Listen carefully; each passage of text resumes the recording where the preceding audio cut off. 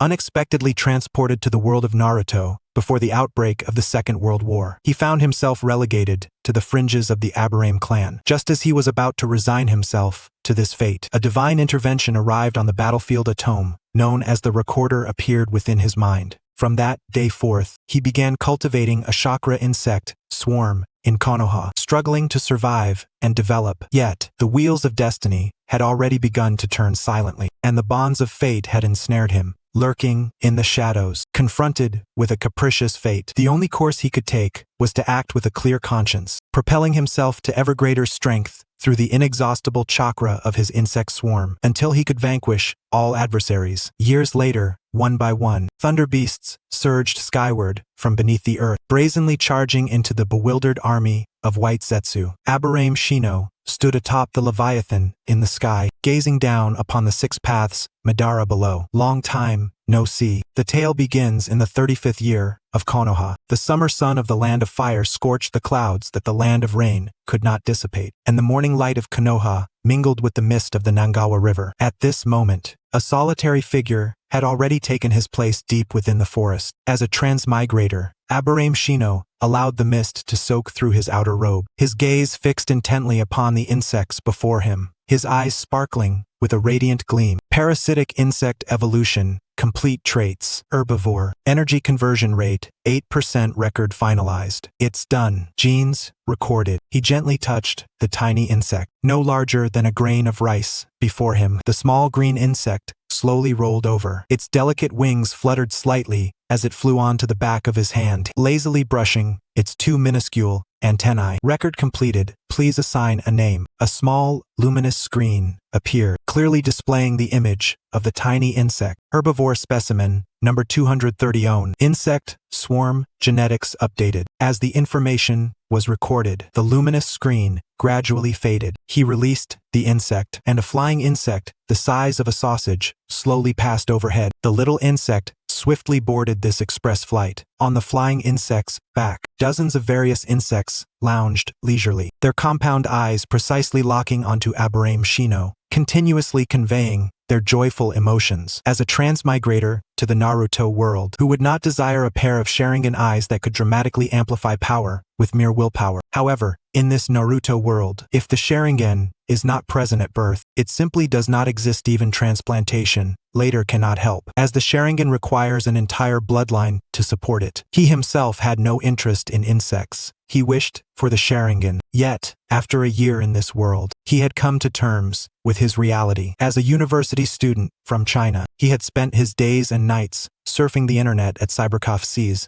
only to fall into a deep sleep before the computer one day, and upon awakening, all he could see was the distant Hokage rock. Still doubting whether he was truly awake, Aburame Shino continued to sleep, even as countless tiny insects scurried over his body with their little legs. Now, after a year, he had fully accepted his identity as a 25th generation branch member of the Aburame clan. The insect swarm before him was the fruit of a year's labor. From the most basic parasitic insects to the current herbivores, they had long since evolved beyond the need for chakra to survive. Instead, they consumed plants to produce chakra autonomously. The flying insect overhead was transporter number 177, the result of continuous adjustments and evolution. Of course, beyond these, there were numerous queen insects deeply buried underground, constantly producing tiny parasitic insects that served as nodes in his insect network, allowing his consciousness to extend over greater distances. Shino, the clan leader, summons you to the main hall for the selection. Her voice was faint, sparing with words.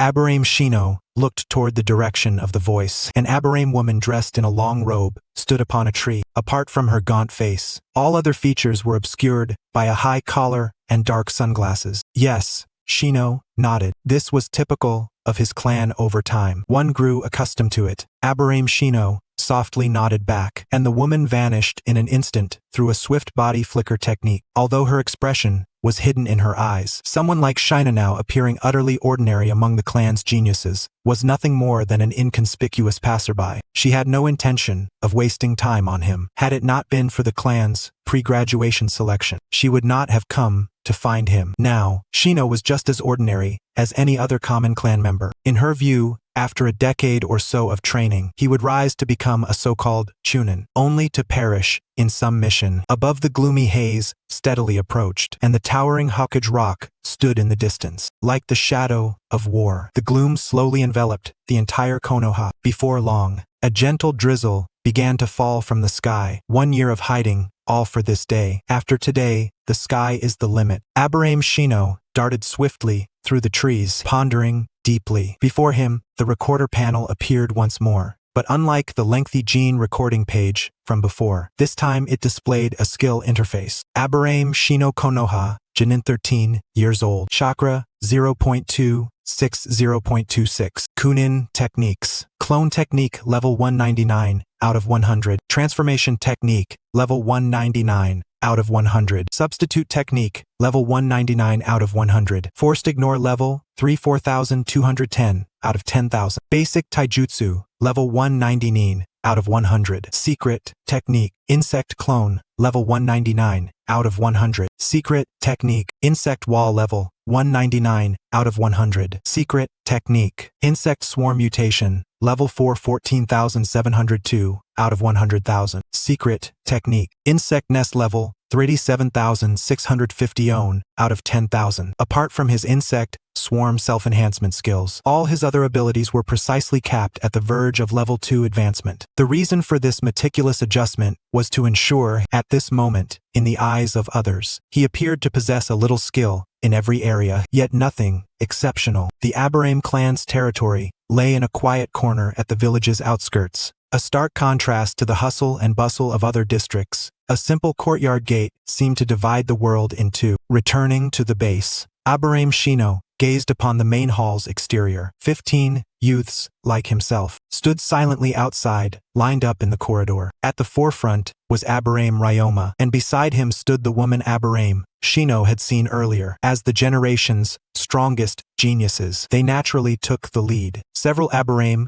ninja glanced toward them from nearby, while others merely passed by in haste. Inside the main hall, the flickering light illuminated 3 elderly men wearing sunglasses and a middle-aged man, exchanging courteous smiles. Danzo members of the Aburame clan, you have guarded Konoha for generations, silently rooting yourselves in the shadows of this land. That unwavering loyalty and your resolve to dedicate yourselves to the instrumentality have always held it close to my heart. Danzo spoke with a smile, his eyes filled with earnestness as he looked upon the 3 before him. Sir, it is only through mutual support that Konoha can grow stronger. Isn't that so? Aburame Shino's clan leader replied, aware that the pleasantries should soon conclude. Clap, with the sound of a hand striking. 16 youths including Aburame Shino stepped into the hall, one after another, especially with Aburame Ryoma's presence. Danzo's eyes shone brightly. Only when all had entered did Aburame Shino's clan leader nod toward Danzo. Those willing to immerse themselves in darkness, step forward. Danzo's face bore a smile, his heart brimming with joy as he regarded the assembly. Without hesitation, all 16 took a unified step forward, facing their silent yet resolute stance. His smile deepened. The Aburame clan itself is an exceptionally formidable family of secret technique practitioners.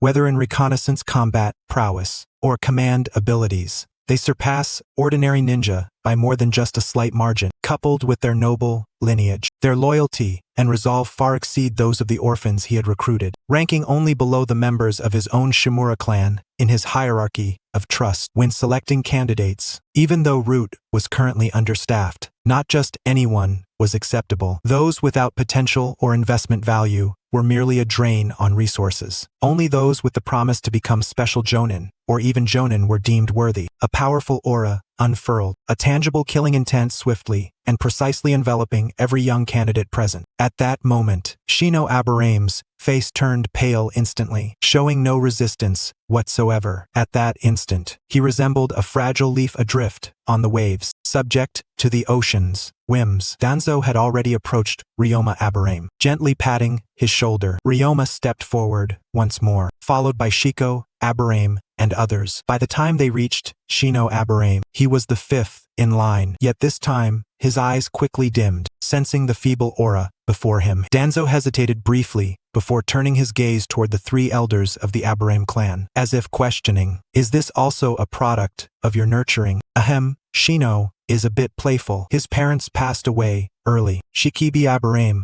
stepped forward to explain. Only then did Danzo nod and proceed toward the person beside Shino Aburame, without any superfluous gesture. This signified that Shino had not been selected. Unsurprisingly, the youth beside Shino was tapped on the shoulder, stepping forward, slowly, arrogantly raising an eyebrow at the one remaining unchosen. Though unable to see the expression of the person before him, Shino could already guess the thoughts behind that subtle gesture. "Heh, you may be happy now, but once you're in, that happiness will vanish." Shino silently exhaled, quietly reflecting inwardly. Out of 16 candidates, 8 were chosen, effectively sweeping up all the promising talents of the Aburame clan. That year, anyone not utterly lacking was absorbed under Danzo's command. After finishing his selections, Danzo slowly returned to his previous seat. "Those who stepped forward stay behind. The rest may leave," Shikibi announced to the group in his hoarse voice. "Yes, sir." The crowd responded swiftly, departing the main hall with expressions of disappointment. Shino Aburame wore the same look as those around him. Although he did not desire to join Root, he was not oblivious to the thoughts of his peers. As a secret technique clan, without corresponding industries or revenue, they naturally had to rely on combat, assassination, and the village's subsidies to obtain cultivation resources. These resources were far from sufficient to nurture the next generation, so alternative means had to be sought elsewhere. Having watched the entire Naruto series, Shino naturally lacked interest in joining Root, yet clan rules stood firm. The only way to evade Danzo was to be sufficiently mediocre. So mediocre that Danzo wouldn't bother to cultivate him. Throughout this enforced year, he endured without any improvement in spirit will or ninjutsu. The sole advancement was in the unique parasitic insects that had already spread throughout the Konoha forest, establishing an entire foundational chakra ecosystem. Barely 2 steps from the hall, a figure appeared beside him. "Shino, our only chance is lost." Sheen Aburame's face was marked by disappointment. "Not being selected is just how it is. Perhaps it's for the best." Shino, looking at his lifelong friend, unusually offered a word of comfort. "You don't understand. Joining Root means, among other things, unlimited cultivation resources. As long as I improve,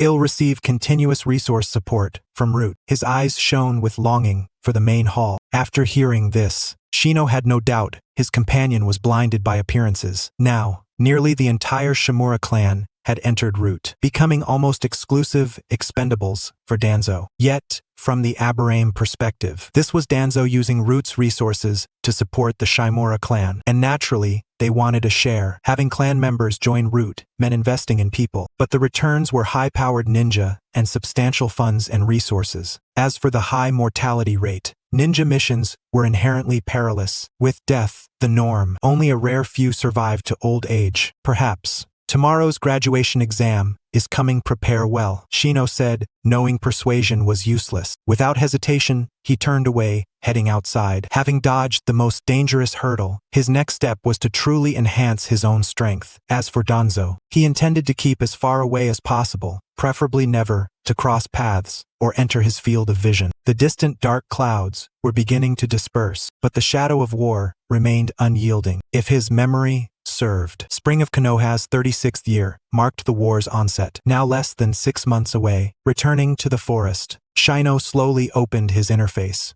Ninjutsu, substitute, technique. In an instant, a wooden log appeared where he had been standing, while he materialized atop a tree. Then, a wondrous sensation washed over him, as if practicing the substitute technique 1,000 times. The memory etched firmly in his mind, though the feeling of level 2 substitute technique, 1 out of 1,000, had surfaced many times before. Its reappearance still brought immense satisfaction. Ninjutsu, transformation, technique. As chakra flowed through his body, a plume of smoke rose. He swiftly transformed from a human into a colossal beetle. Then, the smoke rose again, and the original beetle vanished. He had long since thoroughly studied the method of increasing proficiency through repeated use. Any ninjutsu, be it short-term or long-lasting, once cast increased proficiency by 1 increment. There was no limit on duration or scale of the technique. Therefore, he practiced in ways that conserved chakra Upon achieving a second level, 2 ninjutsu, he began the third,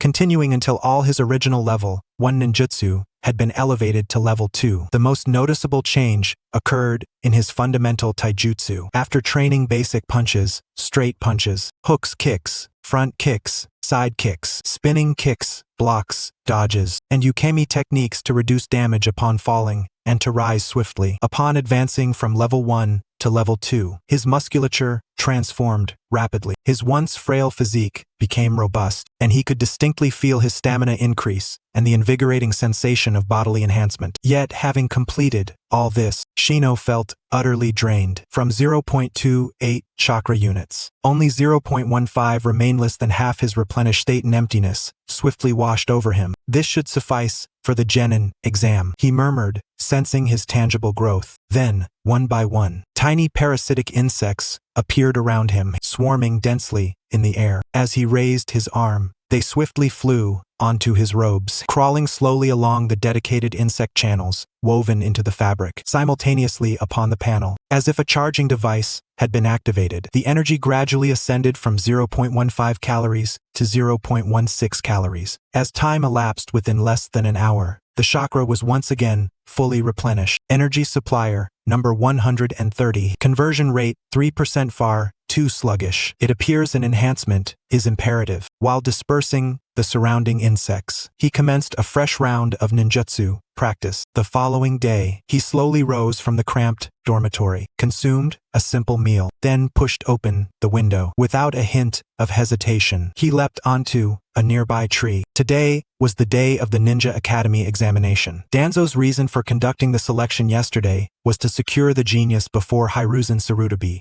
Upon entering the school gates, those around him seemed utterly oblivious to his presence. Even when nearly colliding with him, they instinctively maneuvered around. The skill forced ignorance level 34,239 out of 10,000 was rapidly increasing in proficiency, second only to the evolved skill ranks among special, passive abilities. He sighed helplessly. It seemed he was becoming increasingly peculiar. Many of his classmates would unconsciously disregard him during lessons, not to mention those from other classes, who treated him as if he were invisible. You seem a bit stronger than before. A youthful voice echoed beside his ear. He slowly turned toward the source and was astonished to find someone who remembered Hyman was unaffected by forced ignorance. However, upon seeing him, the person decisively turned away, feigning deafness, and proceeded toward their own class. Why walk away upon seeing me? Did I offend him somehow? Shino Aburame watched the figure retreat, bewildered by the deliberate ignoring despite recognition. Can't see me, can't see me, can't see me. He muttered a spell while hastening his pace. There was no alternative. Shino's predicament was too great. Encountering such a colossal pitfall, he resolutely avoided proximity. Even Orochi Maru, a nearambulable, formidable shinobi, could not protect him. How could he recklessly involve himself and risk his own demise? Who would he then turn to for solace? At that moment, a graceful silhouette returned beside Shino. What's wrong? Texanade crouched slowly, her expression puzzled by Shino's sour mood. Just now, someone from the neighboring class. Well, they left rather hastily, Shino pondered, hesitating. Did someone pass by just now? Tsunade's face bore genuine confusion, for she had indeed been observing, but had not seen the individual Shino mentioned.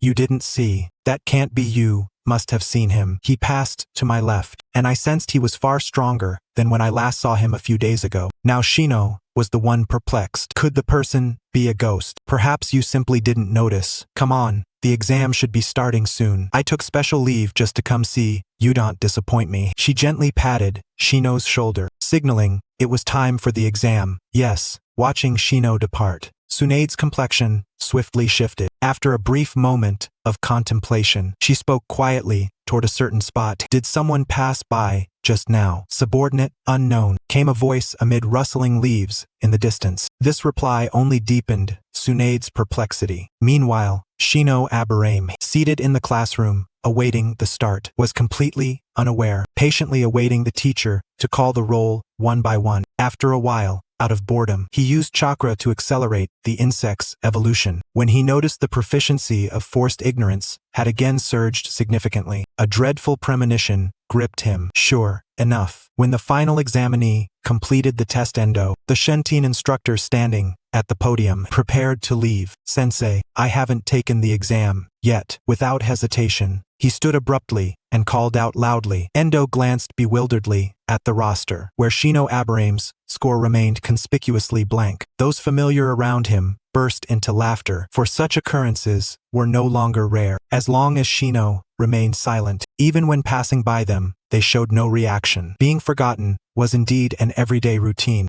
The Genin exam concluded swiftly, and the instructor held little impression of Shino Aburame before him. He had subconsciously forgotten about him entirely.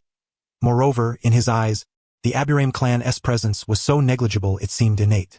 Although it was somewhat embarrassing for a teacher who had instructed the boy for 5 years, he saw no issue with it. As long as a genin could perform the body replacement technique without flaw and pass the basic taijutsu assessment, graduation could be declared. After all, a master may open the door, but the disciple's cultivation was a personal journey. Upon completing the evaluation and scoring, Teacher Endo was astonished to discover that Shino Aburame's mastery of the body replacement technique far surpassed that of his peers, nearing the proficiency expected of a chunin. Everyone else may be dismissed. Except for Haruno Aki, the rest may graduate, Endo announced. The gathered students erupted in cheers. As they smiled and filed out, only one little girl sat in the corner, despondent and silent as if bereft of hope. Just as he was about to follow the group, Endo called out, Shino, come with me. Yes, sir. At last, the others took notice of Shino Aburame, the enigmatic classmate whose presence was usually so inconspicuous.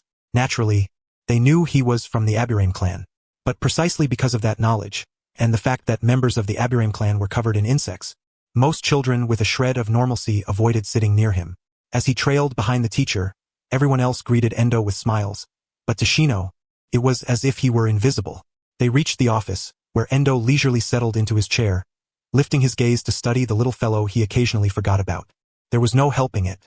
Has your clan arranged a teacher for you after graduation? Endo inquired gently, his tone cautious and soft. No, my parents died early. The clan is rather reclusive, so no one has spoken to me about a subsequent teacher, Shino replied, scratching his head awkwardly. After all, he was on the outskirts of the family, a collateral branch of a collateral branch. Given his previous performance, the clan had no intention of investing in him. Endo's eyes brightened as if he had stumbled upon a treasure. Such a promising talent, yet no clan arrangements. This Aburame clan truly declines with each generation. I must seize this opportunity. Then shall I arrange one for you? He asked, already forming a plan in his mind. Willing to accept the teacher's arrangement, Shino nodded, knowing he had little choice. Many of the less valued branches of the Aburame clan followed their teacher's guidance and joined the corresponding genin squads. All right, remember to come early in 3 days, Endo said, noting the faint shadow in Shino's expression with a pang of sympathy. Such was the cruelty of great clans. Resources always went to the best, while others were merely blood bags. Yes, sir. Leaving the office, Shino stretched, feeling he had achieved his first goal. By performing well in the exam, the teacher assigned to him would surely be more reliable. However, as he stepped outside, he collided with Shino Aburame's gaze meeting that of Shikamaru Nara, who was just leaving another office. Seeing Shikamaru, Shino felt his hairs stand on end, compelling him to halt instinctively. What is going on? Why do I keep running into him? Is it coincidence? Hey, isn't that the Aburame clan member we saw at the school gate this morning? Shikamaru remarked to Tsunade beside him. Tsunade, who had been lost in thought, snapped back to attention and regarded Shino with growing wariness. Was this fellow deliberately waiting here? Under the subtly oppressive gaze, Shino broke out in a cold sweat. At that moment, the insects on his body sensed danger and quickly crawled out. Trouble, he thought, as the dense swarm gathered around him, forming an invisible will that enveloped the area. As the insect swarm's consciousness coalesced, more insect wills from the surrounding forest began interacting with the main hive network. In that instant, he felt the chill in his heart dissipate, replaced by an intangible force unfurling from deep within. The cold sweat vanished rapidly, and when he looked once more at Tsunade, his aura had unexpectedly shifted. The oppressive pressure that had descended was outright ignored. Ding! A notification sounded. New skill acquired. Swarm heart level 1, 1100. With trepidation, he slowly passed between the two, blending into the crowd as if he were an utterly insignificant passerby. Descending the stairs, Shikamaru tugged gently at Tsunade, who had been watching Shino intently, a trace of concern on his face. What's wrong, sister? Nothing, she replied, her expression smoothing once more, serene as a gentle spring day. She subtly gestured toward a nearby spot and, accompanied by Shikamaru, gradually made her way toward the Senju headquarters. Meanwhile, Shino's pace quickened as he descended the stairs, soon breaking into a run. Returning to the forest, he only relaxed slightly after confirming through the insect network that no one else was nearby. He must not approach these dangerous individuals. Keeping a safe distance was paramount. Now, his sole objective was to survive. As the record keeper, the longer he lived, the stronger he would become. His strength would not stem from fighting but from the accumulation of time. With this in mind, he began adjusting the chakra within his body, commencing a training regimen unique to himself. Elsewhere, after seeing the boy off, Tsunade received information delivered by her subordinates. Examining the plain, almost blank report, her expression grew increasingly troubled. An almost orphan member of a minor Aburame branch, lacking the qualifications to join root, with consistently poor performance, each evaluation and activity log painted a bleak picture. Particularly noteworthy was the frequent note that he was unfamiliar with those around him, explaining why she had subconsciously overlooked him. The daytime route maps and 2 encounters were genuine coincidences, ruling out the possibility of him acting under someone else's orders. After a moment's reflection, she thought, Kato is preparing to mentor a rookie. Recommending a younger brother to watch over seems appropriate.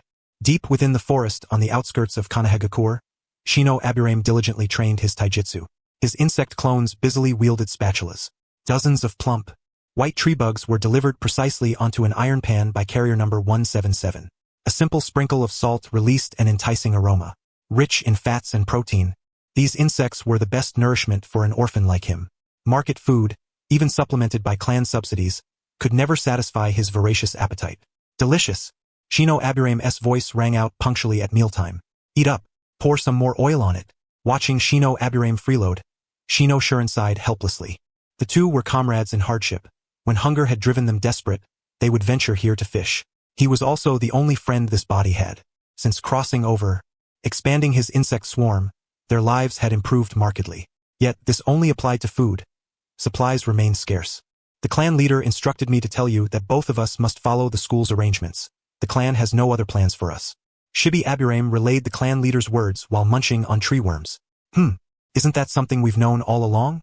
He glanced subtly at the person beside him and naturally noticed the flicker of disappointment in Shibi's eyes. I know, but like this, I want to live much longer. Shibi's gaze remained fixed on the food before him, his face clouded with a palpable fear of the future. Unlike Shibi, whose parents were still alive, the parents of this body he inhabited had long since perished somewhere in the vast ninja world. In that instant, Shino Aburame's expression faltered. The Second Great Ninja War is next year. Even the survival rate for Jonin is only 50%, let alone Genin. Silence fell between them. However, I've already made inquiries. As long as I have a good teacher, things will be much better. My father said he'll try to find my former team captain. After speaking, he looked at Shino with a hint of discomfort, a trace of guilt stirring within him. Observing his innocent companion, Shino quietly added a few more fat worms into the oil pot. Time passed slowly, 3 days, during which the first ninjutsu, the substitution technique, was elevated to the 3rd level. He could distinctly feel his chakra increasing significantly.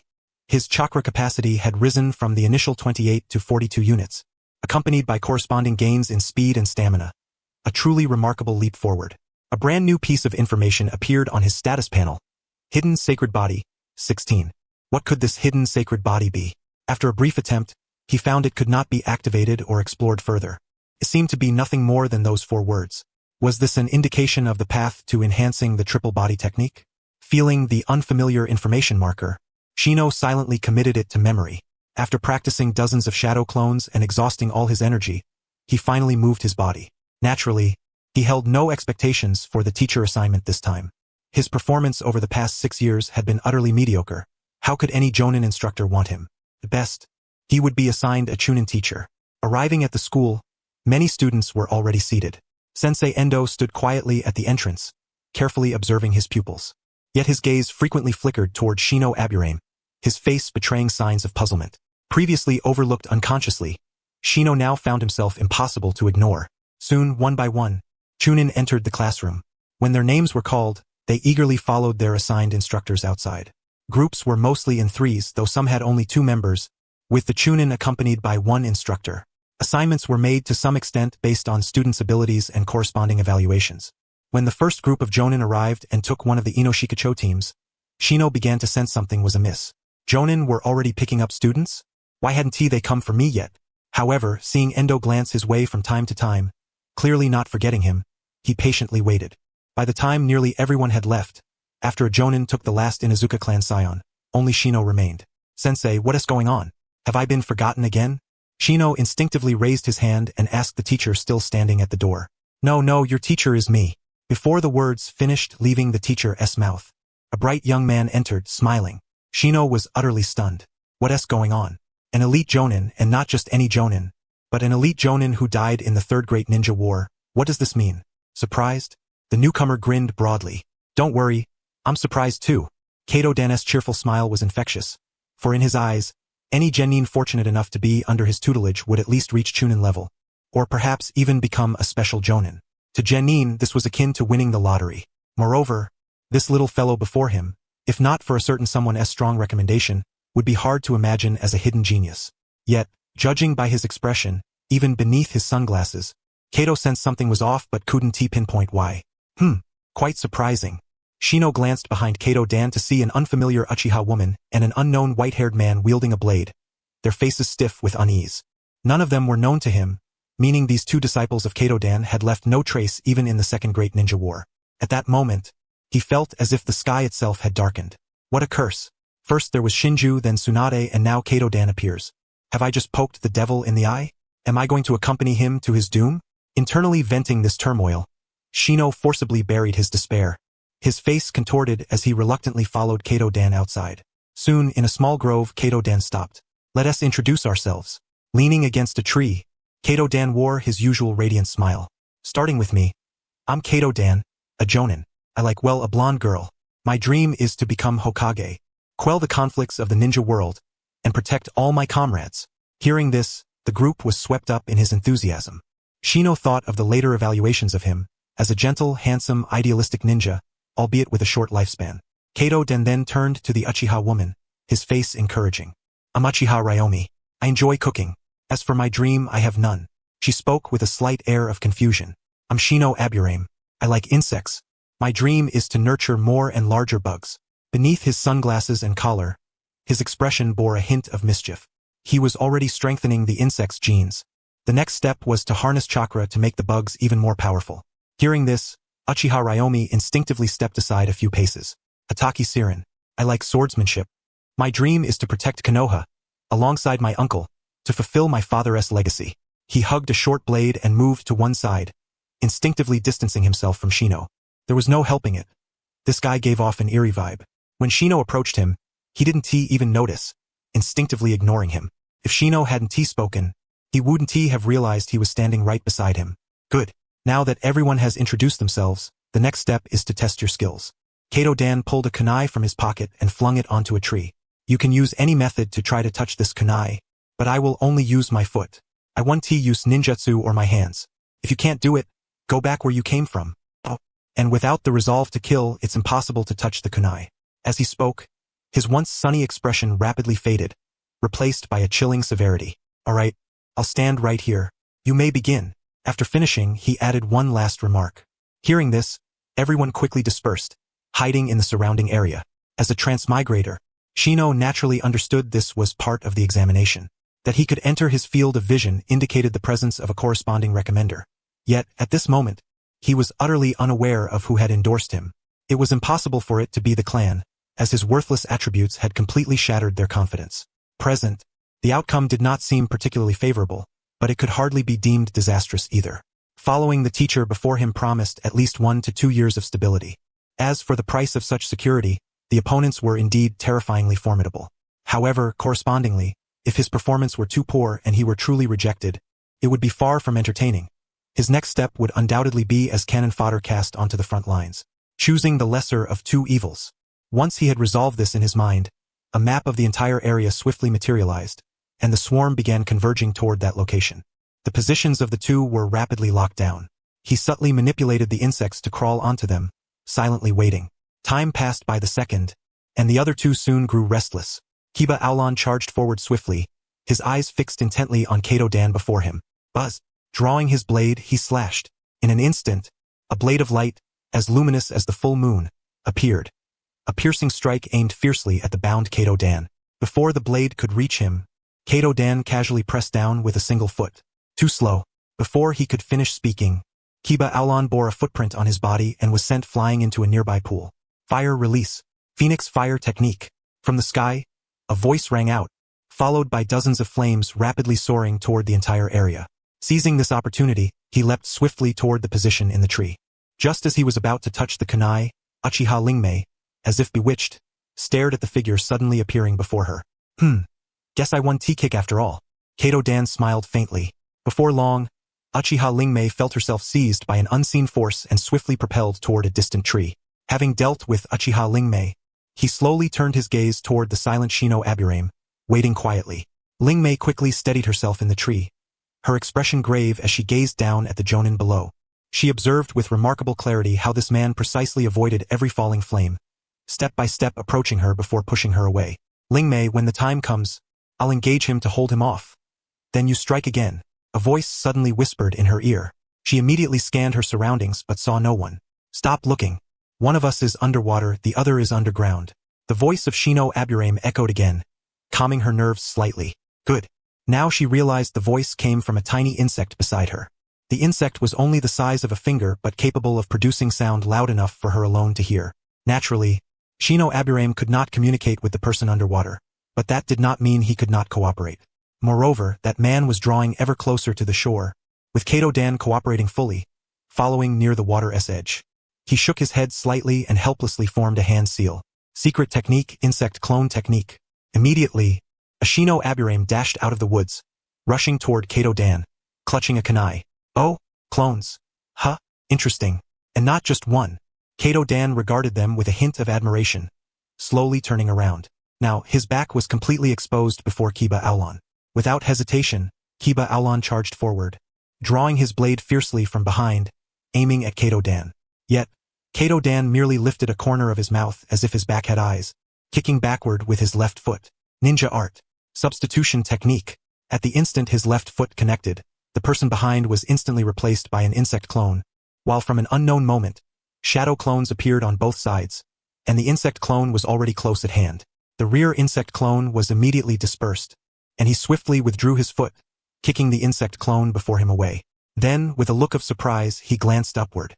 A blade was less than 10 feet away, accompanied by the stunned yet determined gaze of Kiba Aulon. Ha, impressive! He silently praised, easily evading the incoming blade, then shoved Kiba Aulon flying through the air. He paid no heed to the shadow clones on either side. They were merely illusory images. He dashed swiftly toward the tree, for Uchiha Lingmei was nearly within reach of the kunai, just one step away. Secret technique, insect wall, ninja art, substitution technique. The shadow clone approaching him suddenly emitted a puff of smoke, revealing Shino Aburame's true body, resolutely grasping the leg about to leap, while the insect wall beneath gently slowed the ascending body. Seeing Shino Aburame appear before him, silent and composed, he instantly understood why Tsunade had recommended this young man to him. I've got it. Just then, Uchiha Lingmei, having touched the kunai on the tree, shouted rapidly below. Now, she feared Kato Dan would kick Shino Aburame flying. Shino, right? Stop clinging to my leg. Hearing his words, Shino Aburame decisively released her grip, standing up with a sheepish expression. The previous coldness quickly dissipated, replaced once again by the silent, shy demeanor she had before. Uchiha Lingmei leapt down swiftly, clutching the kunai, wearing a triumphant look as she gazed at Kato Dan, seemingly asking, how about that? Am I impressive? Before long, Kiba Aulon, pushed back into the water, emerged with a puzzled expression. Drenched from head to toe, his white hair looked like a soaked drowned rat, utterly disheveled. Yet the excitement in his eyes betrayed him. Even though it was a joint effort by three, they had completed the task within the elite Jonin-S regulations. However, when he glanced at Shino Aburame, he understood his position seemed to have been firmly established. It was the first time he had been exchanged using an insect clone, and these clones could even gather in midair and form ninjutsu. Such an operation was something he had never heard of before. Judging by the situation, the three of them need not return from where they came. You three barely passed. Quite unexpected.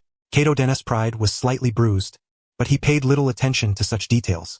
2 days later, at the same location, we will gather and then take you on a mission. This is your reward. Study well these 2 days. Saying this, he tossed 3 scrolls that had appeared in his hand to the 3 of them. These were originally intended for them. He had planned to let the youngsters suffer a little setback, then offer a sweet reward, but now that his plan had been foiled, he might as well do a favor with the tide. Yes, yes, yes. I'm leaving first. With a swift body flicker technique, he vanished before their eyes. After their teacher departed, the two eagerly unrolled the scrolls.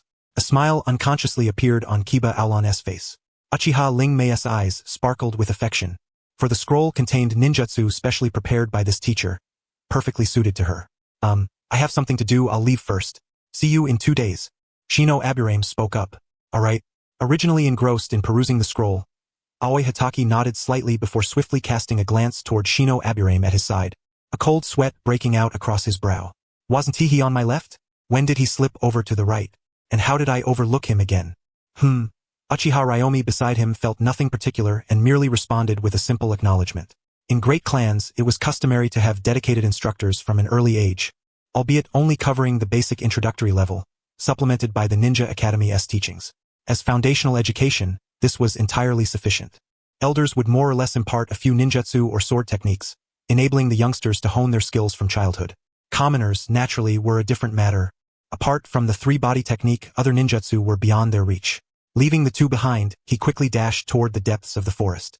Uchiha Ryomi, having been accepted as a disciple by Kato-dan, was clearly aligned with the Uchiha clan's faction loyal to the Hokage, akin to the positions of Kagami and Izumi. He rapidly reviewed this in his mind, his expression growing solemn. Is the elder from Kagami's lineage? Best not to provoke him for now. Immediately he recalled Aoi Hitaki. Though the Hitaki clan had declined, it was far from extinct. The phrase "a few kittens" aptly described the Hitaki, a family of warriors turned ninjas. In the land of lightning, such clans were plentiful, but in Konoha, quite rare. Who was his uncle? Shino Aburame pondered briefly, and the answer crystallized within. No doubt, there was some kinship with Hitaki Tsukumo. Otherwise, he would never have come here. All connected through relationships. Then how the hell did I get in here? I'm clearly astray. He stopped at a patch of grass and slowly lay down. The surrounding insects rapidly gathered, and in response, his chakra began to swell within him. After nibbling on a few bites of dried food, a new round of ninjutsu practice commenced. Since arriving in this world, he had been retiring at midnight and rising at 6 o'clock daily. Given his body was still developing, maintaining 6 hours of sleep was essential. However, as he matured, by the age of 16, with steadily strengthening willpower and mental fortitude, he would likely endure without sleep altogether. Moreover, with war looming imminently, the time left at his disposal was scant. He had far too many tasks to accomplish. Only by nightfall, when the last vestiges of his energy were drained, did he slowly unfurl the scroll given to him by Kato-dan during the day. As the parchment gradually opened, he discovered only 3 ninjutsu inscribed. Upon reading, Shino immediately understood he had been thoroughly investigated, and Kato-dan's preparations were meticulous. Earth release, rock concealment technique initially enabling the user to merge with rocky terrain, later evolving to blend seamlessly with the surrounding environment. A fusion of genjutsu and ninjutsu. Earth release, subterranean navigation technique, allowing movement within the earth undetected by enemies, at the cost of chakra consumption. Earth release, subterranean fish mirror technique, permitting observation of the outside world from within the earth. It seemed Kato-dan envisioned me as a scout and evader, supplemented by insect swarm support. The other two were a long-range Uchiha and a close-combat Hitaki. After reviewing these ninjutsu, he clearly discerned what his subsequent duties should be. Coupled with his performance today, the captain's position would likely be his. Ah, what a bother. Must keep a low profile, even lower. Scratching his head, he hastily tidied his belongings. Someone else coming? Sensing the insect swarm's signals, Shino glanced subtly northward. The surrounding insects stirred, swiftly vanishing into the earth as if never having been there. Before long, Shino's mother, Shino's mother, clad in a long robe, alighted upon a nearby tree.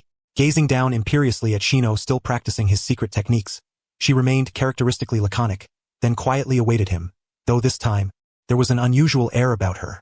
Elder Shihiro has instructed me to escort you to the main hall. Aburame Shino responded calmly, casually stuffing his things onto his person before lightly leaping up to the tree. Soon, the two dashed through the forest in swift succession, heading toward the base. How did you get connected to the Hokage's faction? Aburame Shino's mother deliberately slowed her pace, speaking for a rare moment. I don't know. It just happened. He hesitated slightly, his face a picture of confusion. Indeed, he truly did not know who had assigned him to the team, let alone one belonging to the Hokage's direct lineage. Hey, you're officially part of the Hokage's direct faction, and you claim not to know how you got there. Was it Elder Chihiro? After hearing Shino's words, she paused and internally scoffed, then asked. Her eyes beneath the sunglasses fixed intently on him, as if trying to glean something from his expression. No, I realize no one believes my explanation, so I want to say more. They remained silent as they arrived at the base, where several Chunin and Jonin of the Aburame clan eyed Shino with curiosity. Inside the main hall, Aburame Chihiro was staring absent-mindedly at the wall. Meeting the gazes of those present, Shino quietly approached from behind. Grandpa Chihiro, hearing the voice, the elder slowly raised his hand.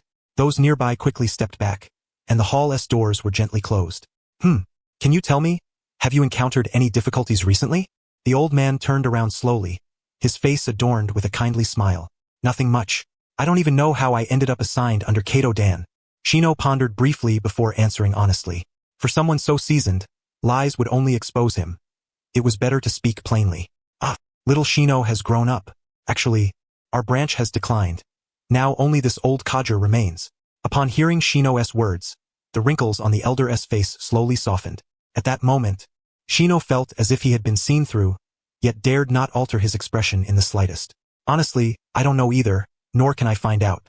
But since they have chosen you, it must mean you possess talents beyond our sight. If possible, release them fully. In recent years, I still wield some influence in Konoha. The elder spoke with great candor, as if this were a conversation between grandfather and grandson.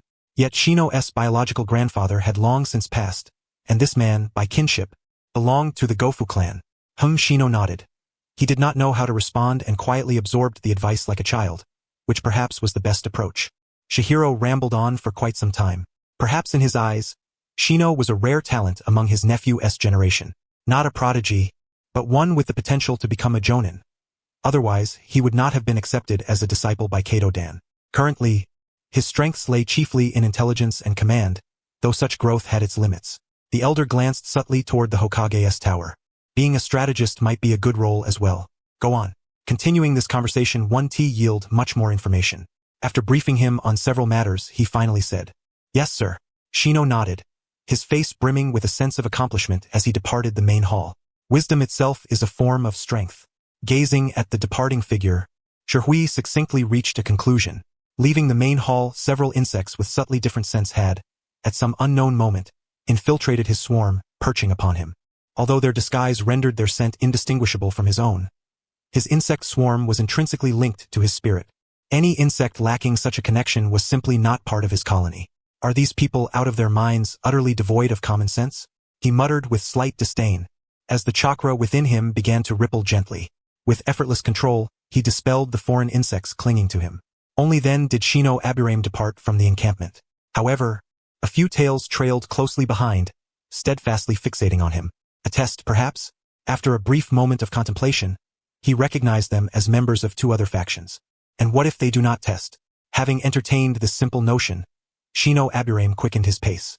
Unfurling a scroll, he rapidly documented the mechanics of his ninjutsu, forming hand signs as he ran. Upon the instantaneous completion of the first sequence of signs, all the ninjutsu appeared on his panel. Earth Release, Rock Concealment Technique, 1100. Earth Release, Subterranean Navigation Technique, 1100. Earth Release, Fish Reflection Technique, 1100. Immediately, he locked onto a specific area, and within that zone, all his insects sprang into action. Before long, dozens, no, hundreds of parasitic insects were effortlessly located and devoured, leaving no trace behind. At the very moment he entered the designated area, the ninjutsu was activated. Ninjutsu, Rock Concealment Technique. With the formation of the hand signs, his figure swiftly blended with the color of a nearby rock. Ninjutsu, Subterranean Navigation Technique. As the second technique unfolded, he appeared to sink into the earth as though trapped in a swamp, gradually disappearing beneath the surface. Just as he was completely submerged, several figures flitted swiftly above his head. Observing the surrounding darkness steadily deepening, he realized that the feared breathing difficulty simply did not exist. It seemed that something within his body had already taken the place of oxygen. A miraculous sensation, yet one that felt as though it had always been so in his memories. Ninjutsu, Fish Reflection Technique. With the activation of this new technique, everything around instantly brightened. The pitch-black void vanished, replaced by a panoramic view encompassing the entire area. though this vision was inverted, like the moon reflected upon water. Those three swiftly leaping figures were precisely the ones attempting to probe him. Better not provoke them, but still better to avoid them. Watching the trio disappear, he leisurely commanded his swarm to begin scouting the surroundings. Simultaneously, all parasitic insects nearby were to be eradicated. Their careless habit of indiscriminately releasing insects was simply intolerable.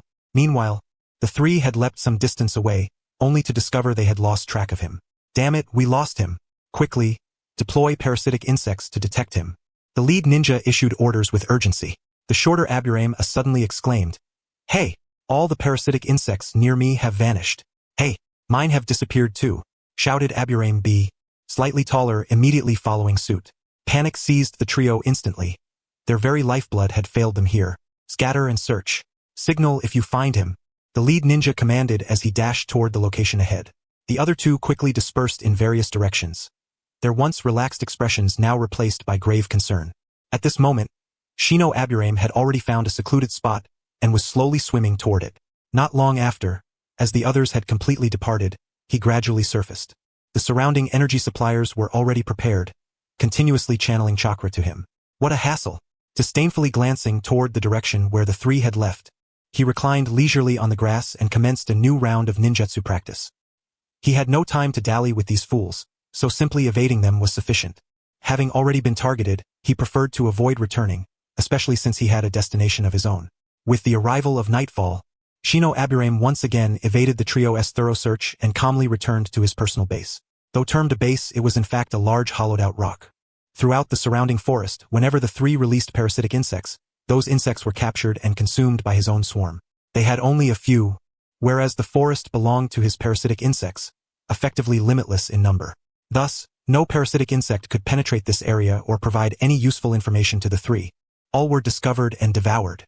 Deprived of their insect reconnaissance, the three Aburame clan ninjas were no better than ordinary, impoverished ninjas, their scouting abilities even inferior.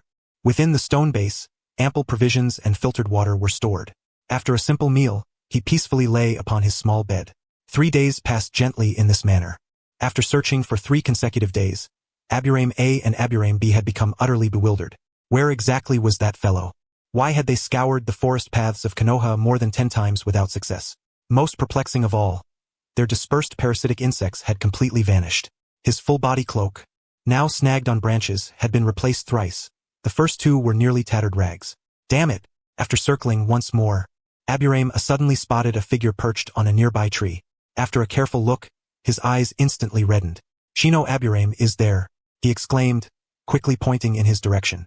Without hesitation, their chakra surged, and a large swarm of insects burst forth from the three, flying directly toward Shino Aburame.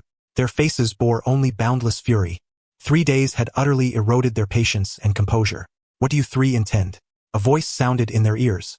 The trio, upon hearing it, saw their newly formed momentum instantly dissipate. They glanced behind them and were struck with mortal terror.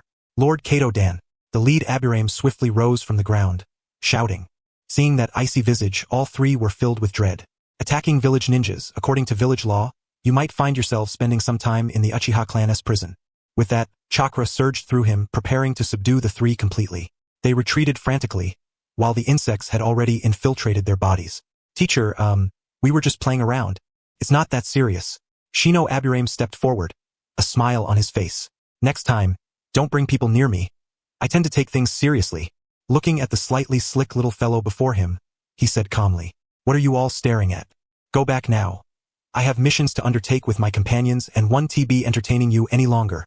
He waved at them dismissively. "Yes, we're going now." The 3 nodded and bowed, as if breathing a sigh of relief.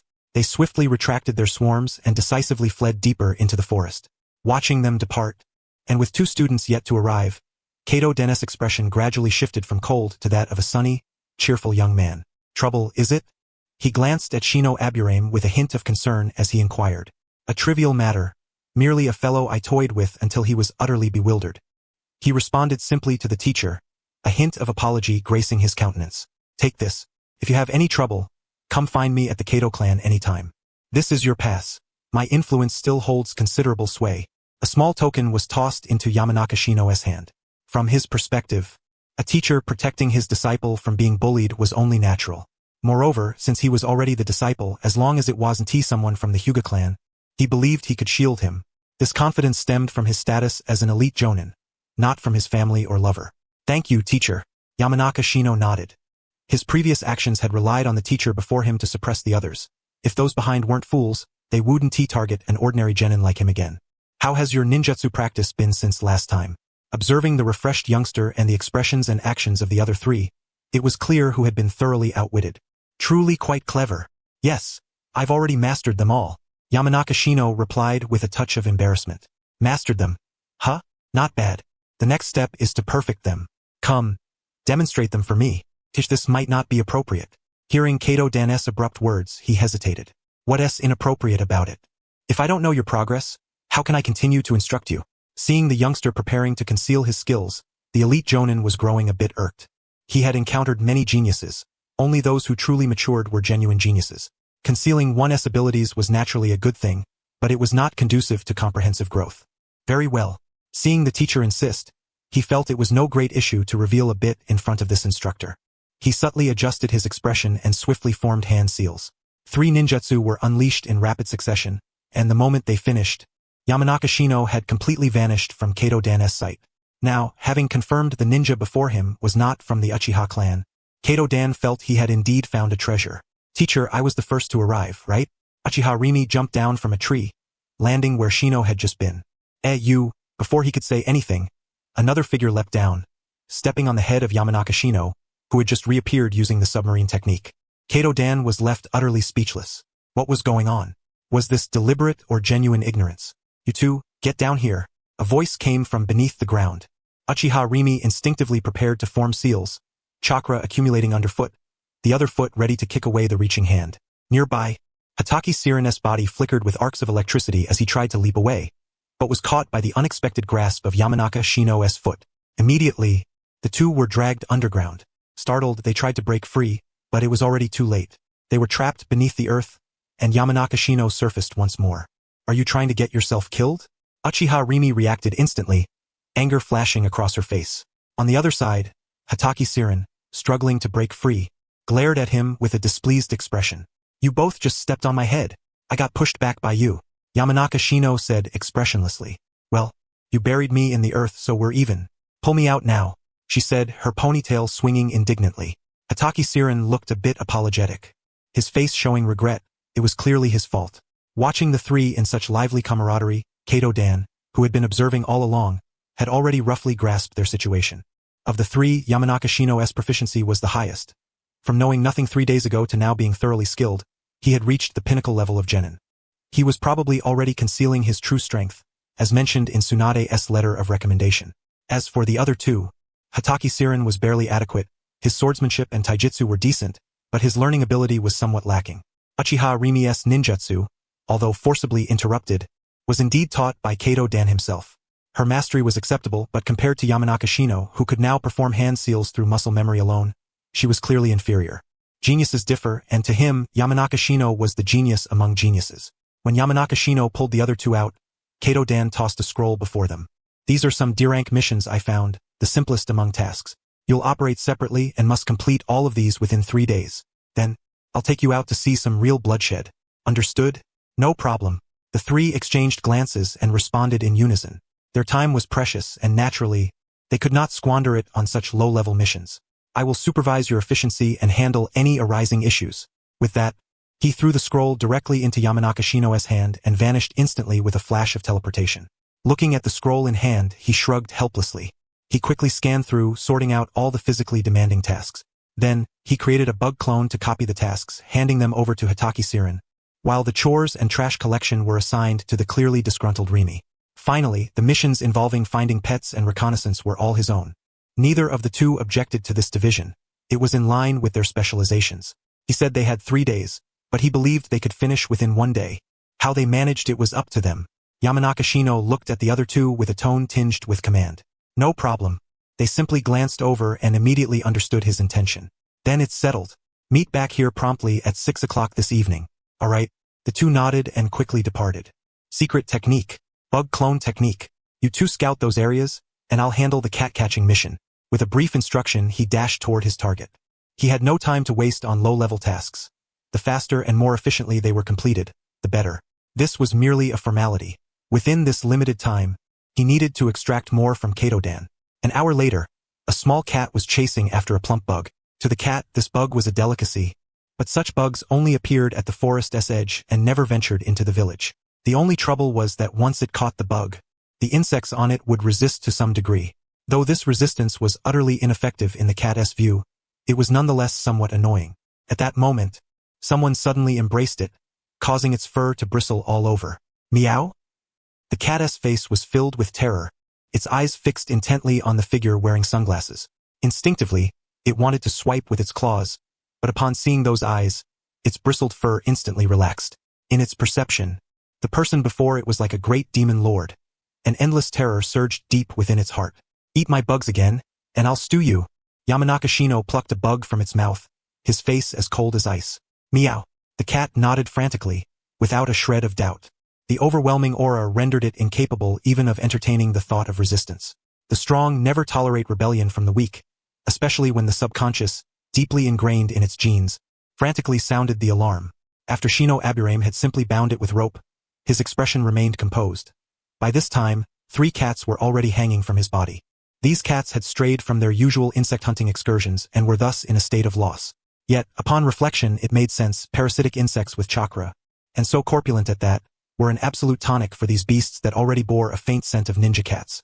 Perhaps one among them was originally a ninja cat itself, having been captured unknowingly without any reaction. Need to acquire some insects capable of resistance. Previously, I was solely focused on production and dealing with smaller wild insects, neglecting these larger mammals. After a brief contemplation, a new objective crystallized in his mind. The mission involving the 3 cats was thus effortlessly accomplished. With ample time remaining, he simply tied the cats together like a bundle. Then, in their presence, resumed his training in taijutsu. There was no alternative. Now a tail followed him, albeit a shadow clone created by Kato-dan, or rather, a multiple shadow clone technique. At this moment, Kato-dan's shadow clone wore an expression of silent exasperation, quietly recording everything in hand. Such intellect, such methodology, and the rapid reconnaissance of the entire area had already far surpassed that of ninjas his age. By the time the morning had fully passed, all tasks were completed, yet he genuinely did not know how to document them. Time drifted by slowly. Aside from briefly consuming some food, he persisted in practicing fundamental taijutsu, swift but lacking in power. As the sun gradually descended toward the foot of the mountain, Kato-dan's shadow clone glanced at the insect clone, now reunited with Shino Aburame, and sighed silently. Except for the first 3 hours spent working, the rest of the time was non-stop activity, hardly even work, merely a simple circuit around Konoha. The cat-catching tasks, for which he had prepared 7 or 8, were all resolved by this point. After confirming no other issues, he departed. Departed? Observing Kato-dan's shadow clone swiftly heading toward the outskirts via the insect network, Shino Aburame shrugged helplessly. He immediately commenced his final round of training. At this moment, the interface displayed basic taijutsu level 2, 999,000 1000. With the execution of the final move, he instantly felt his muscles leap wildly beneath his skin. Arms that had once seemed slender visibly thickened before his eyes. His once slight frame, unable to fill his clothing, now fit perfectly. Is this the sensation of strength? He clenched his fist lightly. At that instant, he felt capable of felling a bull with a single punch. Opening the panel once more, he prepared to check how much proficiency was required to advance from basic taijutsu level 3 to level 4. However, upon opening it, he was utterly dumbfounded. Basic taijutsu level 3, max level. Max level? Seeing this was a first for him. If there was a basic level, might there also be intermediate, advanced, or even superior tiers? After a brief moment of thought, an idea formed within. Worrying was futile.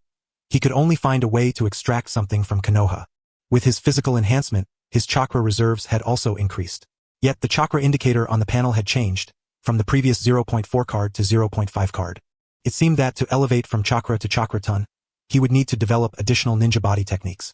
While pondering this, he dashed swiftly back to the previous location.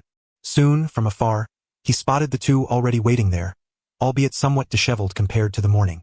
The tasks were complete. This was the handover record.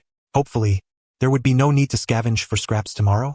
As Shino Aburame approached, Ling Mei gracefully tossed a scroll toward him. This won us up to teacher Kato-dan. Receiving the scroll, and casually taking one from Sirena's hand beside him, he paused briefly before speaking. Couldn't he handle it in a day? I lasted a whole month back then. Kato Dan leapt down from the tree, smiling broadly. Teacher. The group called out in unison. If you don't want to do it, then don't. Things have been unsettled lately. I'll take you all out to see some blood. Pack your things tomorrow. We'll be out for a week. Kato Dan inhaled slightly, gazing at the three with a hint of helplessness. He glanced briefly westward, momentarily stunned. That's odd. I don't want to go out. I want to practice ninjutsu more. In that instant, Shino Aburame was utterly bewildered. Weren't they supposed to be out for 3 days? Sounds great. Ling Mei immediately jumped up. Not having to scavenge was wonderful, and when she looked at Shino Aburame's confused face, a trace of exasperation appeared on hers. Even though she knew this was her forte, sending a girl like herself out to scavenge was truly humiliating. As the clan's prized flower, she was always surrounded by admirers, ready to do such chores. Yet these two before her showed no interest whatsoever, especially the captain, who seemed to harbor only a fierce urge to crush her. Watching them glance at her like wooden statues before turning away, the last shred of hope in her heart shattered. Gather here tomorrow. We're going out for a walk. Kato Dan ignored the 10-year-old girl and continued. Yes, sir. After dispersing, Shino Aburame cast a slight glance westward. Is war approaching soon? Otherwise, those within the Konoha lineage would focus on proper nurturing and shaping ideals, rather than sending a group of 10-year-olds out on a rampage. After a brief reflection, he dismissed further thoughts. His sole ambition now was to grow ever stronger, strong enough that even Jonin could not bring him down. Otherwise, when war arrives, there will be no such thing as Jonin versus Jonin or Genin versus Genin. It will be a massacre of Chunin and Genin by the Jonin. This was no game with a matching mechanism. It was the harsh reality of the world. The three vanished swiftly, leaving behind the petrified Uchiha Ling Mei. Ugh! 2 wooden heads and 1 wooden teacher, she muttered, rolling her eyes and walking resignedly toward the base. The Uchiha clan now stood at the very heart of Konoha, not far from the Senju headquarters, forming the core of the guard unit. Some detention facilities for the guard were also located in this area. When members of the Uchiha clan saw Ling Mei, they all wished to approach and greet her. Yet her perpetually displeased expression caused even the most devoted admirers to promptly retreat to the sidelines. After all, they were sycophants to gain favor, not to alienate others. Returning home, an elderly grandfather beamed at her warmly. What's wrong? Did someone upset our precious granddaughter? Grandpa, 2 wooden heads bullied me. Seeing her beloved Uchiha Hoka, she immediately burst into tears and threw herself into his arms. Who dares bully you? I even sold my dignity to find you excellent teachers. Didn't they help you? Grandpa arranged it? Ling Mei stammered. Uchiha Hoka, understanding perfectly well, recognized this as a case of making trouble out of nothing. All right, have a proper talk with Grandpa.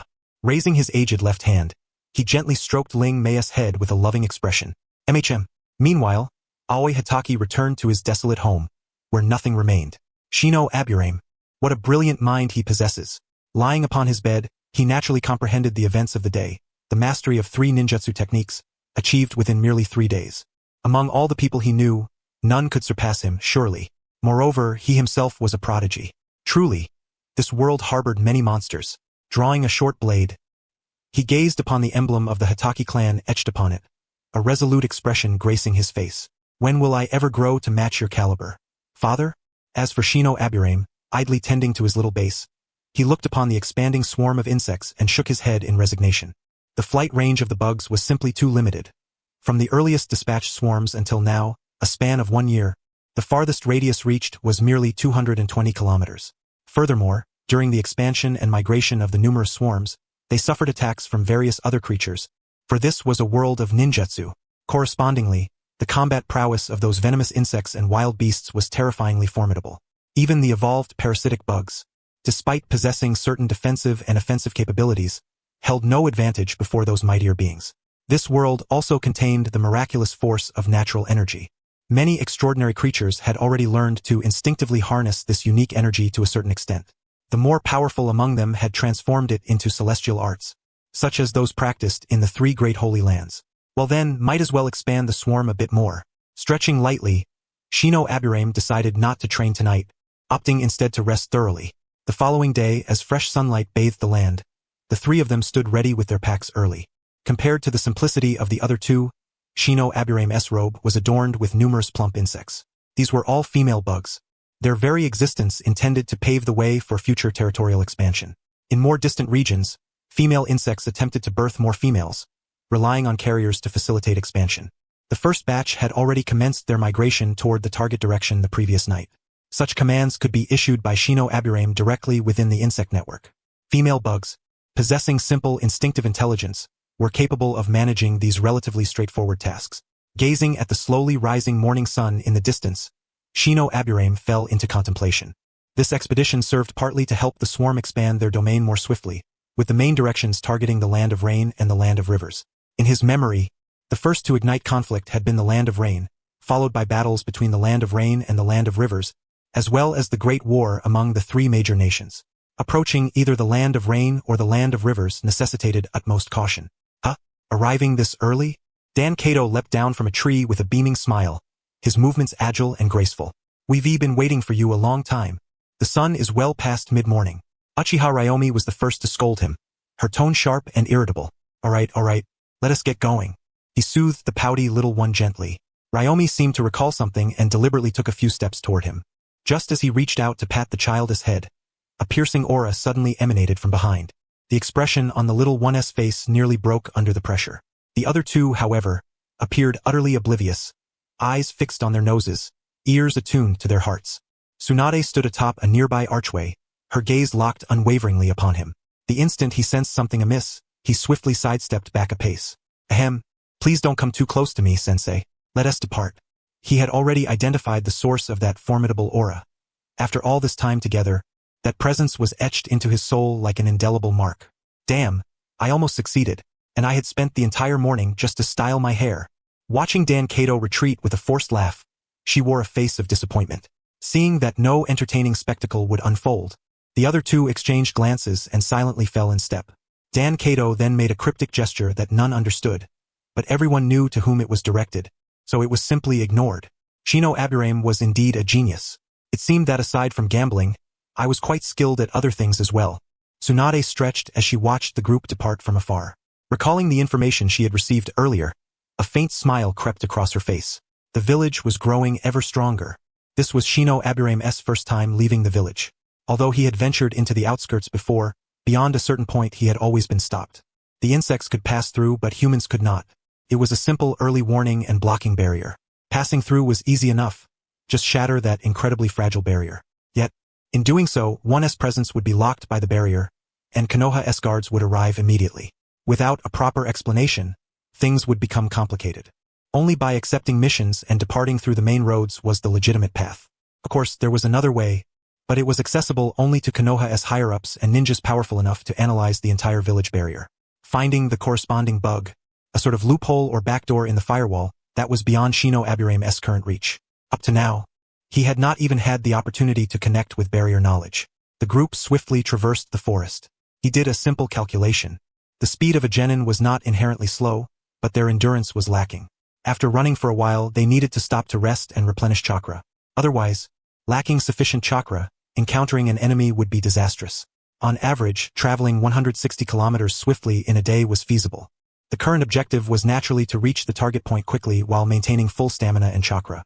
Dan Kato, walking ahead, deliberately slowed his pace to accommodate their endurance. Otherwise, their speed would have been at least 1/3 faster. 2 days passed gradually. During the day, they pressed onward diligently. At night, while keeping watch, Shino Aburame released some female insects and practiced ninjutsu with minimal chakra expenditure.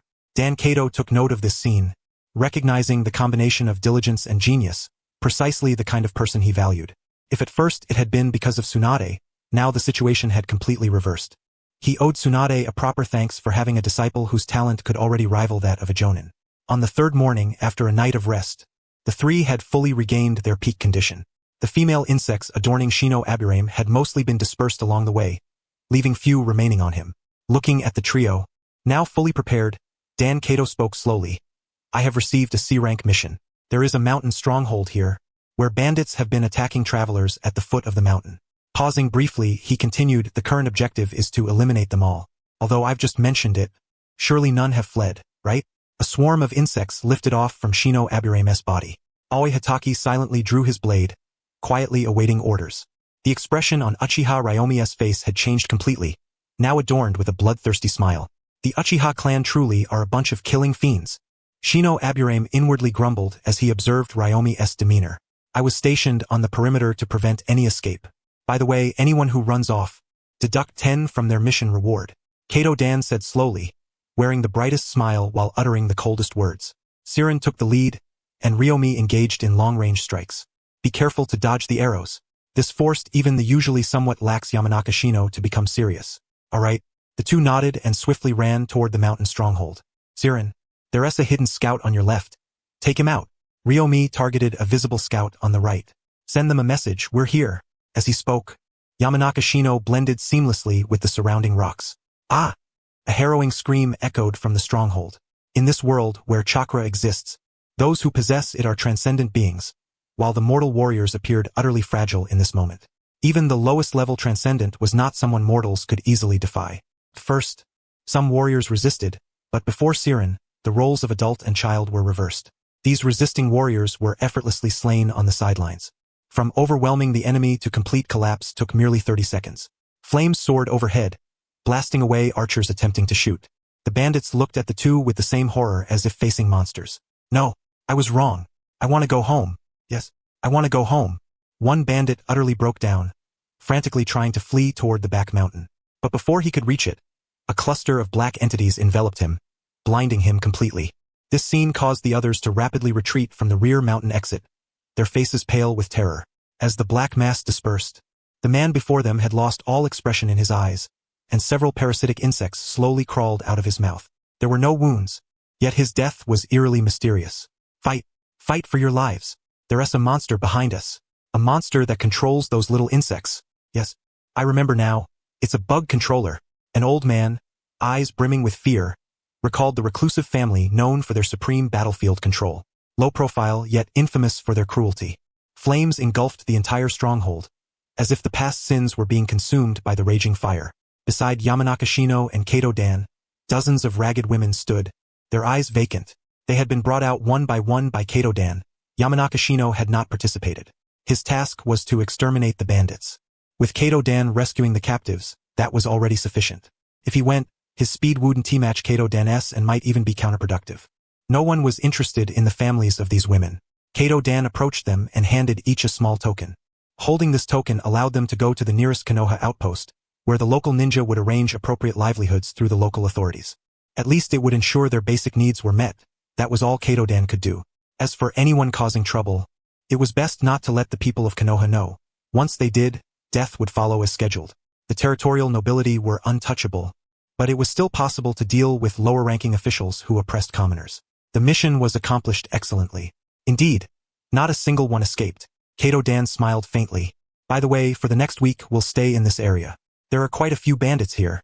Upon hearing this, Yamanaka Shino silently mourned for the people of this world. Many of these bandits were farmers by origin, some with thick calluses on their hands. If they could not survive in Konoha, then what must life be like for the impoverished outside? Or perhaps, the nobility of this world had become so filthy and corrupt that they drove farmers to the mountains rather than let them live under their rule. Sighing softly, he gently stroked a parasitic insect resting on his shoulder. Maybe I can do something. Why sigh? Don't overthink things. A hand rested on his shoulder. Kato Dan patted him and said. He nodded slightly and looked at Kato Dan. His skill is spirit transformation technique, giving him an acute perception of mental energy. He can't be fooled by my emotional fluctuations. Taking a deep breath, he found a spot and began practicing his ninjutsu. Hey, all dead. Any bandits run away? Uchiha Ryomi approached the group with a look of disappointment, yet a hint of lingering satisfaction. As a ninjutsu specialist, his blood ran thicker than Siren's, who wielded a sword. No, Yamanaka Shino replied expressionlessly, then turned to the solemn Kato Dan. Everyone must be exhausted. There's a stream over there. Go wash up. Kato Dan clapped his hands and addressed his disciples. All right, I'm off first. You all come later. Otherwise, I'll cut you down. She bared her tiger-like fangs, glaring dangerously at the group. Hearing there was a place to wash off the sticky residue, she already felt uncomfortable as her mood had declined. The three nodded decisively. The women nearby instinctively stepped aside as the killing god approached. Follow me to wash up, she said casually. Yes. The women obeyed without hesitation, following her silently. The next day, after escorting the women to the nearest town, they set out toward the next stronghold. 3 days later, 100 kilometers from the land of rain. Yamanaka Shino had lost count of how many he had killed. So far, he had wiped out 6 strongholds, some large, some small. His sole daily task was to open his eyes to kill and close them to kill. From initial awkwardness to fluent execution, he had become a veritable killing machine. Due to the slaughter and travel, his chakra was severely depleted each day. With no nearby insect colonies to supply chakra, his sense of security was severely compromised. Of course, the sole benefit was that his purpose seemed to be fulfilled. Near the border of the land of rain, he had released a dozen or so mother insect larvae. He also equipped them with numerous parasitic insects to protect them, serving as their capital to survive in this harsh environment. The closer to the land of rain's border, the more bandits appeared, relentless and impossible to eradicate. Moreover, the intense precipitation brought vast water resources flooding into the Konoha region, turning the area into something akin to a primeval forest. The biodiversity had become absurdly abundant. Even with his large parasitic insect army, his heart felt unstable. He instructed them to lie low until he gathered enough biomass to expand outward. Having discreetly completed all this, Yamanaka Shino felt as light as a swallow. Compared to the beginning, when his body was swarming with insects, now it was nearly empty. The group slowly walked along the solitary stone path, surrounded by dense forest. At that moment, an ink-black bird flew down from the sky and precisely landed on Kato Den's shoulder. Along with it came the latest scroll. Unfolding it, he paused. Latest news. There are rogue ninjas at the forward outpost. Everyone, reinforce your status. There may be a fierce battle soon. Kato Den rolled up the scroll and looked toward the nearby mountain. His eyes darkened with foreboding. Rogue ninjas? SNT that a chance for a proper fight? Uchiha Ryomi, who had originally worn an expression tinged with numbness, suddenly brightened. Hatake Sirin quietly drew his dagger, which by now bore numerous notches. Calmly, he untied the bandage around his abdomen, and shortly after, a weighted object fell out. Then, to everyone's bewildered gaze, he unwrapped the outer covering of the weight, revealing a whetstone inside. Wait, you've been carrying this thing with you all along while fighting those bandits and traveling? Uchiha Ryomi looked utterly incredulous. Sirin offered no reply, merely smiling faintly as he proceeded to set down all the weights on his body, from his arms to his legs, accompanied by a series of heavy thuds nearby. Swarm proliferation. A vast amount of chakra was now coursing within Yamanaka Shino's body. Upon receiving the command, the parasitic insects ravenously consumed chakra, while the queen insect rapidly reproduced. Simultaneously, Sirin's complexion began to pale as if drained of blood. He hastily swallowed a military ration pill, which finally eased his physical discomfort. In recent days, the chakra he restored was entirely supplied to the insect swarm. Now, to face stronger adversaries, he had no choice but to rely on military rations to sustain his body. Having completed their final preparations, the group's conditions all returned to their peak. Only then did Kato Den make a simple gesture to attack, and the party swiftly vanished into the open space where supplies were stacked. Due to its proximity to the border, the climate here was influenced by the land of rain. Naturally, the areas perpetually drenched by rainfall were of no use to Konoha, and thus had never been subsumed by the two great sages in the past. At this moment, a gentle drizzle began to fall from the sky.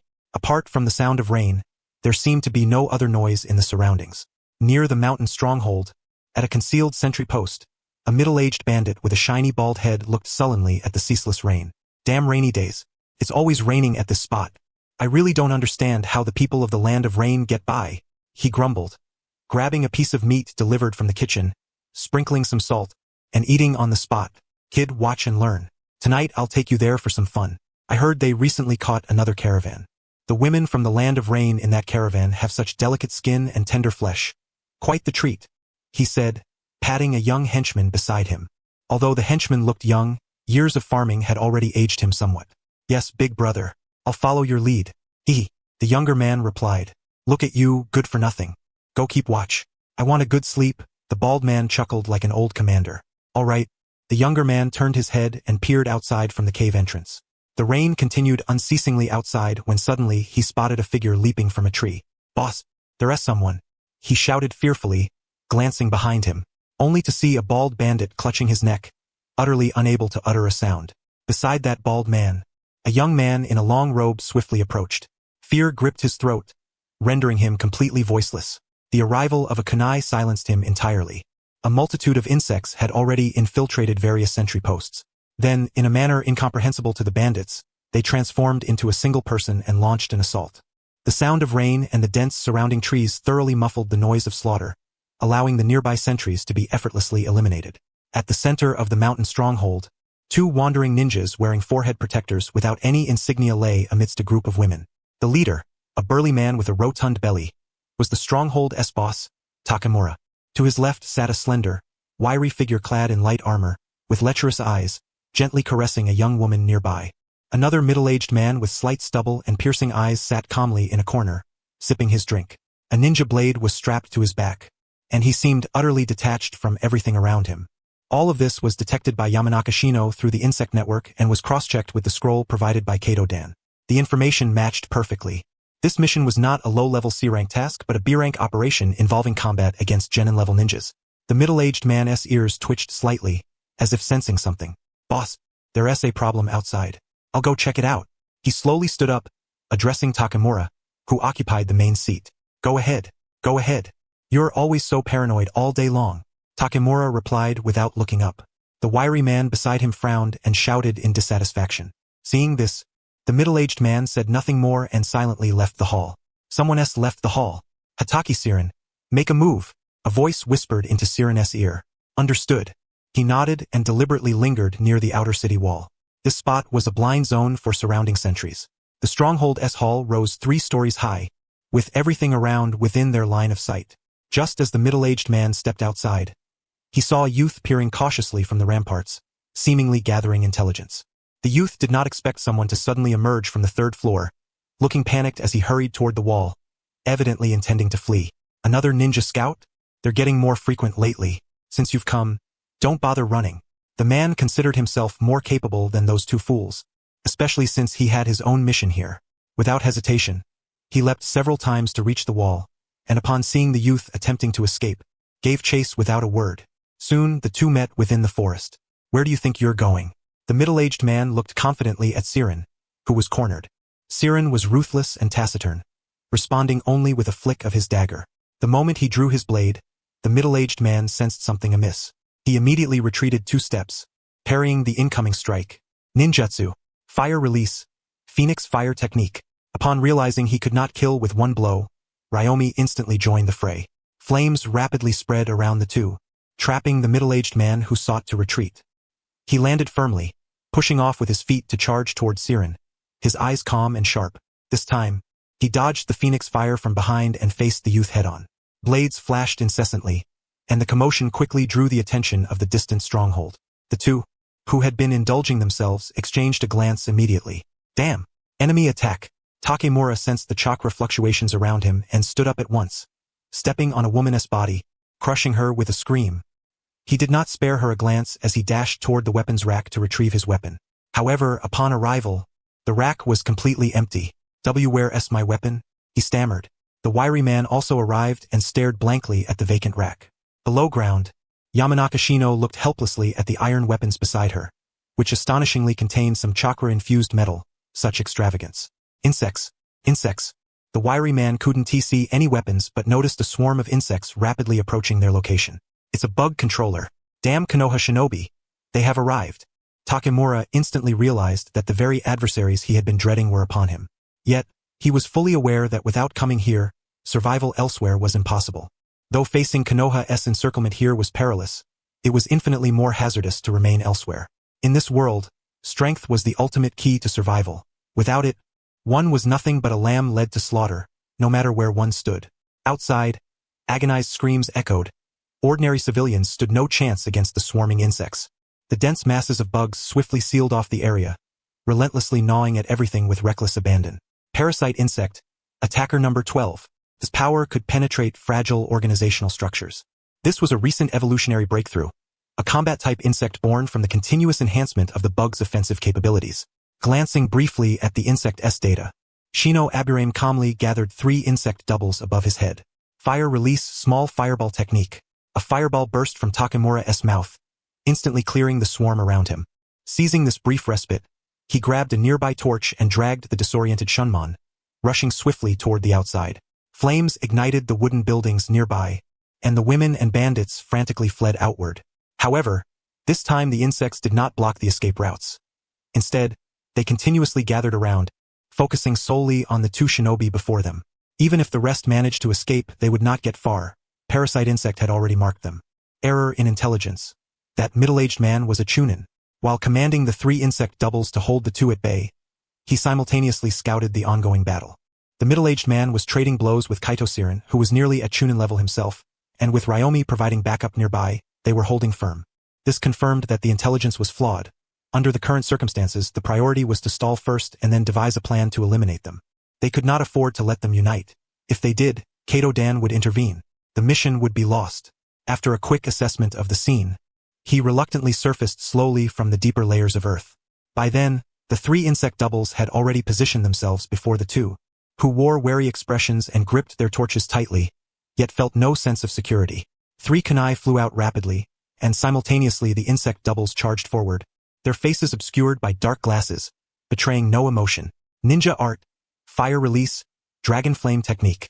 Instantly, a blaze erupted from Takamura's mouth, shooting straight at the 3 insect doubles ahead. However, the insect doubles were astonishingly agile, scattering swiftly. The flames struck the stockade wall, piercing through the wooden structure and igniting it rapidly. Even the drizzling rain failed to quell the fire's fury. Water release, water fang bullets. Several water spheres quickly formed on the ground, darting toward the 3 insect doubles suspended in midair. Shunmon's eyes gleamed with confidence in his ninjutsu, precisely locking onto the 3 insect doubles. Yet what followed left him utterly bewildered. The insect doubles swiftly disintegrated into swarms of insects midair. The water fang bullets could only scatter some of the bugs, while a greater number reassembled into 3 insect doubles anew. In that fleeting moment of distraction, a kunai suddenly pierced his chest from behind with unerring precision. "Well done, one down," Shino Aburame remarked calmly, gazing at the blood in his hand as he gradually sank back underground. Shunmon, damn it! Witnessing his comrade's fall, he snapped back to reality. "Don't run." Holding his torch, he aimed to strike fiercely at the figure before him, hoping to disrupt the subterranean state. Secret technique. Insect wall. A black, fortress-like barrier materialized before him, blocking his path. As he tried to disperse it with the torch, the space was already empty. "Hiding 1T save you. If you have the guts, face me one-on-one." Takamura shouted frantically. "We have arrived, Haven Tiwi." The 3 insect doubles gathered around, each wielding a kunai, one of them speaking coolly. The battle raged fiercely. The slender Shunmon lost count of the number of stabs he endured and how many insect doubles he had shattered before him. Each time he dispersed them, the insects replenished, brandishing their kunai as they attacked anew. The ground was littered with dead bugs, and he no longer had the chance to form hand seals to unleash ninjutsu. Only raw, direct combat remained. On the final misstep, exhaustion overcame him. 1 insect double restrained his attacks, locking his arms, while another drove a kunai into his eye amidst his terrified gaze. "Well done." Kato-dan appeared not far away, carrying a woman as usual, but this time a child clutched in his left hand. "Thanks for the compliment, sensei. I'll go clean up the escapees." Shino Aburame considered briefly, then looked toward a nearby area. "Alright, go ahead. I'll keep watch here. Once you bring this one out, I'll move in. That guy's nearly dead. I need to prevent a last-ditch counterattack." Though Kato-dan had vanished, his voice carried from afar. Watching Kato-dan depart, he shook his head in silent exasperation. He sensed Kato-dan had some issues, and his relatively limited tactics were likely why, even as an elite jonin, he perished on the battlefield. Perhaps there was another reason. Internal strife? The thought of 3 factions within his own clan, not to mention the sprawling Konoha, only deepened his concerns. Meanwhile, the battle had reached a fever pitch. Flames. He observed the distant mountain stronghold engulfed in a sea of fire, realizing that besides the 2 before him, other shinobi were fighting within. A sudden tightening gripped his heart as he sought to extricate himself. But now, with Ryomi acting as a vanguard, escape was impossible. She sporadically unleashed ninjutsu to block their retreat, forcing him into a desperate duel with Siren. Either kill Siren and break through or meet a peaceful death here.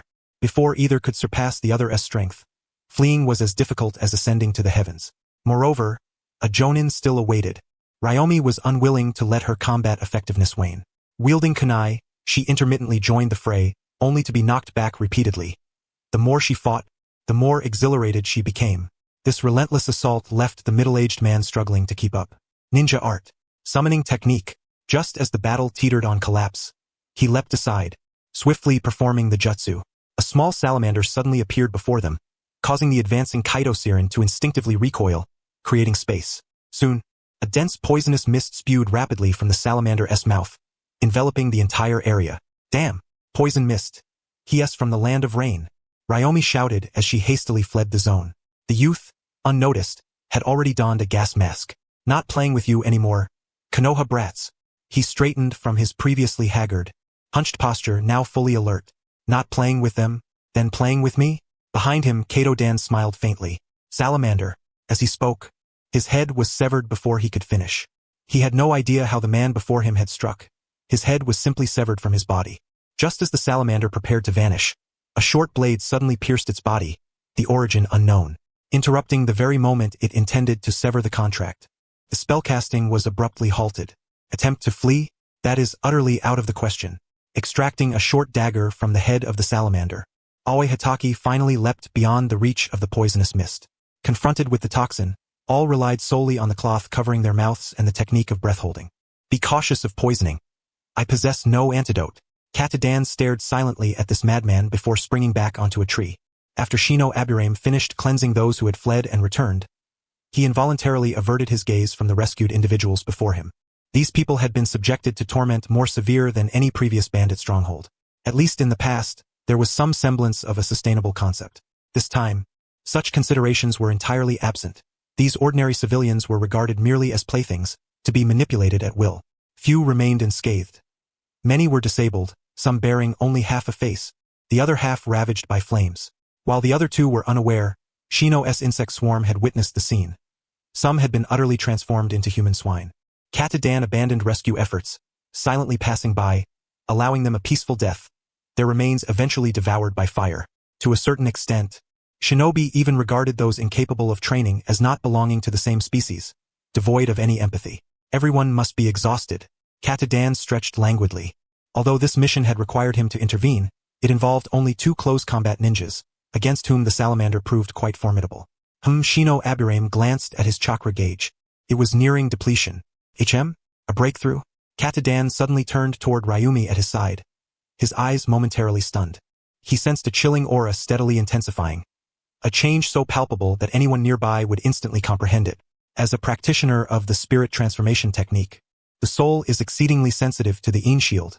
That must be it.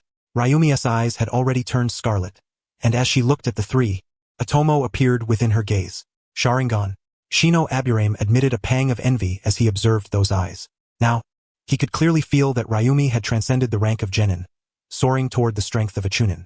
Indeed, worthy of the strongest bloodline in the shinobi world, the legendary eyes remained legendary. From a distance, Aoi Hitaki watched this scene, a sense of helplessness unconsciously etching itself across his face. Others achieved rapid advancement after only a few battles, while he, despite countless fights, seemed merely to accumulate experience without any breakthrough in the heat of combat. In contrast, Shino's presence felt increasingly enigmatic. How had he effortlessly slain 2 genin alone without a single speck of dust on him? Moreover, Shino's tactics were beyond his comprehension. Reflecting thus, a subtle sense of despondency crept into his heart. The sky began to drizzle once again. Katadan casually used a technique to calm Ryumi, allowing her to transition from the initial awakened state of her eyes to a normal condition. No further guidance was necessary. The first induction merely alleviated mental turbulence. Uchiha clan shinobi possess formidable prowess. The more extreme their abilities, the more extraordinary their strength.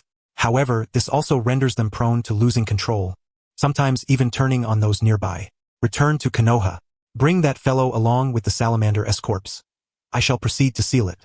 After tending to Ryumi's aftercare, Katadan headed to the area formerly shrouded in poisonous mist.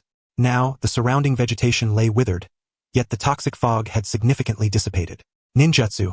Summon wind. Instantly, a fierce gale descended from above, swiftly dispersing the poison below. After adjusting his posture and confirming the absence of toxins, he leapt downward. Unfurling a scroll slowly, he performed a technique upon the corpses before him. Ninjutsu. Sealing technique. Dense and intricate runes rapidly extended across the bodies until all were enveloped. The entire area erupted in smoke. Once it cleared, the 2 corpses before him had vanished. Having completed these tasks, he seemed to recall something. Once you escort these people to the nearest town, return to Konoha yourselves. I will go ahead. The border of the land of rain has begun to grow restless. He conveyed this swiftly to the 3. Understood. The trio naturally comprehended that delivering this information promptly was crucial. The faster the bodies were transported back, the more intelligence could be gleaned. I shall depart first. No rush upon your return. Take your time. Many battles await, and there is much scenery to behold. He nodded, offering one final instruction before vanishing with a body flicker technique. Let us go. Escort these people to the closest town. What remains is beyond our purview. Feeling his chakra replenished considerably, Shino addressed the 2 companions. All right, I know. Uchiha Ryumi responded nonchalantly, her earlier excitement having quietly faded. Also, behave yourselves. She turned to those around them, warning against any improper thoughts. Previously, a quick-witted young woman had attempted to seduce the two youths. Yet one was an adult from a future world, and the other a wooden-headed boy. The latter was impervious. Shino found the woman unattractive, so there was no chance of temptation. It was instead Ryumi, as a young woman who took an interest. Of course, Katadan reprimanded her. After all, such liaisons were inadvisable. Like herdsmen, the three began guiding the group down the mountain. Chakra is depleted. Shino Aburame released several mother insects in all directions. Dozens of parasitic insects were unleashed, forming the foundational cadre for the mother insects. Make good use of these corpses. He gently caressed the insects, a surge of excitement swelling within. He had performed this task many times before. Previously, when dispersing the swarm, he would send the mother insects into the bandit stronghold. After the forest fire, the surrounding area would briefly experience an ecological vacuum in the food chain, coupled with abundant corpses. The rest required little intervention. The mother insects would handle it all. Utilizing these resources would enable the fastest establishment of a foothold here. This was not Shino's first undertaking of this nature. Now, familiar with the terrain and procedure, his initial pangs of guilt had vanished entirely, replaced solely by an insatiable desire for the swarm's expansion. The faster the swarm developed, the greater the aid it would provide in the future. How could he be content with parasitic insects alone? His chakra could enlarge a frog to the size of a mountain. Surely enlarging insects to such proportions would be no challenge. With the entire route seeded with insects, the next step was to gradually migrate the mother insects toward the land of rain. Forethought was the most fundamental strategy. Having issued the simple orders, Shino quickly matched the group's pace, disappearing into the vast mist. The party soon arrived at the nearest town, but the situation appeared somewhat amiss. Numerous convoys clogged the road, each laden with abundant supplies. Guards outside the town swiftly approached to investigate upon seeing their arrival. Ninjas, what is your purpose here? Ryumi, handle the negotiations. The voice of Shino Aburame echoed in Rinmi's ear. Why aren't you going? She was momentarily taken aback, her expression one of disbelief. For in her mind, this was the captain's responsibility. I'm socially anxious. Rinmi felt as if she had been struck dumb, unable to utter a word. Yet, upon reflection, it seemed that previous negotiations had always been handled by the teachers, with Shino Aburame quietly lurking on the sidelines like a mere bystander. These are the people we rescued from the bandit hideout. They must be handed over. Aoba Hitaki stepped forward helplessly, addressing the slightly aged guard before them. Oh, I see. This way, please. With that, he led the group towards the town. What are these convoys for? Rinmi inquired curiously to the guard. I heard that the Land of Rain and the Land of Wind are amassing troops at the border, preparing for war. Our bigwigs here decided to set up defenses and arranged for a large shipment of military supplies. The guard scratched his head, walking as he relayed what he knew. The Land of Rain and the Land of Sand are at war? Rinmi Uchiha and Aoba Hitaki exchanged glances, their faces etched with incredulity. The Land of Rain was not weak at present. Among the smaller nations, it ranked first.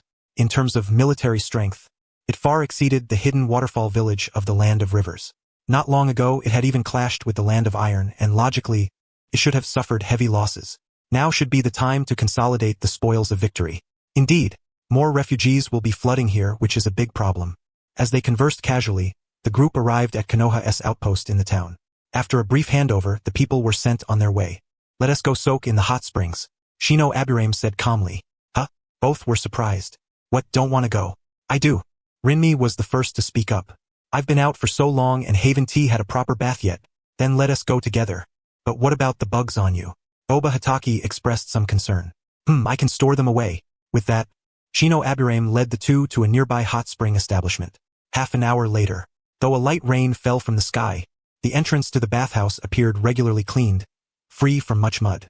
Reclining leisurely in the hot spring, Shino Aburame gazed calmly at the white-haired figure before him. A small towel rested atop his head as he curled up in a corner, utterly listless. He bore a striking resemblance to a young Kakashi, about 70 to 80% alike. Nephews and sons sharing features seemed to have become a rule, he mused, sinking deeper into the water. Soaking in the hot spring felt truly delightful, though his body presently appeared less than ideal. Meanwhile, Aoba Hitaki, curled up nearby, was utterly captivated by the figure before him. He was no stranger to Aburame clan ninjas. In his previous class, there had been one. Even beneath their cloaks, the Aburame clan members always seemed relatively slender. But the Shino Aburame before him was different. Logically, those who used insects should not appear especially robust. Yet here was a youthful-looking man whose muscles were solid yet lean, conveying strength without bulk. His ash-black hair was held in place by a forehead protector, his entire demeanor sharp and spirited. Stray locks of hair gave him a rare hint of youthful innocence. His skin, long concealed beneath robes, now revealed a cool, pale complexion that seemed especially refined. His eyes were a shade of gray-black, and when raised, they shone like burning torches, as if they could peer into one's soul. His small lips rendered his entire face exquisitely delicate. Of course, for Aoba Hatake, the muscles were what drew his deepest attention. With such muscle definition, he longed to ask Shino how he had trained. Coming to the world of the ninja, soaking in hot springs is a must. I never really enjoyed it before. Now I'll savor it this once. Shino Aburame thought as he submerged himself fully into the hot spring. Meanwhile, outside, a group of people watched the scene before them with terror, not daring to enter the bath. No choice. The curtain at the entrance was densely covered with black parasitic insects. These parasites leisurely crawled about, and newcomers did not even dare approach. As to why such insects were outside, naturally, it was because Shino Aburame did not wish to be disturbed. If any foolhardy intruder tried to force themselves in, he would not hesitate to teach them a lesson. The hot spring owner dared not complain, only urging the crowd to leave. Offending Konoha ninjas was not an option. In these small towns, Konoha ninjas were nobility themselves. An hour later, Shino Aburame, having dried himself completely, arrived at the entrance. As he donned his coat, the insects voluntarily returned to his body. As for the white-haired figure, he was nearly fainting from the bath's comfort, a sensation he had never before experienced. After waiting outside for another hour, a flushed face with loose black hair emerged, revealing a delicate and charming visage to the onlookers. If previously he had exuded heroic vigor, now he radiated a fresh and natural aura from within, like a pristine lotus untouched by dust, even tinged with a childlike innocence. His fair, flawless skin bore a faint rosy flush, and his clear, bright eyes sparkled like stars. Though he wore sunglasses when looking at Shino Aburame, this was the first time he revealed his full face before her.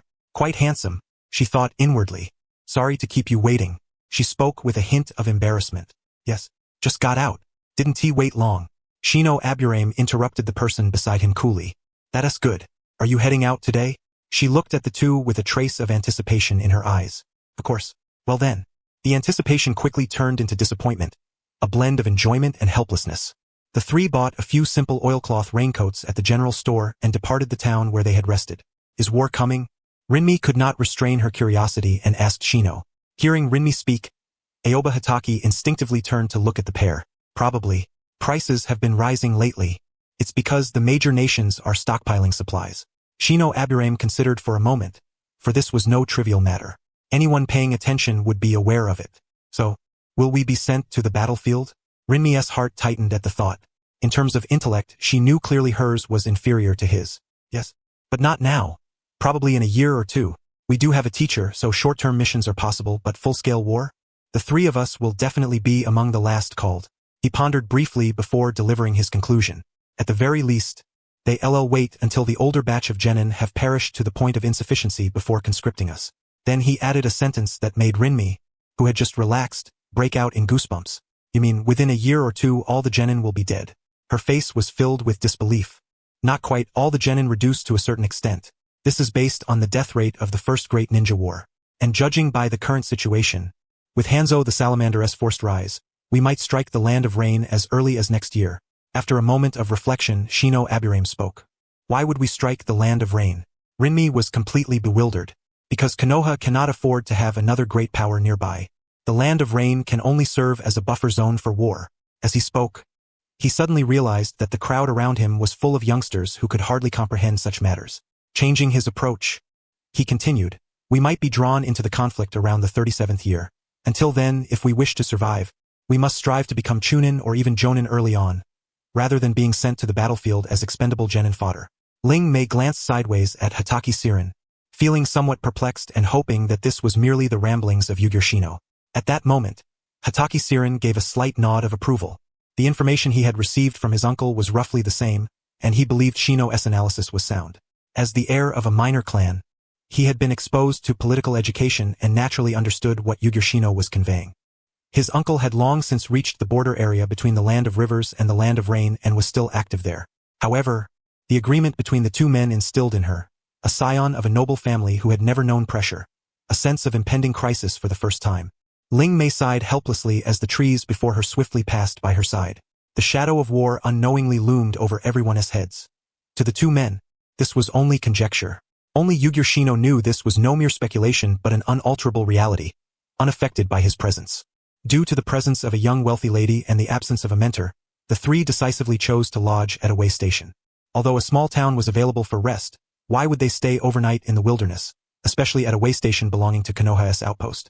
3 days later, having traveled at full speed, the trio arrived at Konoha village, weary and dust-covered. The village now appeared considerably more desolate than before. Shortly after entering the village, Shino's attention was caught by a sign on the left side. Ichiraku Ramen? Staring at the freshly made sign, he was momentarily stunned. It hadn't he been there before? He had only been away for a few days. A new ramen shop, perhaps? Ling Mei looked at Shino's gaze and asked. Yes, Ling Mei Siren. Let us all go have ramen together. It's on me, Shino said with a serious expression. All right. Siren glanced at the sky and nodded, thinking that after finishing the ramen they could even take on a mission, seemingly not a bad plan. The three proceeded inside. Welcome. A young man and a young woman were bustling about. The woman smiled upon seeing the newcomers. Is this the wife of the hand-pulled noodle master? She looks so young. Shino was slightly taken aback. The hand-pulled noodle master resembled a character from an anime, evoking a rare feeling of familiarity. Compared to those distant figures, this hand-pulled noodle master was, in a sense, a thread running through the entire Naruto anime. 3 orders of tonkatsu miso ramen, and yes, soft-boiled eggs and chashu pork as well. Got it. The noodle maker prepared the bowls, but upon turning, he remarked, seems like you didn't come yesterday.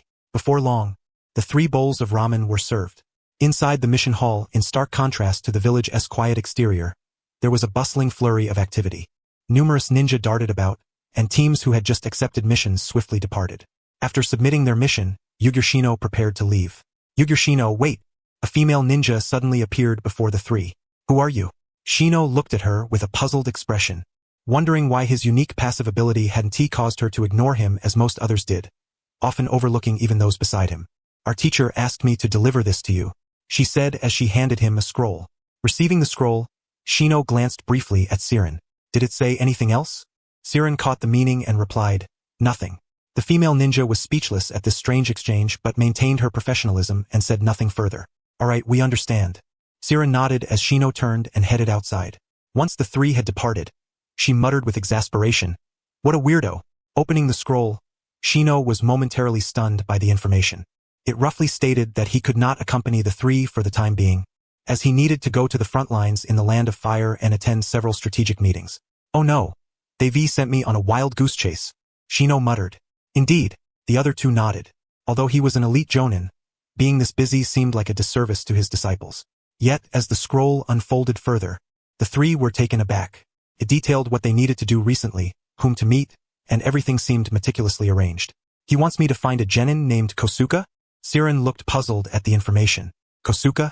Seeing the name, Shino himself was momentarily taken aback. You know him? More than know him, he is a veteran of 7 eras, ridiculously strong. Instantly, Shino thought of the item this guy possessed, the Konoha-style willow. No, I don't know him, but don't worry. Just go there with an open heart. Whatever he asks, fulfill it and learn from him. After some consideration, Shino decided it was better to keep silent and let Siren approach with innocence. All right, I understand. Siren nodded without further comment. Though Shino said nothing, the expression on his face betrayed some emotion. He certainly knew more but was unable to reveal it for some reason. By the way, if you encounter someone named Might D, you can train with him. After all, I want what Might D has in his possession too. He added, I'll remember that. Ling Mei, listening to Shino's cryptic hints, was utterly baffled. You should go home and learn ninjutsu. Master all the techniques listed on the scroll. It shouldn't be a problem. As members of a copy clan, you must have them all recorded, Shino said, turning towards Ling Mei as she looked at him. That's definitely doable. Want me to copy a set for you? Ling Mei flashed a mischievous grin, revealing her tiger teeth. Yes, copy one for me, and bring over your ninjutsu taijutsu as well. I'll treat you to a feast. She was utterly bewildered. She had only been polite, yet Shino genuinely took her up on it. To help us survive better, this is nothing, right? Shino's face bore a sly smile. All right, you win. I was just being polite. Ling Mei rolled her eyes. If you go to the Senju clan and they give you trouble, we Uchiha have some tricks too. Ling Mei spoke up just as Shino was troubled by his own information. No worries. Kato-sensei's reputation still carries weight. He waved his hand with a faint smile. After sending the two off, Shino finally turned to the line meant for him. Go to the Senju clan? The scroll indicated that he was a ninjutsu-type ninja, but his talent and chakra reserves were clearly mismatched. Accordingly, he needed to accumulate chakra regularly so that his power could erupt more strongly during battle. The solution was given. Go to the Senju clan's residence and find Mito Uzumaki. After a brief moment of contemplation, Yugure Shino understood. He had been seen through. This time, they wanted to assess whether he had a talent for sealing techniques, nothing more. Every shinobi harbors secrets unique to himself. Many prodigies possess elements beyond the comprehension of outsiders. To Kato Dan, his talent perhaps lay in his communion with the swarms of insects and an unparalleled capacity for learning. Upon returning to his clan's stronghold, after a simple wash in his modest chamber, he made a subtle adjustment to his appearance. Only after ensuring everything was in order did he step out of the family enclave. The number of inhabitants in the clan's quarters had dwindled since before, and everyone moved with great haste. The three who had previously troubled him had vanished without a trace. As he departed, no shadow trailed behind him. It seemed he had been forgotten. Yet, upon reflection, it made sense. The prowess he displayed was that of a minor prodigy, an intellect-oriented one at that. From the clan's perspective, his cultivation was mediocre at best. After all, no matter how sharp a civilian's mind, he remained but a civilian. Without sufficient strength, or rather, an ample reservoir of chakra, intellect was but a rootless wisp. By the time he arrived at the Senju clan's stronghold, the hour was well advanced. He strode to the front of the compound. Though vast, the Senju estate was enveloped in profound silence. When the Senju clan chose to disband, they had irrevocably intertwined their bloodline with the village itself. Many of the Senju left the stronghold, blending into the ordinary folk of Konoha. Consequently, save for Mito Uzumaki, almost no one resided there anymore. He walked forward at a measured pace until he reached the largest courtyard, the very heart of the Senju clan. Gently pressing the doorbell, he announced with a clear voice, disciple of Kato Dan, Shino Aburame, has come to pay respects to grandmother Mito. Then he waited silently. With that single utterance, an overwhelming sensation of being watched by a terrifying presence surged through him, malevolent, chaotic, and utterly uncanny. In that instant, he felt the will of the insect swarms within him begin to multiply frantically. What had once been a linkage only to the surrounding few kilometers now expanded visibly outward, engulfing the entire perimeter. Swarm core, 5,100.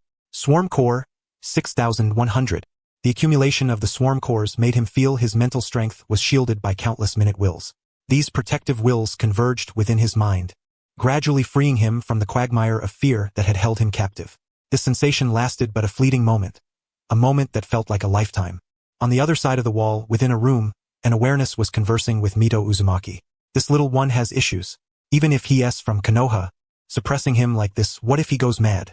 I sense countless creatures gathering within him. The awareness, though pressed, still struggled to reply. Those who manipulate insects are all like this. Besides, it is the granddaughter's wish. He is different. The voice expressed unwillingness. Different or not, disperse him, or I'll lock you up properly again. Mito Uzumaki's patience was nearly exhausted. At this, the awareness instantly dissipated, and the oppressive force on Shino Aburame vanished like mist. The door slowly opened, revealing a middle-aged woman clad in a blue robe. Seeing the young boy before her, she broke out in a cold sweat, drenched from head to toe. She knew well the cause, having encountered that presence many times before. Please, Grandmother Mito, she said softly, motioning for him to follow. Thank you. Shino quickly complied, the sweat on his temple yet to dry. The courtyard was spacious. In the main hall, a red-haired elderly man leisurely sipped tea, exuding a blend of warmth and authority. A red diamond-shaped mark adorned his forehead. Grandmother Mito, Shino called out swiftly, a smile gracing his face, though the perspiration on his brow betrayed the difficulty of his journey. You've arrived? Sit down, little one. The red-haired elder's kindly face carried traces of weariness.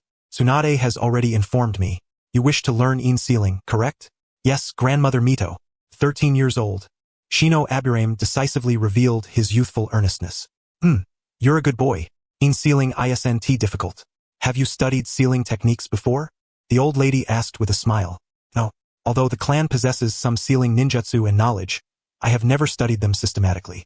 Upon hearing this, a foreboding sensation suddenly gripped him, and he spoke candidly. I see. Then you might have quite a bit to learn. Sakurako, bring a few basic sealing technique books. She instructed the woman beside her. Yes. Sakurako departed, returning soon with dozens of scrolls related to sealing arts. All of these are to be studied. Shino felt his scalp tingle. Of course, these are all simple introductory materials. Once you finish these, you can begin intermediate sealing techniques, then advanced, and finally medical ninjutsu. Mito spoke slowly but with clear organization. The nature of in sealing. A secret chakra sealing art rooted in sealing techniques and extended by medical ninjutsu, relying on the operation of sealing methods to passively store chakra within the body. Moreover, this was a heritage unique to the Uzumaki clan. Were it not for Mito herself, were he not a disciple of Kato-dan, and if Tsunade had not recommended him, he would never have had the chance to touch upon this art. One more thing. Judging by Mito Uzumaki's demeanor in this exchange, she, Tsunade, and Kato-dan all believed he could master this with ease. Mito thoughtfully provided a large backpack filled to the brim with books, responsibly advising him to master them within half a month so that next time he could bring back more sealing texts. With a face full of despair, Shino Aburame hoisted the enormous backpack and swiftly traversed the rooftops of Konoha. These roofs were truly sturdy. Feeling the solid ground beneath his feet, he sighed in helpless resignation. Leaping across the rooftops, he attracted no attention. His level 3 forced concealment rendered him virtually invisible. Unless someone deliberately focused on him, even if noticed, it was as though he were unseen. Back at his small base, he simply set the books down. How to study them? Faced with the towering pile, he felt as if he had returned to his university days. To be precise, even at university he had never had so many books, especially with the requirement to master the basics from scratch within half a month. Glancing through the table of contents, it struck him as the equivalent of elementary to middle school knowledge. If he were a genius like Gauss, perhaps he'd finish in a day or two, maybe even invent a summation tool. But he was no prodigy. His learning ability was merely average. Silently, he opened the first volume, Sealing Technique Basics 1, such a plain and unadorned title. As he turned the first page, Shino Aburame began to read in a hasty, cursory manner. At first, it seemed manageable, but as formulas, data, and memorization demands piled up, he tried to commit them to memory only to find his mind as unyielding as iron, utterly incapable of retention. I can't remember this, he thought helplessly. Recorder, give me some feedback. Opening the panel and seeing nothing displayed, a sudden darkness seemed to cloud his vision. Forcing himself, he leafed through the first book page by page. Upon finishing the last word, he attempted to recall what he had read. It was at that moment that a symbol representing a basic sealing technique appeared on his panel, not indicating a skill level, but instead showing the number 7. A sigh of relief escaped him. There really was something there. Thank goodness. Gazing at the symbol before him, Shino Aburame understood that he could continue to cheat the system. Although his mind was already quite agile, it was still limited to the state of an ordinary ninja. Compared to Orochimaru's ability to memorize everything at a glance, Shino knew he was far from that level. Otherwise, he would not have remained unnoticed for more than a decade. What if he were to read through everything? Suddenly, an idea struck Shino, and he acted immediately. Secret technique, insect clone jutsu. With the appearance of 2 insect clones, he swiftly examined the data before him, embarking on his first attempt. Soon, the 3 of them each held a book and began devouring the contents. When the first clone announced that he had finished reading, Shino dispelled him. In an instant, countless memories were etched deeply into his mind. The skill level he had previously raised to 12 by reading had now surged all at once to 21. A jump of 9 points. However, this sudden influx of information left his mind spinning as though he had been tossed about by a turbulent sea, accompanied by a wave of nausea. It seemed that cheating came with a price, though it was within acceptable limits. Confirming its feasibility, Shino did not hesitate and immediately sent his new clone to read. Once the discomfort subsided, he dispelled the new clone as well. With clones able to shoulder the burden, Shino calmly began his ninjutsu training. Balancing both study and practice, he took every opportunity to strengthen himself and pressed forward without delay. By the 3rd day, as the data changed from 21 to 100, Shino had finally finished reading all the sealing technique scrolls before him. A peculiar diamond-shaped symbol representing sealing techniques appeared on his panel. Unlike any previous skill, where merely reading and reviewing once sufficed, sealing techniques required a vast reservoir of knowledge before the skill could be reassembled. At the moment of completion, an overwhelming torrent of information surged into his modestly sized mind. Previously, he had skimmed through the sealing techniques, forgetting more as he read further. Now, those once forgotten sealing knowledge suddenly re-emerged in his memory, as if he had spent countless hours memorizing them by sheer force, deeply ingrained and transformed into his instinct. Item Sealing Technique, 1100. Is it mastered? halting the release of ninjutsu, he clearly understood that his sealing technique had now reached an entry-level proficiency. The next step was to use it frequently. Naturally, the simplest sealing technique was item sealing. He glanced at the objects before him and the scattered papers on the adjacent desk, then began to draw. With a simple illustration of the sealing technique appearing, he placed the diagram onto a bag. Ninjutsu, item sealing technique. As the sealing commenced, intricate patterns emerged from the paper, enveloping the entire bag. In an instant, the bag was shrouded in smoke and vanished before his eyes. It had been sealed within the circle of the rune diagram, as if it had never existed in this world.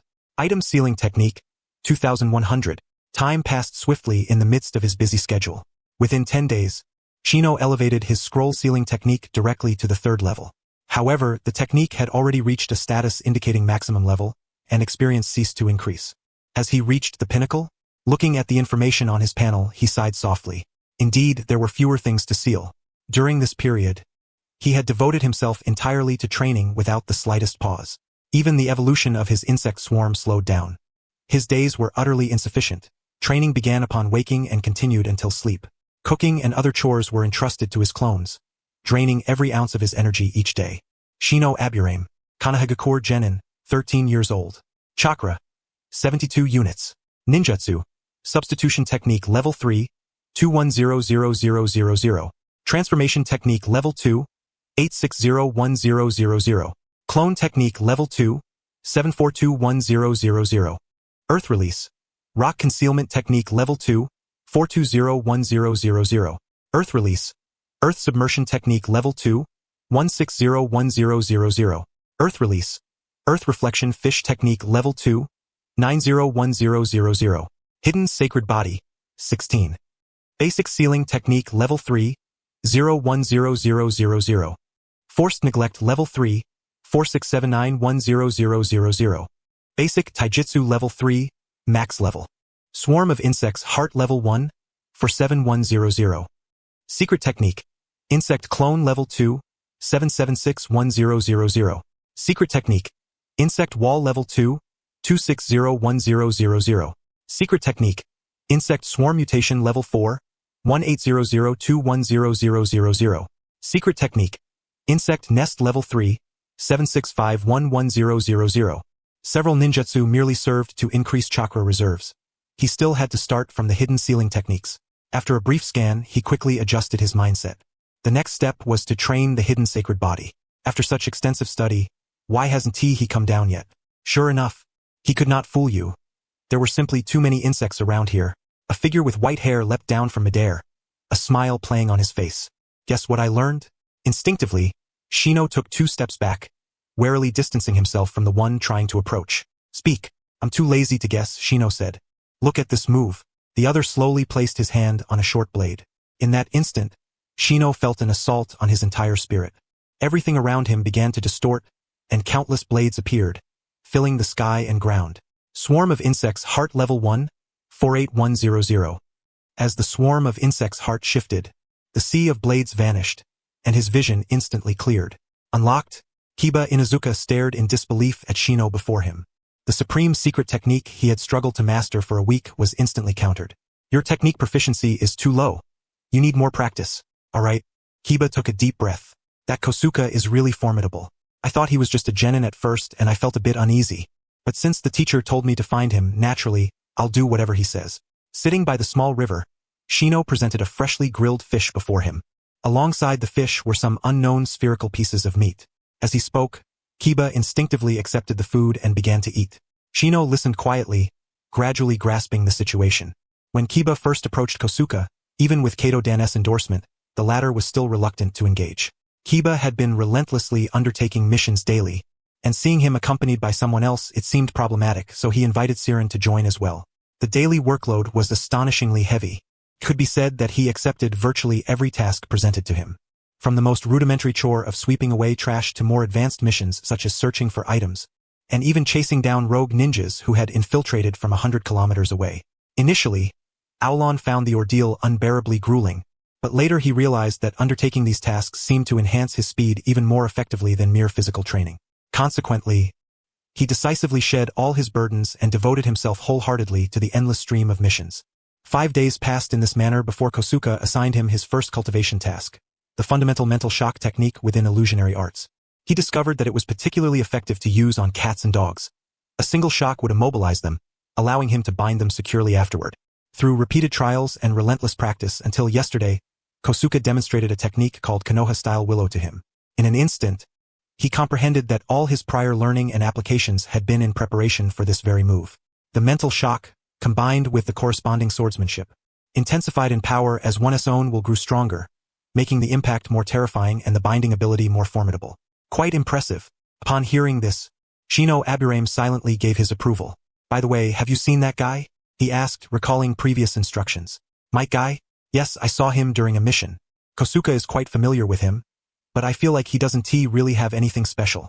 Did you become friends? Shino Aburame bypassed his other words and directly addressed the core question. Yes, I even dropped by his place once. He said I stole his mission. That figures. Those two are a pair, one SA mission fanatic among the genin, and the other SA fanatic across all mission ranks. Kosuke having you follow them to handle village missions was probably what Kato-dan told him. He's giving you a chance. After a brief analysis, Shino spoke to Aulon. Maintain good relations with these two. When those guys go berserk, they might be even more extreme than our teacher. At that moment, Shino's tone grew ominous. No, surely not. Kiba Aulon found it a bit hard to believe. By the way, this tastes really good. What exactly is it? As he ate the white meatballs pierced by bamboo skewers in front of him, he casually inquired. Oh, those are insects, tree worms. The taste is all right. They're especially rich in protein, even more nutritious than those flour-based foods.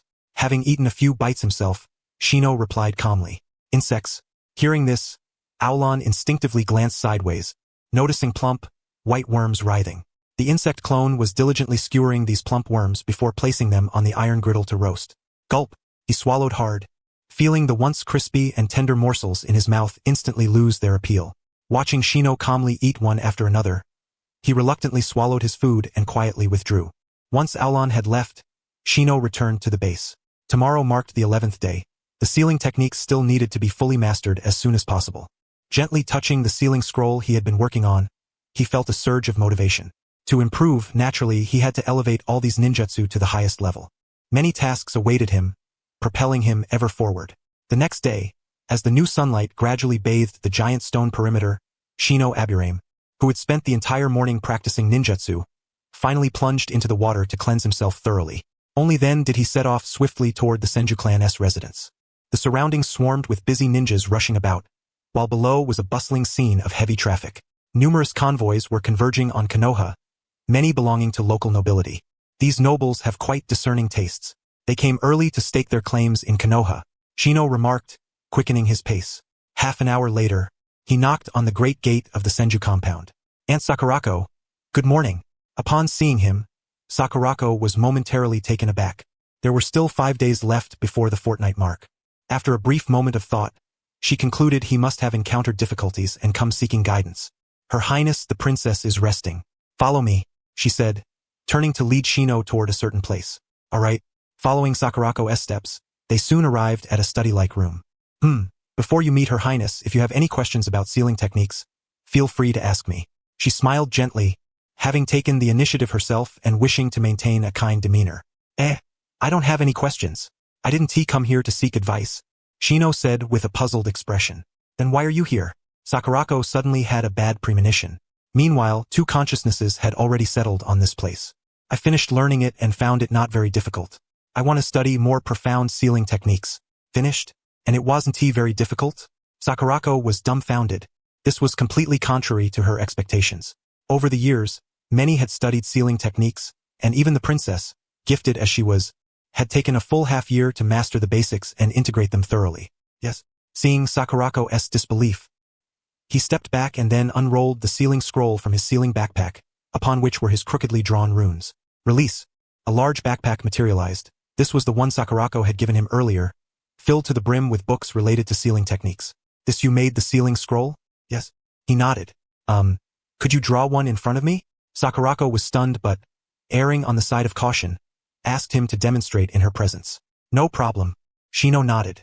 Although it was possible someone else had helped him, if he could produce it himself on the spot, it would be far more convincing. Then, before Sakurako's eyes, he grabbed a blank scroll from within and quickly unfurled it. Secret technique, Insect clone. 3 figures appeared simultaneously, each beginning to draw with a brush at their respective positions. In less than a few minutes, the 4 of them completed a basic depiction of a storage ceiling formation. Ninjutsu. Item sealing technique. After finishing, Shino resealed the scroll. Sakurako was left speechless. The clone technique can be used like this? Little guy, not bad at all. Unknown to them, Mito Uzumaki had already arrived at the door, quietly observing the scene. Especially considering the 10 days' time from complete ignorance to thorough mastery, he could already be called a prodigy among prodigies. Grandma Mito, sorry to disturb your rest. Upon seeing her, his face was full of apology. It's no trouble. Although your drawings aren't perfect, they're more than sufficient. When you first started, you truly knew nothing. To learn so much in just 10 days, you're naturally destined to master sealing techniques. Mito Uzumaki seldom bestowed praise. Such a genius within the Uzumaki clan would be considered a treasure among treasures. The Uzumaki clan's very existence depended on sealing techniques, and a talent like this had not appeared in a century. Please sit. Since you have learned it, the next step is to sign the contract scroll. Shino nodded and quickly knelt down. Sakurako, as if by magic, produced a pot of tea and poured a cup for each of them. Upon hearing Mito Uzumaki's words, she quietly withdrew. Upon his return, he found an additional scroll in his hand. What was this? It was a contract scroll. By simply inscribing your name upon it and sealing it with your blood, you could master the entire repertoire of sealing techniques of the Uzumaki clan. She spoke with a smile gracing her face. The sealing techniques of the Uzumaki clan? At this moment, he was the one bewildered. Why not the sealing techniques of Konoha? Yes, this is a contract concerning the advancement of sealing techniques, the sharing of research achievements, and a prohibition against using sealing techniques against the land of whirlpools and its people. If you find it acceptable, you may sign it. Mito Uzumaki continued as she observed the puzzled look on the young man's face. No need for the Hokage's approval. No need to inform anyone. Upon hearing this final remark, Shino Aburame roughly understood her intention, which coincided with his own desire. Excellent. SNT what I need precisely discretion. Now, I can learn the sealing techniques without going through the Hokage, and I am learning the most authentic sealing arts of the Uzumaki clan. What is there to hesitate about? Without a moment's doubt, he signed the contract before him. The instant he bit his finger and pressed it onto the parchment, he felt as though he had connected with some unseen, fateful presence. He hesitated briefly, then dismissed the sensation as if it had never occurred. Follow me. Mito rose slowly. Shino Aburame trailed closely behind, his face alight with anticipation. Before long, a vast library spanning over 1,000 square meters unfolded before the 3 of them. This was a joint collection of knowledge on sealing techniques and ninjutsu, compiled 20 years ago by Konoha and the Uzumaki clan in their shared pursuit of advancing sealing arts. There may be some recent changes, but they won't be drastic. Once you finish learning, I will provide you with a letter of recommendation so you can visit the land of whirlpools, Mito declared confidently. These were the foundations of sealing techniques. At that time, to promote the development of both nations, the 2 sides had engaged in thorough exchanges. Countless books were neatly arranged on shelves, with numerous scrolls securely stored within cabinets. At a glance, the entire space was filled with texts. At least tens of thousands of books and scrolls. This was the source of the Uzumaki clan's confidence. It was also the core of Konoha's entire sealing system, encompassing everything from basic sealing techniques to various derivatives and special bloodline sealing arts. Nearly every aspect was covered, a millennium-s accumulation of the Uzumaki clan. Besides sealing techniques, there was a vast amount of medical knowledge and related ninjutsu. Indeed, knowledge is power, a truth that holds in all times. When he left the library, he carried 4 additional scrolls on his person. The most essential among them were the Palm Immortal technique and its corresponding medical knowledge, followed by books on chakra nature transformation, and finally, materials on the interplay of chakra and sealing knowledge. These were indispensable, the prerequisite knowledge for intermediate sealing techniques. He needed to master the foundational 4-symbol seal and the 8-trigram seal. These 2 formed the basis. By thoroughly studying their logic, he could then learn the seal. Each sealing technique corresponded to a wealth of study materials. Shino Aburame swiftly leapt toward the base, his mind brimming with knowledge of various sealing techniques. Where are you going, Captain? Ling Mei suddenly appeared before him, catching him off guard. Ling Mei, what are you doing here? Shino had just left the outskirts of Konoha. A few steps ahead lay the forest. Shouldn't you be asking yourself how you happened to pass by the Uchiha clan's training ground? She teased playfully. At that moment, Shino Aburame realized he was surrounded by members of the Uchiha clan. Are you here to check on my training progress? My captain? She tilted her head slightly, her expression coquettish. Ahem. Show some respect. Seeing Ling Mei's sudden green tea antics, Shino decisively responded, aware that the gazes from those around had grown somewhat peculiar. Seeing his tactic fail, Ling Mei took a step back and rolled her eyes. The situation attracted the attention of others nearby, though all eyes were fixed on Ling Mei, who had begun to show hostility toward Shino. Yet, in the eyes of many, someone who dabbled in insects was hardly desirable. Apart from internal consumption within the clan or seeking civilian women, few clan women wished to marry into such a family. Alright, no more teasing. Want to train? She pouted. No, I have social anxiety. Shino declined firmly. Hearing this, Ling Mei lost interest. Has the teacher contacted you recently? No. At that moment, Shino Aburame realized he had been out of touch with his teacher for 14 days. Well, then that's settled, she said with a smile and departed. He stood there, momentarily baffled, utterly unsure of her meaning. Just as he prepared to leave, he noticed 3 small scrolls had mysteriously appeared in the pocket of his robe. Without even glancing at them, he hurriedly departed. Intentional, he thought. Back at the small base, he slowly unfurled the scrolls. The Phoenix Immortal Fire Technique, Uchiha Body Technique, Beginner, and Great Fireball Technique lay before him, 2 ninjutsu and 1 taijutsu to practice. Time passed swiftly in training, and by the 3rd day, Shino Aburame observed a new development. His transformation technique had advanced to the 3rd level. At the very moment he reached level 3, his hidden saint body value rose from 16 to 26. As expected, seeing the change in his stats, he hesitated briefly before commencing practice of the clone technique. The clone technique, being used more frequently, took less than a day of focused training to master. When his hidden saint body reached 36, a message rapidly appeared. Hidden saint body activated at 50. 3 hidden type ninjutsu have reached level 3, allowing for superior concealment from enemies. Transformation authenticity increased by 20%. Casting speed increased by 20%. Chakra consumption for hidden type ninjutsu reduced by 20%. I see. Observing these functions and enhancements, he understood their purpose. Having composed himself, he began a new day of training. Moreover, the evolution of the insect swarm could not be neglected. The offensive and defensive capabilities of the parasitic insects require further enhancement, and corresponding productivity must be improved. He reflected. It seemed he would never find a moment of rest. While he was engrossed in training, the insect swarm within the forest swiftly transmitted a message through their network. He paused, wiping the sweat from his brow. Before long, a figure had arrived atop a tree. Teacher, you're here. Yes. Didn't you go to the Senju clan to learn sealing techniques? His brow furrowed slightly as he looked at the figure by the lakeside. Upon his return, the teacher began seeking him out. This was Shino Aburame's south usual place of residence. Naturally, he was the first to come looking for him, and unexpectedly, he found him here. I did learn. Didn't he master it? A faint trace of disappointment flickered in the teacher's eyes. I did master it. If you've mastered it, you should study diligently. Why come here instead? Sakurako and Lady Mito are experts in sealing techniques. You should stay close to them. As the teacher chattered on, Shino Aburame demonstrated a sealing technique, swiftly sealing the object before him into a scroll. Interrupting Kato-dan, who was about to continue speaking, his gaze had already become intensely fervent. Sealing storage technique? The anticipation gleaming in his eyes was unmistakable. After all, sealing jutsu was not something an ordinary prodigy could master. If Yoshino Aburame could learn it within 10 days, then becoming a figure akin to Lord Mito in the future would not be beyond the realm of possibility. Yes, it's a scroll I made myself. They even made me sign a contract related to the Uzumaki clan's sealing arts.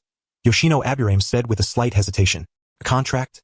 Kato-dan, who was acquainted with Tsunade and apparently on good terms with her, though they had yet to fully breach that boundary, thought to himself. Tsunade was the direct granddaughter of Granny Mito. That relationship was family through and through. If those two ever dared to oppose each other, I'd have no choice but to crush them mercilessly. After a brief explanation, what was initially manageable became utterly overwhelming for Kato-dan. At the same time, he noticed that the way his disciple looked at him had shifted, becoming somewhat peculiar. Want me to show you? Aburame hesitated slightly, considering it was something in duplicate. Ahem, you sign your own contracts and we keep our relations as they are. I'll just pretend I know nothing about that. Kato-dan decisively stepped back, eyes flashing with a hint of danger as he regarded the person before him. Go find Siren, I'll call for Ryumi. Meet at the usual place later. Seeing that Yoshino Aburame seemed to have more to say, he immediately cut off his train of thought. Some matters are better left unknown. Sometimes, not knowing at all is best. What Yoshino Aburame had obtained far exceeded Kato-dan's expectations. By signing that contract, he was already half a disciple of the Uzumaki and Mito lineage. Only Aburame himself was probably unaware of the deeper implications involved. Understood. Yoshino Aburame scratched his head, staring blankly at the rapidly disappearing Kato Dan, feeling as if he had forgotten something important. Half an hour later, by the lakeside, the four gathered together. Compared to the changes in Yoshino Aburame, the transformations in the other two were negligible, merely minor adjustments to their states. However, Siren, who had studied the Konoha-style willow technique, had barely caught up to the level of Ryumi's kama-shaped chakra mark. For Kato Dan, simply overseeing their training had yielded surprisingly effective results. Talent truly was invaluable. Hard work alone was simply insufficient. Watching the three before him, especially the rapid growth of Yoshino Aburame, Kato Dan silently lamented. Starting tomorrow, assemble here. I will be responsible for guiding your training for a week. After that, we must escort a batch of supplies to the border. You will accompany me, he stated simply. The three simultaneously looked up, faces filled with bewilderment. The border could erupt into conflict at any moment, and you want the three of us to go? Are you out of your mind? The first to voice his internal outrage was the carefree Ryumi, not yet ready to give up his comfortable life. Siren remained silent, simply gazing at Kato Dan with a look of exasperation. As for Aburame, expressionless throughout, his inner shock was profound enough to render him speechless. No wonder you died so young. Both incompetent and playful. Don't look at me like that. I'm taking you to the battlefield so you can get a feel for it and be properly looked after. Besides, the border is still far from erupting. Even if it does, you low-level ninjas won't be the first to charge. Kato Dan, having grasped their thoughts, explained calmly. He sighed faintly inwardly. The education of the will of fire was truly a failure. Only then did the 3's expressions improve somewhat. After some thought, they considered that going to the front lines to gain experience was not entirely unacceptable, so long as they weren't sent to fill the trenches. Yeah, right. Later on, they'll probably use a bunch of 10-year-olds as cannon fodder. If I hadn't watched anime, I might have actually believed that. Yoshino Aburame rolled his eyes. By the way, what scores did you get on your Will of Fire exams? Kato Dan finally asked, having previously paid little attention to this aspect but now realizing its potential significance. 100 points. Ryumi answered after some thought. 100 points. Hatake Siren was momentarily stunned but still replied. 100 points. Yoshino Aburame nodded, finding it far simpler than high school politics. If he were to handle it, it certainly would not involve any of those nonsense sacrifices or inheritance rituals. Upon hearing this, Kato Dan's expression began to unravel slightly. See you all tomorrow, he said, then vanished. The once serious trio watching Kato Dan's departure immediately brightened. Back at the base, Yoshino Aburame felt a headache brewing. His training methods differed from theirs. He certainly couldn't just unleash a ninjutsu tomorrow and have Kato Dan come over to teach him how to manipulate it. After a brief moment of pondering, he glanced at the sealing book in his hand and instantly conceived an idea. The next day, as the sun rose slowly, the three were already waiting by the pond. This place had unconsciously become their private training ground. However, the entirety of Konoha was surrounded by forests and ponds, so few cared much about this spot. Hatake Siren was practicing swordsmanship. Ryumi was running joyfully on the water's surface, honing his chakra control with precision. Only Yoshino Aburame sat quietly against a tree, leisurely reading the sealing scroll. All their actions were keenly observed by Kato Dan, who was inwardly moved and quietly created 3 shadow clones. Before long, Aburame rose swiftly upon seeing the figures before him, each accompanied by a Kato Dan clone. What do you want to learn? He glanced at the 3 insect clones reading scrolls nearby, internally cringing. Teaching over-talented individuals was not something he found easy. I want to learn the multi-shadow clone technique. Yoshino Aburame instinctively wanted to say, though only fantasizing inwardly. It was a forbidden-level jutsu, far beyond his current reach. I want to learn Konoha Taijutsu. I've already mastered the basic taijutsu and want to advance to a higher level. Ultimately, he chose something attainable. I see. That's simple enough. I have exactly that ready. Hearing Aburame's words, Kato Dan was somewhat surprised. He had assumed it would be something difficult to acquire, yet the response was otherwise. These were acceptable and attainable skills, even semi-public in nature. However, Konoha Taijutsu was reserved for Chunin-level shinobi. He felt he was simply providing early instruction, which was not a big issue. From another perspective, with Yoshino Aburame's current abilities, passing the Chunin exam would be a matter of minutes if he chose to attempt it. However, once becoming a Chunin, there would be no more teachers to instruct him. Then let us find a quiet place. Follow my lead in training. Alright, Yoshino Aburame nodded, still practicing the beginner-level Uchiha Taijutsu, which should suffice for the time being in terms of physical enhancement. Half an hour later, Yoshino Aburame began practicing the first set of Konoha-style ninja taijutsu, initially awkward and unsteady. After mastering it, his movements became far more precise. Nearby, Kato-dan waited silently. After 100 repetitions, he observed Yoshino Aburame's progress, noting a leap from novice to the level of a genin. Then he realized he had little left to teach.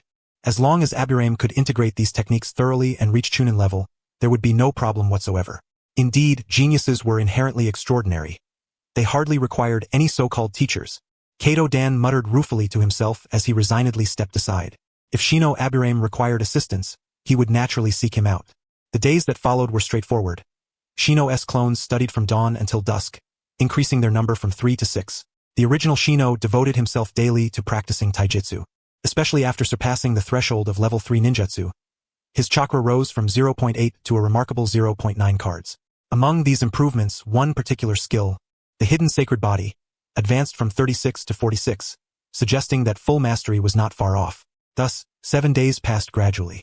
With the precise guidance of their teacher and the subsequent training directions, Qinglan and Lingmei's progress became visibly evident. In the morning, the group finished a simple bowl of ramen and waited at the village entrance. The three had gained much, and the next step was to synthesize the knowledge imparted by Kato-dan and further advance. A large gathering of ninja had already assembled at the village gate, accompanied by dozens of supply wagons transporting recent weaponry and other provisions. Regular food supplies were mobilized from various towns and would not be transported from Konoha. It seems our teacher is the third most important figure responsible for this mission. Lingmei approached the two with sparkling eyes, her face alight with excitement. Then who is the first? Qinglan instinctively asked, glancing towards the front of the formation. The Hokage is currently stationed at the front lines. This time, it's the Hokage's disciple, Lord Orochimaru, who is in charge, but he hasn't arrived yet.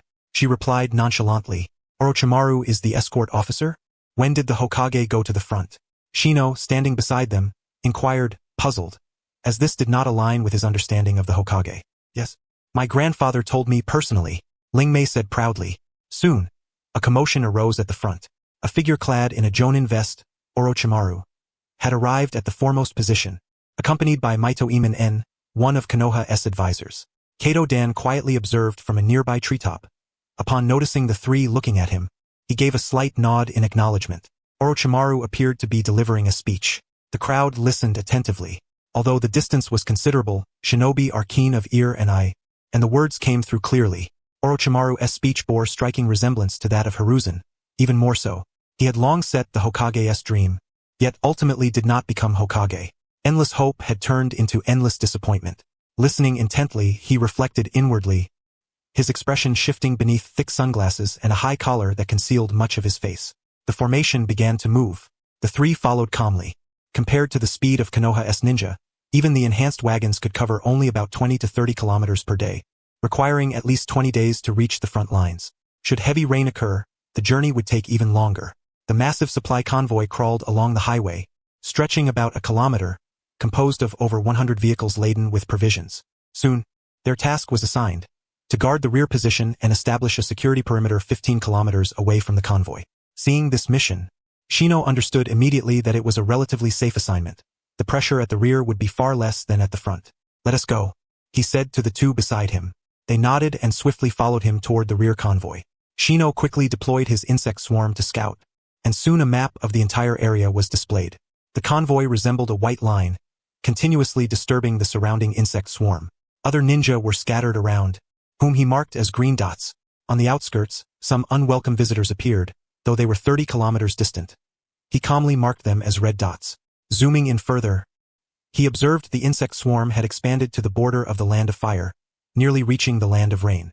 However, the expansion there was slow, and many of the insects were currently engaged in battle. Seeing that the swarm had done all it could, Shino did not urge it further.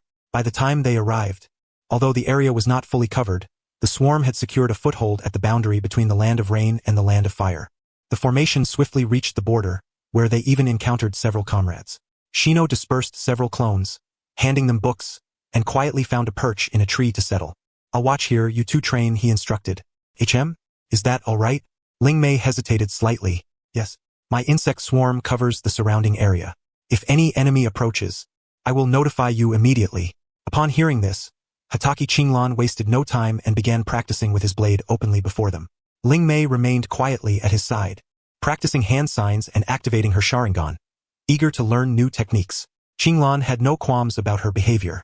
Learning more did not necessarily mean mastering it. His swordsmanship was nothing extraordinary, merely conventional. The Konoha-style willow technique required mental impact. Once teammates mastered it, it could be used as a life-saving move. As long as it was not actively disseminated outside, there would be no problems. Copyrights existed in the world of Naruto as well, but they were comparatively lax. However, directly using signature ninjutsu could easily draw scrutiny, for example the Great Fireball technique, which was almost exclusively used by members of the Uchiha clan. Qinglan trusted Ling Mei. Shino, meanwhile, continued practicing taijutsu diligently and experimented with several ninjutsu, eager to elevate all his techniques to level 3 swiftly. Particularly, hidden ninjutsu played a crucial role in survival. Finally, there was the special passive skill of chakra nature transformation, an ability that appeared automatically after performing several fire-style ninjutsu. This passive skill was akin to a forced disregard effect. The three techniques, chakra nature transformation level 2, 3,751,000, Phoenix Fire Technique Level 2, 1,401,000, and Great Fireball Technique Level 2, 1,351,000, emerged simultaneously and were interconnected. Shino knew well that his chakra nature was Earth, a typical single-nature ninja. After attempting to learn fire-style ninjutsu, he discovered he could use them, which triggered this passive skill. Therefore, using ninjutsu from other elements increased skill points in this passive ability. He now possessed ample skills but lacked sufficient chakra. All his knowledge resided within the books. Once he completed learning everything this time, upon returning to Konoha, he could take action against the Shadow Seal. The three spent a leisurely yet fulfilling day together. Late into the night, a team of ninja arrived, conducted a brief check, and the guard shift was officially completed. The next morning, the three awoke upon the supply wagon and conscientiously replaced the night watch. As he prepared to continue training, the red dots that had been roaming the border region began to converge toward the flank. Let us hold off on training for now. Several intruders are approaching. The vigilant voice of Shino Aburame instantly put the two on high alert as they swiftly moved to his side. Are they coming toward us? Ryumi asked, her face etched with anxiety. No, they're heading north of the convoy, about 35 kilometers away. It's likely they intend to strike the right flank of the convoy. Shino Aburame responded promptly. Upon hearing this, the two who had been preparing for battle were momentarily stunned. Wait, what's your detection range? Siren immediately sensed something amiss. Detecting them from over 30 kilometers away meant Shino Aburame had been aware of their presence well in advance. It's 50 kilometers, Shino Aburame said calmly. Impressive. That's far beyond the Byakugan's reach. Ryumi exclaimed in surprise. So this is the perimeter you mentioned? Aoki Siren, upon hearing this, was rendered speechless. Well, it's partly because I have a large number of insects covering the area here. If I were to venture beyond the range of my insects, the situation would be quite different, Shino Aburame explained thoughtfully. Ryumi asked, should we notify the others? No need, I think. Let us observe their situation. But we must stay prepared. If things escalate over there, we'll intervene, Shino Aburame replied. Understood. The two quickly composed themselves and silently waited.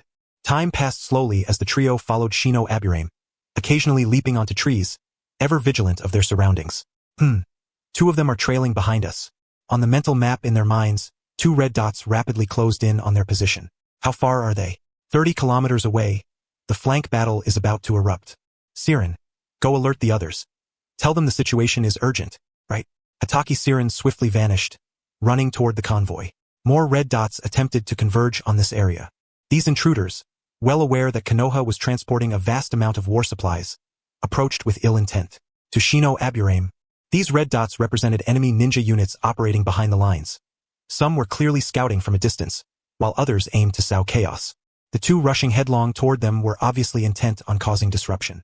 The flank skirmish was just resolved when, half an hour later, Hatake Siren arrived with Kato Dan, 2 Jonin and 6 Chunin.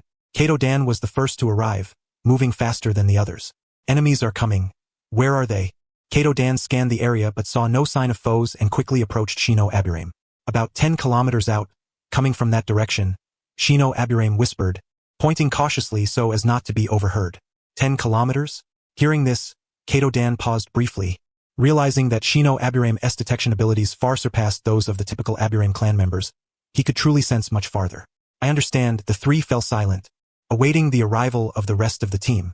Hatake Siren and the Jonin arrived swiftly, seeing no one and instinctively about to inquire, but Kato Dan halted them with a glance. He moved beside the two Jonin and quickly issued orders. The Jonin and Chunin dispersed rapidly, forming a simple pocket encirclement directed toward the path of the two red dots. Shino Aburame and the others were assigned to the rearmost position, covering the last gap, with Kato Dan acting as the ultimate safeguard. After a while, to the astonishment of the gathered ninjas, two ninjas clad in gray vests arrived swiftly at the location. Just as they prepared to advance, two Konoha Jonin launched the first attack. Water release, water wall formation. A wall of water blocked their path, while the Jonin wielding a blade cut off their retreat. Trouble. We've been ambushed by Konoha. One of the ninjas looked around at the encircling figures, his face draining of color. Soon, 6 Chunin joined the fray. With Kato Dan's spiritual technique unleashed, the two unidentified ninjas were swiftly dispatched. Lord Dan, your detection skills have improved remarkably, the two Jonin praised. Can you confirm where these intruders are from? Kato Dan, ignoring the compliments, quickly scanned the area and inquired, but they're just pests. Why bother with their origin? One of the Jonin said lightly, we can't confirm. Both Jonin shook their heads, indicating their inability to identify the source. Forget it. Don't spread word of this ambush. Mark it as top secret, Kato Dan ordered the surrounding ninjas. Yes, sir. The others nodded. As an elite Jonin, Kato Dan held the authority to encrypt information. Should news leak, everyone here would face severe scrutiny. This was, of course, to protect Shino Aburame. His disciple's terrifying detection abilities had nearly doubled that of the Byakugan. He roughly calculated the timing, considering his own speed and Hatake Siren's, concluding that Shino Aburame could detect at least 40 kilometers away. Such reconnaissance prowess was beyond the reach of ordinary Aburame clan members. No other ninjas are coming. Return to the convoy. The three of you continue to maintain vigilance. Feigning urgency, he activated the spiritual technique, a pure energy swirling around him as he headed back. Yes. The others quickly hoisted the bodies onto their backs and hurried after the convoy. 3 days later, two more ninjas of unknown origin were again swiftly defeated before even nearing the rear of the convoy. Kato Dan silently credited himself with the victory. To prevent other Jonin from suspecting anything, he had deliberately changed personnel for this mission. The other ninjas felt nothing unusual, but Orochimaru, who had been leading the convoy, sensed that Kato Dan's detection skills were becoming excessively strong, heightening his interest in the spiritual technique. However, recalling that it was a special secret art that severely weakened the body, he chose to keep his thoughts to himself. After 2 waves of attacks were silently eliminated, the ninja squads in the rear suddenly realized they seemed utterly forgotten. No other attackers came from this direction. All assaults had been from the front and flanks. Moreover, the intruders struck swiftly to harass and then retreated, leaving the rear areas nearly safe. The three were pleased with this respite. None wished to engage in battle unnecessarily. The flank zone had already claimed a few lower-ranked ninjas due to the attackers' ferocity. 10 days passed in the blink of an eye. Phew! Finally, I've entered the realm. A clone, having just finished reading a sealing manual, had completed the entire knowledge of the 4-symbol seal. The 4-symbol seal had long reached 95% proficiency but had never fully formed, as if stuck. Helpless, he had been relentlessly studying. Aside from the 4-symbol seal, the 8-trigram seal was similarly stalled at 97%. Now, having completed a large volume of texts, he finally earned the ticket to mastery of the 4-symbol seal. 4-symbol seal. Level 1-0-1-0-0. A wealth of knowledge and memories instantly crystallized in his mind. He had thoroughly mastered the technique and could wield it skillfully. Countless memories and knowledge intertwined, enabling him to effortlessly perform this ninjutsu. Yet, upon seeing the casting condition, he fell silent. Must be released upon a single target. Otherwise, it cannot be triggered. Where on earth was I supposed to find demons and monsters to seal? Feeling utterly powerless, he muttered a frustrated complaint and carelessly tossed the sealing technique aside. He then proceeded to the next phase of his studies. The concept of the 8-trigram seal was essentially an advanced iteration of the 4-symbol seal, essentially an overlapping of seals. However, it demanded a far greater breadth of knowledge, though mastering it would make learning other sealing techniques considerably easier later on. After all, the vast majority of sealing ninjutsu evolved from the foundation of the 4-symbol seal. After a day, he attempted to cast the 4-symbol seal on a maternal insect, but although the seal formation activated, the target was too feeble to be properly designated. His level and proficiency stubbornly remained stuck at first level, 0100, which gave him a splitting headache. Instinctively, he glanced at his teammates, but it was clear he couldn't bring himself to act. Apparently, this technique required a ninja as the target. It was likely ineffective against non-ninjas. With a sigh of resignation, He stared blankly at the 4-symbol seal before him. Surrounding the maternal insect were the black patterns of the 4-symbol seal, and the chakra runes from the earlier casting were still flowing atop them. This scene suddenly sparked an epiphany within him. Half an hour later, he began to control the insect before him, experimenting with an idea. What if the insect served as a chakra linkage point? As these thoughts raced through his mind, Shino Aburame began to deliberate. Meanwhile, 3 unknown ninjas, stationed some 25 miles away, drifted into his line of sight. Centered on the maternal insect, the surrounding insects arranged themselves according to the 4-symbol seal formation. Positioned some 31 miles away, Shino utilized each maternal insect as a node for his consciousness connection. Like a Wi-Fi network, he linked himself to the distant insect swarm through a chakra-based internet. One maternal insect was transported beneath the trio of resting ninjas, and the parasitic insects began to gather incessantly. The resting ninjas regarded the sudden appearance of the insects as a natural biological occurrence, glancing briefly before resuming their rest. The assembled insects slowly dispersed in the pattern of the 4-symbol seal. Shino's remote manipulation proved immensely taxing, draining his mental energy considerably. Fortunately, the maternal insects possessed a modicum of intelligence, albeit quite pitiably low. An imperfectly formed 4-symbol seal gradually took shape, and the next step was to channel electricity. The chakra within the maternal insect instantly dissipated, and from that spot, a vast quantity of black patterns began to emanate. Something was amiss. At the very instant chakra was activated beneath them, a Jonin sensed the anomaly. He leapt away swiftly, followed by a Chunin who also managed to evade. Only one Chunin was caught unprepared and was yanked slightly by the 4-symbol seal. In an instant, he felt all his strength vanish, his body slipping entirely beyond his control. It was as if he had been repeatedly struck by an invisible force and then blacked out, crashing into a tree and tumbling down. Ah, my chakra is gone. He collapsed in a daze, writhing in agony and crying out in pain. The 2 others exchanged glances, while the insects, led by the maternal insect, rapidly fled from the sealing site. Those insects, fire release, small fireball jutsu. The Jonin quickly reacted, unleashing a ninjutsu attack against the insects. A fireball shot toward them, incinerating the maternal insect halfway underground into a charred husk. The ninja who lost his chakra sensed numbness creeping into his legs and was gripped by lingering dread. Though his chakra slowly began to recover, the sensation of weakness endured, requiring ample time to fully regain strength. Captain, take him with you. Let us leave here. He weakly called toward the team leader above. Without hesitation, the Jonin leading the squad swiftly withdrew northward with the 2 injured comrades. Understood. The departure of the group left Shino with a pang of regret. Sealing chakra, it felt akin to a form of magic suppression. Although it differed slightly from his initial concept, the effect was achieved. This sealing technique inherently targeted chakra, so producing a magic nullifying effect was to be expected. The 4-symbol seal on his display panel had indeed been triggered, shifting from 0100 to 1100. This method was intriguing. Witnessing his Operation's success, a peculiar sensation stirred within him. Daytime was undoubtedly unsuitable. Tonight, he would make his move. With this resolve, Shino Aburame for once wished the sun would set a little faster. After practicing dozens of Konoha-style ninja body techniques, he felt considerably more at ease. The earlier discomfort caused by the severe mental energy drain had finally subsided. As night gradually descended, Shino sensed that his moment to hunt had arrived. Soon enough, the relief shift arrived, and the trio returned to the convoy. The atmosphere aboard the convoy was noticeably subdued compared to before. After all, they had been on the road for 11 days, and intermittent petty harassment had left the transport team utterly exhausted. Most of those transporting supplies were ordinary folk and genin, followed by jonin guards. The genin handled most of the time-consuming tasks, and casualties had predominantly been among the genin, with chunin fatalities rare due to their greater resistance. This was also why Kato Dan had dared to bring the 3 along.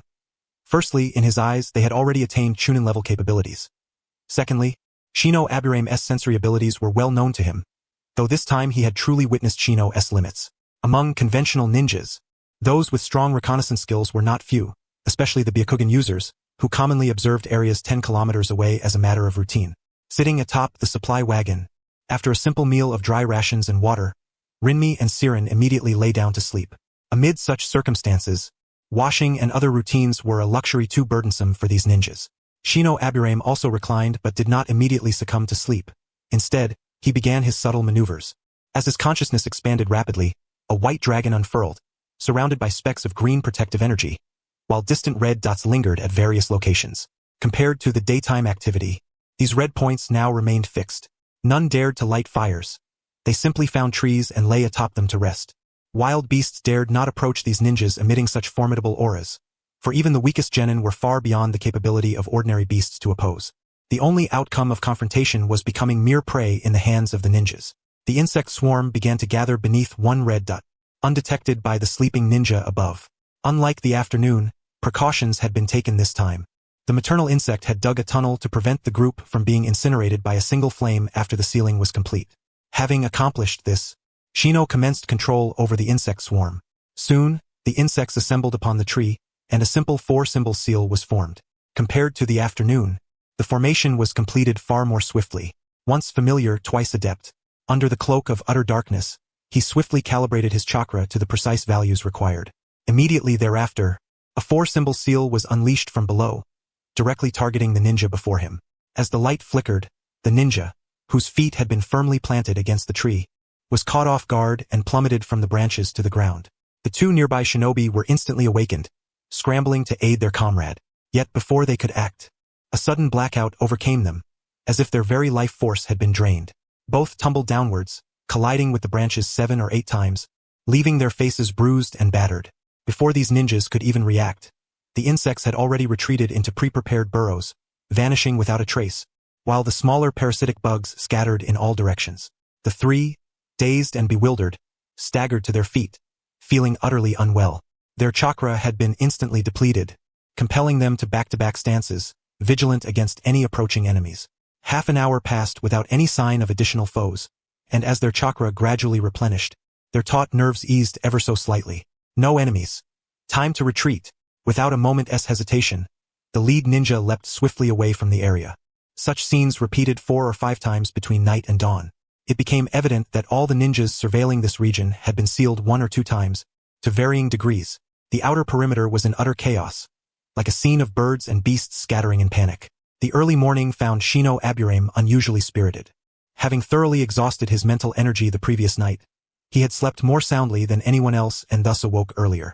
Before the others stirred, he launched a strike so sudden that even the jonin did not react in time. After all, it takes a moment from awareness to full alertness, and these insects bore no murderous intent. They merely arranged their formation. That day, after completing his ninjutsu practice and returning to rest, the group had withdrawn to a point over 30 miles away. Slightly conflicted, Shino Aburame resumed his relentless harassment of the marked ninjas without a shred of empathy. To advance to the second rank, one must afflict 100 victims. To reach the third, 1,000 must suffer. This was but the beginning. However, the farther the distance, the more energy it seemed to consume, leaving less stamina available. Whereas before he could perform the technique a dozen times a night, now only 7 or 8 were possible. Yet there was a silver lining. Night raids ceased altogether after yesterday. The ensuing days were simpler. Every morning Shino would dispatch a few nearby shinobi.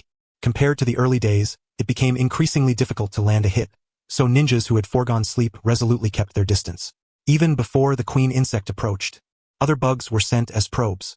If the target reacted, the 4-symbol seal would not be deployed. If not, the queen insect would immediately emerge from underground, cheerfully constructing the sealing formation beside him. Those caught in the seal would be struck by the 4-symbol seal before even initiating action. Newly arrived ninjas, once afflicted, fled faster than anyone else. As for the surrounding squads ordered to remain, someone was perpetually on edge through the long nights. Originally intended as night raids to trouble Konoha, these attacks had become a source of self-inflicted misery, for the insects appeared from unpredictable directions, as if the entire Konoha forest teemed with them. In the final days, the chaotic ninjas could no longer endure and silently withdrew from the area. Moreover, with supplies drawing ever closer to the main camp, further harassment yielded no tangible gain. Interestingly, Orochimaru and Mito Munin, who maintained constant vigilance, observed that the closer they approached the main camp, the fewer disturbances occurred, making the journey remarkably uneventful. 5 days later, the caravan arrived in grand procession at the front line, where a large encampment had been established. Nearby, a river flowed gently, providing the water source for the surrounding ninjas. Finally here, been exhausting for nearly a month. Ling Mei shook her hair beside him. Shino Aburame inhaled deeply. As a southerner, he found the prolonged lack of bathing intolerable, and refraining from complaint was already an effort to adapt. Normally, small convoys arrived regularly with supplies, and when near towns, they would venture together to wash up. Only the higher ranks had tents equipped for personal hygiene, while the lower ranks relied on passing towns as rest points, reaching designated locations under strict supervision. Straying from the group risked accusations of espionage or even execution. Now, having at last reached the main camp, the trio's sole desire was to freshen themselves thoroughly. Naturally, they were among the last to arrive. The makeshift washing station by the river was already occupied, so they settled in to wait. While waiting, Kato-dan approached them. Tired? Huh? His face bore a sunny smile, ever consistent, though dirtier than before departure. Not tired. The three replied in unison. This is like a picnic. How tiring can it be? Kato-dan even taught them a few techniques along the way, making the journey fulfilling. Besides, though they were ostensibly free to move about, a jonin would pass by shortly, and Shino Aburame, serving as scout, observed everything clearly. Clean yourselves up. I'll take you to meet someone soon. Judging by their appearance, he had intended to bring them straight away but decided it better to let them rest a while. Yes. They all nodded in unison. Twilight was approaching, and darkness was not far off. As night fell, torches were lit around the vicinity.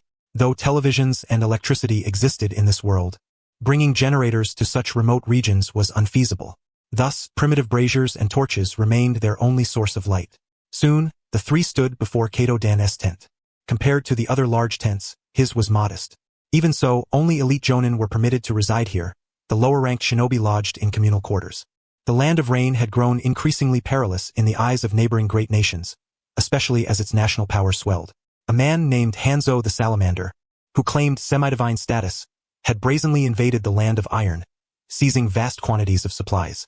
Now, provocations against the Land of Wind had begun, leading many to consider the Land of Rain mad. Teacher, are you here? Ling Mei spoke first outside the tent. Come in. Kato-dan called from within, engaged in casual conversation. Soon, the three entered in bewilderment. Upon opening the tent flap, Shino Aburame was met with Orochimaru's serpentine visage. Beside him stood the white-haired Jiraiya, along with Kato-dan and Tsunade. The Land of Wind and the Land of Rain had erupted into full-scale conflict, with the Land of Wind acting under the banner of peacekeeping. The Rain Ninja, having developed only in recent years, dared to provoke the Land of Wind. Disregarding the newcomer, Jiraiya voiced his grievances with a sour expression. These two countries have been skirmishing along their border for the past couple of years. This is merely the full-scale eruption of that ongoing tension. Tsunade, standing nearby, appeared indifferent, but when she caught sight of Shino Aburame entering, she visibly paused for a moment. At that moment, Dan Kato rose to his feet. These are my three disciples. I've brought them here for you all to meet. Should they require assistance, I ask you to lend them a hand. For my sake, Dan Kato said with a beaming smile.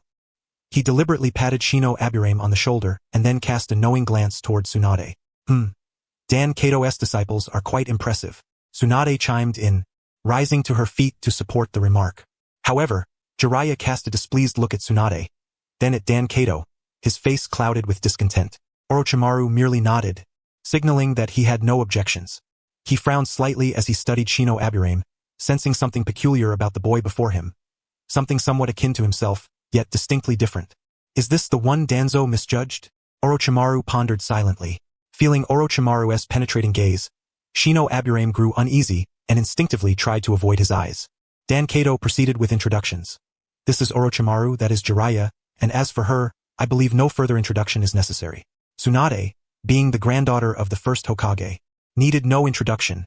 Everyone in Konoha knew her well. In response, the three uttered a greeting in unison before falling silent. All right, you three may go about your business. There are still matters here that require my attention.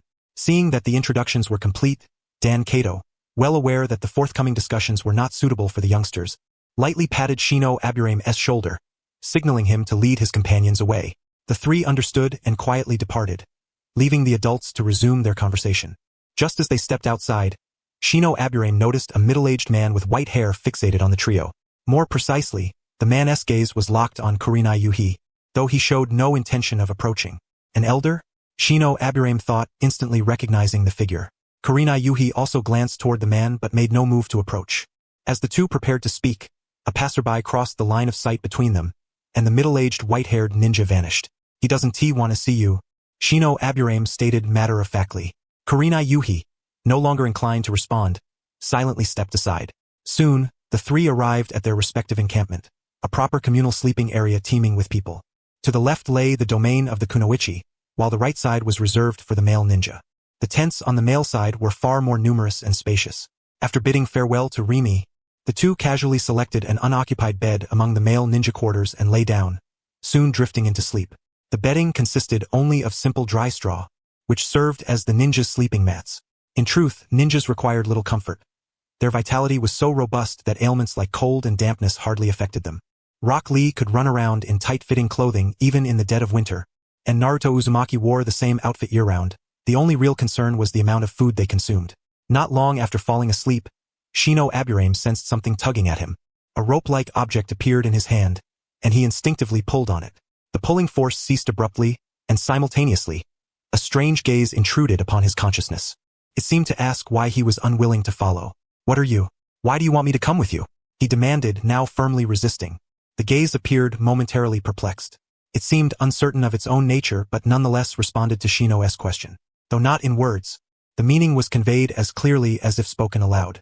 To meet the Shinigami? Do all members of the Uzumaki clan have to meet him? Upon grasping the implication, he exploded in anger. "I don't want to meet your Shinigami. I am not of the Uzumaki clan." He shook his head vehemently, refusing to take a single step toward the presence before him.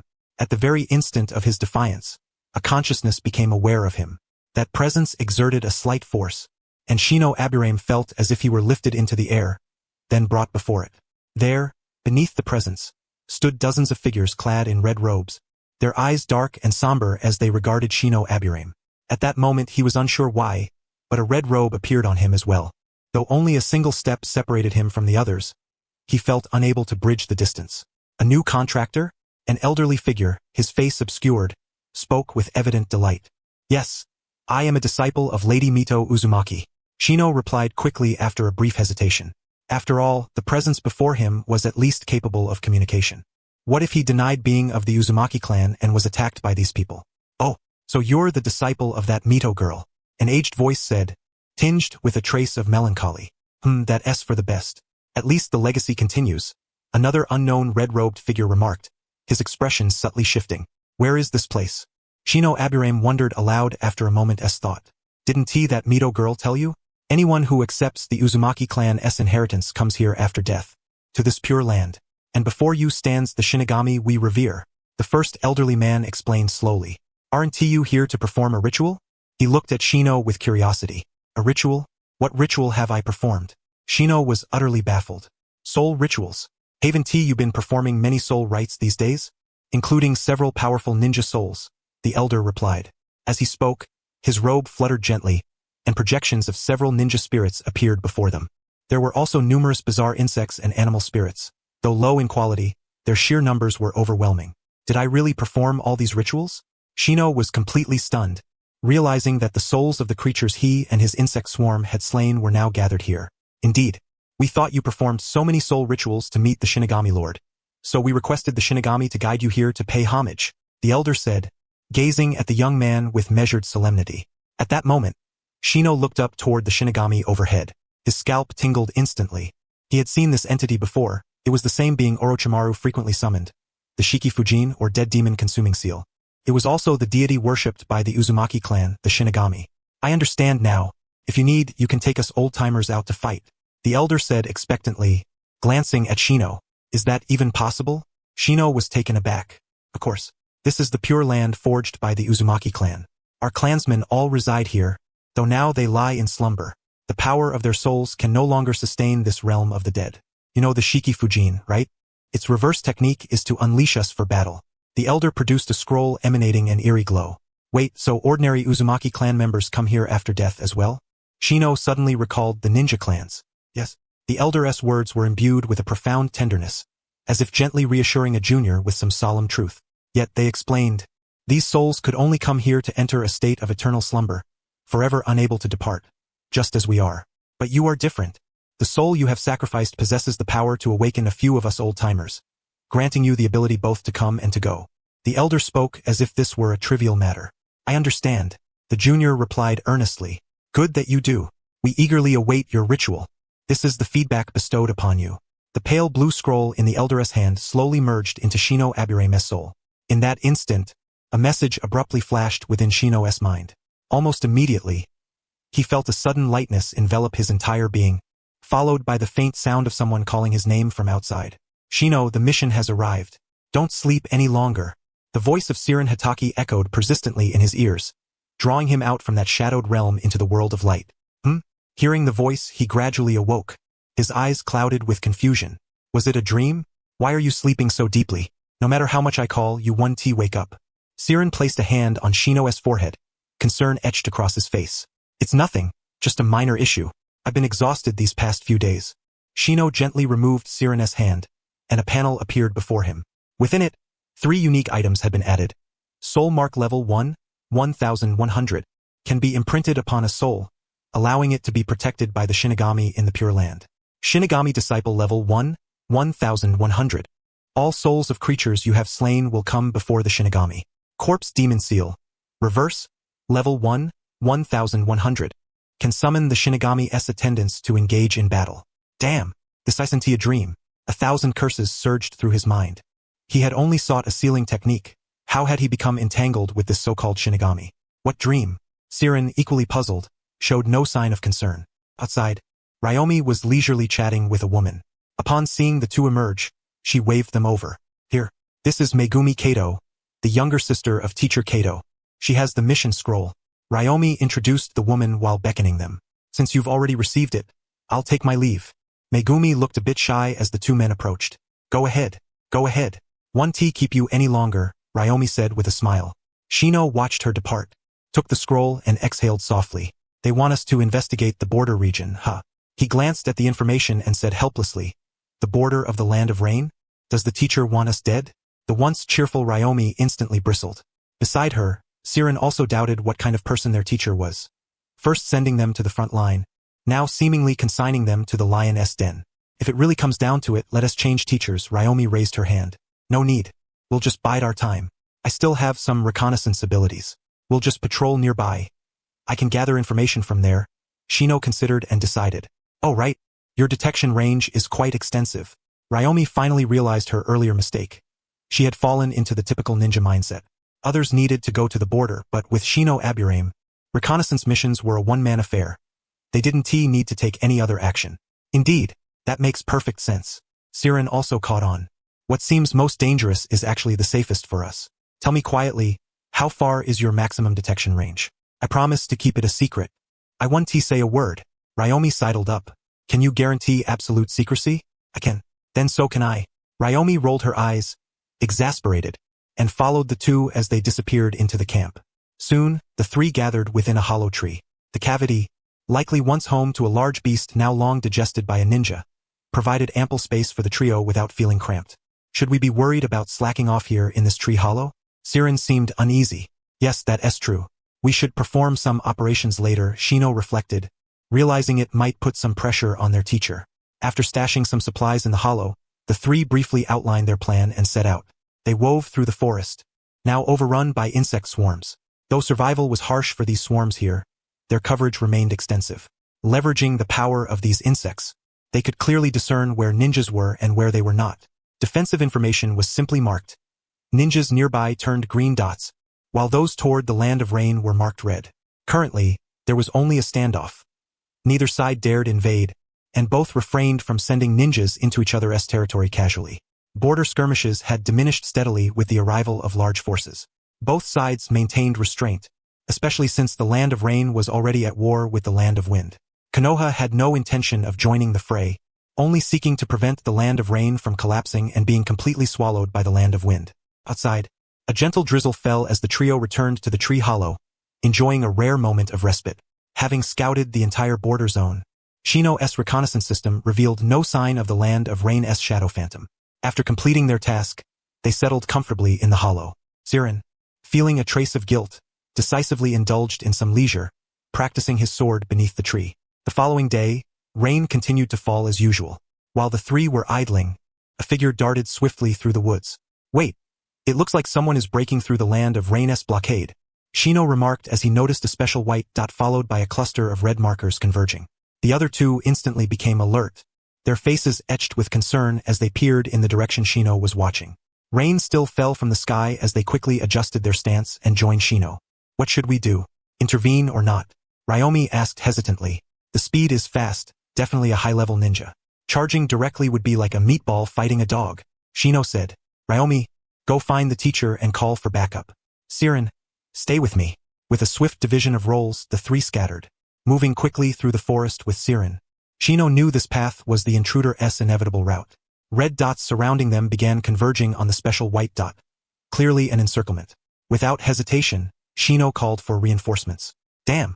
He'd taken a wrong turn. Watching the direction of the dot and the encirclement, if the intruder ran that way, he would surely be trapped. Resolute, Shino launched the first signal flare in the correct direction. The flare soared swiftly into the sky. The figure froze momentarily upon seeing it, then decisively changed course toward the flare. The ninjas of the Land of Rain also spotted the flare, mistaking it for Konoha's reinforcements. Without hesitation, they too dashed fiercely toward its glow. Observing the situation, Shino promptly launched another signal flare. Gazing upon the newly ignited signal flare, the man in full sprint was bewildered. What was unfolding before him? Should he veer left or right?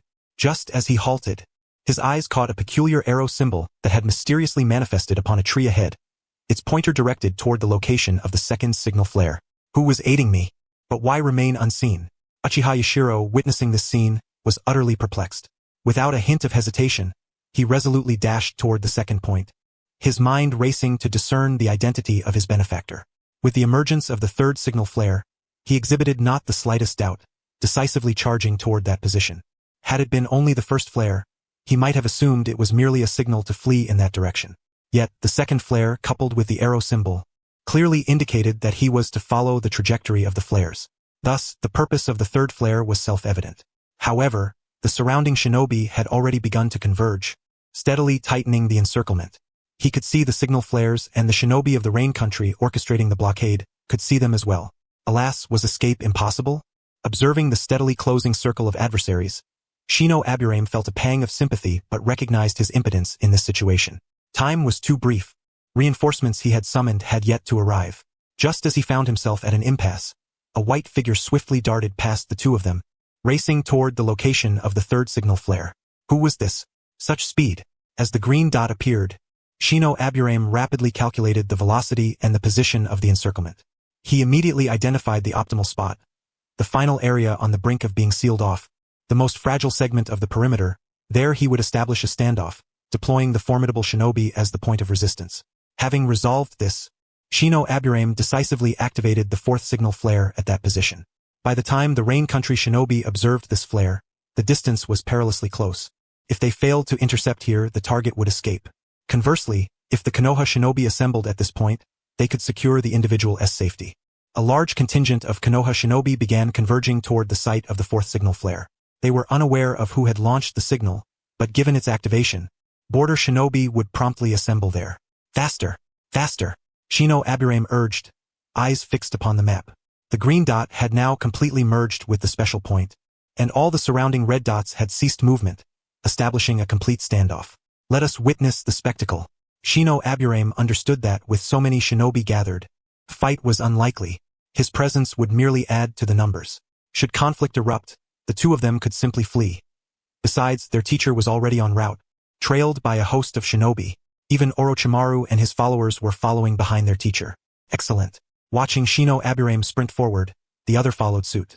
At the border, with the final pocket formation consolidated, the figure arrived at the buffer zone. Surveying the surrounding shinobi, he came to a halt. Clad in a vest, the Konoha Jonin of the Uchiha clan bore fresh wounds. Blood streamed down his body, one eye obscured by crimson. Before him stood two Rain shinobi, positioned at the forefront. Could escape truly be impossible? His gaze fixed upon the signal flare a mere step away. Utterly exhausted, despair consumed his heart. At that moment, a silhouette emerged nearby, halting the shinobi who was about to charge forward. As he regained his senses, a white-haired shinobi had silently positioned himself before him. The two shinobi blocking the path had no inkling when this man had appeared. Lord Whitefang. Uchiha Yashiro's face was etched with disbelief. Lord Whitefang had come to his aid. Follow me. Let us move at once. Let us see who dares to stand in my way. Hatake Sakumo spoke calmly, his expression cold as ice. The two shinobi exchanged glances, recognizing they could no longer hold their ground, and promptly dispersed. Yes, Lord Whitefang. Watching Whitefang take off at a run, Uchiha Yashiro wasted no time, sprinting alongside.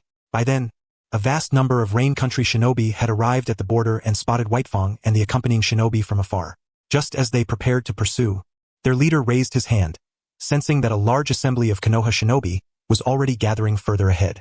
The rain shinobi halted abruptly, their faces marked with confusion as they looked to their leader. As they sought answers, a multitude of figures appeared in the distance. Salamander God Dazai, what brings you to the border at such leisure? Orochimaru's cold voice echoed nearby. Just taking a stroll, enjoying the scenery. Merely passing through, Dazai replied with unruffled composure. Oh, it seems we have disturbed your refined tastes. We are also merely passing by. Orochimaru responded equally composed, his face betraying no emotion. Perhaps fate will bring us together again, Dazai remarked. Observing the growing number of Konoha shinobi, Dazai understood that pressing further would yield no advantage. Moreover, the Rain Country's forces here were pitifully sparse. Their role was to seal off the border and, upon a Konoha incursion, swiftly withdraw from the area. He immediately led his team away from the buffer zone. Letting them leave just like that? Nearby, Mizudaman Hanu voiced his dissatisfaction. To him, this was a prime opportunity for conflict. Moreover, the Rain Country was considered ripe for conquest by Konoha. They were already at war with the Wind Country. Small nations opposing great powers was a death sentence in his eyes. Their objective was to seize as much Rain Country territory as possible swiftly, not to watch its living forces escape. Then perhaps the advisor could order my teacher to launch a direct assault on the Rain Country. Mizudaman Hanu proposed. Orochimaru merely cast him a glance and said no more, effectively silencing him. From afar, Shino Aburame watched this unfold, a smile gracing his lips. Ryomi had, at some point, joined the two, standing with them atop a tree, observing the spectacle. No fight will break out. Even if it did, it would be a crushing victory. The opposing numbers are pitifully few, she analyzed, albeit belatedly. Let us go. Back to the hideout. Shino Aburame stretched lazily beside her. In the distance, the retreat had begun. When Kato Dan passed by, they did not even spare him a glance. To Orochimaru's group, 3 genin were hardly worth notice. Such figures were everywhere. As one privy to the situation, Kato Dan restrained his urge to look back, intent on protecting the trio. He saw them but pretended not to. Alright. Hatake Siren's enthusiasm was muted, seemingly subdued further after seeing Hatake Tsukumo. He was quieter than before. The 3 pretended to survey the surroundings, then returned to a spot not far from the camp to resume fishing. Meanwhile, at other locations, a few more signal flares were discreetly replenished, for these were still necessary. Preparations could not be neglected. Time passed unhurriedly. Night was soon to fall. Just as the 3 prepared to rest, a figure appeared 5 kilometers from Shino Aburame's position, steadily making his way in a direction unmistakably toward the trio's location. Members of your clan have come seeking you. Sensing the presence of that figure, Shino Aburame gently tapped the shoulder of Kaido Hatake, who had already fallen into a deep slumber beside him. My clan-s? Upon hearing Shino's words, Kaido sprang to his feet instantly. Nearby, Rimi cast a disgruntled glance at the two, displeased with their late-night chatter. Yes, your clan-s. The white-haired jonin you've been watching so intently earlier, Shino Aburame swiftly explained, eyes fixed on the specially marked point steadily drawing nearer. As for who it was, he already knew, considering the speed displayed during the day and the overwhelming aura. By the age of 7, White Fang had been promoted to Chunin, reached Jonin at 13, and participated in the First Great Ninja War. During the Second Great Ninja War, he became a legendary figure renowned throughout the ninja world. Though this was not yet the peak of Konoha's White Fang, he was a high-ranking official of the Rain Country and thus certainly recognized. When Konoha and the Wind Country finally went to war in the 37th year of Konoha's era, that was when the name of Konoha's White Fang truly echoed throughout the ninja world. If a Jonin failed to recognize a formidable adversary from a hostile faction, especially one as infamous as this, he would have been long dead. Such knowledge was fundamental intelligence. Steady him. Don't sell me out, Shino commanded. Understood. Kaido made a hand gesture and slowly stepped outside. Shino Aburame had no desire to face that individual. In his eyes, Konoha's White Fang was also dangerous. It was best for these people to keep their distance whenever possible. They would lend a hand only when absolutely necessary, rather than risk being dragged down by that scoundrel Danzo. Perhaps he might not fear him in the future, but for now he was vulnerable. Moreover, this man was a staunch loyalist of the third Hokage. One careless misstep and he could be completely sold out, which would be far from amusing. Kaido returned swiftly, his face alight with excitement. How was it? Rimi asked curiously, gently tapping him on the side. My uncle approved of me. After a moment's thought, he replied. I envy you having an uncle who is a Jonin. Shino Aburame sighed, his face brimming with envy. You should envy me. I have a whole bunch. This sparked Rimi's discontent, her competitive spirit fully ignited. You're different. What's the difference? Rimi protested. Ahem. It's hard to say. It's just different. The three took turns keeping watch as time slowly passed. To be safe, Shino Aburame had placed a female insect near him. If a large number of red dots appeared around, it would awaken him immediately. With the arrival of dawn, the entire area fell silent once more. Only Kaido Hatake, who was practicing with a blade, and Shino Aburame, continuously performing ninjutsu, remained active. Naturally, Rimi was also present, half distractedly practicing hand seals while idly passing the time. Thus, 3 days slipped by. After spending a week stationed outside, the trio finally rotated out and returned to camp. At this moment, the camp burst into activity, leaving the three bewildered. Rimi spotted a familiar figure and immediately approached to grab her arm. Megumi Kato, what is going on here? Recently, part of our forces are being redeployed to the north. The Hokage said that the Land of Lightning and the Land of Rain have reached an agreement to dispatch 3,000 ninja to be stationed in the Land of Iron. This matter has been fully disclosed, Megumi explained, glancing at their expressions, which seemed unmoved, and shrugged helplessly. So, are we being sent north? Kaido couldn't help but ask. Wait for your orders. Our squad has already been deployed ahead. We probably won't be back for a while. Megumi shook her head, indicating she did not know more. Watching Megumi depart, the three were at a loss for words, sensing that a great conflict might erupt in each area. Looks like we're going to be busy for some time, Rimi remarked. With half the personnel sent north, the previously ample ninja defenses would now have to operate at full capacity. Those around observed the three youngsters chatting idly here and found it somewhat odd. Currently, the jonin on the front lines were mostly older. There were very few children around 11 or 12 years old like them. Yet, as seasoned veterans of Konoha, they understood that any child of this age appearing here was surely no ordinary presence. Just as the three prepared to return, Shino Aburame spotted the one person he most wished to avoid standing in the distance. Danzo Shimura, accompanied by a group of Umbu, appeared at the camp's gate, hastening toward the central main tent. Quick, move, let us get going. I need to use the latrine, Shino exclaimed urgently. The other two exchanged baffled looks, wondering why he had suddenly become so frantic. In this manner, he led them deftly out of Danzo's line of sight and into the Jonin's resting tent. Upon entering, Shino immediately saw another person he least wished to encounter. Shinju. Shino Aburame, right? I'm Shinju. Pleasure to meet you. He seemed to have been waiting for some time. His eyes brightened slightly upon seeing Shino. Shino himself looked perplexed. I don't know you well at all. Why are you so familiar with me? In that instant, Shino felt a surge of caution within. Kaito nudged him and whispered that he knew this person well, the grandson of the first Hokage. Not recognizing him would be problematic. After all, they were both disciples of Katadan, so such intelligence should not be lacking. Why yeah, hi. Shino forced a smile. An awkward silence followed, prompting Rimi to sigh in resignation. Shinju, right? I'm Uchiha Rimi. Nice to meet you. What brings you here? Rimi's eyes sparkled. This seemed to be someone from her own generation, an important figure brought to the front lines. I came with Sister Tsunade. She said I should get some acclimation, and I'll return after a while, Shinju replied, his attention captured utterly by the warm-hearted young lady before him. He had been here a long time and rarely seen anyone his age. Usually, others would leave before he could approach. Well, of course I know them. By the way, I'll let you in on a secret. Those two are socially anxious. They don't like to talk much, so don't take it personally, she teased playfully, her eyes nearly crescent-shaped with laughter, stirring a flutter in Shinju's heart. No wonder. He suddenly understood why Shino ran away as soon as he approached, because of social anxiety. Having realized this, his eyes lit up, as if certain mysteries had just been solved. Shino gave a subtle glance to Kaito, who immediately caught on. We're a bit tired and need to rest.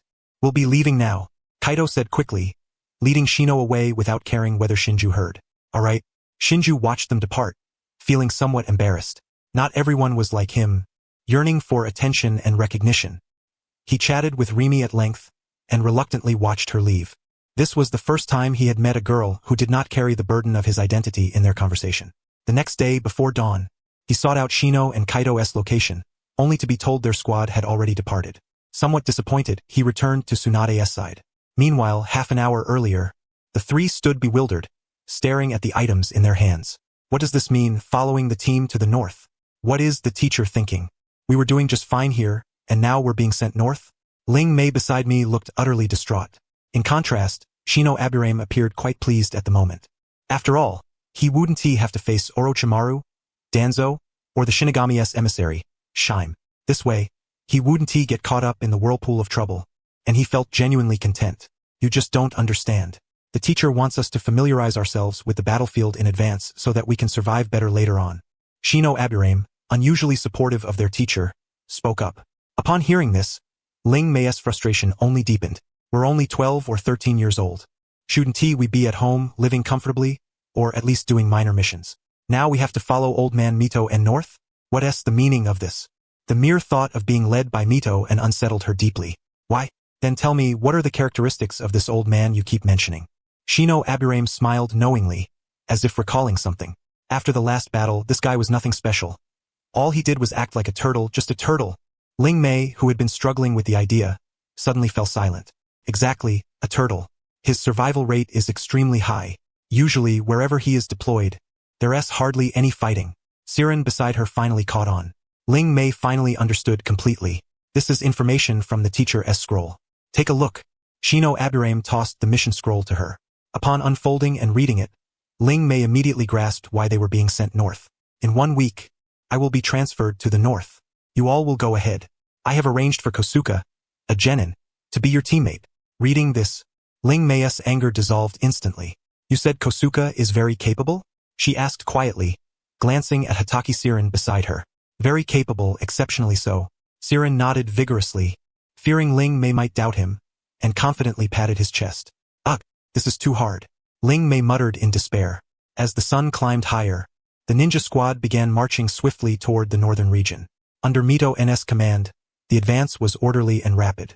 The 3-person squad silently followed, trailing about 7 or 8 kilometers behind. What about Kosuke? After walking so far, Siren asked Shino Aburame. That guy is causing trouble for the rats. Shino pointed toward a particular direction. In 30 seconds, you'll hear some noise. Half a minute later, a violent explosion erupted nearby. Despite being only about 9 miles from the front lines, a battle had broken out. What's that? Siren was momentarily stunned. Kosuke is clearing out the rats. Yes, very skilled. He took a deep breath and spoke briefly. Shino Aburame also inhaled deeply. Having such a comrade nearby truly instilled a sense of security. But with such a teammate risking his life, what Shino needed to do was swiftly move into the heart of the battlefield and seek protection beside Mito N. Instinctively, he thought of his token. In critical moments, it served as a pass to request refuge. I'll go with him, Siren declared, preparing to move forward. Why? To be a burden? You're just a true genin. How can you afford to be a liability to a genin of elite jonin caliber? Shino Aburame said disdainfully. Though harsh, his words silenced Siren, who had been eager to act. He fell silent and followed quietly alongside Shino. Seeing Siren's face darken, Shino Aburame considered and said, train diligently, improve your swordsmanship, strengthen yourself. That's what you should focus on at this stage. We still have plenty of room to grow. It's not yet time for life or death struggles to achieve advancement. Yeah, I agree. Going headlong into a fight with those guys is too risky. If I die, that would be such a waste. I like fighting, but I don't like courting death. Ling Mei chimed in. She yearned for battle but not for reckless sacrifice. The 3 quickly settled into a relaxed mode. As for Kosuke, who lingered at the rear and occasionally dispatched 1 or 2 enemy ninjas, even they felt a bit unsettled. Earth Release. Hidden Rock Technique. Level 3, 110,000. Earth Release. Earth Submersion Technique. Level 3, 110,000. Earth Release. Earth Reflection Fish Technique. Level 3, 110,000. With the final Earth Release ninjutsu elevated to Level 3, Shino Aburame felt considerably revitalized. Hidden Saint Body, 66. Hidden Body Activation 100. 6 hidden ninjutsu techniques reaching Level 3, enabling superior concealment from enemies, with 50% increased realism in transformation, 50% faster execution speed, and 80% chakra cost reduction for hidden ninjutsu. Observing these effects, Shino Aburame performed a simple shadow clone technique. Previously requiring 0.005 cards of chakra, it now only demanded 0.001 cards to produce a clone. This is excellent. Watching the result before him, he felt he had genuinely gained a trump card. Next, he planned to enhance his fire release ninjutsu and sealing techniques, thereby equipping himself with both offensive and defensive capabilities. The secret techniques of the insects and their enhancements must not be neglected either. The thought of endless tasks left him with no desire for rest. When the other 2 rested, he practiced. When they practiced, he practiced as well. At night, whenever scouts approached, he unleashed a 4-symbol sealing technique. This caused the already sparse number of scouts near the team to avoid approaching altogether under the combined efforts of the old and young calamities, Kosuke and himself. As the team advanced northward, Shino Aburame had to make adjustments. Most importantly, he began expanding the insect swarm throughout the entire northern region, albeit at a slower pace compared to the southern expansion. The further north they went, the less biodiversity there was, and the ecological pressures rapidly diminished. Moreover, as the team progressed, the swarm's numbers dwindled. At this rate, within no more than 10 to 15 days, he would face a shortage of insect swarm supplies. Man proposes, but heaven disposes. Despite extensive preparations, upon reaching the north, he would once again be left blind. At that point, even with chakra replenishment, problems would arise. Without enough insects to supply energy, restoring chakra as he had in the south would become exceedingly difficult. A profound sense of crisis enveloped him. After a brief reflection, sensing the insect swarm already occupying the central area of Konoha, he began to plan ahead. While the others trained, he quietly approached a small insect nest. This was a compact, comprehensive insect colony.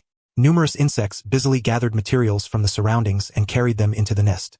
The queen insect handled basic reproduction and was truly the core of the entire swarm. Relying on herbivores as energy providers, these creatures waited at the base, where leaf cutters would cut fully matured leaves and bring them back to the nest to feed the herbivores. The herbivores rapidly converted the plants and grew swiftly. Within merely a few fleeting days, these herbivorous insects could transmute a substance akin to a nutrient-rich liquid, essentially the nourishment for the other insects, and it was a high-energy fluid to boot. The rest of the insect population relied upon this nutrient solution to rapidly metabolize energy, enabling them to engage in various other activities. This constituted a fundamental internal cycle of sustenance. Building upon this internal cycle, a corresponding system for the transport of organic fertilizer was established. Within the nest, excrement was carried away by dung beetle-like parasitic insects. Ultimately, through the efforts of diggers, this excrement was delivered beneath towering trees and vegetation, directly nourishing their growth and development. Meanwhile, the aerial transporters assumed responsibility for ferrying food and other provisions, once cut and gathered by the cutters, back to the vicinity of the nest, where they were deposited. As for the attackers and defenders, their simple but vital role was to safeguard the entire insect colony from destruction by rival insects. There were also parasitic insects akin to bees which had evolved in tandem with plant pollination. These two typically served as energy suppliers. Emulating the bee model, they would extract and refine abundant nectar, store it, and ultimately deliver it to the nest as food. This constituted the foundational ecological insect colony crafted by Shino Aburame. Though not flawless, it was sufficiently effective for its purpose. Surveying the entire insect colony map, Shino Aburame's gaze settled upon those groups that had amassed considerable supplies and energy. Perhaps it was time for a grand, sweeping migration. After much contemplation, she fixed her sights on the central region. The countless insects had been cultivated precisely to serve her. If they could not even perform this basic task, then what use were they? Having resolved her decision, Shino Aburame commenced her operation. First and foremost were the transporters, the linchpin of the migrating army. Yet they could not bear excessive loads, lest they be overwhelmed. Presently, each transporter could fly 10 kilometers daily before requiring resupply. To traverse the distance from the core to their current positions would take 60 days. However, there existed a method to circumvent this 60-day flight time, by expanding outward in increments of merely 10 kilometers at a time. By exhausting the resources of the core area and sequentially supporting adjacent insect colonies, the coverage area could be rapidly advanced. Like the growth rings of a tree, each wave would bolster the next, continuously pushing outward. This equated to a daily advance of 10 kilometers, contingent upon the core region's capacity to sustain multiple cycles. 3 cycles seemed implausible.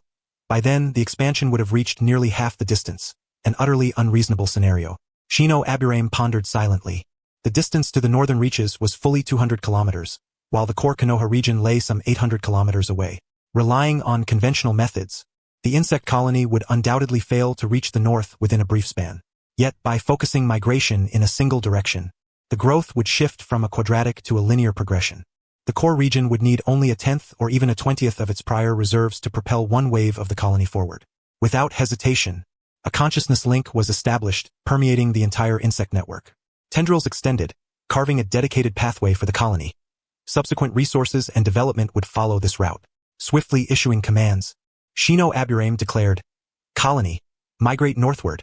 Each mother insect shall support another mother insect nearby in advancing 10 kilometers daily for 20 consecutive days." As this command permeated the consciousness network, the entire Konoha forest began to transform. Countless insects ravenously consumed surrounding leaves, tidying the vegetation that had once been meticulously groomed. While fostering vigorous competition among plants, the insects pruned wasteful growth, allowing sunlight to penetrate and afford all flora room to thrive, rather than leaving the forest floor a dark void. Where rays of light fell, shade-tolerant plants began to stir swiftly. Transporters alighted rapidly upon patches of cleared ground. Swarms of attackers were loaded onto these transporters, destined for deployment at the front lines. The initial wave comprised combat-oriented insects, followed by those tasked with nourishment. As these insects clung to the transporters' vast frames, the latter ascended slowly into the sky. From afar in Konoha, numerous shinobi observed the spectacle with bewilderment. What is happening? Why are so many insects flying northward? One gatekeeper ninja muttered, incredulous. Perhaps it is an insect migration, an elder ninja recalled. My grandmother once said that ants and such creatures migrate en masse to seek greater living space. His gaze burned with intensity as he regarded the insects. Memories of his own mother stirred within. Is that so? I believe I have seen dragonflies flying in one direction, leaving here in winter to journey south toward the land of water. Another pondered, recalling distant recollections. High above, insects continued their flight northward. On the ground, numerous mother insects rapidly produced new transporters alongside additional herbivores. The stockpiled dried insects, another design of Shino Aburame, served as a food reserve for the colony and were now swiftly consumed to birth fresh insects, supporting the grand migration. At the colony's northernmost expansion, previously extended 220 kilometers by Shino Aburame, the frontier had now pushed to 320 kilometers. This region remained unoccupied but was embroiled in fierce combat, with numerous parasitic insects clashing savagely against local ecological insects. The mother insects understood that only by eradicating the indigenous inhabitants could they fully claim this ecosystem. Otherwise, they would be relegated to prey within the food chain. The brutal battle provoked a comprehensive uprising among the local ecological insects. Conversely, in the relatively northwestern area, owing to Shino Aburame's prior maneuvers and the accumulation of time, the insect colony fared considerably better.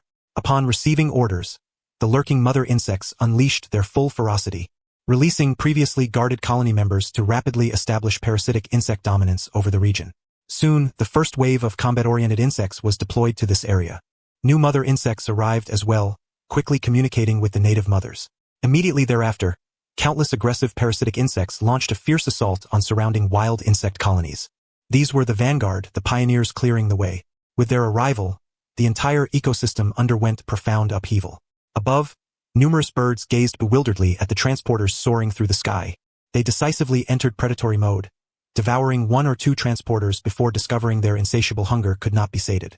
To their astonishment, even more transporters continued to fill the heavens, each bearing a multitude of various insects. Now, those birds, even if they were aware that richer fare awaited them ahead, found their stomachs already completely filled, unable to eat another bite. Some mantises perched in the trees, upon seeing these carriers, without hesitation darted into the piles of leaves. The dense swarm of carriers blotted out the sky, causing those creatures struggling to survive in the crevices among the parasitic insects to tremble with fear. Creatures like chameleons could only be described as slightly larger morsels before these invaders. To the attackers, anything that could be breached was food. Anything that could not was itself prey. Such is the simplicity of the food chain. These winged offensive parasitic insects, after eliminating the threats in this area, swiftly mounted newly arrived carriers and flew toward the next region. Layer upon layer, the surface of the entire land of fire seemed unchanged. Yet within the ecological chain, countless insects engaged in fierce battles. To occupy one ecological niche after another naturally demanded deadly combat with the local fauna. The very instigator of all this was now watching the vast swarm of insects taking flight before him. So many insects. Ling Mei, standing beside him, gazed at the carriers with a face full of astonishment. It must be the migration of the swarm. Qing Lan, who had just sheathed his blade, wore an expression of surprise. He had never witnessed such a scene since birth. Yes, the great migration. Yamanaka Shino, who had been resting with his eyes closed, wore a smile. Though these insects were mutated variants of parasitic bugs, they had changed so drastically that they were completely different from the usual parasitic insects. Even the Yamanaka clan, standing before them, could not discern them, let alone the other shinobi who were utterly ignorant of insect life. The dense insects took off and landed repeatedly. Some carriers even carried a female insect. Their purpose was simple: to break through a path leading northward. Let us move. For the foreseeable future, this entire route will be infested with these insects, he declared, then leapt forward to catch up with the team. The two naturally believed him without hesitation. Anyone who played with insects would understand their habits perfectly well. The team advanced slowly, the three of them leisurely enjoying themselves, though for some unknown reason, the pace of the group kept slowing. Several times, they even came to a complete halt, leaving everyone puzzled and bewildered about the situation. What's wrong? Are we stopping for good this time? I'll go check ahead. Upon realizing the team had stopped, Ling Mei could no longer contain herself. She tousled her previously oily hair in frustration, her face full of displeasure. After all, they had been moving continuously before, with places to bathe along the way. Now, they were stuck entirely in the wilderness, unable to find a place to rest and recuperate. Long stays outdoors made her feel as if she were about to sprout lice, naturally filling her with annoyance. Yamanaka Shino, meanwhile, sat calmly in a corner, signaling for her to go alone. Only Hatake Qinglan, who was nearly rancid all over, maintained a composed expression as he practiced with his blade. Soon, Ling Mei returned. How was it? Qinglan asked, sheathing his sword, his voice imbued with a masculine aura. Stay away from me. Ling Mei fled to one side with a look of disgust, speechless as she glanced at the two men in front of her. The stench was overwhelming. She silently retreated several steps, distancing herself from them.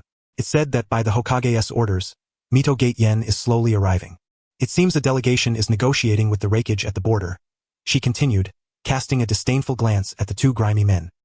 As expected from the Hokage. Ever hesitant as always, Yamanaka Shino sighed helplessly after hearing this. There's no choice. Orders come from the Hokage. Ling Mei interjected. But I have good news. I've already found temporary replacements for us. There's a town about 20 kilometers from here. How about we go soak in a hot spring? She revealed her hand. Yamanaka Shino commented dryly, your map of the Great Swallow Country is a bit too small. Ling Mei was confused. After the team halted, per orders, they would not move for 3 days, during which all units were to remain on standby and rest. The shinobi could easily take time to recuperate, but the farmers here could only quietly remain in place. Fortunately, Konoha's water network was well developed, so there was no shortage of drinking water, yet mosquitoes and the weather posed significant problems.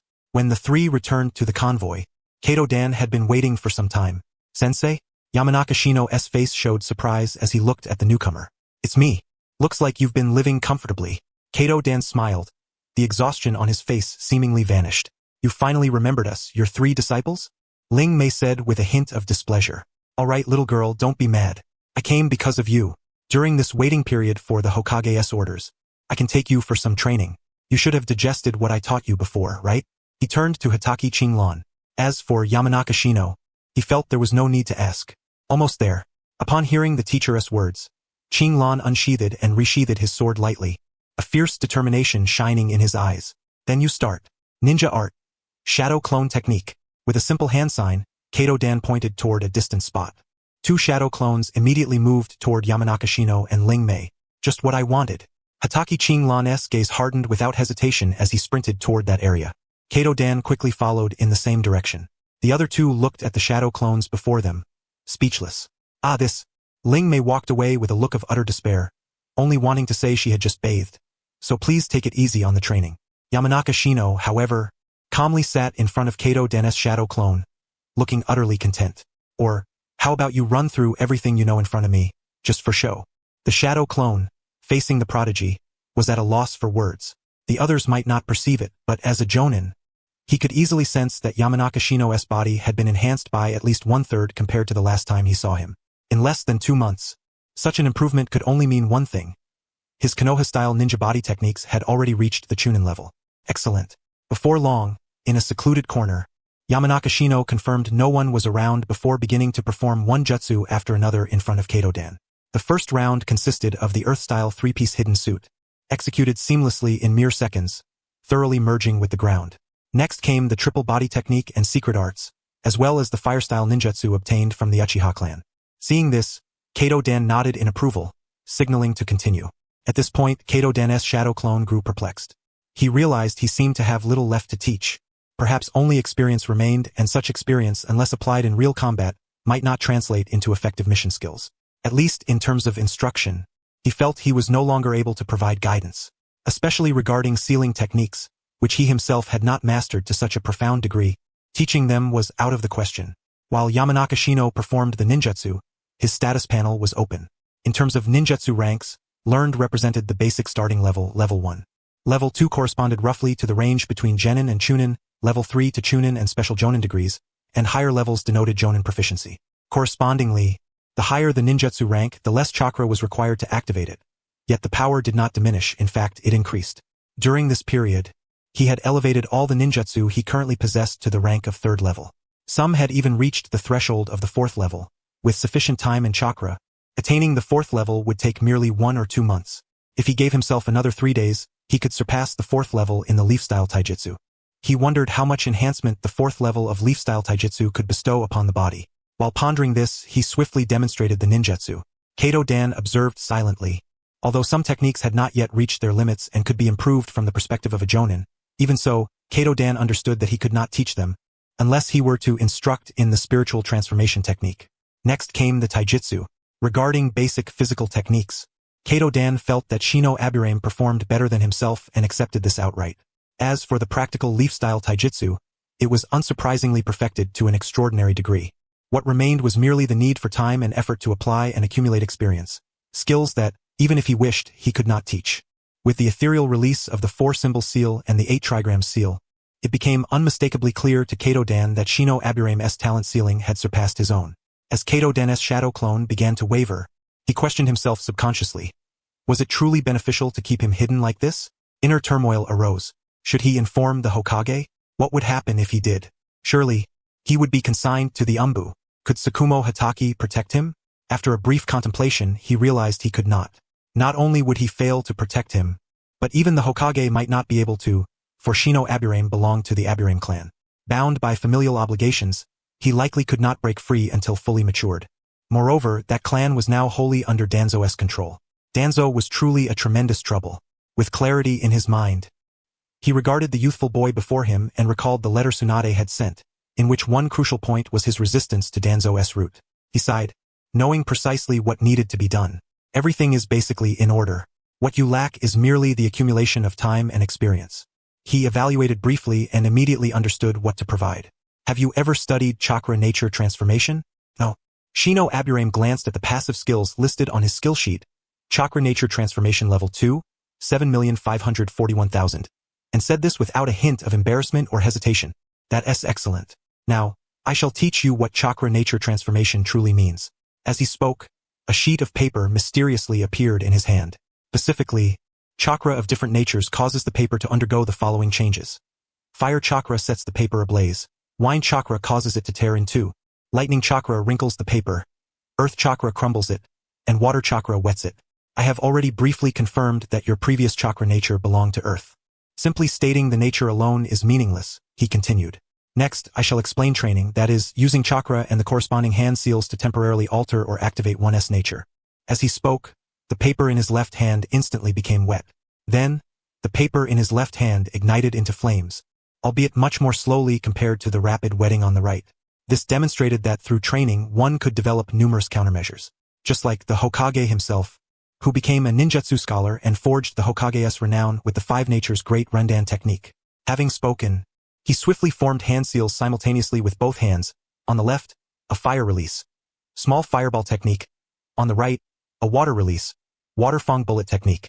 He then looked at Shino Aburame with an expression full of anticipation. Could you teach me the water release water fang bullet technique once?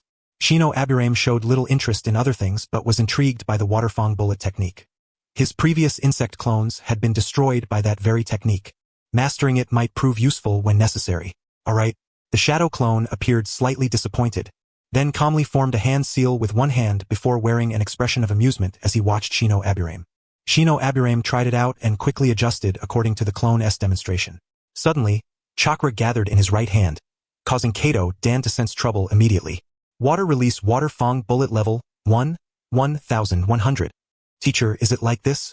Ninjutsu, insect clone technique. Shino Aburame exclaimed, rapidly forming hand seals with his left hand, while his right matched the other insect clone's position. Soon, a massive fireball appeared on the left, and a water fang bullet manifested directly on the ground to the right. Both flew toward the midpoint.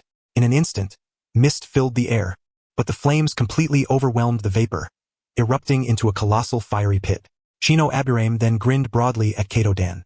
At this, Kato Dan was utterly stunned, staring incredulously into his eyes. What was this? Was the man wearing sunglasses before him secretly wielding a Sharingan beneath? Practice on your own. I'm going to report now. The shadow clone forcibly regained composure and calmly dispelled itself. Damn it, you handle the main body. I'm done teaching. With final resolve, the shadow clone instantly dissipated into a wisp of smoke. Meanwhile, Shino Aburame, eager to acquire more ninjutsu, smiled contentedly. He needed ninjutsu and more of them. Besides, as long as he did not exceed the version S answers, the third Hokage would not encounter those abnormalities for the time being. The third himself was extremely formidable. The Five Natures Great Rindan technique alone could easily defeat the vast majority of so-called shadow-level experts currently. If I can obtain some high-level ninjutsu and combine them with the passive skill of chakra nature transformation, I should be able to utilize them as well, he silently resolved, gazing at the summer sunlight. Elsewhere, Kato Dennis' main body was instructing Hatake Sirin, who had just delivered a heavy, forceful strike. Suddenly, a flood of memories overwhelmed him, nearly causing him to be cut. Fortunately, muscle memory forcibly guided him to safety. Yet, after the memories were transmitted, he was left numb. As a blade flashed nearby, he instinctively employed Jonin-level strength and struck Sirin's full-force attack aside. Rather than displeased, Sirin interpreted this as a sign that his teacher would unleash even greater power, which he took as the highest affirmation. Sorry, I used too much force. Kato Dan apologized promptly. No problem, teacher. I like this feeling. A smile had unknowingly appeared on Sirin's face. As a specialist in the spiritual transformation technique, Kato Dan instantly understood the youngster's thoughts but naturally did not explain, instead quietly adjusting his strength. He had a pent-up fire within him that needed venting, and this resilient fellow before him was the perfect outlet. 3 hours later, when the three regrouped, Hatake Sirin looked as though he had been beaten into a hog's head. Once smiling cheerfully, Kato Dan was now on the verge of telling him, "Still smiling? Still smiling? Does it hurt that much?" Shino Aburame instinctively asked, while nearby, Ling Mei cast him a bewildered glance and took 2 steps back. With a face swollen and bruised, Sirin gazed at him warily, the stunned expression from being beaten rapidly shifting. "I just learned a bit of medical ninjutsu, healing technique and hemostasis technique," Shino Aburame declared, as chakra fluctuations slowly began to manifest around his hands. Sirin, who looked as if he was about to write "Come be my guinea pig" across his face, took a few steps back along with the other. While retreating, Sirin shook his head like a rattle. "It's fine. Just give it a try. Shino is a support ninja, after all, and he really does know medical ninjutsu," Kato Dan said, slapping a hand on Sirin's shoulder with a look that begged obedience. Sirin, caught between laughter and tears, had no choice but to approach Shino Aburame with a sense of resigned bravery. "Calm down." Shino's chakra waves slowly rippled in his hands. Healing Technique Level 1, 69,100. Hemostasis Technique Level 1, 58,100. As the healing technique was activated, the bruises on Sirin's swollen face began to vanish swiftly, and his facial contours gradually restored to their original form. Nearby, Ling Mei watched in astonishment. It was her first time witnessing a ninja perform medical ninjutsu. As a young lady of noble birth, her own combat experience was limited, but within her clan, skirmishes were commonplace, yet no one ever came running to seek treatment. More often, the next day, the fighters would be full of vigor, resuming their training. Within the Uchiha clan, she was regarded as a cherished jewel, and nobody dared injure her in battle. Those seeking her favor could line up from one end of the village to the other. All done. Shino Aburame smiled broadly, looking at Sirin, who now appeared as good as new. "I gave him a full-body spa treatment. His condition is better than before. Really, I feel no pain anywhere," Kazuna Sirin exclaimed, hopping slightly. The aches from being slammed into a tree had all vanished, replaced by a sense of fullness and vitality. "Gurgle gurgle. You're hungry, right? Recovery takes energy. I've already grilled some food." Shino Aburame clapped his hands, summoning an insect clone that appeared from somewhere, bringing with it a pile of white insects, crispy on the outside and tender within. "Can I say I'm not hungry?" Sirin swallowed nervously. Offending a cook is never a good idea. Shino's face bore a mischievous smile. The team's pace resumed, but it was already 3 days later. The negotiations had been extremely unfavorable. The Land of Lightning refused to relinquish the territories it had swallowed. Under the pretext of protection, they occupied the entire Land of Iron and even attempted to annex surrounding minor states. Such brazen actions had pushed the Hokage to his limit. He had no choice but to continue negotiations while simultaneously dispatching troops northward to suppress the Land of Lightning militarily and begin establishing a buffer zone. During these days, Kato Dan completely shifted his approach. He handed over his scrolls and ninjutsu to Shino Aburame, choosing instead to focus on teaching survival and tactics. Compared to Shino's innate talent for ninjutsu and learning, even without instruction, the man before him could easily master the techniques. What Shino lacked was sensitivity to awareness and tactical thinking, which were relatively simpler. So, a somewhat bewildered Shino began learning the art of ninja marching formations, reconnaissance points, and defensive positions for a moving unit. Shino watched the increasingly bizarre lessons Kaido-dan taught. Many concepts even the teacher struggled to articulate, such as certain military deployments and ideas, but still insisted on learning them. Sometimes, Kaido-dan would even bring Shino into the tent of Suemon-en, making him stay to listen in on troop arrangements. Is this really okay to learn? Is this what I should be studying? Shino felt overwhelmed. This was clearly not molding him into a mere pawn, but rather cultivating him to become a chess master. It's fine. Others might never reach this level, but you definitely can. Kaido-dan's face radiated confidence, easing Shino's earlier doubts and silently helping him find his place. At the border between the land of Iron and Konoha, a large number of ninja had already gathered in advance. Small skirmishes had even broken out but were quelled by the jonin of both sides present. The land of Lightning's style was starkly different from that of the land of Rain. At the border, Lightning was far more aggressive. Moreover, the front line was guarded by none other than the strategist known as the Third Raikage, Dota. By now, the insects had reached the boundary. The defensive positions set by Konoha's ninja were not at the border itself, but extended beyond it into the land of Iron. When Misafune was defeated, surrounding forces had all advanced one step forward, occupying a buffer zone. The land of Lightning had deployed 3,000 ninja troops directly into the land of Iron, provoking great dissatisfaction among neighboring factions. Shino Aburame was naturally unaware of these developments. Time passed slowly. Shino Aburame gently caught a transporter insect, his consciousness unwittingly arriving at the border of the land of fire. After more than 10 days of arduous travel, the insect swarm had finally extended its reach. The cost had been high. All supplies in the central area were depleted, and all transporter insects capable of flight had been dispatched. Except for a small number of cutters and herbivores still in cultivation and breeding, the rest had been sacrificed as the driving force propelling the swarm northward. One transporter insect, its wings tattered and ragged, staggered as it carried the last batch of parasitic insects to the land of Fire's border. Its speed had slowed to an extreme, yet it exerted every last effort to deliver the final wave of insects on its back. Compared to earlier times, when each transporter was teeming with attackers, now only a sparse number of defenders remained, and the transporter itself was barely functional. Finally, it slowly landed at a spot, and a small-sized queen insect crawled out from beneath it, quickly burrowing underground. This area had gathered every attacker that could be deployed. Along the way, the ground was littered with the corpses of various insects. Defenders nearby vigilantly scanned their surroundings, ready to engage in battle at any moment. Suddenly, a scorpion-like creature burst forth from the distant grass, zero hesitation as it charged the plump queen insect. As it approached, 5 or 6 defenders rushed to intercept. The scorpion, unwilling to yield, immediately engaged in combat with them. However, facing the massive scorpion, the defenders had few effective means of attack, and the foe was clad in armor from head to tail. Observing this scene, Shino Aburame swiftly manipulated the swarm network. Soon, a transporter insect nearing its limit approached the area, its mission to deliver these attackers to a queen insect that had completed its nest construction. It carried only 15 attackers, having gathered them from a large rear area. The queen there had confirmed no immediate lethal threats nearby and had thus released control over these attackers, allowing them to board the transporter and fly north. At that moment, the transporter came under Shino's control, gradually descending toward the area. The formidable scorpion dispatched 5 defenders with ease and rapidly closed in on the plump queen insect, just as it prepared to feast. A transporter, descending directly from the heavens, wielded its own body as a weapon. Retracting its wings, it crashed violently into the scorpionous form, leaving it dazed and disoriented, its tail severed cleanly. The creature struggled to rise, desperate to discern what had struck it, only to sense its tail being savagely torn. Turning around, it found a dozen attackers had already surged behind it, relentlessly ripping at its flesh. Though its armor could momentarily withstand the gnashing assaults of both aggressors and defenders, the injury and severed tail had rendered that area a fatal vulnerability.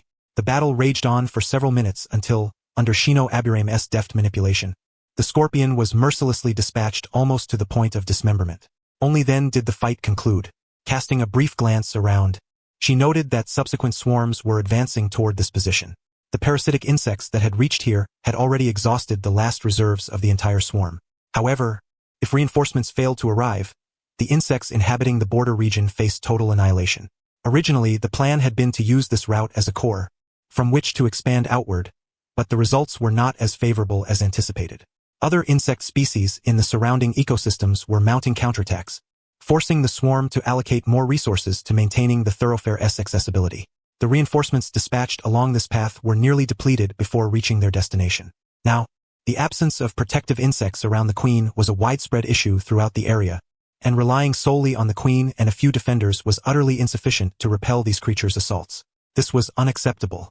I must find a way to stabilize the insect swarms in this region. Without adequate observers at the front lines, the danger level will escalate exponentially. With this realization, Shino Aburame swiftly opened her map. The queen's location lay at the northernmost border of Konoha, and traveling there at her pace would require only 2 hours. The main Konoha camp had been confirmed not far from the borderline. The bulk of the forces were merely 2 days away from the frontier, totaling less than 60 kilometers. Yet, this journey would take an entire day. Shino Aburame resolved to make the trip, and the reason was straightforward. By cooperating with the insect swarm, they could swiftly establish a foothold in that area. With the route secured, surplus insects could be continuously dispatched from the rear regions. As long as a foothold existed, the swarm there could rapidly provide support. In the distance, Kato Dan was instructing Siren Aoi in swordsmanship, holding his blade in one hand, eyes blazing with intensity as he faced his pupil. Having sensed killing intent many times before, Shino Aburame understood this was a deliberate exercise to temper Siren's spirit, enabling him to withstand the pressure of killing intent. Only by doing so could a genin or chunin dare to strike against a jonin. Otherwise, once the will faltered, death was only a matter of time. Teacher Kato. She summoned her shadow clone, which folded away its book and swiftly leapt onto a nearby tree not far from the pair. What is it? Kato Dan asked, easily fending off Siren's attempts to press forward with one hand. I intend to go to the border ahead of time to deploy the insect swarm, she explained. The reason was one Kato Dan could hardly refuse. The Aburame clan's reconnaissance relied heavily on dispersing insects. Was it reasonable? Absolutely. Do you need me to accompany you? Kato Dan considered and inquired. I can handle it alone, Shino replied. I will send an insect clone ahead. If anything seems amiss, I'll return immediately. She pondered that since she was going to trouble the queen, bringing Kato Dan along might be less than ideal. Though having the teacher there was unlikely to cause problems. Her actions might appear somewhat peculiar in his presence. Very well. I cannot be separated from you, but I will assign Kosuka to operate nearby. If there's any need, contact him immediately. Kato Dan nodded. Although these were merely genin, their growth during this period neared chunin level. Coupled with Shino Aburame's unique reconnaissance talent and mastery of various ninjutsu, promptly alerting Kosuka if anything was amiss posed no significant issue. Since they were already close to the frontline camp, moving ahead was no problem. Thank you, teacher. Shino Aburame nodded in acknowledgement. Kato Dan effortlessly subdued the still struggling Siren with 2 swift moves, then caused him to collapse utterly, unable to rise, before disappearing from the scene. Your swordsmanship has improved greatly, Shino Aburame praised, watching Siren pant and struggle on the ground. Well, could you at least use medical ninjutsu to help me up? Siren finally recovered enough to speak, his expression one of exasperation. All right. Shino Aburame nodded and began administering healing techniques. Before long, Ryumi, feeling utterly drained, came running over with a look of utter despair. The shadow clone has been dispelled. Where did teacher go? He went to handle some matters. I want to go ahead to the border area to deploy some insects. That way, our subsequent reconnaissance range will be larger, and will be safer, Shino Aburame responded. No wonder. I'm exhausted. My hands almost broke from all this time. I never imagined the hand seals could be shortened like this. He managed to reduce the water release. Water dragon bullet technique from 44 seals to just 10. Amazing. Exhausted, she collapsed onto the grass, her expression complex. Facing such a diligent genius, she truly felt a pang of discomfort. Nearby, Shino Aburame pondered a certain brother who had died in battle. You all use 44 hand seals, but Kato Dan seems to only use 10. However, the second Hokage's technique requires only 3 seals. Huh? Siren blinked. Oh right, Kosuka uses 6 seals. Shino Aburame turned to Siren, who was still receiving treatment, smiling warmly. 6? Siren twisted his head, suddenly feeling unwell. Exactly. Mariboshi Kosuka is the direct disciple of the second Hokage, but unfortunately, that guy doesn't take on apprentices. Otherwise, you could be his student. She seemed to think of something, a sly smile creeping across her face. What happens if you become his apprentice? Now it was Siren's turn to prepare for an outburst. You'd have the qualifications to inherit the Hokage position, though this was left unspoken. You'd be able to learn the techniques, Siren declared confidently. Once I get along with him, I'll learn them too. He suddenly turned to Shino Aburame, eyes wide with surprise. What are you doing? Helping you realign your bones. Ah! Accompanied by a cracking sound, Siren, who was enjoying a massage, screamed. Kato Dan returned swiftly, bringing with him the deployment orders. Tonight, during the new rotation, several individuals would be repositioned to the front line. The front was now close enough that such maneuvers were trivial to Mitomunin and the others. Moreover, having an all-around reconnaissance ninja at the forefront was purely advantageous. After a brief rotation of positions, the group quickly rested in designated nearby villages before hastening to the frontline location. At dawn the next day, after exchanging greetings with their teacher and comrades, Shino Aburame wasted no time and sprinted toward the border area. Before departing, she had deliberately left an insect clone as a backup, ensuring any emergencies could be addressed immediately. Her powerful legs propelled her effortlessly across the 60-kilometer distance. This was the outermost frontier reached by the insect swarm, which also corresponded to the central point of the entire region. A vast number of queen insects had already abandoned their original positions yesterday, bringing along the few remaining defenders and attackers, and began swiftly moving toward this location. The area was teeming with swarms of insects, densely congregated. Their condition was deplorable. Many were missing limbs, utterly incapacitated for combat, and had already become part of the food source. This will do. Taking a deep breath, Shino Aburame silently resolved within his heart. With a single command from him, these insects embarked on a desperate migration, fighting their way through the entire journey. Ultimately, they forged a unique insect path exclusive to their swarm, along which countless parasitic insects perished during the trek. Secret technique: insect clone.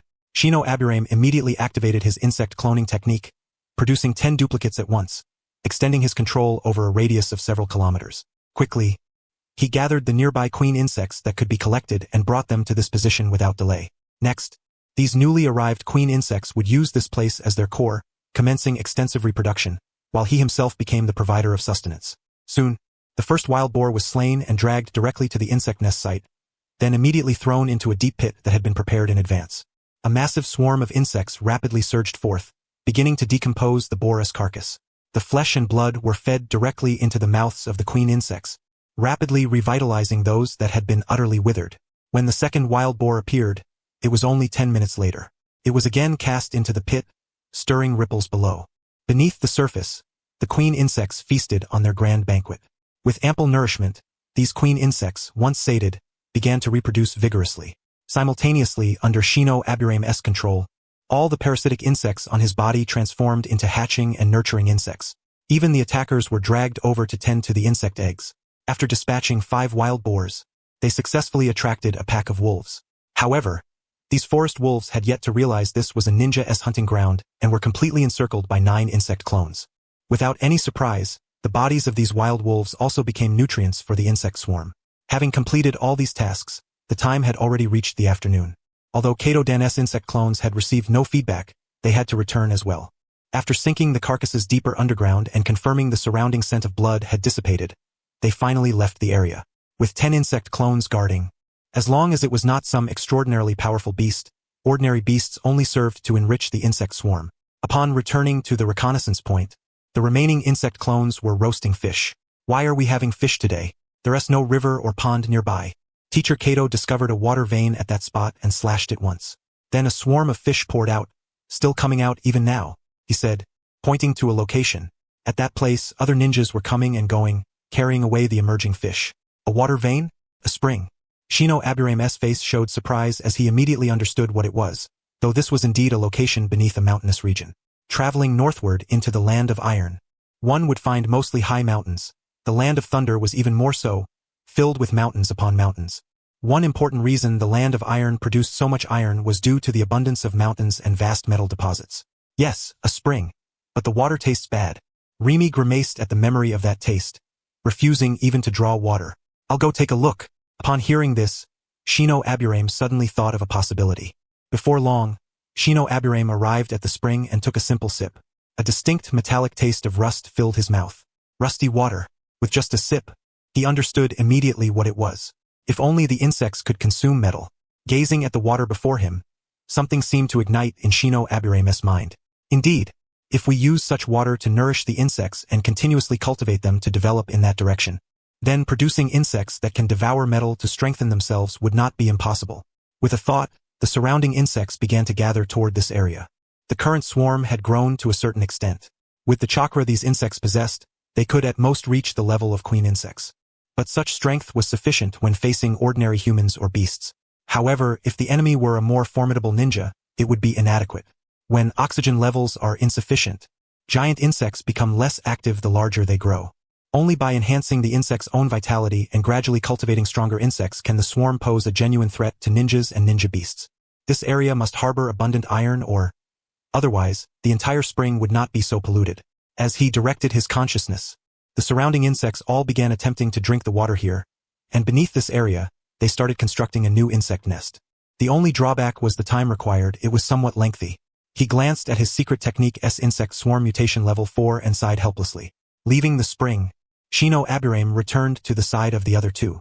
Are things done? Rimi asked curiously. Yes, I went further ahead and had the swarm start expanding there. Shino Aburame pondered, acknowledging that this was essentially what he had done, just on a slightly larger scale. Be careful. Kato Dan's spiritual perception confirmed that the person in front of him was not lying, and he nodded. Yes, teacher. That spring is a rusty spring, likely flowing through an iron or vein. Otherwise, the water wouldn't taste so strongly of rust. Shino Aburame considered. An iron or vein? So there's iron or here? Kato Dan's eyes brightened. This is within Konoha's territory. If there is iron or whoever mines it will own it. Exactly. I can try to investigate. The insects should be able to locate the iron or... Shino Aburame thought aloud. After all, once it was confirmed that iron ore lay beneath, it would only be a matter of time before the swarm found it. How long will it take? Kato Dan looked at Shino Aburame as if gazing upon a mountain of gold and silver. For if the clan could control an iron mine, it would equate to a steady source of income. About 3 days, Shino Aburame replied after some thought. He planned to remain here for 3 days, investigating the ore vein while also attempting to provoke mutation attributes within the swarm. Previously, in Konoha, the surroundings were all land, with no visible metal or veins. Moreover, the area was inherently perilous, with a group of dangerous individuals having established a laboratory in the forests around Konoha. Many times, he had to deliberately pretend ignorance while passing by. Otherwise, if discovered, he would be forced to enter as well. Very well. You 3 stay here and investigate the ore vein with peace of mind. Kato Dan waved his hand grandly, realizing the usefulness of his disciples had exceeded expectations. Yes. The other 2's eyes gleamed brightly upon hearing they no longer needed to keep pace with the team. After a simple meal, Shino Aburame began his operations. First, the insect swarm started continuously consuming this metal-laden water. Designating this water as their regular source, a large number of insects began to ingest it ceaselessly. Chakra began incessantly adjusting these insects, a surging flow coursing through their bodies. The insects, having absorbed a copious amount of liquid, started undergoing continuous transformations. Some even exhibited symptoms akin to abdominal distress. Excellent. The secret technique, mutated insect swarm. With the complete release of chakra, these insects rapidly adapted. Scores of them gradually began to change, one manifestation being the emergence of metallic resistance. Resistance alone was futile. Fusion capability was imperative. Continue. Remove those insects exhibiting resistance, and persist in channeling chakra into the remainder. The insects commenced subtle alterations. Some could not withstand the metal and perished instantaneously. Others struggled relentlessly, endeavoring to resist the excessive influx of rust water. Having witnessed such scenes countless times, Shino Aburame naturally felt no semblance of empathy. The insect swarm must perpetually evolve. Only through relentless evolution can the swarm better survive in this world. Otherwise, death awaits. At this moment, these insects seem to be voraciously consuming metal, incessantly attempting to integrate it into their bodies. While conducting this experiment, Shino Aburame directed the surrounding female insects to incessantly bore holes along the course of the water vein. After all, the path of this water vein traversed a mining area. By following this vein, locating the mining zone would not be arduous. The presence of rust water itself indicated that the mining area was not distant. Otherwise, it would have been entirely diluted by the underground river. When dawn broke on the 3rd day, a vast expanse of insects had perished, exacerbating the already impoverished region's plight. Meanwhile, Shino Aburame had acquired the trait he sought. The parasitic insect, the attacker trait. Extremely low metal fusion. Yes, this was the trait. Observing the trait manifested before him, his drowsy eyes suddenly brightened, all fatigue dissipating in that instant. This parasitic insect had, at some unknown time, acquired a tawny hue, an indication of metal and insect body fusion. Upon securing this insect, he hesitated not for a moment before recording this trait in the ledger. As for metallic resistance and the like, such traits would never be recorded in the tome. Were he to act impulsively, it might directly undermine his own enhancement project. Meanwhile, in the northern insect clone, time was nearing its end. Although it was possible to maintain the insect swarm's chakra within the clone, Shino Aburame's mental fortitude could not endure the prolonged impact of the clone's dissolution. This was no trivial memory. It encompassed an entire day's worth of experiences. A moment's carelessness, if several clones converged simultaneously, might induce a mental breakdown. At this thought, he found himself envying Naruto Uzumaki's constitution. How could his mind accommodate thousands of shadow clones training concurrently? Other ninjas had attempted similar feats, but the human psyche had limits. Exceeding them could lead to severe headaches at best, insanity at worst. As one clone after another dissolved, vast amounts of information began to flood his mind in an indescribable manner. The area occupied by the insect clone was so formidable that no beast dared approach. Were an ordinary person present, they would be torn to shreds by nocturnal foragers summoned by the swarm. However, if a ninja stood there, those beasts proved far more docile. After all, in this world, ninjas were more terrifying than firearms.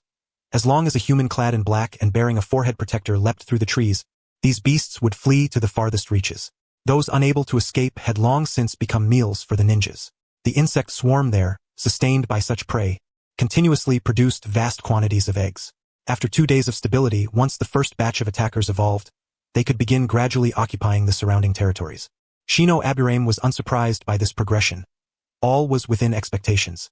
Calmly, he reviewed the memories of the 5 insect clones, then decisively lay down upon the grass, sinking into a deep slumber.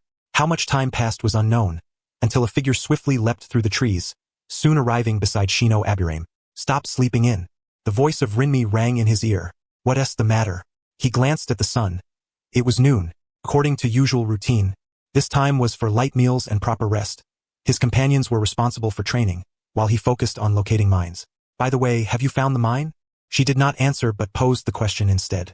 "Found it, and it's already marked." Shino Aburame pointed to a nearby location. Beneath that small hill, at a depth of 12 meters, lay a deposit of hematite.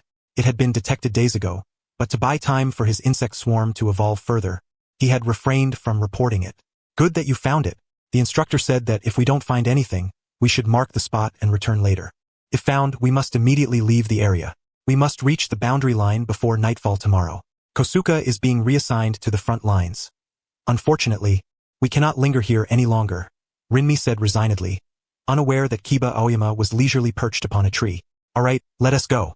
Shino Aburame nodded without hesitation, swiftly rising, briefly scouting the team's position, and promptly leading the two northward. Teacher Kato Dan held Shino Aburame and his companions in high regard. Otherwise, Kosuke would not have remained in this area. One purpose was to clear tails, the other to protect the trio.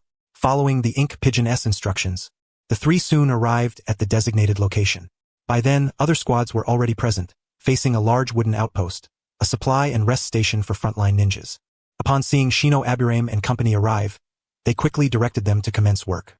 The entire area teemed with ninjas, all employing their respective techniques to fell surrounding trees. Ninjutsu, wind release, wind cutter. A Chunin swiftly formed hand seals, unleashing a jutsu that felled a swath of trees. Nearby, other ninjas hurried over, their bodies adorned with large axes. With a few swift strikes, they reduced the fallen trees to logs. Others then took over for subsequent processing. The entire area operated with meticulous order. The trio stood astonished. Never had they imagined that setting up camp so early entailed such an arrangement. "You three don't just stand there. You, from the Aburame clan, yes you. Stop gawking and come set up the tents. You, from the Uchiha clan, go ignite the fires over there." The guiding ninja, devoid of any trace of leniency, assigned tasks promptly. Kiba Aoyama proudly became a lumberjack, though merely one trimming branches. Naturally, some considered employing the kamitashi technique, but that would yield broken wood, unsuitable for subsequent use. Besides these ninjas, numerous farmers had been conscripted, handling tasks within their capabilities. In the distance, a taijutsu ninja hoisted a massive log, effortlessly leaping to the open space beside the trio. The entire vicinity resembled a vast construction site. The conscripted laborers had become craftsmen, while these ninjas transformed into mere drudges. Everyone was bustling about the construction site, yet none were receiving any wages. Before long, Shino Aburame, idly passing the time, spotted a few familiar faces. Among them was a member of his own clan, who had been assigned to set up tents nearby. The group exchanged glances. Parasitic insects flitted between them as if a silent communication had concluded. Nearby ninjas watched in astonishment. The Aburame clan was notorious for their frail constitutions, though this was only in comparison to other ninjas. Ordinarily, they depended on their insects. Their chakra was primarily devoted to nurturing these creatures, leaving scant energy to sustain their own bodies. Consequently, during camp setups, the Aburame were always tasked with the lightest duties, typically squatting alongside kunoichi and civilian laborers. It was peculiar, but such was the reality of the Aburame clan. However, when it came to reconnaissance missions, the Aburame were given priority deployment. They were the sole reconnaissance ninjas, rivaled only by the Byakugan in their investigative prowess. Over the ensuing 2 days, fresh ninjas and supply convoys arrived in succession. Resources requisitioned from surrounding towns continuously flowed into the camp, which visibly expanded outward at a rapid pace. Nearly every tree within a 2-kilometer radius had been felled, not a single one spared. The absence of trees eliminated natural cover, effectively thwarting enemy advances. When Shino Aburame received his new assignment, he finally found Kurenai Aoi, who appeared utterly exhausted, and Uchiha Rinmi, her face marked by despair. Shino, you've come to save me at last," Rinmi shouted, her face smeared with grime, having already glimpsed the mission scroll in Shino's hand. This drew the attention of those nearby, who gazed enviously upon the scroll. "A new mission. Go scout ahead. Leave the rest to the ninjas arriving later," he said calmly. During this period, the two had either been working or en route to work without respite. The three moved swiftly, and under Shino's guidance, they located a river. After a brief wash, Rinmi hastened them away, employing the shadow clone technique to keep watch, wary that they might sneak a peek at her bathing. Shortly thereafter, the trio reached the front line without hesitation, crossing the border into the land of iron. "Shino, have your insects been released?" Rinmi asked anxiously. His only reply was a reassuring okay gesture, putting them at ease. Before setting out, he had already instructed the transporters to release a substantial number of parasitic insects into the area. The entire region lay within his surveillance range. Moreover, besides themselves, many hidden leaf village ninjas were lurking nearby, though none were visible on the surface. The three moved quickly, soon detecting something amiss. Upon entry, a dense stench of decay assaulted their senses. Corpses were strewn everywhere. These were impoverished refugees attempting to forcibly enter the land of fire, only to be gunned down by their ninjas. Rinmi glanced briefly and immediately grasped the situation. Such scenes had been witnessed before in the land of rain, though there the rain ninjas had handled matters themselves. Border lockdowns were no mere formality. Their primary aim was to prevent plagues and refugees from infiltrating the land of fire. Any nation embroiled in war was swiftly sealed off by neighboring powers. Such was the harsh reality of the shinobi world. To ninjas, the destitute were no different from livestock. Notions of sparing their lives did not exist. The only option was to annihilate them entirely at the border. So many resources must not be wasted. Shino Aburame glanced briefly, showing no hesitation as he summoned his insect swarm to encroach upon the area. Only a few mother insects remained here, just enough to establish a rudimentary reconnaissance zone. Yet these mother insects, nourished by devouring the corpses, appeared somewhat more vigorous than those elsewhere. "Our reconnaissance limit extends 5 kilometers ahead. Be cautious. My insects have not fully dispersed, so blind spots may exist," he quickly announced, gazing at the bodies with a hint of pity. "Understood." The two nodded, halting further advance. The trio found a corpse-free spot and began hollowing out a large tree. Soon, a cavity capable of sheltering 3 was completed. The tree was divided into 3 levels. Rinmi took the top, Shino the middle, and the ever-active Kurenai the bottom. While hollowed, the tree's exterior was cleverly camouflaged. Inside, the bark's disguise allowed them to observe outside while remaining concealed. This was the fruit of 2 days' labor, chiefly accomplished by the parasitic insects under Shino's command. The border's insect swarm now covered over 50 square kilometers, with only some mobile challenges remaining. The surrounding corpses had been entirely converted into nourishment for the insect colony, thoroughly decomposed. As long as the insects moved, the entire area remained under surveillance. Only when they all retreated, such as during the dead of night, would reconnaissance capabilities wane, only to be reactivated when numerous ninjas were on the move. 2 days passed quietly. "Hey, fighting up north," Shino, deep in training, suddenly announced. The two training beside him immediately snapped to attention, rushing over. "What's happening?" Rinmi was the first to arrive. "Scouts from the Cloud Village and our border are clashing," Shino sketched on a scrap of paper. 3 reconnaissance points to the north were engaged in combat. As they watched the northern front, a location silently infiltrated by several Cloud shinobi caught Shino's eye. "Wait, this isn't just a simple skirmish." Shino quickly accessed the deployment map, which detailed each squad's position. At the infiltration site, one squad included members from the Byakugan, Uchiha, and Inazuka clans. "Are they attacking here?" He pondered briefly, swiftly mobilizing his insect swarm mentally.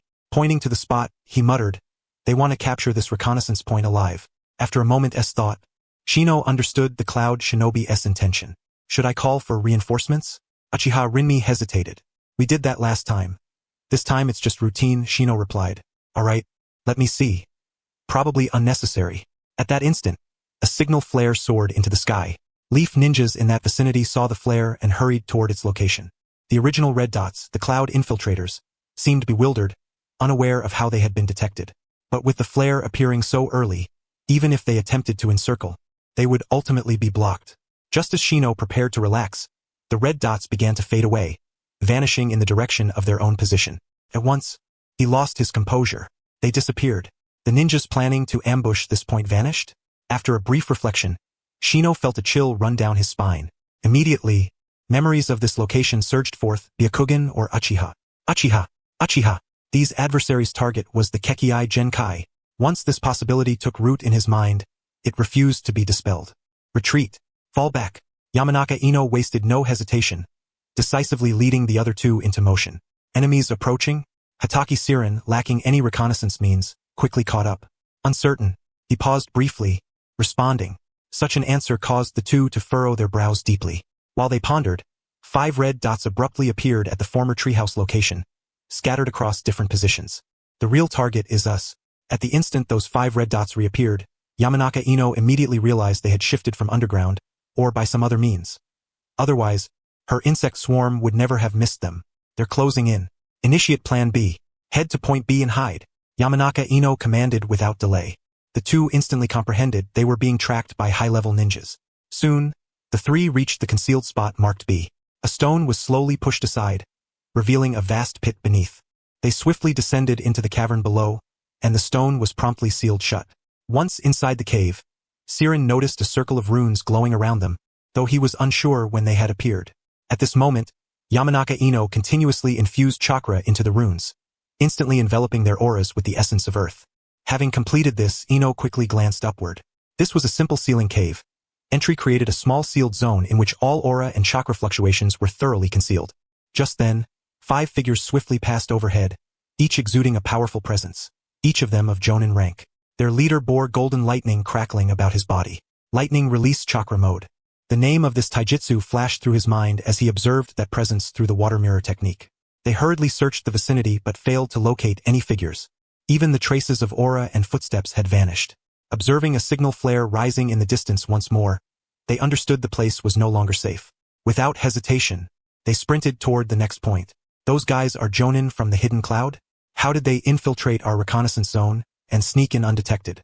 Ryomi, using his water mirror technique, looked up at the figures passing overhead, his face filled with dread. "The next point they're heading to also has an Uchiha. If nothing goes wrong, they're interested in your Uchiha clan." Yamanaka Ino glanced at him and said, "Me? Yes, they might want you to bear their children." Hearing this, Ryomi was completely stunned. But thinking about himself, if he lost on the battlefield, he'd rather die early.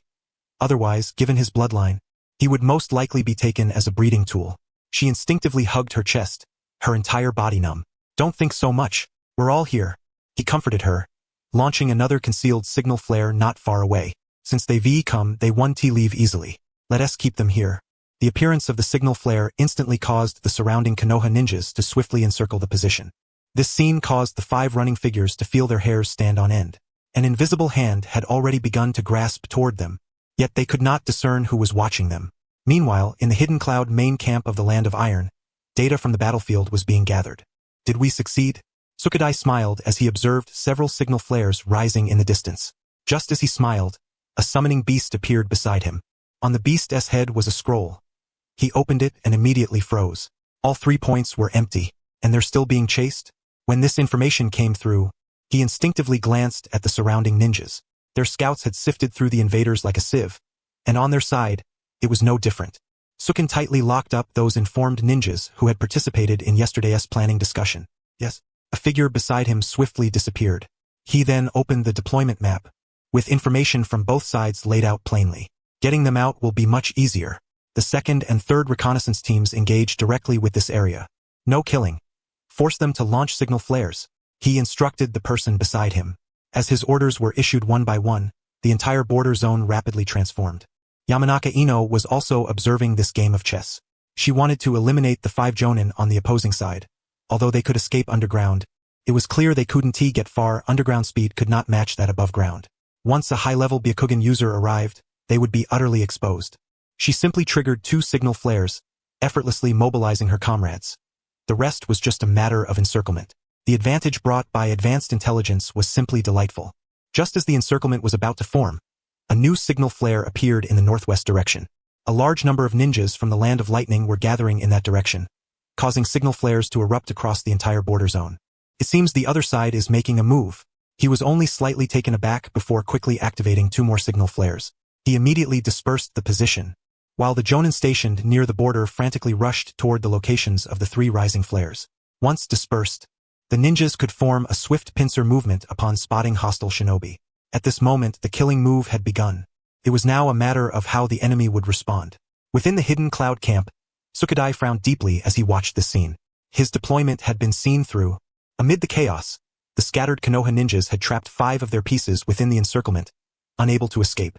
He had originally planned to tear open a gap and rely on the piece's own strength to break through, but the enemy simply dispersed that area, using poison against poison. This left Tsukadai in a difficult predicament. Seeing his scheme backfire, he looked toward the son of the 3rd Raikage.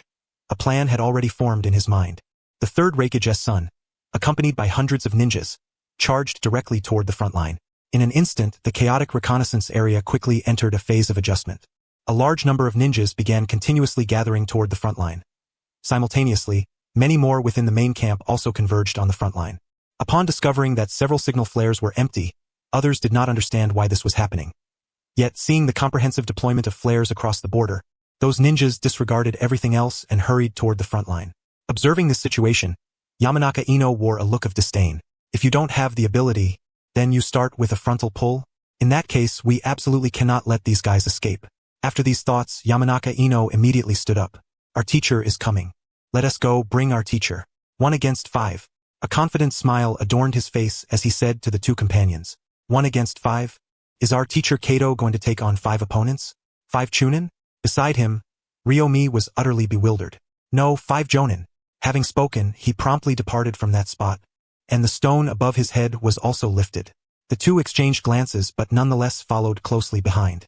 As fate would have it, Kato-den happened to pass by at that very moment. What are you all doing here? He asked, his face a mask of incredulity upon seeing the 3 suddenly appear. Given the current circumstances, the reconnaissance squad was either to retreat or confront the front line. Sensei, we just saw 5 cloud hidden shinobi flying overhead. All Jonin. Without responding to Kato-dan's question, he swiftly reported the information. At this, Kato-dan, who had originally intended to head to the front line, immediately halted. Where? That way. We'll take you there, Aburame Shino declared, taking the lead. Just point the way. Kato-dan replied quickly. These 3 are promising talents. We can't afford to lose them over this. Ninjutsu, spirit transformation technique. Instantly, everything about him came to a halt. Soon after, a faint blue glow enveloped him. A stream of spiritual energy was transmitted outward, and then his entire being rapidly returned to normal. The ethereal blue light faded away, replaced by a somewhat weary expression. None of you come closer. I've already sent someone to that area. Having said this, he warned the 3 not to follow and swiftly vanished from the scene. I want to watch Sensei take on 5 of them. Kazuna Aolan's face was marked with concern as he spoke. If you want to, then go. Aburame Shino responded, summoning 2 insect clones beside him, who followed along in a carefree manner. The 2 understood well that going alone would only cause trouble and achieve nothing, so they also created shadow clones and dashed off in that direction. Half an hour later, the shadow and insect clones dispersed on their own. The 3, satisfied, relaxed and returned to their little treehouse. The situation was straightforward. Kato-dan, who possessed the spirit transformation technique, upon Aburame Shino's guidance, located the 5 and decisively used the technique to hold them back. Meanwhile, Mito Munin and Torikes arrived from afar with a dozen Jonin, encircling and annihilating the 5 cloud hidden Jonin. The battle was brutally fierce. The 5 fought with all their might and even launched a suicidal attack in the end, yet none escaped, they all perished. The prior confrontation failed to grant the 5 infiltrators any opportunity. Instead, it mobilized stronger shinobi to the front line, turning what had been a slim chance for survival into utter annihilation after Aburame Shino stepped forward.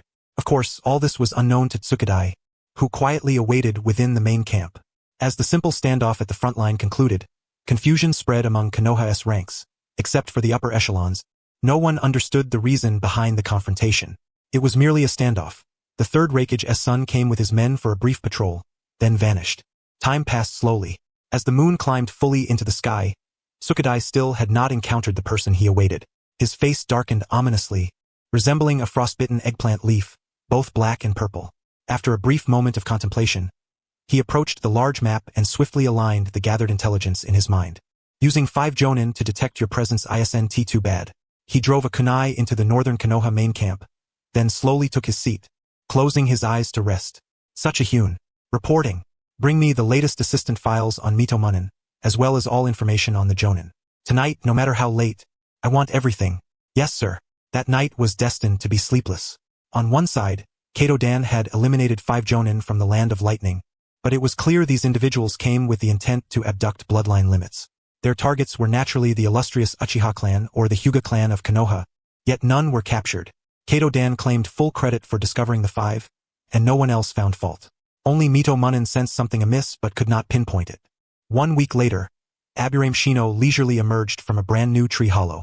Having nearly finished reading the books in hand, many of his ninjutsu were about to reach the threshold of the 4th level. It seemed that conflict in the north was unlikely to erupt. At most, there would be minor skirmishes like before.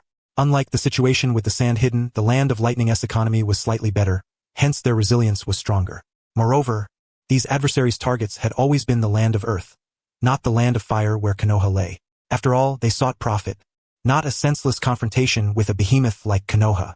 Good morning. Hatake Aulon greeted Aburame Shino with a weary expression, the all-night watch having left him somewhat dazed. Good morning. Shino responded simply, stretching lazily. Such days were exceedingly leisurely. Initially expecting the Cloud Hidden to cause trouble, yet for an entire week, there had been no response. Even the previously cautious Aburame Shino began to lower his guard. At that moment, a dark bird flew across the sky. Upon spotting Aburame Shino and the others, a scroll dropped from its grasp. Ling Mei appeared from nowhere, catching the scroll with one hand. Life in the forest was truly difficult. There were so many insects around. Although these insects inexplicably kept their distance from her, she still found them quite bothersome.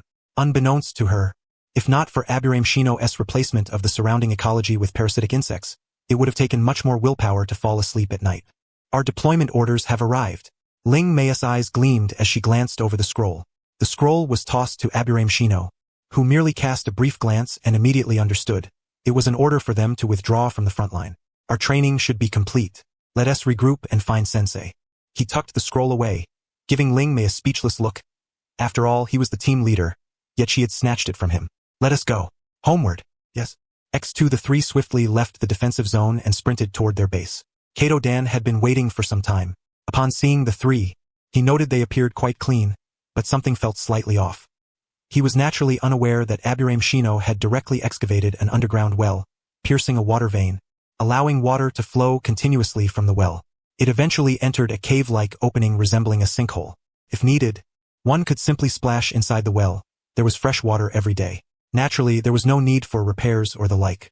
With water, food, and a large stockpile of supplies that Aburame Shino stored, life inside the treehouse was comfortable. Have you packed everything? Kato-dan asked the 3, noting they carried nothing. All packed and sealed by Shino, Ling Mei replied. This left Kato-dan slightly stunned. Indeed, a simple sealing jutsu, usually mastered only by Chunin, was as effortless for Aburame Shino as eating or drinking. Without further inquiry, he made a simple hand gesture and led the 3 as they began running toward Konoha. As the 4 departed, a lone figure slowly vanished from the camp. Half a day later, the 4 swiftly traversed the forest. Aburame Shino suddenly glanced at Kato-dan beside him, a hint of questioning on his face. Are there other squads returning with us? No, he replied decisively. Then someone is quite interested in us, Aburame Shino said as he quickly signaled. The 4 swiftly changed their course, and 3 insect clones materialized rapidly, commencing a frenzied destruction of the scene. Siren, carry me. With a graceful leap, he landed upon Siren Hataki's back, eyes tightly shut as he began to comprehensively command the insect swarm and their duplicates. Vast numbers of insects swiftly relayed information about their surroundings. These creatures had already formed a small cluster within this area. Near those green dots, a considerable swarm began to gather. As the swarm amassed, an insect clone suddenly appeared at the scene, only to dissipate quickly as if it had never been there. The information was instantaneously transmitted through chakra, as though linked by an invisible force. In that moment, Shino Aburame witnessed everything unfolding at that location. 3 Jonin and 9 Chunin are rapidly advancing toward our position from 10 kilometers behind, Shino Aburame reported swiftly. Retreat immediately. Upon hearing Shino's report, Kato Dan instantly realized the situation was beyond his capacity and responded promptly. Yes. The enemy approached from 3 directions, their objective to force the team forward with no option to flank. An entire high-speed assault squad, evidently coming from other parts of the Land of Fire, had come well prepared. Information about the surroundings flooded their minds rapidly. All previously marked green points turned red. Strength levels were quickly assessed, and those who had previously been sealed by the 4 symbols were swiftly excluded. In the end, only one direction remained, the sole breakthrough point. To the southeast, a Chunin was concealed. Kato-sensei, it's up to you. Shino Aburame pondered briefly before speaking. All right, everyone keep moving without pause. I will try to find a safe spot. As she spoke, Shino Aburame began forming hand seals rapidly.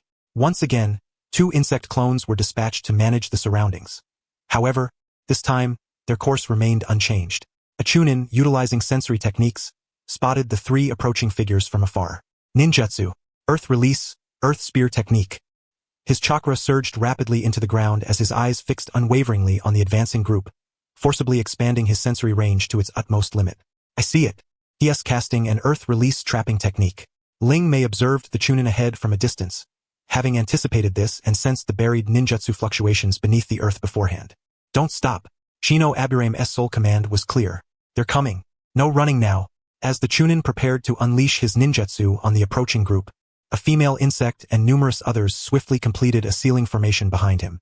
Ninjutsu, for symbol seal. With the seal's appearance, the Chunin's chakra was instantly drained, leaving him dazed as he stared blankly at his own technique, which abruptly severed its connection to him. The ninjutsu he had intended to activate spiraled completely out of control. What's happening? The only answer was a kunai, precisely striking his throat. The 4 pressed forward without hesitation, while only Kato Dan glanced back at the dispersing insects, seemingly comprehending something. Yet, after his demise, a signal flare soared into the sky. We've been exposed. Shino Aburame noticed a terrified genin in the distance. His throat slashed open. Standing nearby was none other than a clone of Kato Dan. Behind them, 3 insect clones had been caught. After minimal resistance, they completely disintegrated into insects. With the signal flare's appearance, reconnaissance had already targeted their location. Seeing everyone's faces laden with worry, Shino Aburame suddenly turned to Kato Dan beside her. Kato-sensei, did you dig up their ancestral grave? Is that why they're chasing us like this? Haha. Ling Mei burst into laughter beside them. Though they were fleeing for their lives, Shino's sardonic joke seemed to lighten the mood considerably. Guidance failed. Head west. There might be some allies who can help us. The map unfolded in Shino Aburame's mind. Although uncertain about what lay there, the abundance of strong life force points assured them it was not an enemy territory. The 4 advanced swiftly, with Shino Aburame dispatching 3 more insect clones to prepare for defense. Kato Dan pondered briefly before also creating 3 water clones. Only by stalling the pursuers could they buy more time for the ninja at the designated location to mobilize. Before long, a fierce battle erupted behind them, and information rapidly streamed into their minds. The 3 Jonin were elite, accompanied by 9 Chunin, a formidable group, each possessing advanced mastery of the Raiten armor nintaijutsu, making them an extraordinarily professional hunting squad. If no interception occurred, it was merely a matter of time before they caught up to the 4. Shino Aburame cast a deep glance at Kato Dan, silently acknowledging. This guy truly had issues. He constantly attracted a host of enemies, both from within and outside their ranks. Following him was nothing short of a curse. What Shino did not know was that his previous actions had already placed Kato Dan at the forefront of the danger list for the Foundation.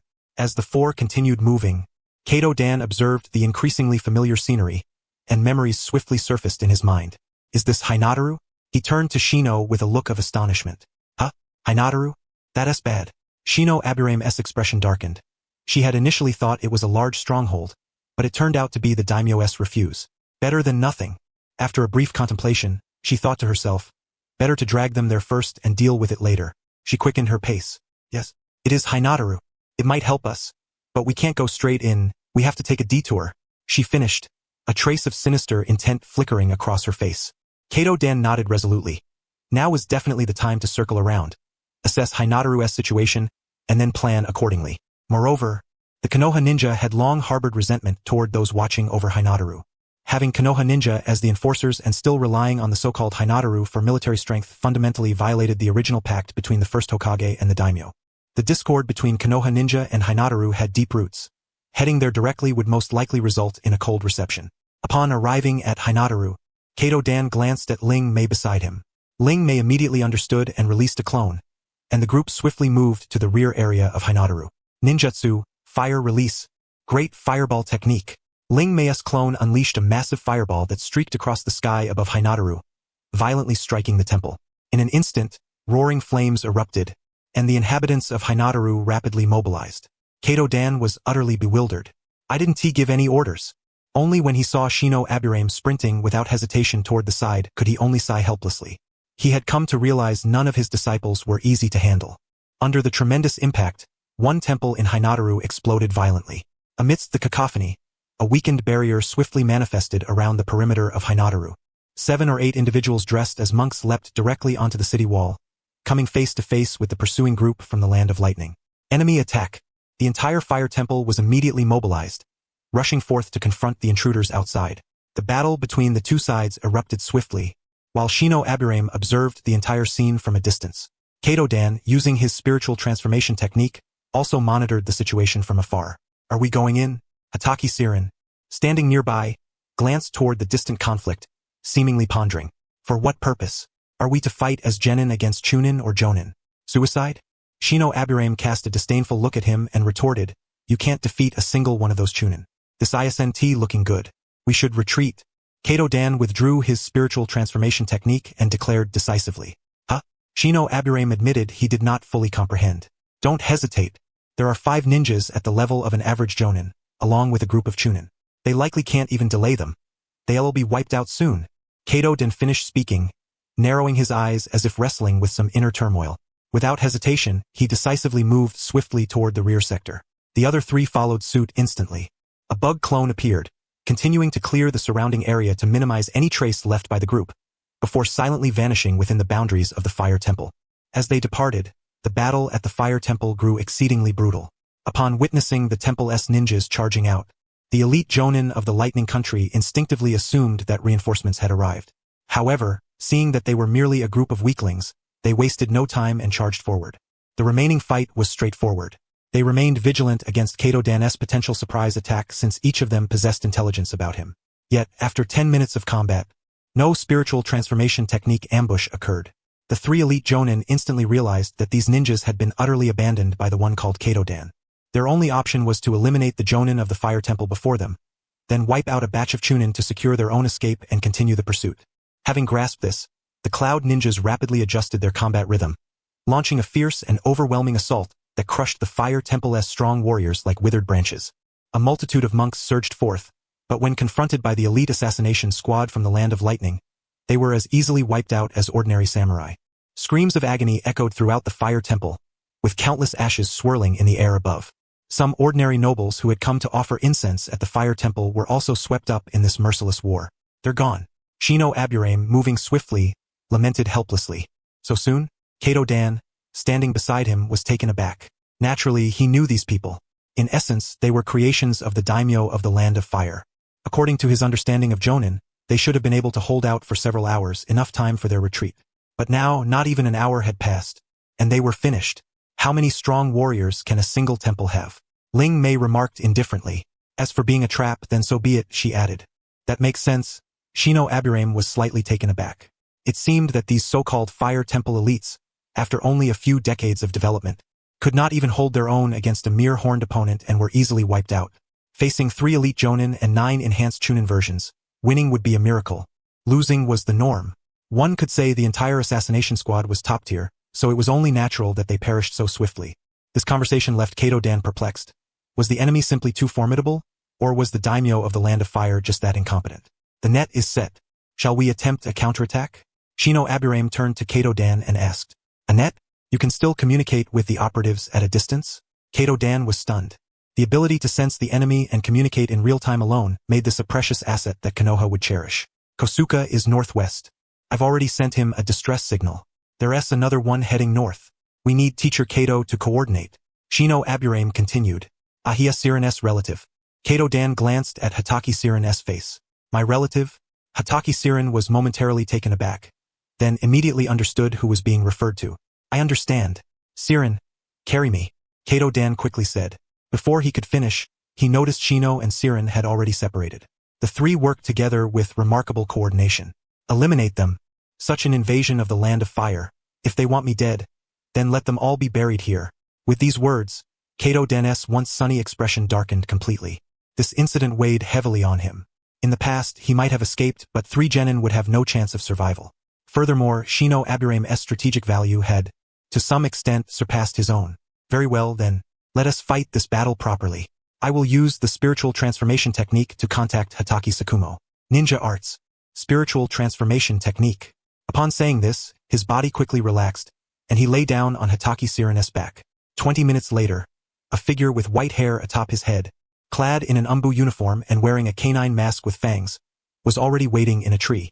Beside him was a ninja bearing a kettle helmet. Ling Mei did not recognize him, but the others did. Lord Whitefang, Lord Kosuka, Shino Aburame greeted.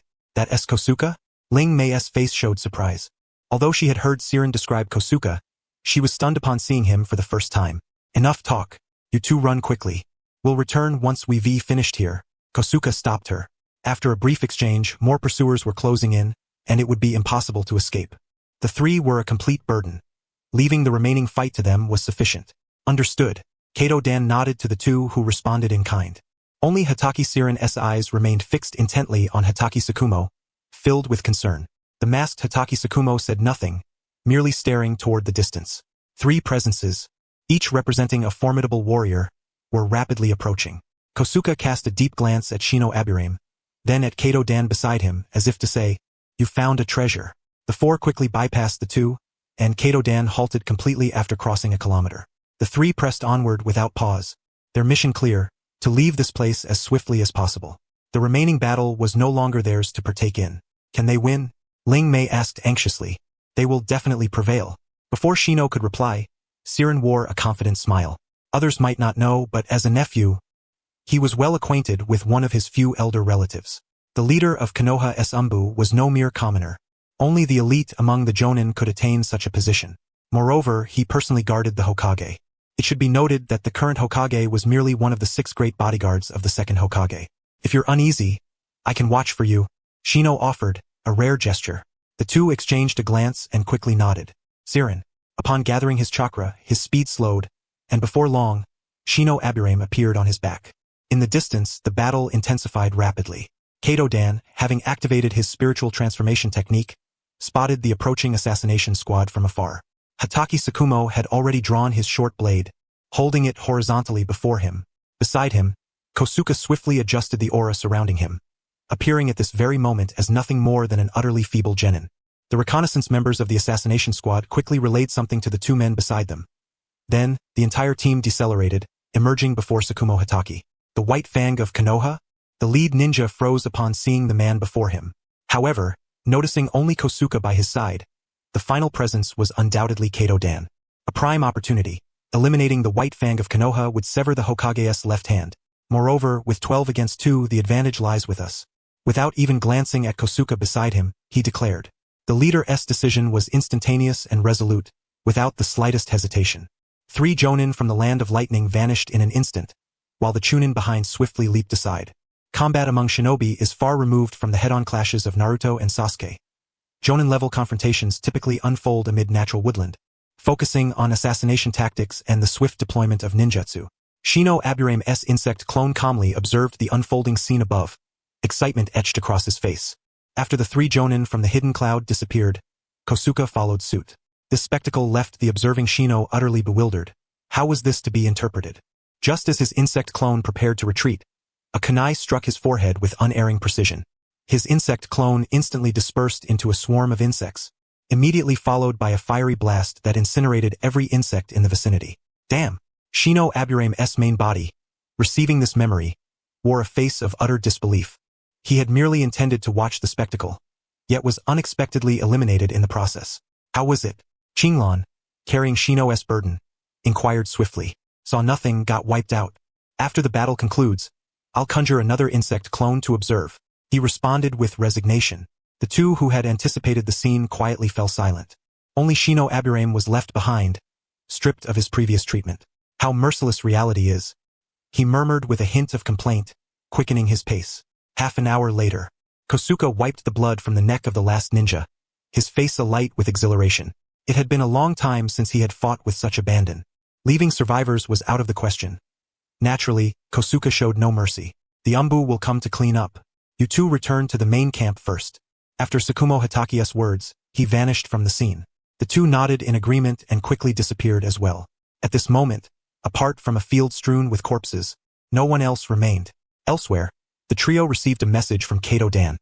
An intrusion forcibly implanted into their minds, causing them a moment of discomfort. The assassination squad has been entirely wiped out. You three head to the Rain Country's border camp. We are on our way. Shino Aburame found this one-way communication somewhat exasperating.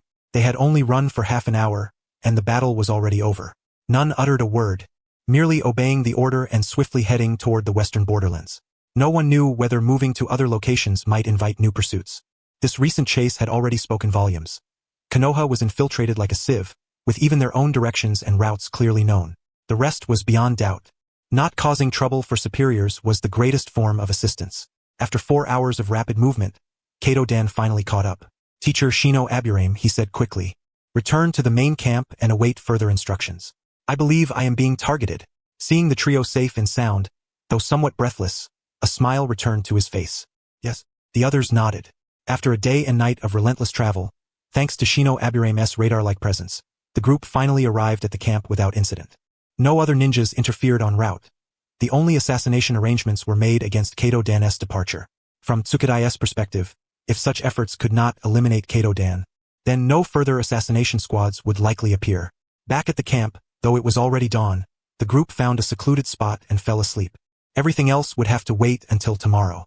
Only when night gradually descended did Shino Aburame stir quietly awake.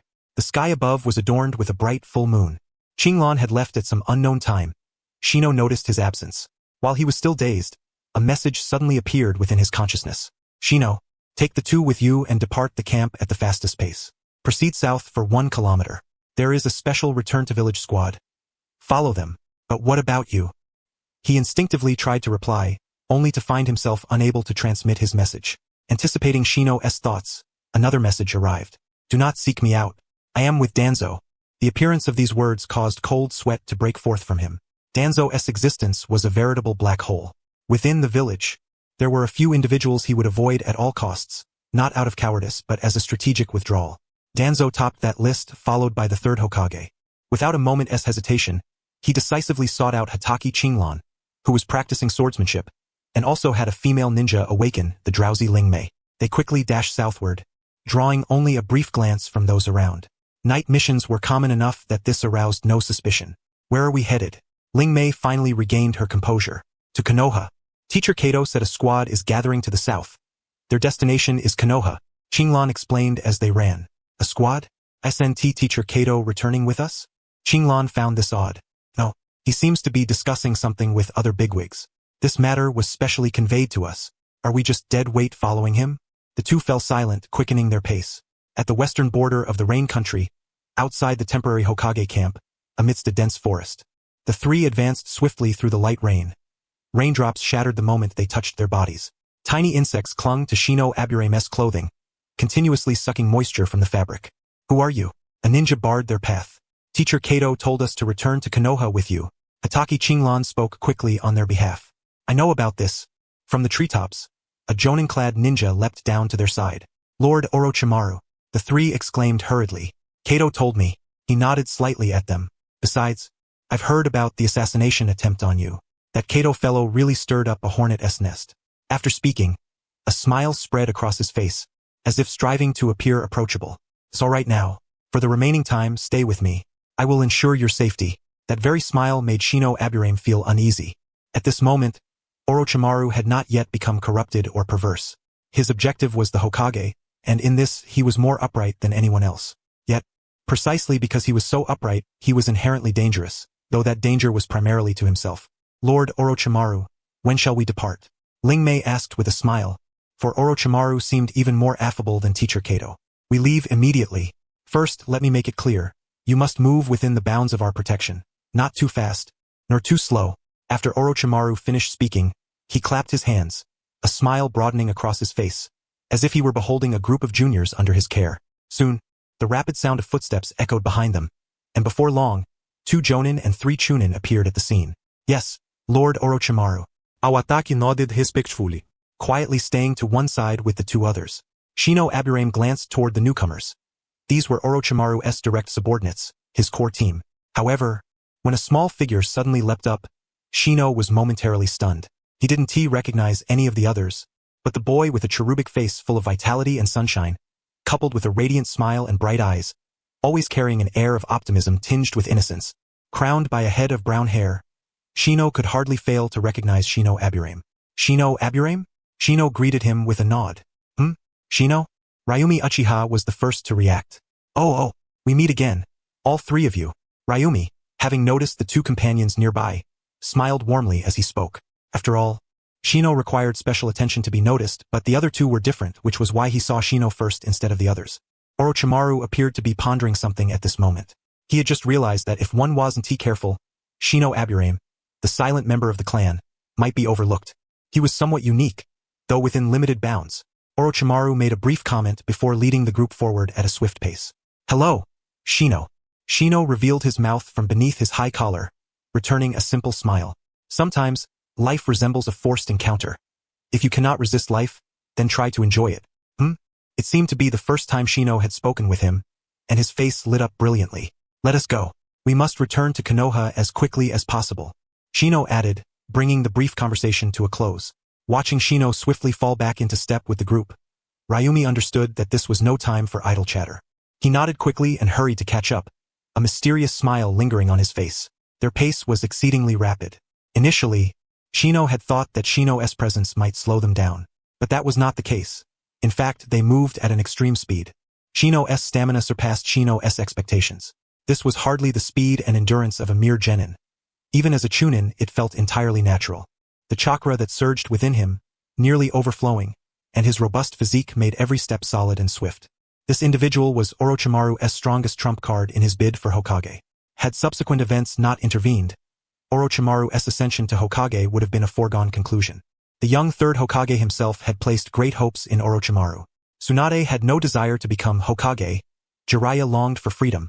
Only Orochimaru was single-mindedly following the 3rd's directives, setting the 4th Hokage as his goal. Throughout the journey, silence reigned among them. Ninjas were not known for much conversation, especially with Orochimaru leading at a breakneck pace. Those behind could only grit their teeth and keep up, powerless to do anything else.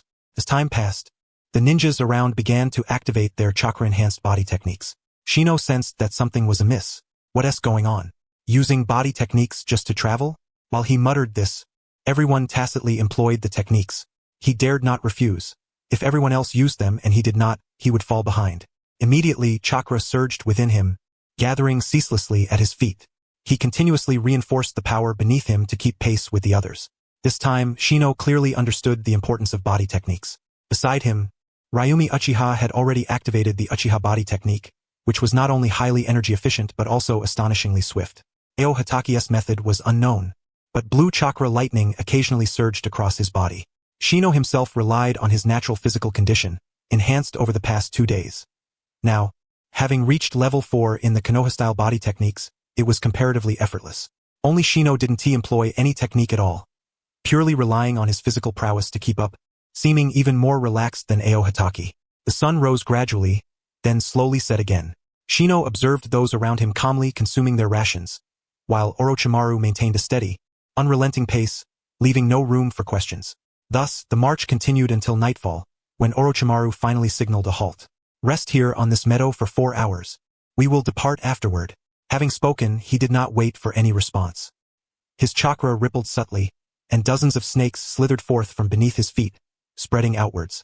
Witnessing this, Ryumi shuddered all over. Lord Orochimaru, playing with snakes again? She whispered, approaching Shino and Ao Hataki. Hataki's burdensome gear had been removed long ago. Sustaining such an intense forced march was only possible through chakra support. Carrying weight would have made keeping pace impossible. His snake techniques are the strongest in all of Konoha, and nearly all his jutsu are his own creations. Shino stated calmly. He had gathered all available information on Orochimaru. Knowing oneself and the enemy ensures victory. My chakra reserves are running low. I need to find a way to replenish, he thought, chakra stirring within him. The closest insect swarm nearby began to be summoned. Impressive. Ryumi nodded but quickly shook her head. After all, they were snakes. The idea was still overwhelming for her. Ao Hatake lay quietly on the grass. His chakra was utterly depleted now, only sheer willpower sustained him. Having always possessed limited chakra, this grueling march was an enormous strain. In contrast, Shino and Ryumi could still afford to chat. In that moment, he felt he might be the weakest among the group, glancing toward Shino. Those vibrant eyes pierced him deeply. He hurriedly focused on restoring chakra, silently consuming another ration pill. The insect swarm fluttered swiftly, soon arriving at Shino's location. This area was not yet occupied by the insects. Only a single sentinel queen insect lingered nearby.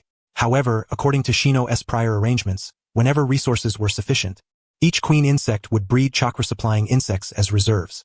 This allowed Shino to replenish chakra at any moment. Now was precisely the time to utilize this design. One by one, the insects entered Shino's clothing, exchanging with others. Drawing close to his body, their faint chakra magnetic fields began to steadily supply chakra. What had been an extreme deficiency began to slowly accumulate. Resting in a tree, Orochimaru's eyes snapped open, observing the scene from afar. The insect swarm returning the favor? This was the first time he had encountered such a member of the Yamanaka clan. Truly fascinating. Sensing the faintest, most subtle chakra fluctuations, Orochimaru narrowed his eyes slightly. When Yamanaka Shino glanced over, he immediately closed his eyes. Orochimaru was observing me? What was going on? Could the chakra fluctuations within his body really be detected? The instant he perceived a gaze, Yamanaka Shino looked in that direction. All he saw was Orochimaru with his eyes shut. But Shino understood that his intuition was not mistaken. This could only mean one thing: he was being watched. Phew! It seemed that this could not continue. Yamanaka Shino pondered briefly, weighing the pros and cons, and resolved that after this instance, he would no longer replenish his chakra by using his insect swarm. For hours at night was a long time, and his chakra replenishment was complete after 2 hours. His body, which had been depleted to less than 50%, was once again fully restored. Originally, the journey would have taken 4 days, but he had forced himself to endure 2 sleepless nights of forced marching, arriving in Konoha in just 3 days. Covering a full 600 kilometers, he rested only 4 hours each day. The remainder of the time was spent relentlessly pressing forward, without a single pause. Gazing at the distant village, Yamanaka Shino finally allowed his tightly wound nerves to relax completely. It appeared that he had truly been set up by Teacher Kato. Otherwise, he would not have been pursued by the assassination squad from the Land of Lightning. He sighed softly, muttering to himself. Yamanaka Shino, you stay behind. The rest of you, disband. Orochimaru commanded. Huh? Shino was bewildered. Ryobi and Sirin halted as well, utterly perplexed as to why Orochimaru intended to keep Shino behind. Don't be nervous. I want to discuss something with him. If you want to listen in, you may stay as well, Orochimaru said with a faint smile, addressing the two who appeared tense. Yes, sir. After a moment's thought, the two found a patch of grass and quietly sat down to rest. The long trek had drained all their strength and energy. Had it not been for seeing their comrade remain behind, they would have long since withdrawn. Lord Orochimaru, Yamanaka Shino greeted respectfully. No need to call me Lord. I'm on equal footing with your teacher, and after all, he is a disciple of the Hokage, Orochimaru said slowly, as if stating something quite simple. Hearing this, Shino felt as if his mind had been instantly illuminated. A jonin from a small family had effortlessly obtained an S-rank forbidden technique, the art of spiritualization. Sirin was under his command, and to be able to enter the core of Konoha's power structure at such a young age, without connections, would have been impossible. Everything suddenly aligned. Otherwise, there was no explanation for how he had earned Tsunade's recognition. After all, on the battlefield of the Second Great Ninja War, Tsunade had saved hundreds, if not thousands. As for elite jonin, they were not scarce in present-day Konoha. Elite jonin only became particularly valuable toward the end of the war. Kato's combat abilities were not outstanding among elite jonin. Some might even say they were somewhat weak. Yes, Yamanaka Shino nodded blankly. At that moment, he realized he was among the few men who could inherit the Hokage's position, having already secured the most fundamental ticket to entry. Are you interested in coming to my biological laboratory? I can offer compensation, Orochimaru proposed, his face tinged with a hint of shyness and slight apprehension. Me? Go to your biological laboratory. For a moment, Shino felt a sense of danger pressing down on him. Yes, Orochimaru's serpent-like eyes quivered slightly as he watched Shino. Wait, what does he want? What could I possibly have that would warrant being taken to his biological laboratory? Suddenly, Shino's mind began a storm of speculation, thoughts racing through his head. That night, he saw something but never mentioned it, waiting for this moment. Why not say it outright? Is it because my insects are a secret technique? So he can't state it directly, but he can recruit me to his laboratory. A flood of information converged in his mind, and he immediately understood what Orochimaru desired. The question was whether to accept or refuse. The burden and pressure weighed heavily on Shino, and his look of surprise quickly gave way to cold sweat. Orochimaru had not yet allied with Danzo, but he was undeniably dangerous. At this point in time, experiments related to Hashirama cells were likely still underway. The laboratory Shino would enter would almost certainly not be the Hashirama cell lab, but rather a conventional biological laboratory. If he refused, what consequences would he face? Being noticed by a future Hokage-level powerhouse was no trivial matter. As for the insect swarm, its evolution mainly depended on mutation and his own unique ability to lock mutations in place. Entering Orochimaru's laboratory at this stage posed no problem. Moreover, his current insect swarm evolution relied mostly on a mudfoot mode, large numbers for sustenance. If he could gain access to Orochimaru's core experimental methods, perhaps he could obtain relevant results, or even manage to acquire Senjutsu chakra in the future. That would be a fortune. After a brief reflection, he concluded that the benefits outweighed the risks. As for future cooperation with Danzo, that was a matter for the Third Great Ninja War, which was still far off. Orochimaru gazed at Yamanaka Shino before him, his lips twitching as if wrestling with some internal conflict. Just as he was about to speak and withdraw his offer, Shino bowed his head and said, I am willing, but could you inform my teacher? Certainly. Orochimaru's face lit up with joy, his smile broadening. Yet that very smile sent a chill through Ryobi and Shino, who immediately sensed something ominous. Then it settled. This is the location of my laboratory. Come find me in 3 days. After confirming the time, Orochimaru withdrew a scroll from his pocket and tossed it to Shino. Without delay, he swiftly departed, pushing himself to his limit with continuous travel. Watching the youthful Orochimaru disappear into the distance, Yamanaka Shino exhaled in relief. Are you really going to his biological laboratory? Ryobi asked, looking at Orochimaru with a hint of rigidity. She instinctively recoiled from him, especially his eyes, which to her were the mark of someone exceedingly dangerous. Shino glanced down at the scroll in his hand. Orochimaru had not yet developed the habit of taking things from his mouth, and the scroll was clean. Yes, after your insects, I send Tihi. Siren spoke coldly. From his perspective, this crossed a line. If Shino spoke to his elders, even if they were the Hokage's senior disciples, Orochimaru would not be able to simply take what he wanted without consequence. Yes and no. Shino shook his head. He had a strong sense of what Orochimaru was truly after. It was clear that Orochimaru hungered for talent. As for the little he had managed to cultivate, it likely held little value in Orochimaru's eyes. Among Hokage-level warriors, few lacked chakra, and there were many ways to replenish chakra swiftly. Unless one was a monster like Naruto Uzumaki or Hashirama Senju, the quantity of chakra did not determine the outcome of battles among Hokage-level fighters. On the contrary, widespread ninjutsu did little damage to such powerhouses. Precision and ruthlessness were the true way of the shinobi in this world. The Sharingan was different, it scarcely consumed chakra at all. Still, Shino considered this a good thing. If others doubted him, did not the Hokage himself believe in him? Saying this, he waved to the two companions, signaling them to cease their discussion. Raimi sighed deeply, fully aware that Shino Aburame's convictions were unlikely to waver anytime soon. Thus, without lingering further, he swiftly departed from the scene. Oi Hatake glanced toward the direction in which Orochimaru had left. Despite Orochimaru's affable demeanor, there remained an uneasy feeling lingering in his heart. Regarding such a prodigy among prodigies, a jonin under 20 years old and the principal disciple of the Hokage, he found himself at a loss for words. Perhaps it was a blessing, perhaps a looming catastrophe. Silently, he committed this matter to memory and proceeded toward the Hatake family's residence. As the others dispersed, a small insect emerged from Shino Aburame's body, gently settling upon his palm. Orochimaru? Well, whether I want to engage or not, I have no choice now.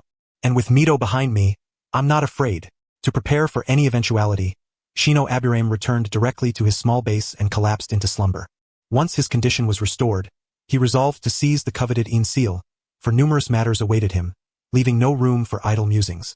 Recently, he had been either fleeing or escorting, feeling utterly drained. Back at his base, he could finally rest properly. Meanwhile, during these hectic days, at the border of the Land of Iron, a swarm of insects was undergoing continuous transformation. Initially tinged with a faint yellow hue, these insects, under Shino Aburame's command, proliferated relentlessly within this territory. After the queen insect devoured one possessing metallic fusion capabilities and, with the recorder's assistance, completed the fundamental genetic documentation, the remaining task was to breed this insect type repeatedly. Relying on their adaptive prowess, they would gradually enhance this trait. Much like the transporter type, which had evolved through the continual strengthening of flight capabilities, body size, and energy storage, these insects thrived. Within this area, they incessantly absorbed rust water. Some had even begun gnawing on rust itself to acquire abundant iron elements for their own fusion. Yet, such consequences meant that many insects collapsed on the path, succumbing to metal poisoning. Ultimately, they were reclaimed by the queen insect, recycled as nourishment for the brood. Present, many had turned a tawny brown, their bodies gradually developing thickened exoskeletons. Harnessing the power of iron elements, they continuously converted iron into the biomass necessary for their survival. However, the cost was evident. Some insects had nearly lost their ability to fly. Their excessively heavy forms compelled them to exert tremendous effort with every movement, and their internal energy reserves were insufficient for their needs. Fortunately, these insects were primarily designated for ground assaults. When necessary, their physiques could be further reinforced. Once these insects charged forward, utilizing their sharp mandibles, they could effortlessly pierce through enemy bodies. This was only the beginning. Through the swarm's formidable adaptability, the harshest form of natural selection, given enough time, a terrestrial battle insect with a metallic shell, formidable offensive power, and robust defense would emerge. Greater strength, sturdier bodies, and swifter mobility. This was the future swarm Shino Aburame envisioned, not the current parasitic insects that could only languidly battle small pests on the ground. The parasitic insects had grown from tiny beginnings to their present transporter form, already a product of gigantism. The next step was to continuously enhance this gigantism. Though such evolution demanded vast chakra and energy to manipulate, the path of the swarm's evolution was long and arduous. One day later, as the first rays of sunlight spilled once more, Shino Aburame lazily emerged from his base. Damn, I'm exhausted. Feeling the frailty coursing through his body, he adjusted his condition. Continuous travel exacted a heavy toll. He required copious amounts of high-quality protein and fats daily to maintain his physical state. Only after a full day and night of rest did his body finally return to normal. As a shinobi, Shino Aburame had to admit that most ninja were not particularly tall. Much of this was likely due to the relentless physical strain of constant travel. Operating in the field meant insufficient nutrition, making full development exceedingly difficult. Unlike those raised in Huaxia, who ate well daily and devoted most energy to study rather than physical exertion, surplus nutrients naturally accumulated within their bodies, allowing their height to increase steadily. Ninja, however, often completed skeletal maturation early due to excessive training and depletion, capping their height. The ninja world was indeed perilous. Even with Kato-dan, survival was not guaranteed. One had to be strong oneself. Having experienced the intense threat of pursuit by the Lightning Country's assassination squad, the urgency for power surged unknowingly to its peak within Shino Aburame. The Een seal, it had to be obtained swiftly, lest he encounter a frontline battle lacking chakra and face disaster. At a Ichiraku ramen shop, after a simple meal, he set out toward the Senju residence. Before long, he successfully entered the compound. Mito Uzumaki, as usual, sipped her tea and greeted Shino Aburame with a smile. Unlike before, no hostility was sensed this time. Instead, an overwhelming kindness radiated from her. Sit. How are your studies with those scrolls coming along? Mito asked instinctively while drinking her tea. I finished them all. I've already mastered the 4-symbol seal and the 8-trigram seal. Upon hearing this, she nearly sprayed out her tea. Sakura, nearby, was equally stunned. Yeah. Shino Aburame replied calmly, then glanced at Sakura, signaling her to step aside. The two exchanged incredulous looks, as if silently asking, "Are you sure?" 2 months was barely enough for many geniuses to merely glance through the material. Mastering and applying it required far more time. Yet Shino Aburame claimed to have completed it all. How could this not astonish them? He approached the two and swiftly initiated the chakra flow in his hands. Ninjutsu, 8-trigram seal. As the seal unfolded, a circle materialized before them. In that instant, all surrounding colors seemed to fade, the entire area enveloped in a blue hue. Then, the circle rapidly dissipated as if it had never appeared. Didn't he activate? No, it did, just not targeting anything. Sharp-eyed Mito immediately grasped the situation. He truly used it, and judging by appearances, he had not only learned it clumsily but had grasped its essence. Sakura's face brimmed with astonishment and disbelief. You read through all those scrolls? And comprehended them fully? Mito looked up, her aged features seeming to regain vitality. Yes, Shino Aburame nodded, eyes shining with confidence and composure. Although aided by external tools, the results were his own discovery. The elderly woman before him was not difficult to approach. Indeed, in many respects, she was quite approachable. Of course, the prerequisite was to demonstrate formidable potential oneself in order to earn their respect. Thus, before them, Shino Aburame revealed his utmost strength in its entirety. At this moment, Mito Uzumaki's gaze toward Shino Aburame shifted. In such a short span, Shino had already completed the 8-trigram seal, a sophisticated, high-level layered technique of the 4-symbol seal, which even most Jonin found challenging to execute. As for the 5-element seal and the like, any Jonin with some knowledge of sealing techniques could perform them. However, the 8-trigram seal was a pinnacle jutsu reserved for those Jonin who specialized in the art of sealing. Excellent. Excellent. Mito Uzumaki found himself at a loss for words. Originally, he had assumed that mastering the entire array of sealing techniques within 2 years and obtaining a Jonin S-pass, combined with his instruction, would barely suffice to reach the threshold of sealing. Yet now, the situation was that Shino had leapt directly to mastery. It was merely a matter of how quickly he could learn from here. Come, let me take you to the library, she said, rising slowly to her feet. Sakurako, go open the door. Yes. Sakurako responded, her previously sluggish movements instantly becoming agile and swift. Witnessing this, Shino Aburame naturally understood that this was no ordinary person but a bona fide Jonin. It was obvious, how could someone close to a Jinchuriki be weak? Previously, she had appeared frail and aged, never demonstrating her true capabilities, but now her speed had reached its utmost pinnacle. Just as Sakurako opened the door, Shinju had just entered the courtyard. Shino Aburame? He exclaimed, disbelief etched across his face. Ahem, Shinju, greetings. Shino Aburame felt a twinge of embarrassment. He had ignored him earlier, and now here he was inside his home. Grandma? Ashi. Shinju stammered. Shinju, behave yourself. This is my student, Shino Aburame.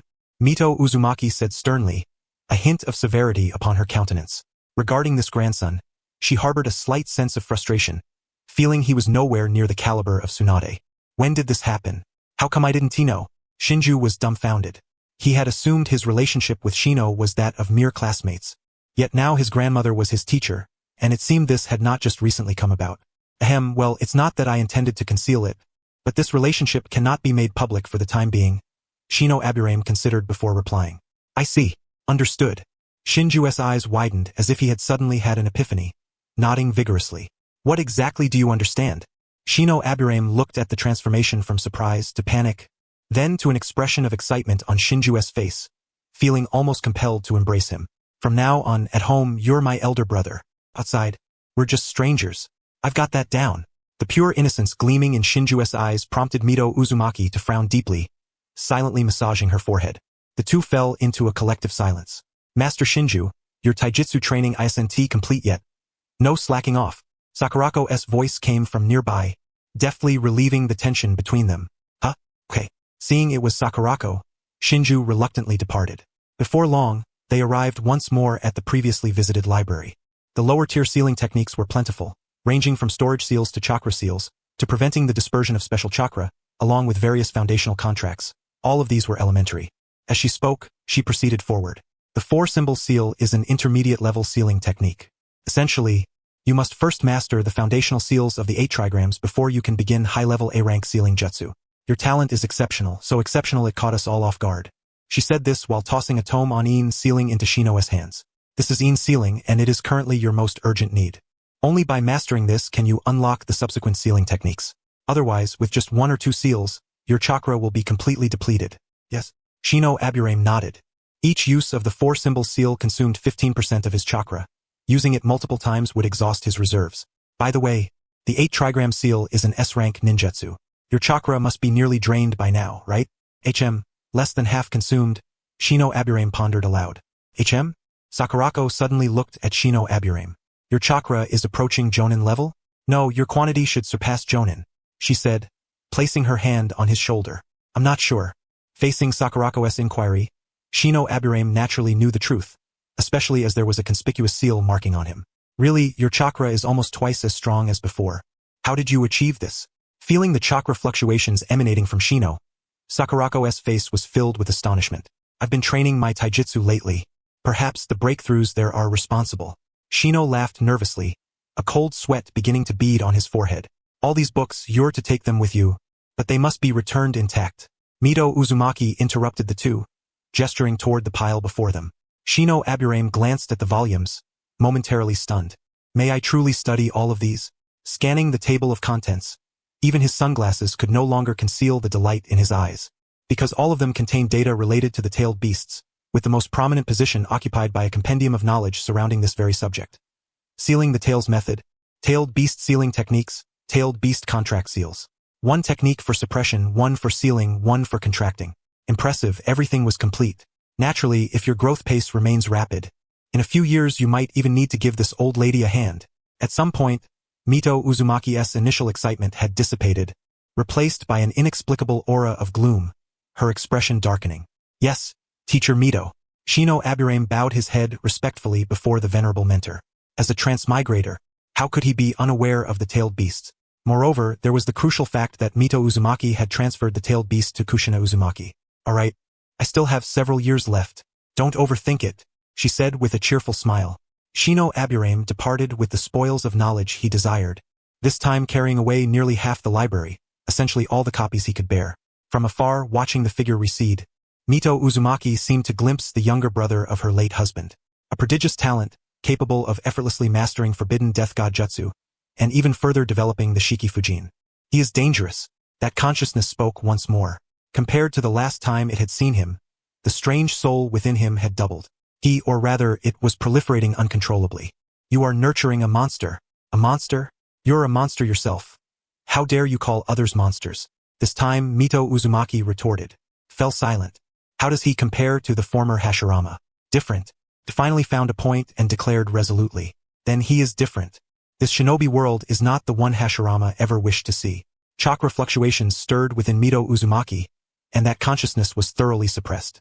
When Shino Aburame left the Senju stronghold, the sun hung high in the sky, and the surface temperature had risen to over 30 degrees Celsius. In the distance, cicadas continued to incessantly release their shrill cries. An attacker had already approached them, and the cicadas' incessant cries abruptly ceased, replaced instead by the buzzing sounds emitted by the cicadas, which echoed endlessly throughout the surroundings.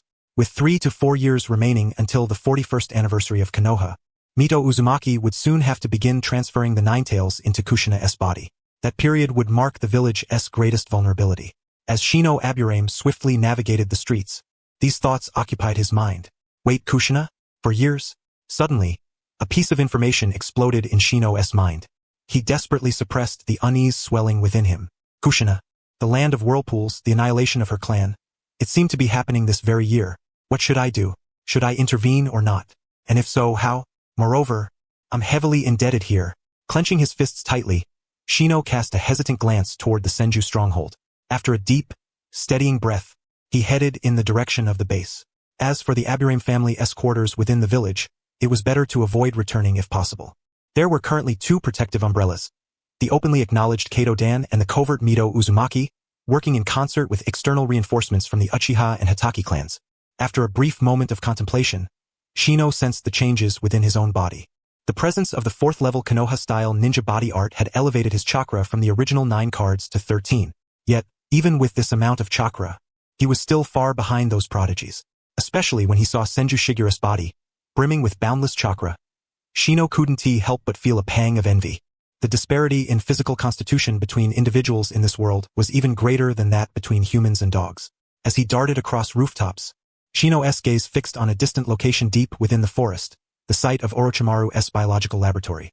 Tomorrow he would have to pay Orochimaru a visit. If anyone could influence the decisions of the Hokage during this critical period, Orochimaru was certainly one of them. This thought propelled him forward, quickening his pace. This must be what they call bonds. He sighed helplessly. Upon returning to the base, Shino silently activated his interface. Aburame Shino, Konoha Genin 13 years old. Chakra, 13 cards. Ninjutsu, Bunshin no Jutsu, Clone Technique, Level 3, 160,910,000. Henshin no Jutsu, Transformation Technique, Level 3, 321,010,000. Substitution Technique Level 3, 123,210,000. Earth Release, Iwagakure no Jutsu, Rock Concealment Technique, Level 3, 22,410,000. Earth Release, Tsukanaka Senku no Jutsu, Subterranean Navigation Technique, Level 3, 8,601,000. Earth Release, Tsukanaka Izakana no Jutsu, Subterranean Fish Illusion Technique, Level 3, 7,291,000. Hidden Saint Body, 66. Hidden Body Activation at 100. 6 hidden ninjutsu techniques reached Level 3, enabling superior concealment from enemies, with a transformation authenticity of 50%. Casting speed increased by 50%. And chakra cost for concealment ninjutsu reduced by 80%. Basic Sealing Technique Level 3, 10,000. 4-Symbol Sealing Technique Level 2, 2,961,000. 8 Trigram Sealing Technique Level 1, 12,100. Chakra Nature Transformation Level 2, 8,751,000. Phoenix Fire Technique Level 2, 4,401,000. Great Fireball Technique Level 2, 4,201,000. Water Fong Bullet Technique Level 1, 151,000. Healing Technique Level 1, 791,000. Hemostasis Technique Level 1, 641,000. Chakra Scalpel, 1,100. Konoha Style Ninja Body Art Level 4, 123,100,000. Forced Ignorance Level 3, 667,910,000. Basic Taijutsu Level 3, Max Level. Uchiha Ninja Body Art Level 2, 1,201,000. Swarm Heart Level 1, 471,000. Secret Swarm Clone Technique Level 3, 8,861,000. Secret Swarm Wall Level 3, 2,601,000. Secret Swarm Mutation Level 4, 39,312,100,000. Secret Swarm Nest Level 3, 7,651,000. Spirit Mark Level 1, 1,100. Capable of imprinting upon the soul to grant protection by the Death God in the Pure Land. Death God Follower Rank, Unknown. The souls of all creatures slain by the user are brought before the Death God. Basic Sealing Technique Knowledge at 100. Intermediate Sealing Technique Knowledge at 100. Advanced Sealing Technique Knowledge at 9. Staring at the glowing blue interface, Shino sighed with resignation. Mastering all these skills to their utmost levels had already consumed a considerable amount of time. Moreover, there was still an advanced sealing technique knowledge to be perfected, which, barring unforeseen circumstances, could be resolved within the collection of books he had brought back. Simply reading through those tomes would demand all of his time and energy for the coming month. The Death God Follower rank has changed? Observing the alteration, Shino, who had not accessed the interface for quite some time, was momentarily stunned. What was happening? Why had the rank suddenly vanished? Attempting to open the details proved impossible, as if it was never meant to be accessed. Rubbing his temples in frustration, Shino ceased his pondering and commenced a new day of ninjutsu practice. Meanwhile, in the Pure Land, beneath a pitch-black sky, the sole celestial body was an eerie blood moon. All else was absent. Surrounding the area were countless faint blue lights, drifting swiftly through the air. A large assembly of figures clad in Uzumaki elder robes busily directed these lights toward an altar using spiritual energy. These lights were none other than souls, albeit with slightly diminished mass. Atop the altar, the Death God gazed thoughtfully upon the countless insect souls before him. As the morning light broke, the surrounding mist gradually dissipated. Shino Aburame had already elevated his mastery of the Konoha-style ninja body art to 375 experience points. Though still far from the 100,000 mark, with persistent effort, he would eventually attain it. Furthermore, as his familiarity with the body art deepened, his training progression would accelerate. I must visit Orochimaru soon. Drawing a deep breath, Shino leapt into a nearby stream. When he emerged again, he was standing before the entrance of Orochimaru's laboratory, fully prepared. This was a simple underground laboratory concealed by a plant-covered gate, nestled within the forest and accessible only via a narrow path. Normally, only laboratory personnel frequented this place, guarded by 2 ninjas stationed outside.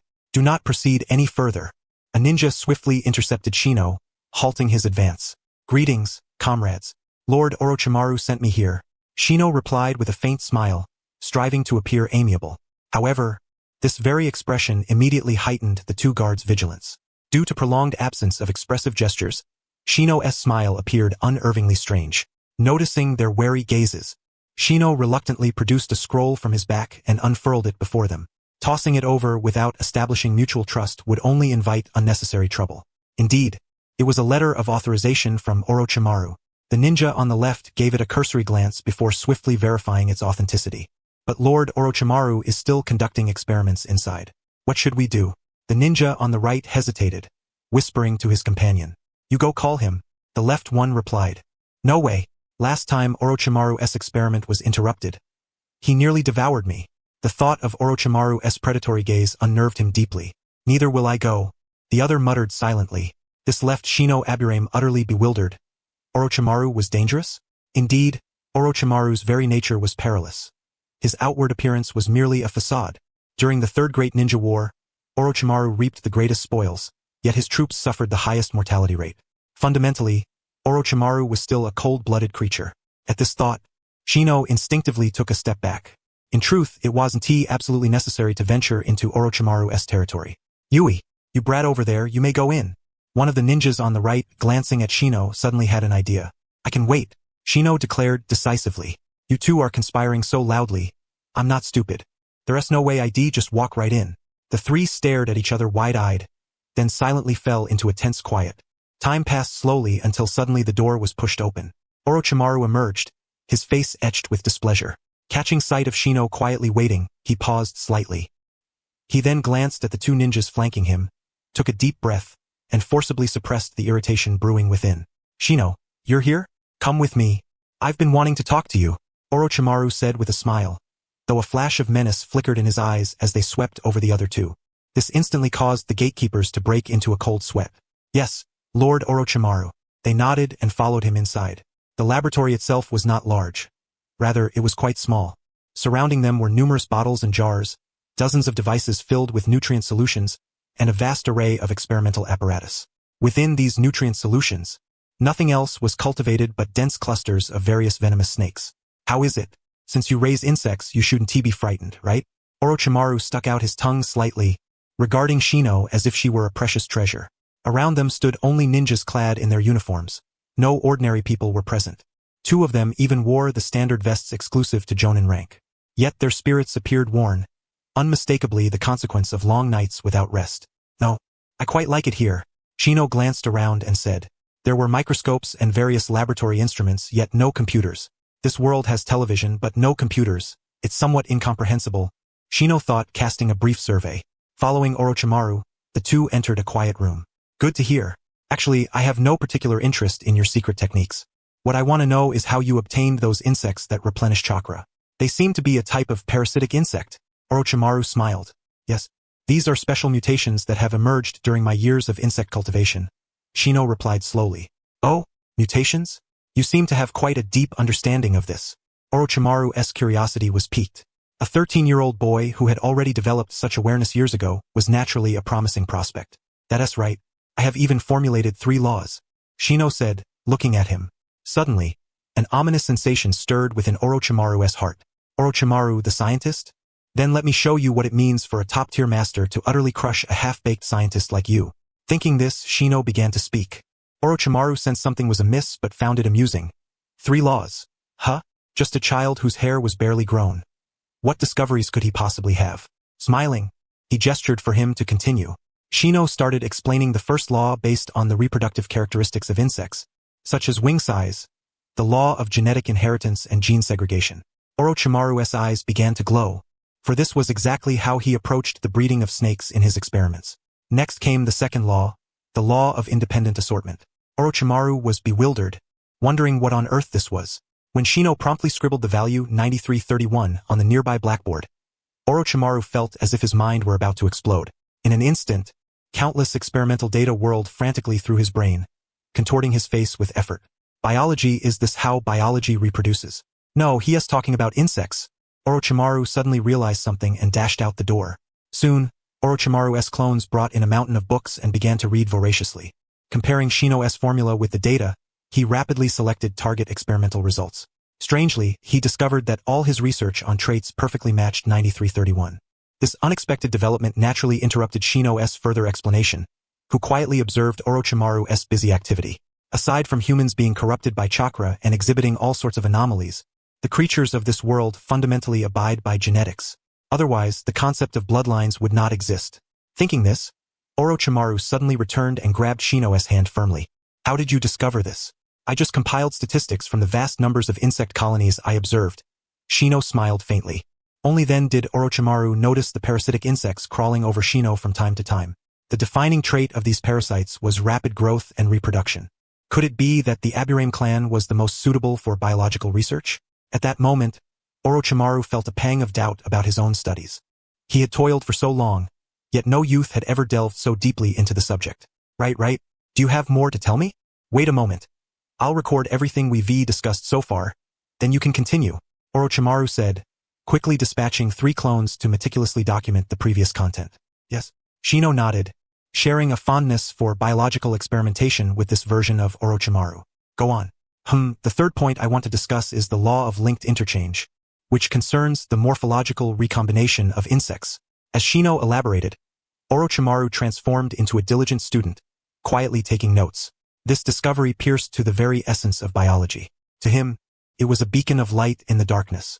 Upon completing the explanation of linked inheritance and occasional exchange, Orochimaru took a deep breath, as if struck by a sudden realization. So what about those insects that transmit chakra? How do they work? He noticed another issue, whether ex nihilo emergence had been resolved. Yes, Lord Orochimaru, you're truly formidable. This involves a special phenomenon, biological mutation, which I term the mutation of biological recombination. Orochimaru nodded in comprehension. My formula is the number of dominant new mutations U times 2, multiplied by the total number of individuals in the population, yielding the mutation rate of dominant inheritance. At this, Orochimaru was perplexed. After listening for so long, the conclusion seemed to leap straight to the end with no process in between. He stared at the ratio and mutation rate values on the blackboard. Shino had violently cracked genetics through mathematics using insects. By comparison, Orochimaru's previous experiments seemed like mere child's play. Aside from haphazard combinations, he had yet to discern even the most fundamental patterns. Were it not for Shinju Aburame, he would still be blindly assembling fragments without purpose. Let me process this. I must verify the accuracy of your claims. Here are the keys to the laboratory. You may peruse all the experimental data I have on hand. The moment Orochimaru finished speaking, a myriad of inspirations surged through his mind. Suddenly, one realization dawned upon him. He had been treading the wrong path. There was still time to turn back. Without a second thought, he departed resolutely. The data from past experiments melded chaotically within his mind, continuously computed by his extraordinarily brilliant intellect. The concepts Shinju Aburame had mentioned crystallized at last, as if a vital energy channel within him had been unblocked. Watching Orochimaru leave, Shinju Aburame was momentarily bewildered. Yet, he merely scratched his head indifferently and calmly examined Orochimaru's experimental data and records. The vast majority pertained to serpentine studies, though the information was exceedingly disordered and lacked systematic coherence. All these data aimed at cultivating larger and more venomous serpents. While perusing the documents, Shinju Aburame stepped outside the laboratory. Everyone was engrossed in their own tasks and showed no interest in his presence. Orochimaru had vanished without a trace. No one knew where he had gone. After a brief circuit, Shinju Aburame observed that this was a rather rudimentary laboratory dedicated primarily to serpentine biological research. He quickly organized the information in his mind, then proceeded to the room previously assigned to him to commence his work. The origin of the insect swarm's maternal nest lay not elsewhere, but within Shinju Aburame's own body. The first level of the insect nest secret technique was innate. It enabled the insect swarm to consume his chakra and remain under his control. Transforming oneself into an insect nest was a rite all Aburame clan members completed by the age of 5 or 6. At the second level, the insect nest underwent transformation. As he continuously nourished it with chakra and passively accumulated experience, Shinju Aburame discovered he could resonate with these insects. Upon achieving resonance, the insects connected to his spiritual realm, synchronizing anew. The instant he felt the commanding control over the parasitic insects, he understood he could harness their traits to strengthen himself by alternative means. At the second level, relying on the special chakra techniques derived from the insect nest, he continuously induced mutations in the parasitic insects, as if naturally endowed. Eventually, herbivorous and transporter insects emerged, beginning to test survival in the wild. Not long afterward, Shinju Aburame's insect nest secret technique ascended to the third level, at which point he could begin controlling his own flesh. However, this control was limited to the simplest act of detaching flesh, and his body seemed to command him to experiment. Under this peculiar sensation, Shinju Aburame detached a portion of his flesh. This became the current maternal insect. He once again gathered his flesh and, following the maternal insect's division pattern, began slowly separating it. Although only a small amount, it was alive and linked to his spiritual world. He lightly sliced some cells from it with a blade and began observing them under a microscope. The maternal insect now could divide and give birth to various recorded insects. Compared to before, which depended on insect reproduction, this was incomparably more effective. It could also record the insect's DNA and reproduce them, far surpassing the limits of conventional biology. Time passed swiftly amid his busyness, and night fell without any sign of Orochimaru. As for the experimental results, he thoroughly analyzed the entire small maternal insect but gained nothing except data on the maternal insect's physical strength. Other aspects remained utterly indecipherable. One could only conclude, a system's creation is bound to be exquisite, at least beyond his current capacity to understand. Enough waiting. The subsequent matters would have to await Orochimaru's notice. Shinju Aburame pondered briefly, stretched leisurely, cleaned up his experimental materials, and carefully preserved the crucial samples in his pocket. Only then did he head outside, and as he opened the door, he saw Orochimaru clad in a jonin vest. That fiery gaze seemed as if it could burn right through him. Lord Orochimaru. Shinju Aburame, you need not address me as Lord anymore. From now on, call me teacher. Orochimaru's serpentine eyes blazed like flames. Well, I already have a teacher. Shinju Aburame was at a loss. No worries. This matter is known only to you and me. No third party. Orochimaru lowered his voice and spoke slowly. Shinju Aburame was unsure how he had exited the laboratory, only knowing that he seemed to have acquired another teacher. Unlike before, this one was a mentor he genuinely desired. Since he intended to intervene, comprehensive preparation was imperative. He was no longer the same person he had been prior to graduation. To advance this endeavor, he would have to consolidate all his connections at once. Otherwise, there was no point in contemplating it further. As for the outcome, all he could do was do his utmost and leave the rest to fate. Without strength, only intellect remains to compensate. He needed to swiftly gather intelligence on the Whirlpool country and ascertain the whereabouts of Teacher Kato. Adjusting his mindset slightly, Shinju Aburame silently opened the map. Whirlpool country lay southeast of Konoha, on an island territory between the land of water and the land of fire. According to the map's scale, there was over 90 kilometers of sea distance, as well as more than 200 kilometers of land distance. Such a span was impossible for the insect swarm to traverse by land alone. Although the insect swarm had previously advanced southward for some distance, just over 100 kilometers, the remaining 200 kilometers, including the 90 kilometers of sea, posed an immense challenge. Moreover, a nation called the Land of Waves was situated in this maritime region. Compared to Whirlpool country, the Land of Waves was a small island nation adjacent to the Land of Fire. Rubbing his temples, Shinju Aburame understood that without reaching the coastal areas, it would be impossible to send the insect swarm to the Land of Waves or provide early warning. No chance existed. He would have to create one. Within his heart, a simple direction had already taken shape. If the Land of Water prepared to act against Whirlpool country and contacted major powers such as the Land of Lightning, they would inevitably make moves along the coastal regions. Night gradually descended, stars twinkling in the sky. Previously, fireflies would have danced around Konoha at this hour, but now, not a single firefly remained. Mosquitoes had vanished as well. The reason was simple. The parasitic insects around Konoha had devoured them utterly. Having supplanted mosquitoes in the ecological niche, the parasitic insects naturally eradicated the mosquitoes. All surplus resources were devoted to the development of the maternal insects. At the mission center, numerous shinobi were still engaged in communication. Shinju Aburame's arrival went unnoticed. Compared to before, there were now many more missions. He approached the mission board, studied the newly posted assignments, and began analyzing them. Tasks related to the southeastern coastal regions, as well as those near the Land of Water and Whirlpool country, were all noted carefully. Soon enough, Shino Aburame discerned that along the southeastern coastline, numerous assignments emerged, all tasked with expelling rogue ninja. Intriguingly, these wandering shinobi did not commit massacres in these regions. Rather, they merely roamed the surrounding areas without causing harm. The neighboring villages entrusted Konoha's ninja with the duty of dispersing these intruders. Scouts, perhaps? And simultaneously to block information. Observing these assignments, Shino Aburame's mind began to formulate plans. This data should suffice. The next step was to interlink the events. Swiftly, he marked these commission locations on the map. Before long, clusters of red dots densely populated the entire southeastern coastal region, concentrating primarily toward the Land of Whirlpools, forming a fan-shaped pattern. At the very core was the port city along the southeastern coast, where the highest number of rogue ninja were appearing.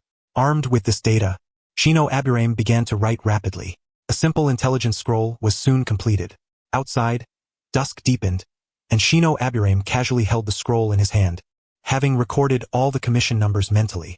Meanwhile, in Konoha, countless swarms of insects slowly took flight without hesitation, heading resolutely toward the southeast. The insects that had just gathered were once again plunged into a fierce mode of territorial expansion. At the Hitaki residence, under the moonlit night, The lights glimmered softly as a silhouette continuously wielded a short blade. Who is there? Hatake Siren suddenly turned toward a direction, eyes brimming with vigilance. The dagger pointed steadily. It's me. Shino Aburame emerged slowly from the shadows. Shino? What brings you here? Hatake Siren lowered his blade, surprised to see Shino Aburame, who was rarely seen. I need to ask you something. At that moment, a pack of dogs burst swiftly from the darkness, charging toward Shino Aburame. Stop! Hatake Siren shouted sharply. The dogs, upon seeing Shino Aburame, were utterly bewildered.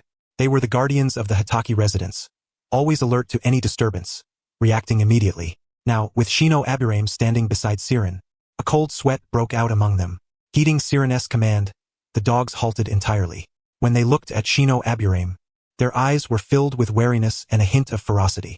Some of them are ninja dogs usually guarding the house. With me here, they won't bite you. Siren, noticing Shino Aburame's cautious gaze, sheathed his long knife and headed toward a lit room. Several people nearby had already peeked out, but seeing Siren's friend, they refrained from coming out. Understood. What's the matter? Came by just to see me? I want you to do me a favor. Deliver the scroll to your relative.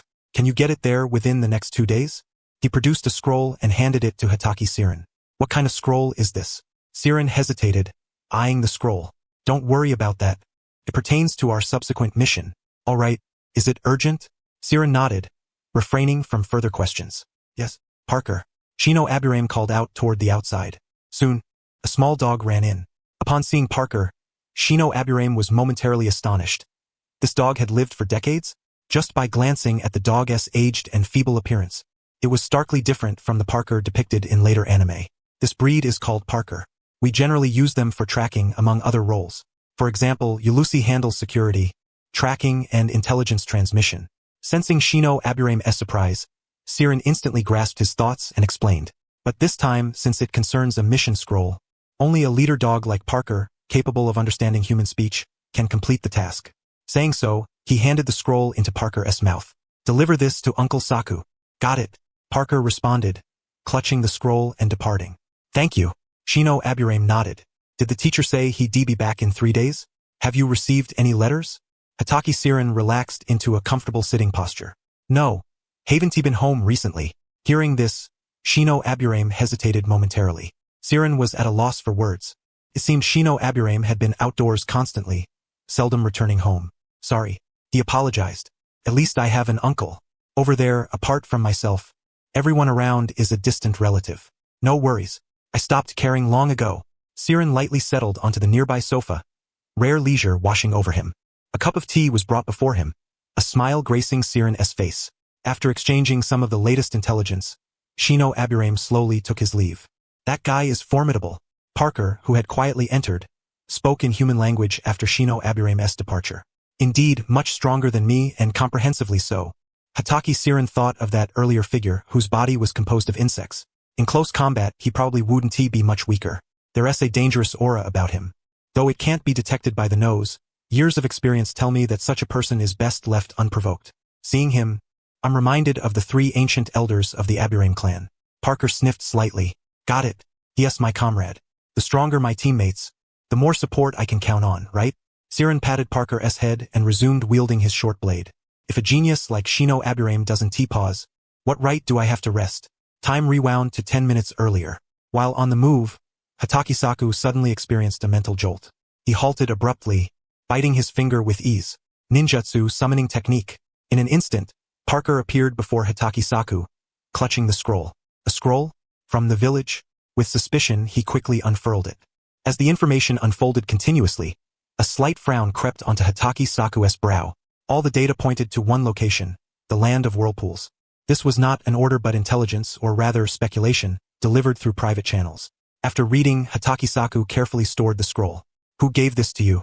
Parker. A brat from the Aburame clan by Siren's side. An unsettling little brat. Parker shook his canine head. He scanned the surroundings. It appeared to be a desert, with yellow sand swirling in the distance, sharp as knives in the wind. Understood.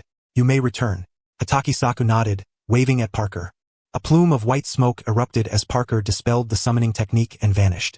If the speculation holds true, preparations must be made promptly. Hatake Saku's eyes gleamed brightly in the darkness, fixed intently toward the southeast.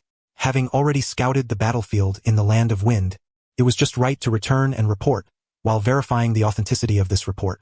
Moreover, many of the data points could be delivered into his hands within 10 minutes if needed. The battles between Sunagakure and Amigakure would not end soon. With a simple leap, he vanished once more into the night filled with swirling yellow sand, as if he had never appeared at all. 3 days passed swiftly, and Shino Aburame finally awaited the arrival of Kato-dan. Before the sun had risen, Aoi Hitaki was already practicing swordsmanship by the lakeside, sensing the approach of another from afar. Aoi said, "I have something to tell you." Shino replied with a questioning look. The usually excited Aoi Hitaki's eyes practically gleamed with anticipation, despite it being the early hours of the morning. His condition was remarkably good. Shino himself was somewhat bewildered. The reason he had arrived so early was because of an envelope from Kato-dan, which instructed him to gather by the lake at 6 o'clock. "I got it," Aoi exclaimed, suddenly exerting a tremendous burst of energy. "Open the gate." Immediately, the chakra throughout his body surged dramatically. Witnessing this, Shino was utterly stunned. He had only asked Aoi to try, never expecting him to actually succeed. "You got it. Amazing." Shino Yuna expressed with genuine admiration. "Yes, I managed to open the first gate," Aoi said, "but the physical strain is immense. I told them to wait until I grow stronger before teaching me the other gates. There are 8 in total." With a smile, Aoi quickly continued as his chakra gradually receded. The 8 gates technique consists of 8 gates in sequence.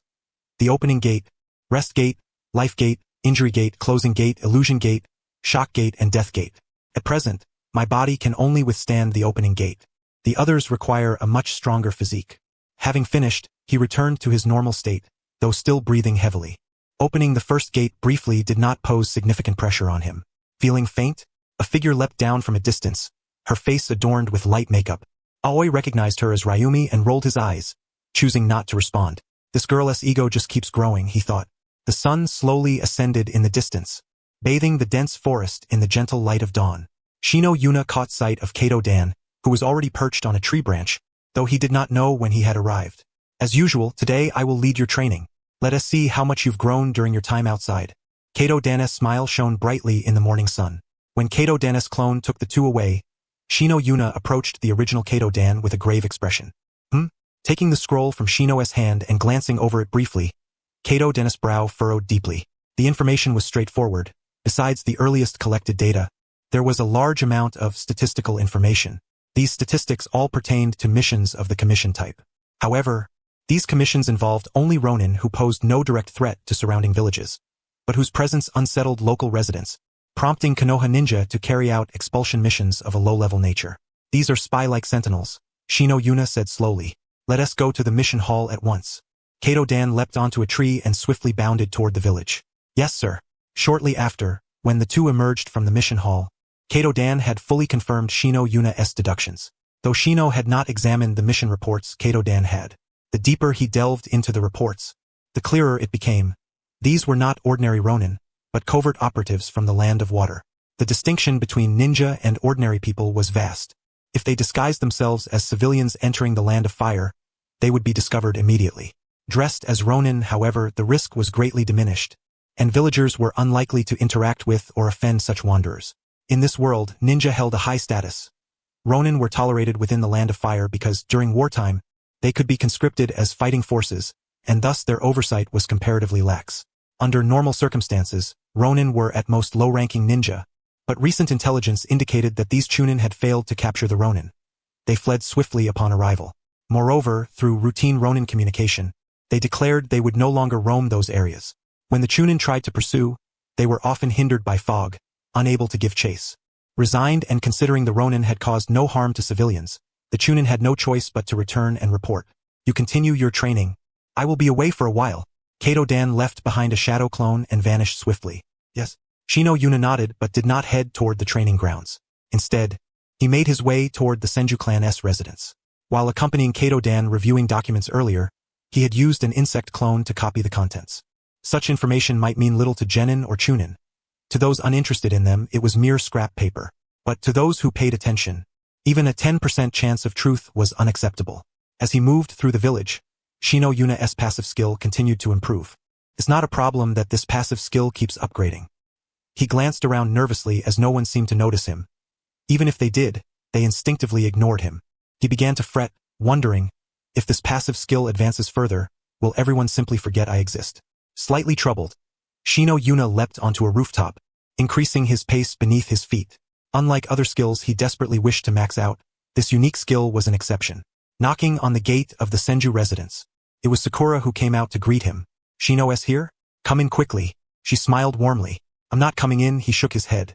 Why not? Sakura looked puzzled. This is some information. I want you to deliver it to Grandma Mito, Shino Yuna said, handing over the scroll. Taking the scroll, Sakura looked bewildered. SNT it better to talk about this in person? All right, he replied, though she was not one to pry. Ninja had their own thoughts and ways, and most importantly, they carried out missions rather than chasing trivial matters to their end. Those who did otherwise rarely lasted long in Konoha. Thank you. Having ensured his message was delivered, Shino Yuna quickly departed. Always in such a hurry, she muttered, then carried the scroll inside. Mito, who was drinking tea, was momentarily startled when Sakura entered. Shino, didn't tea come in? She asked curiously. No, he seemed very anxious and left the scroll. Sakura set a sealed scroll marked confidential before Mito, then resumed grinding tea leaves into powder and brewing it. Mito leisurely opened the scroll, but when she reached the initial information, her narrowed eyes snapped wide open. As more information unfolded, she drew a deep breath. That little one has such keen observational skills. The front contained the information he had gathered. The back detailed Shino Yuna's planned actions and the assistance he required from Uzumaki Mito, touching upon the interests of Konoha's upper echelons. To explain clearly to Uzumaki Mito, it even included conjectures about the thoughts of Konoha's leaders. Though all speculative from Mito's perspective, it was based on premises unknown to her or already beyond remedy. Otherwise, in a single day, half the power in Konoha would naturally belong to her.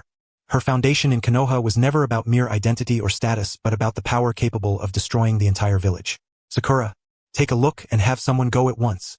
Uzumaki Mito handed the scroll to Sakura. Yes, Maram. Sakurako swiftly skimmed through the information and immediately grasped what had transpired. Then, silently and promptly, she vanished into the house, leaving behind only a fully brewed pot of tea, its warmth maintained steadily by the flickering glow of a small kerosene lamp. Taking another sip of tea, Mito slowly rose to his feet and gently opened a concealed door. At the very base of this hidden entrance stood a peculiar altar, imposing and enigmatic. Sakurako was certain of the veracity of these details and planned to dispatch others to investigate. If the third Hokage's mind had indeed slipped, her duty would be to restore his clarity. The insurance was already in place. With Uzumaki Mito's endorsement, there was a strong likelihood that Tsunade would come forth. If it were possible to drag Orochimaru and Jiraiya into this as well, so much the better. Shino Aburame, hastening towards the lakeside, pondered strategies as he moved. Kato Dan's formidable strength was well known, while Mito could only provide support from the rear. On the front lines, aside from the potentially influenced Hataki Tsukumo, only Tsunade was likely to appear, though it remained uncertain whether Tsukumo would show up. If Jiraiya and Orochimaru could be brought along, there would be protection close at hand should anything occur. This adversary was no mere common thug.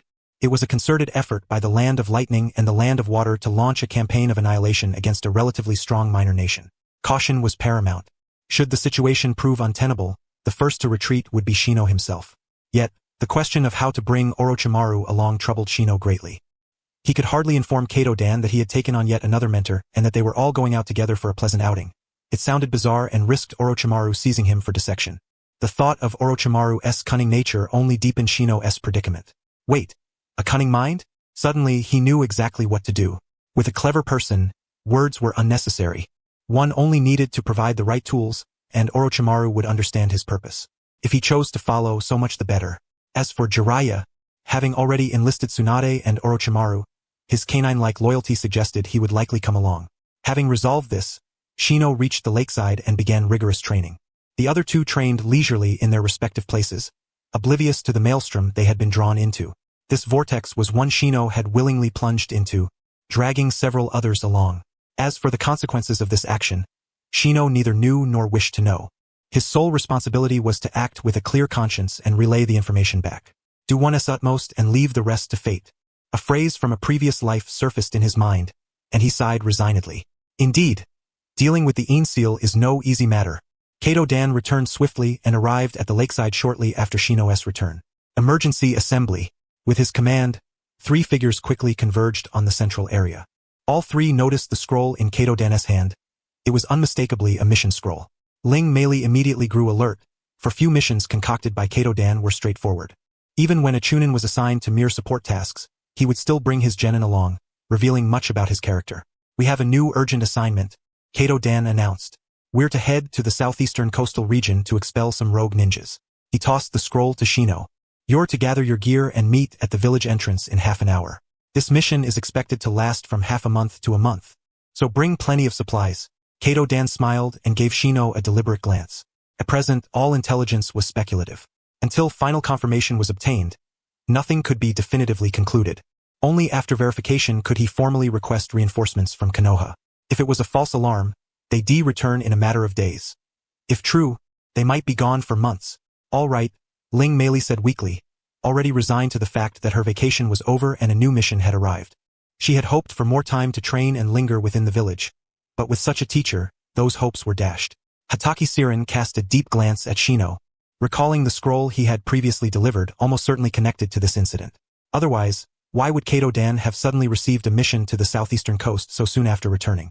Secret technique. Insect clone jutsu. Shino quickly produced 2 insect clones. "I can seal the necessary items for you and have these 2 follow you." Excellent. Seeing Shino's clones, Ling Meili immediately felt his mind had sharpened considerably. Previously, he only sealed items when they were brought to the village entrance, but now he was so considerate as to provide this service proactively. Her impression of him improved markedly. Only Hatake Sirin tilted his head, a strong sense of unease stirring within him. "Let us go," Shino said, swiftly vanishing by the lakeside.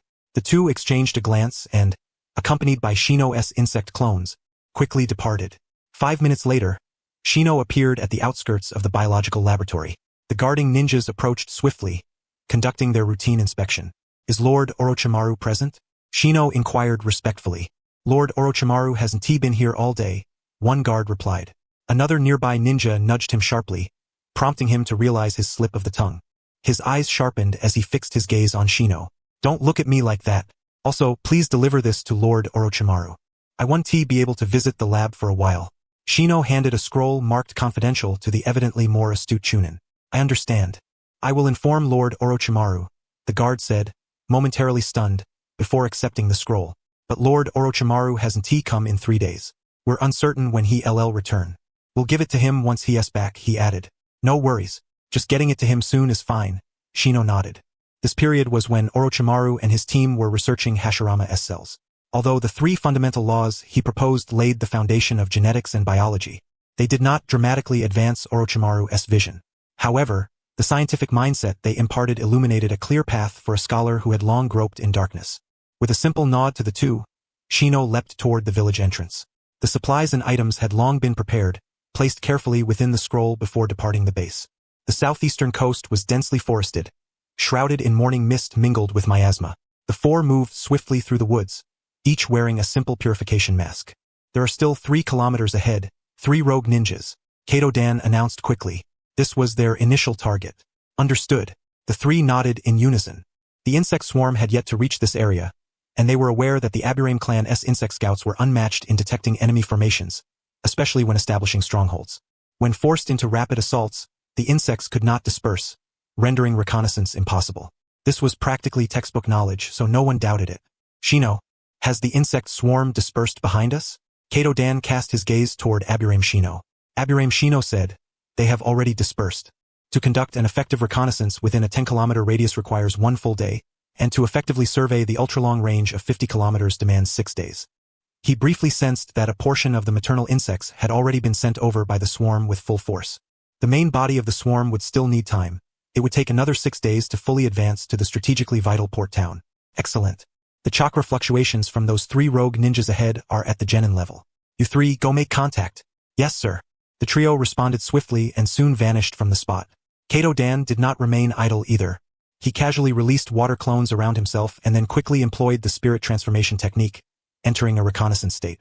Within the valley, a robust man dressed like a ninja was sound asleep, clutching a wine jar, beside a still-burning flame. Nearby, a corpulent, pot-bellied man lay sprawled on his back in the tent, occasionally mumbling some dream talk. Only a slender man, with sharp, piercing eyes, was tending the firewood at the campfire, seemingly lost in thought. Suddenly, he looked in a certain direction and sprang to his feet. Who goes there? He hurriedly rang the bell beside him. instantly rousing the two heavy sleepers. Without the slightest hesitation, they grabbed their weapons and stood up, alertly gazing in the direction the slender man had been watching. However, a thick fog obstructed their view, rendering everything invisible. A white light gradually illuminated the surroundings, and within the glow, a silhouette was reflected in their weapons. Ninjutsu, Konoha-style willow. The moment the three discerned the figure, a wave of mental shock surged fiercely toward them. At that instant, they suddenly realized they were gently enveloped by a cascade of falling willow leaves, and the ambient noise seemed to vanish, leaving the world unervingly silent. No, this is a mental assault. The slender man was the first to break free from the illusion, shouting out loud. But what greeted him was a swift strike with a hand blade.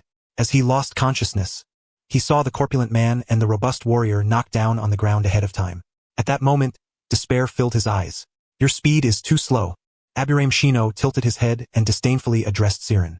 You're also close and I have to cast ninjutsu and approach, so naturally it's a bit slower. He forced himself to explain, especially since his target was the sensory ninja among them. Be quicker next time. Kato Dan's voice echoed through the fog. Yes. Shino nodded, falling silent. They bound the three to a tree, and several insects took flight from Aburame Shino's body, slowly attaching themselves to the trio. Ah! The pot-bellied man suddenly shouted, his face contorted in agony. Huh? Now it was Aburame Shino's turn to be surprised.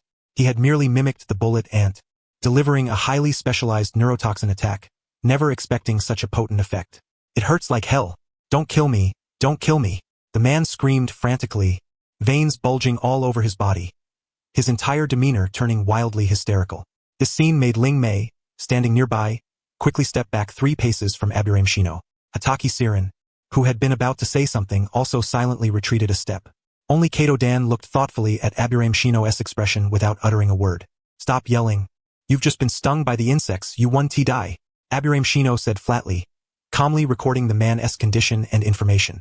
After all, no one had ever been stung by bullet ants before, and the effect was unexpectedly severe. Ouch! The man seemed subdued by Shino's words. He quickly examined his body, finding no serious issues, though a large welt had formed where he was stung. Other parts of his body were uninjured.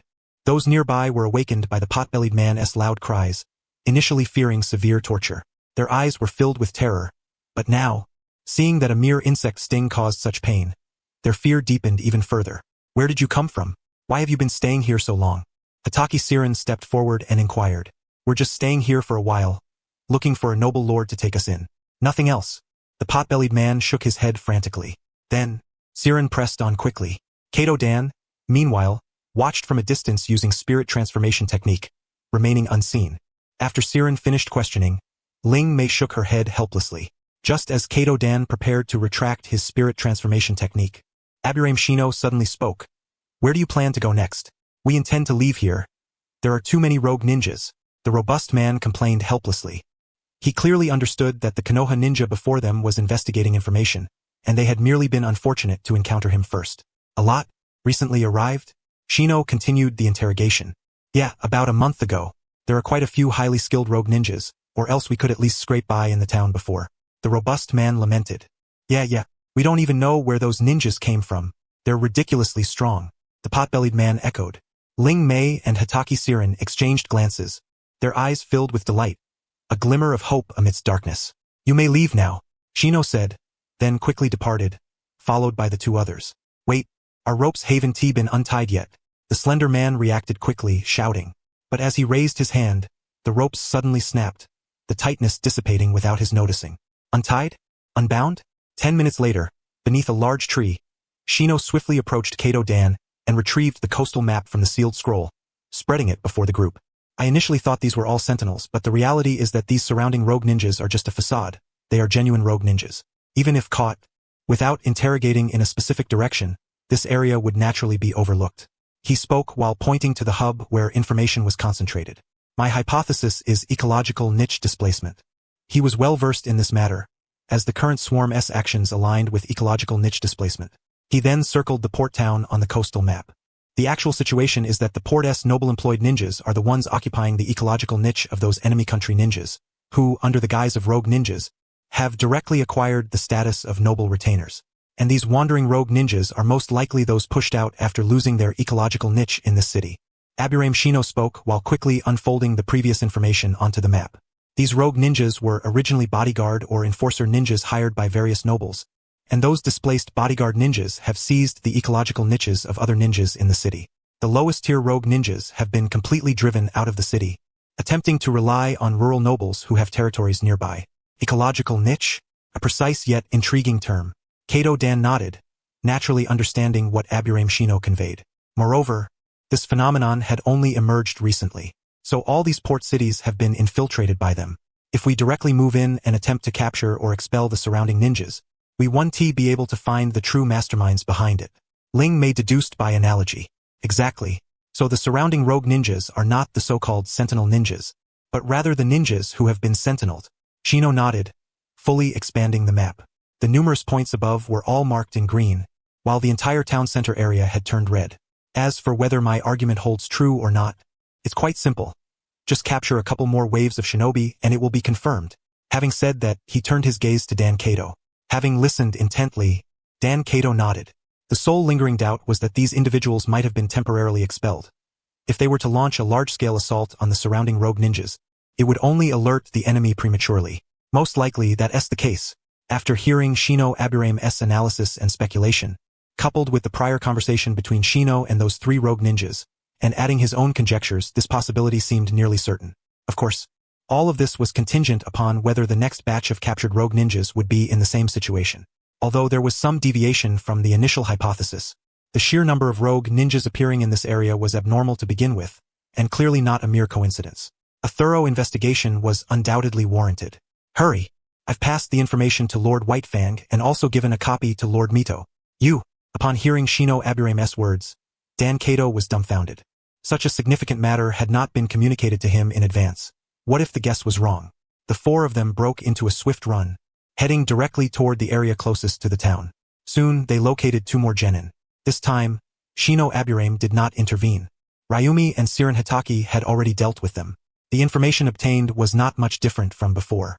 These two shinobi had also been forced out of the town due to their posts being taken over, left with no choice but to venture elsewhere in search of employers. The events had occurred within the past month. According to their accounts, some shinobi considered skilled in combat had reluctantly withdrawn from the town due to insufficient strength. At this moment, Dan Kato had come to understand that what Shino Aburame had described was essentially the final outcome. After hearing the 2's information, Shino Aburame breathed a slight sigh of relief, thinking inwardly, I came here armed with answers. How could I be wrong? Even if there were mistakes along the way, I would forcibly correct them. Let us find the third team, Shino Aburame said, preparing for the next course of action. No need. Just find a team with a chunin and go straight to the home of the employer who expelled them. That will suffice. Dan Kato responded decisively, his face growing even more solemn. Guard me, ninjutsu, spiritual transformation technique. The three of them instinctively took defensive positions around, awaiting further orders from Dan Kato. As for the other two rogue ninjas, they had long since been knocked unconscious again. 5 kilometers southward, two chunin stood ready. Consider this your final test. Even if you wish to engage in the battles ahead, you likely won't get the chance. Dan Kato sighed softly. Why do all my recent missions have to be at this level?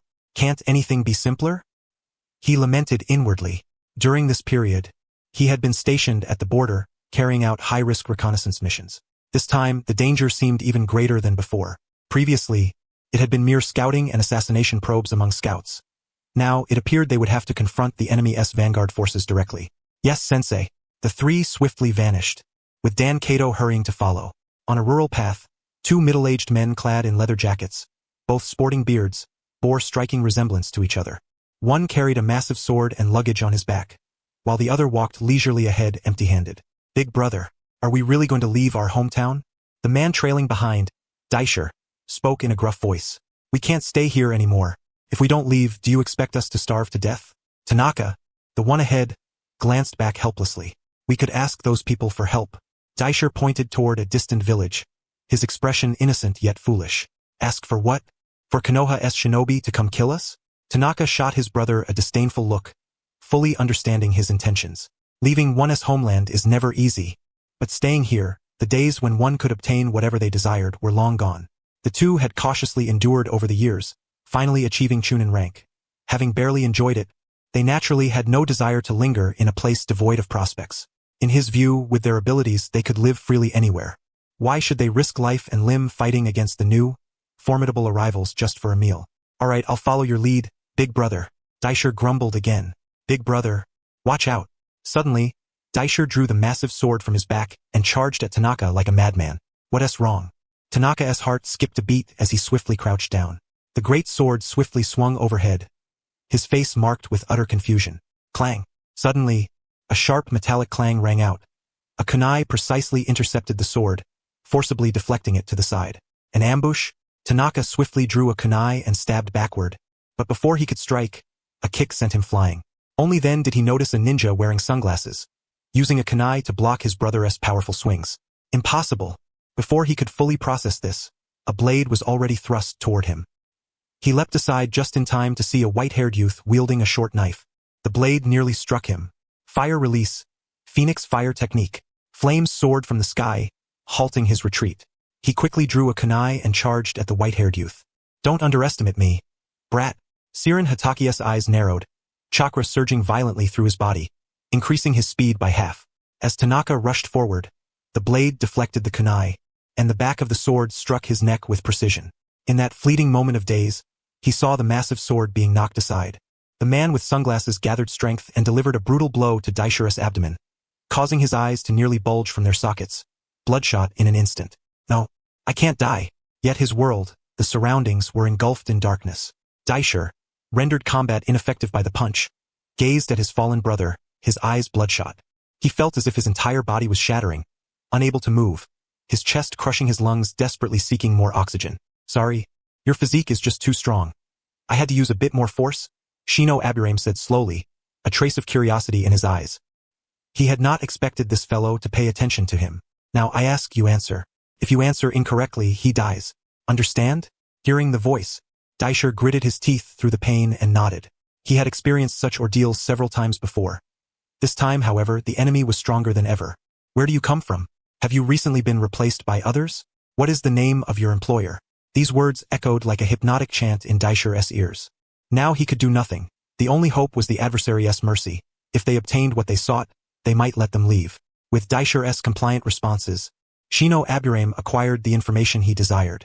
Starting from a month ago, after thoroughly knocking Daisher unconscious, Shino Aburame swiftly departed with the two. Time passed. How long? He did not know before Tanaka slowly regained consciousness. Ugh!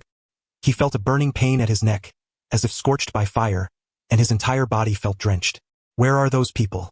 He opened his eyes and saw his brother, but no one else. They posed a few questions and then departed. I revealed the name and details of our previous employer to them, Oishi said, his voice trembling as if on the verge of tears from frustration. Employer? That ungrateful wretch. If he sold us out, so be it. Tanaka took it in stride. Ah, are you all right? Let South leave this place. Don't dwell on it any longer. Watching his foolish younger brother, Tanaka took a deep breath, suppressing the pain as he rose to his feet. This was no longer a place to linger. To him, the distant town had already transformed into a monstrous entity capable of devouring life itself. If before, being replaced by that band of wandering shinobi with superior strength was a matter of his own inadequacy, then seeing these Konoha shinobi now spoke volumes. Those people were far from ordinary rogue ninjas. Unless something unforeseen occurred, a great battle was about to erupt here. Meanwhile, four individuals swiftly entered the town. Elsewhere, the four had changed their attire, except for Yamanaka Shino, who still wore sunglasses. The others now looked indistinguishable from ordinary civilians. As the first port city, this town was remarkably prosperous. Ships from the land of whirlpools and the land of waves almost all passed through here, and there was a dedicated maritime trade route leading to the land of water. The town's interconnected economy was vast, with the largest military presence in the region, including a contingent of Konoha guard troops stationed here. Their duty was to assist the Land of Fire in maintaining control, not directly engaging in surrounding missions, primarily focusing on guarding and defending the frontier. They were akin to border sentinels, usually comprising 1 or 2 jonin accompanied by a dozen or so chunin. Local law enforcement relied heavily on the Land of Fire's regular forces, supplemented by chunin and genin recruited by the Land of Fire's nobility. How splendid! Yamanaka Shino admired the surroundings. This place rivaled some European ports of the 16th century, perhaps even surpassing them in vibrancy.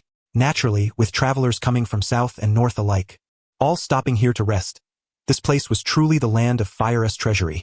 Ryumi, standing nearby and observing, boasted with a proud smile that all this knowledge was gathered from the clan's library. The Uchiha clan's library housed an extensive collection of books and knowledge, encompassing everything from astronomy to geography. Indeed, quite impressive. Yamanaka Shino nodded. Yet such a bustling area was hardly suitable for deploying insect swarms. In the surrounding forests, he had already released a large number of insects, with some queen insects making their way toward this area. Time was pressing. Otherwise, grasping the overall situation of the entire region would have been far easier.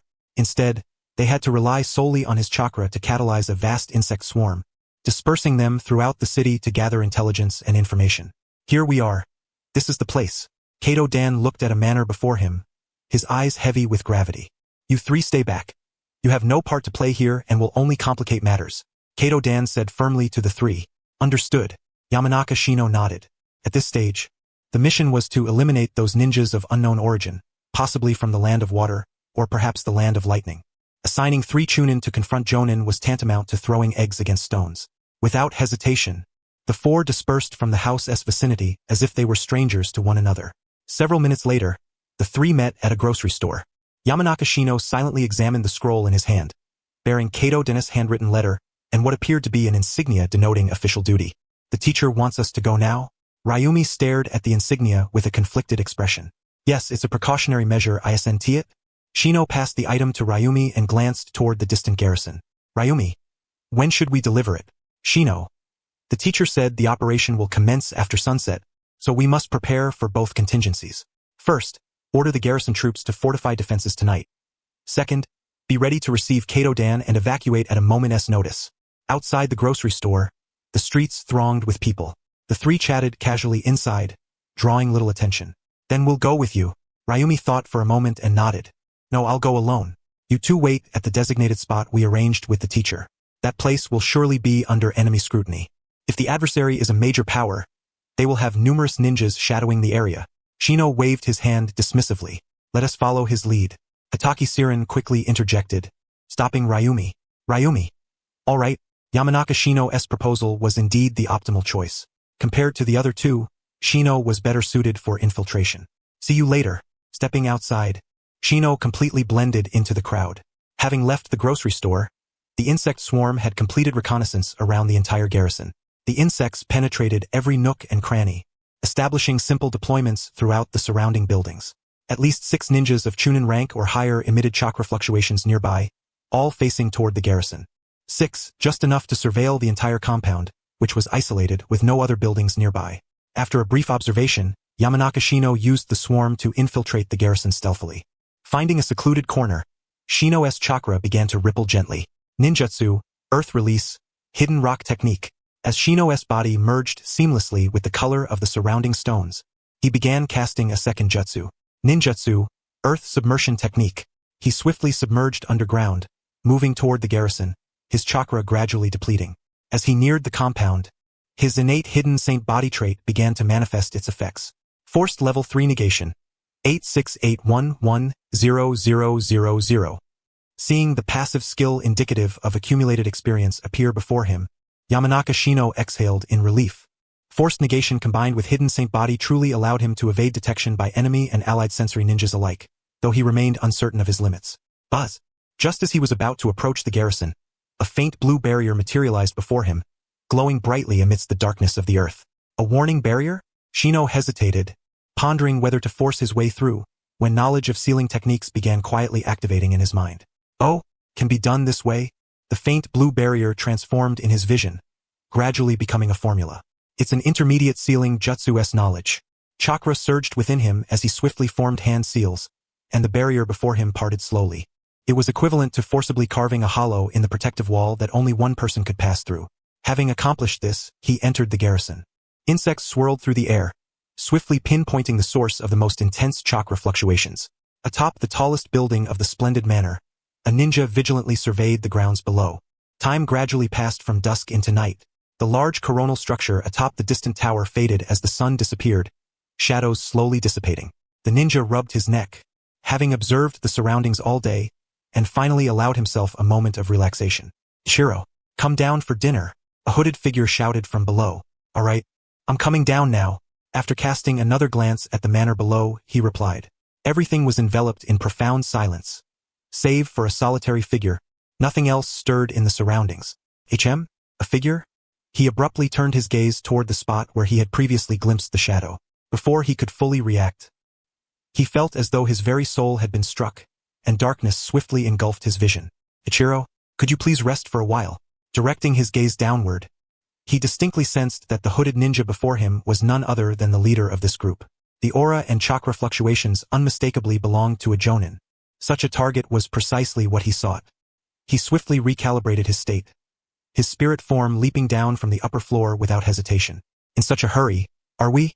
The hooded ninja turned his head, swiftly launching kunai from his hand. Yet, none found their mark. He nimbly evaded and cast his eyes toward Kato Den's direction. Spirit transformation technique? You are Kato Den of Konoha? The moment the ninja caught sight of the spirit form, he was instantly stunned. His only response was the charging spirit and the resolute gaze of Kato Den. Ninjutsu, mist concealment technique. As soon as he completed the ninjutsu, he felt as if he had been struck by a speeding carriage. His consciousness was instantly drawn into a deep azure oceanic realm. The ocean? That should be your homeland, right? Kato Den pointed toward a location. He looked in that direction. It was none other than the hidden mist village where he was born. What brings a shinobi of the hidden mist village here? Oh, your name is Ringoyu? Her cerulean eyes fixed coldly on the ninja before her, and a kunai had appeared in her hand without her noticing when. Illusion technique? Dispel. The hooded Ringoyu swiftly unleashed a ninjutsu, but it bore no effect whatsoever. This was not an illusory realm but the real world. You are dead. I know everything about you. Kunai was already flying forth. Damn Konoha ninja. He now understood that this was his spiritual world. If he were defeated here, he would fall under the control of the ninja before him, and all would be revealed. Within this somber blue realm, the spiritual forms of both parties engaged in a relentless battle. Time passed unknowably until Kato Den's spirit was suddenly expelled from the Jonin's body. Damn! Ringoyu, who had been lying on the ground, wore an expression of resolute determination. Spitting blood madly, she frantically drew a scroll from her left hand and crushed it with violent force. You actually chose to commit suicide. Kato Den attempted to possess her once more, only to find that he could not. This adversary, in order to force him out, had seized a momentary gap and taken control of his own body, unhesitatingly slitting his own throat. Fortunately, at the last moment, he tore open her spiritual form and retrieved some information. Among it was that the Land of Water had allied with the Land of Lightning, preparing to launch a genocide plan against the Land of Whirlpools 10 days hence. The army was already stationed on the northern islands, awaiting the arrival of the Mizukage and Reikage at the front lines. I must leave here. Observing the thickening mist around him, Kato Den hastened toward the location of his physical body. Upon returning, he immediately produced a scroll and inscribed vital information upon it.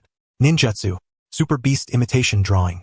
He swiftly infused chakra into a brush, and instantly, a flying ink bird appeared, soaring into the sky. Simultaneously, elsewhere, at the outskirts of Konoha S-Town Garrison, a Jonin-S scroll suddenly activated a chakra seal, rapidly unfurling the entire parchment. Amidst the darkness has been initiated ahead of schedule. Our information has been compromised. The Jonin promptly relayed the intelligence to the genin under his command. Their mission was to oversee the Konoha garrison and, at the critical moment, strike preemptively before the enemy could react. Before long, a multitude of dark figures emerged in the distance, swiftly advancing toward the garrison without hesitation. Ninjutsu, Fire Release, Phoenix Flower Fire Technique. Countless flames instantly illuminated the sky and the ninjas below. The defenders spotted the location of the garrison and stood ready, their eyes fixed intently on the approaching foes. The attacking ninjas bore expressions of disbelief, their minds harboring only one thought. There is a traitor among us. Prepare to engage.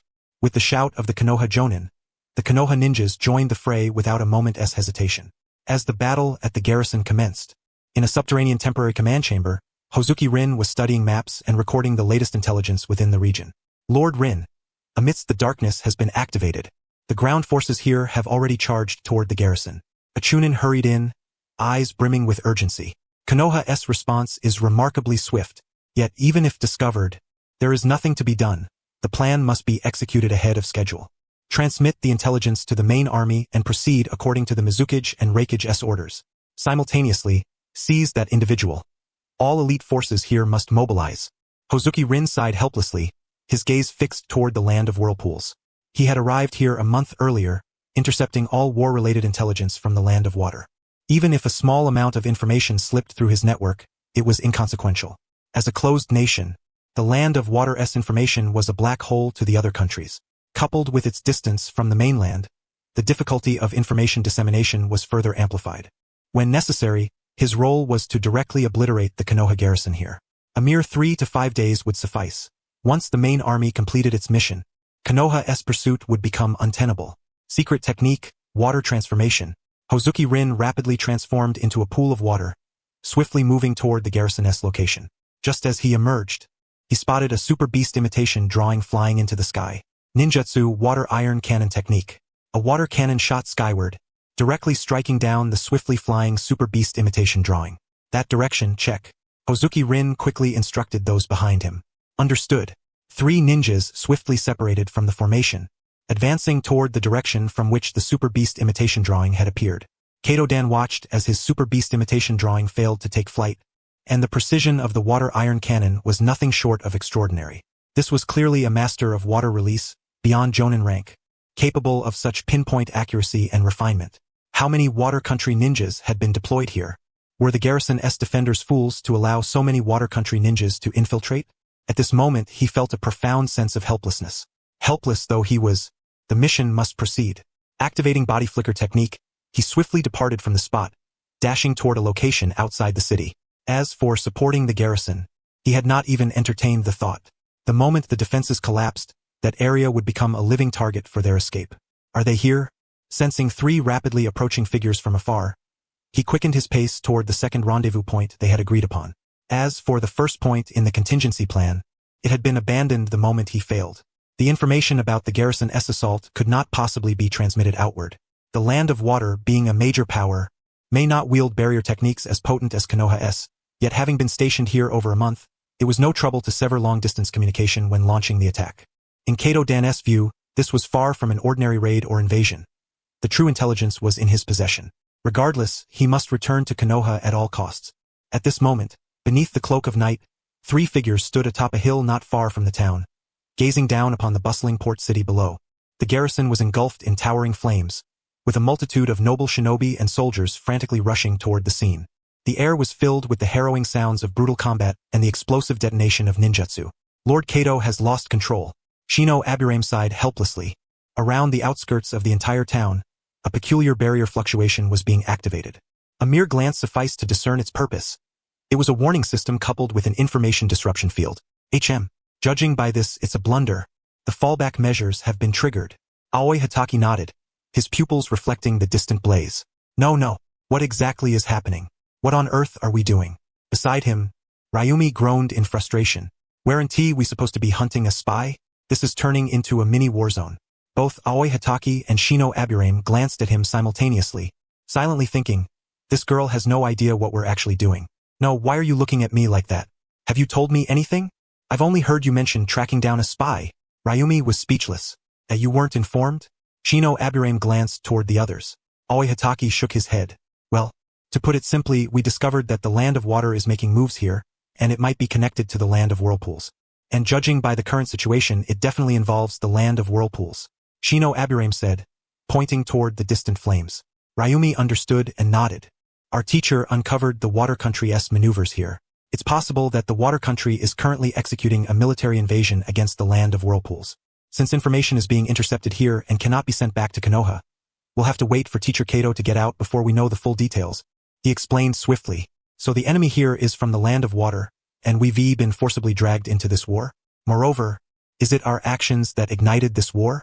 Ryumi finally grasped the gravity of the situation and immediately felt overwhelmed. She was merely a genin. Why was she involved in such a mission? Something like that. Shino Aburame scratched his head sheepishly, feeling a bit embarrassed since he had brought them both into this mess with the answers. Of course, I was only speculating before but never imagined my guess would come true. And at the same time, Teacher Kato lost control, leading to this. He looked up at the moon, wondering why a seemingly random point and an intercepted piece of information had led to this. It seemed everything was spiraling out of control. The main force of the insect swarm had yet to arrive. On his personal map, everything was shrouded in darkness.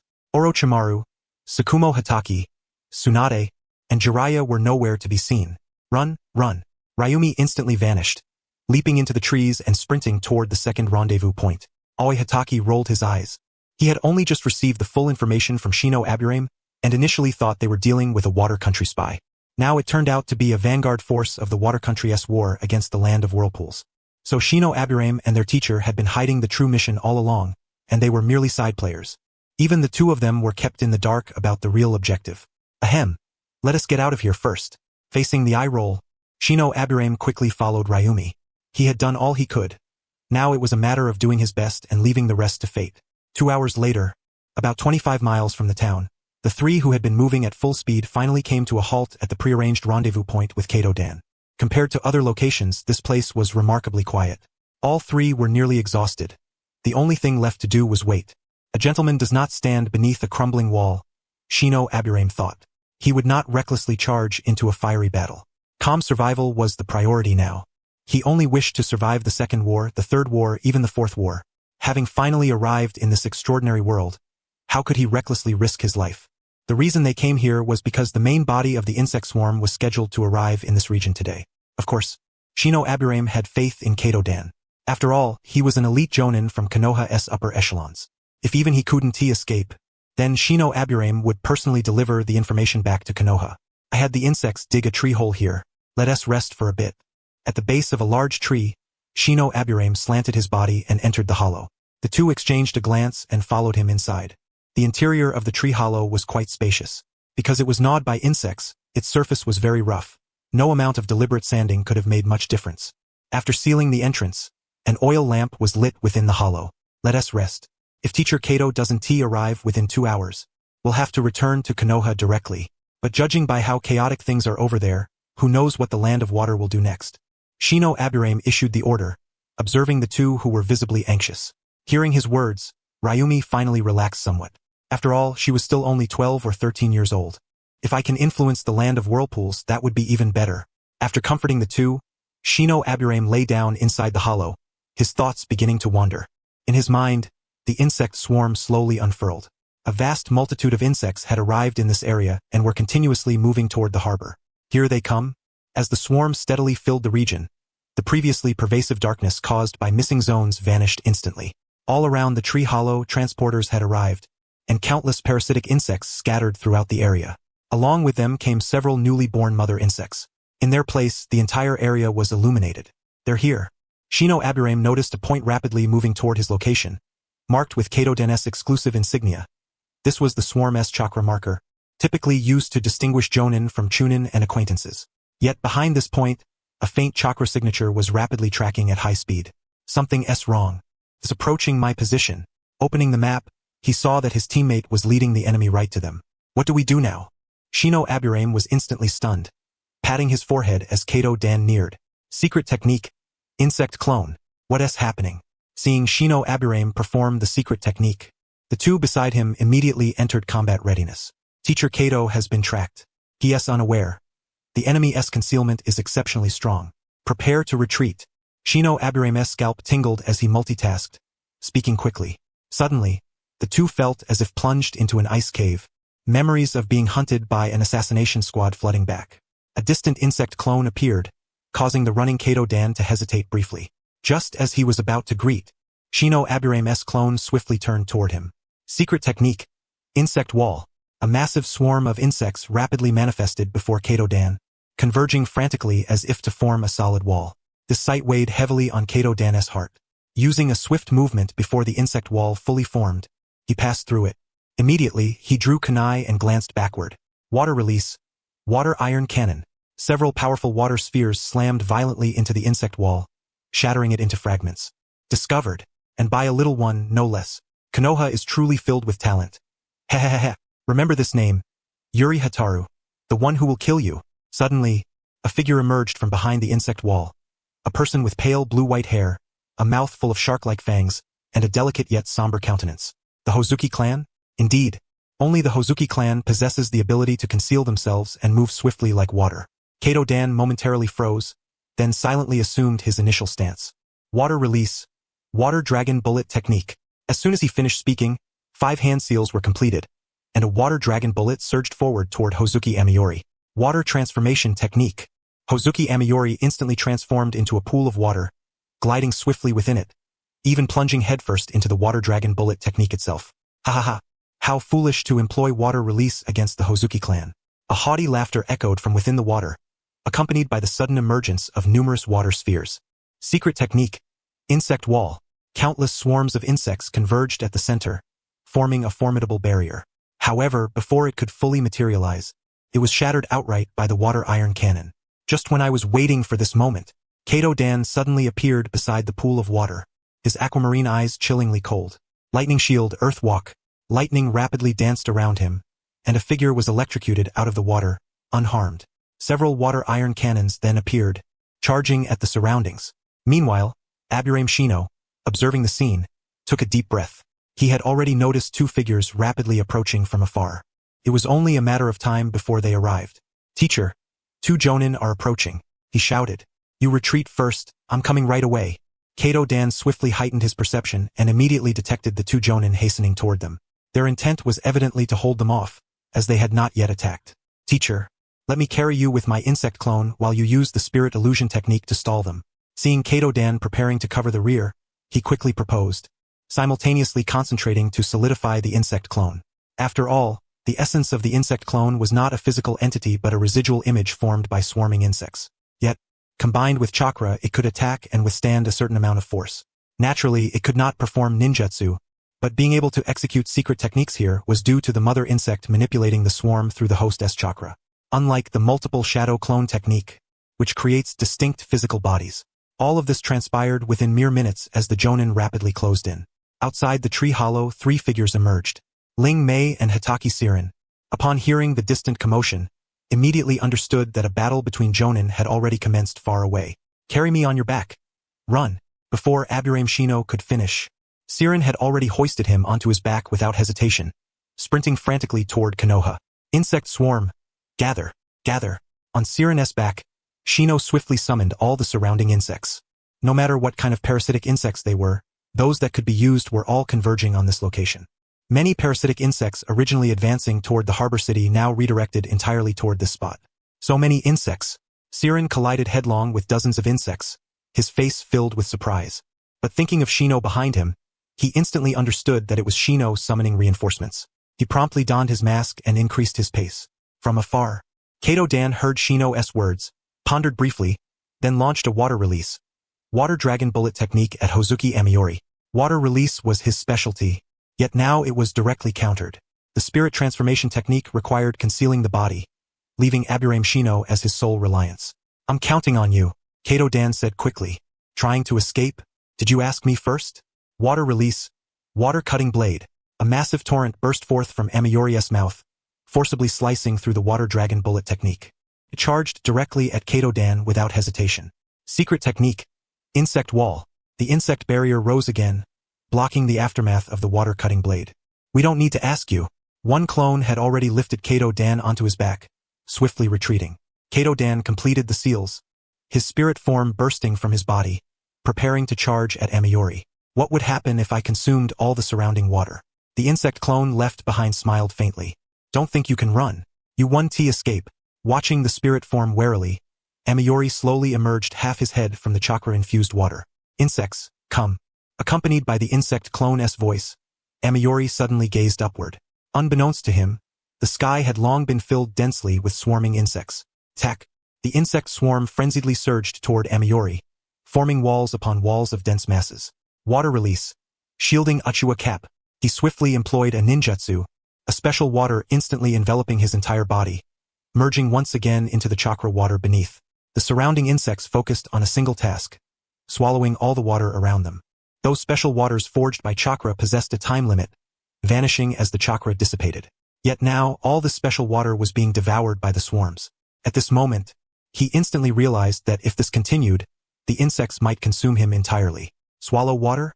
Let us see how much you can eat. Water release. Great exploding water surge. He dashed forward, chakra surging wildly through his body. Countless streams of water erupted from the ground, furiously crashing into the surrounding insect swarms. The sea of insects and the sea of water converged at this moment, clashing violently. Aburame Shino's heart bled witnessing this, as the vast insect swarms he had painstakingly gathered were decimated in an instant. Beside him, Kato Den's spirit form swiftly charged, plunging into the lake of chakra water before him. Aburame Shino continued to manipulate the insect swarms, relentlessly advancing toward this position. This time, he was giving his all to hold them back. If he failed, he resolved to mourn for teacher Kato Dan upon returning. Water release, water shark bullet technique. A multitude of shark-like figures rapidly emerged from the water, shielding the water-transformed Hozuki Amiyori, while continuously harvesting the swarms charging from all directions. Kato Den's spirit technique also maneuvered within the vast chakra water, seeking traces of the enemy. The battle had reached an impasse. Kato Dan aimed to eliminate the water-transformed Hozuki, while the Hozuki sought to swiftly break through the insect swarms to catch the two fleeing allies, yet dared not reveal himself. The insect swarms and chakra water were locked in a relentless tug-of-war, exhausting each other.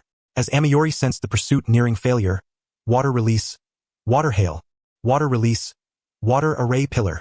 Two ninjutsu suddenly joined the fray, shattering vast insect swarms into countless fragments.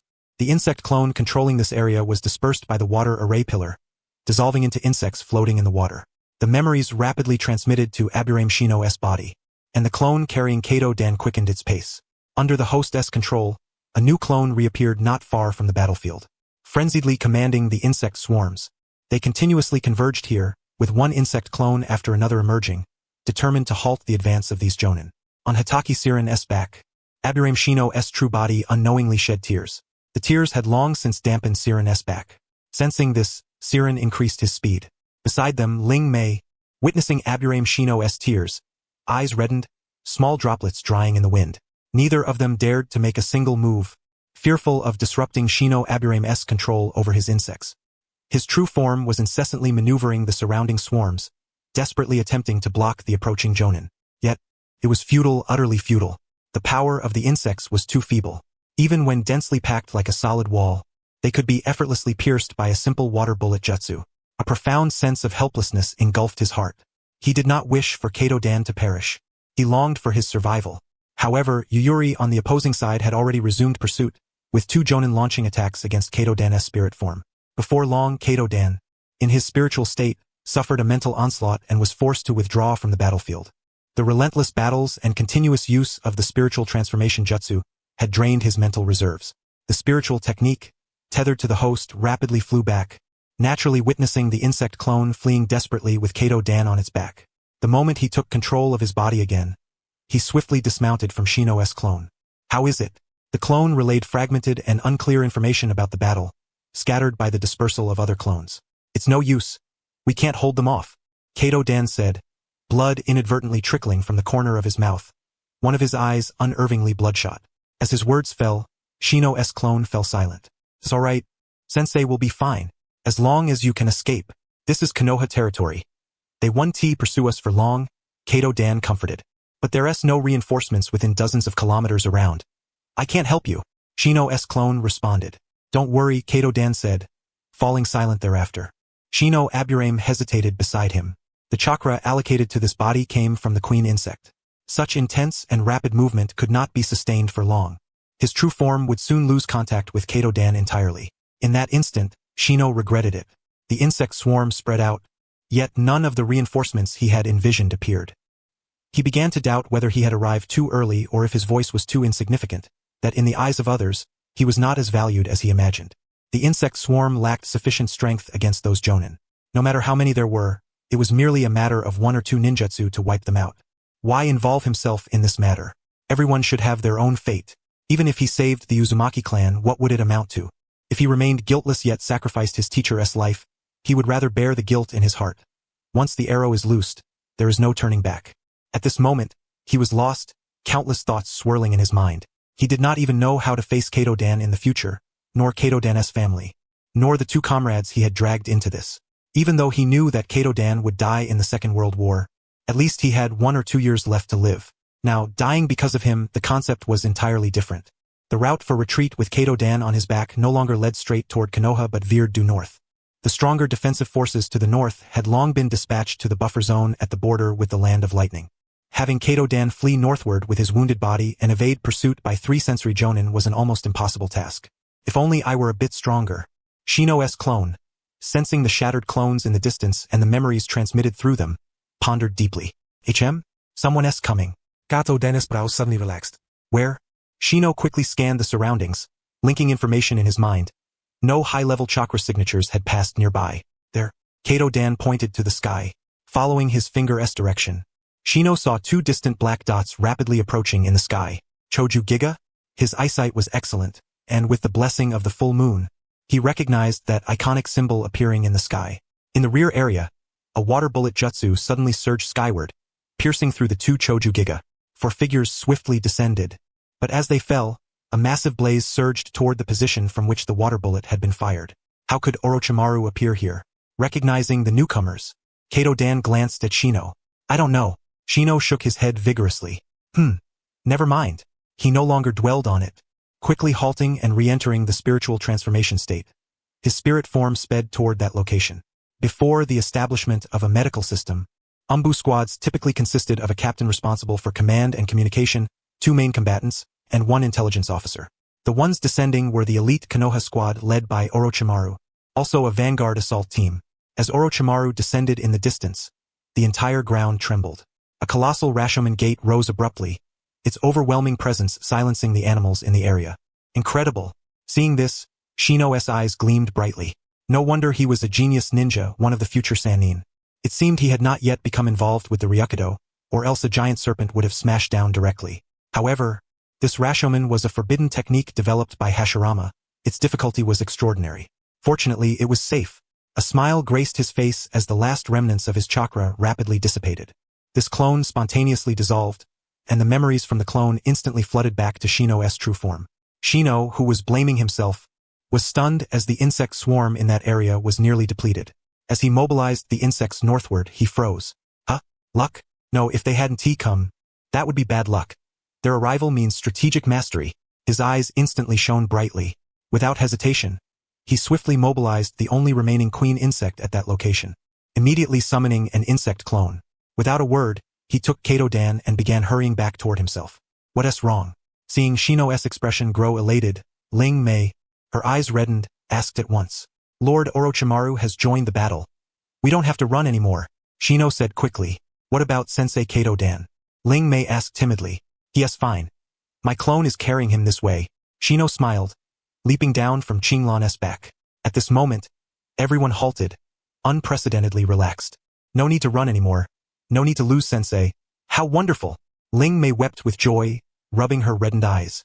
Only then did she realize she was not as strong as she had imagined. She had thought she could face life and death indifferently.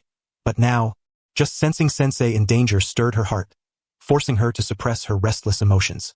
She weakly sat on a branch. After a night of extreme flight, she felt as if her entire body was about to fall apart. Shino, next time something like this happens, you should tell me, Hatake Qinglan admitted inwardly, feeling much more at ease. How can I say it without certainty? Besides, I've told you everything I could. The rest is just my speculation and assumptions. That's true, but next time tell me your assumptions too. Others may not believe you and think you're crazy, but I will definitely believe you. Hatake Qinglan extended his hand, placing it before Shino. Hearing this, Shino was momentarily stunned.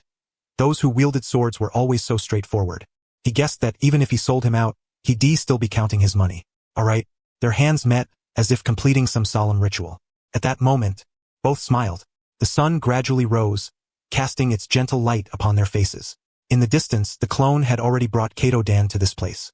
However, after an entire night of intense combat, Kato Dan had completely exhausted all his mental energy and chakra, and had fallen into a deep slumber. The clone carefully laid Kato Dan upon Aoi Hatake, then nodded towards the original body before swiftly dissipating. The teacher said to bring him back to the town. Lord Whitefang has already passed through. The situation there will soon be stabilized. Both individuals fell into silence. What, you two still intend to defy the teacher's will? Shino Aburame sneered. Suddenly enlightened, the two realized that although they had initially planned to take the teacher away from this troubled land, the teacher might not be willing to leave. What they were unaware of was that Kato Dan had already relayed all the information to Orochimaru. Once the Konoha army arrived, they would be able to support the land of whirlpools. Let us go, my trusty steed. Shino Aburame glanced at Aoi Hatake, his smile growing even broader. Haha. Ryomi laughed heartily, clearly delighted. Aoi Hatake wore a dark expression, carrying Kato Dan on his back as he followed. In his sleep, a faint curve appeared at the corner of Kato Dan's mouth, as if he were dreaming of something joyous. On the hill beside the vital harbor town, the sea breeze blew from afar, carrying a salty, briny scent. Shino Aburame had returned once more, gazing into the distance. The sun had reached its zenith, yet the distant battle showed no sign of ceasing. Ninjutsu, unseal, for telescopes appeared in his hands. Shino Aburame distributed one to each person. Thus began their observation of the distant battlefield. The original garrison, once defended by Konoha's shinobi, was now held by unknown ninjas. The Konoha shinobi who had been stationed there had disappeared without a trace. Advancing upon the garrison were White Fang and Orochimaru. Both sides brought their most elite Umbu operatives. Numerous shinobi attempted to block their advance but were effortlessly slain by the two forces. Enemy jonin continuously joined the fray, yet it appeared they were no match. Teacher, please don't go. Shino Aburame glanced at the distant battle. It was almost a one-sided affair. Well, lend some support. As long as we don't assault those jonin directly, it shouldn't be a big problem. Kato-dan pondered briefly before speaking calmly. He had no intention of bringing the three youngsters into the fray. They would remain here to protect his body. If necessary, he could flee with his body. Understanding that persuasion was futile, the others fell silent, quietly remaining by his side without uttering a word. Kato-dan's spiritual form appeared, swiftly plunging into the battlefield below. The battle ended sooner than anticipated. With the leader slain by Tsukumo Hataki's assault, the other two jonin lost their resolve and attempted to flee. However, the surrounding area had been sealed by Orochimaru's barrier, rendering escape impossible for the time being. Their only choice was to fight Orochimaru to the death. Cooperating with Konoha's White Fang, such a desperate struggle was laughable. As the surrounding chunin fell one after another, the two combatants fought with increasing madness. Half an hour later, with the last jonin slain, no resistance remained on the battlefield. Shortly thereafter, upon seeing Kato-dan's return, Ryomi could not help but ask, "Is it over?" "No. This is only the beginning." Aoi Hataki shattered Ryomi's naive hope. "Let us go regroup below. You two go rest first, remain alert to enemy shinobi. I will go and exchange intelligence with them." Kato-dan's voice stopped them, his gaze heavy as he cast a lingering look at Shino Aburame before descending the mountain. "Only just beginning? What the hell?" Ryomi was bewildered, his eyes darting nervously. Tsunade had already dispatched a special unit, and Jiraiya had brought 2 elite Konoha squads, all en route to the land of whirlpools. He spoke as his eyes frequently flicked towards Shino Aburame. The mastermind behind all this was none other than Shino Aburame, who pretended as if nothing had happened. "What about us?" Ryomi wanted to run away, but with the current situation, a mere genin entering would be tantamount to courting death. Kato-dan commanded, "Hold your positions and await reinforcements." Without waiting for Ryomi's reply, he dashed swiftly down the mountain. "What to do? What to do? I don't want to go. It's too dangerous," Ryomi pleaded, looking to the two others for help. Shino Aburame said nothing, silently following Kato-dan, while Aoi Hataki remained quiet for a moment before helplessly patting her shoulder and moving swiftly alongside her. Seeing the two ignore him, Ryomi stamped his foot in frustration and hurried after them. The group soon arrived within the town, where from afar they spotted Tsukumo Hataki and Orochimaru entering a building. Several elite jonin guarded the entrance. Upon seeing the group, they gave a slight nod in acknowledgement. Kato-dan waved at the three, then briskly followed the two inside. Before long, the trio emerged with solemn expressions. "All information has been transmitted, and final confirmation completed.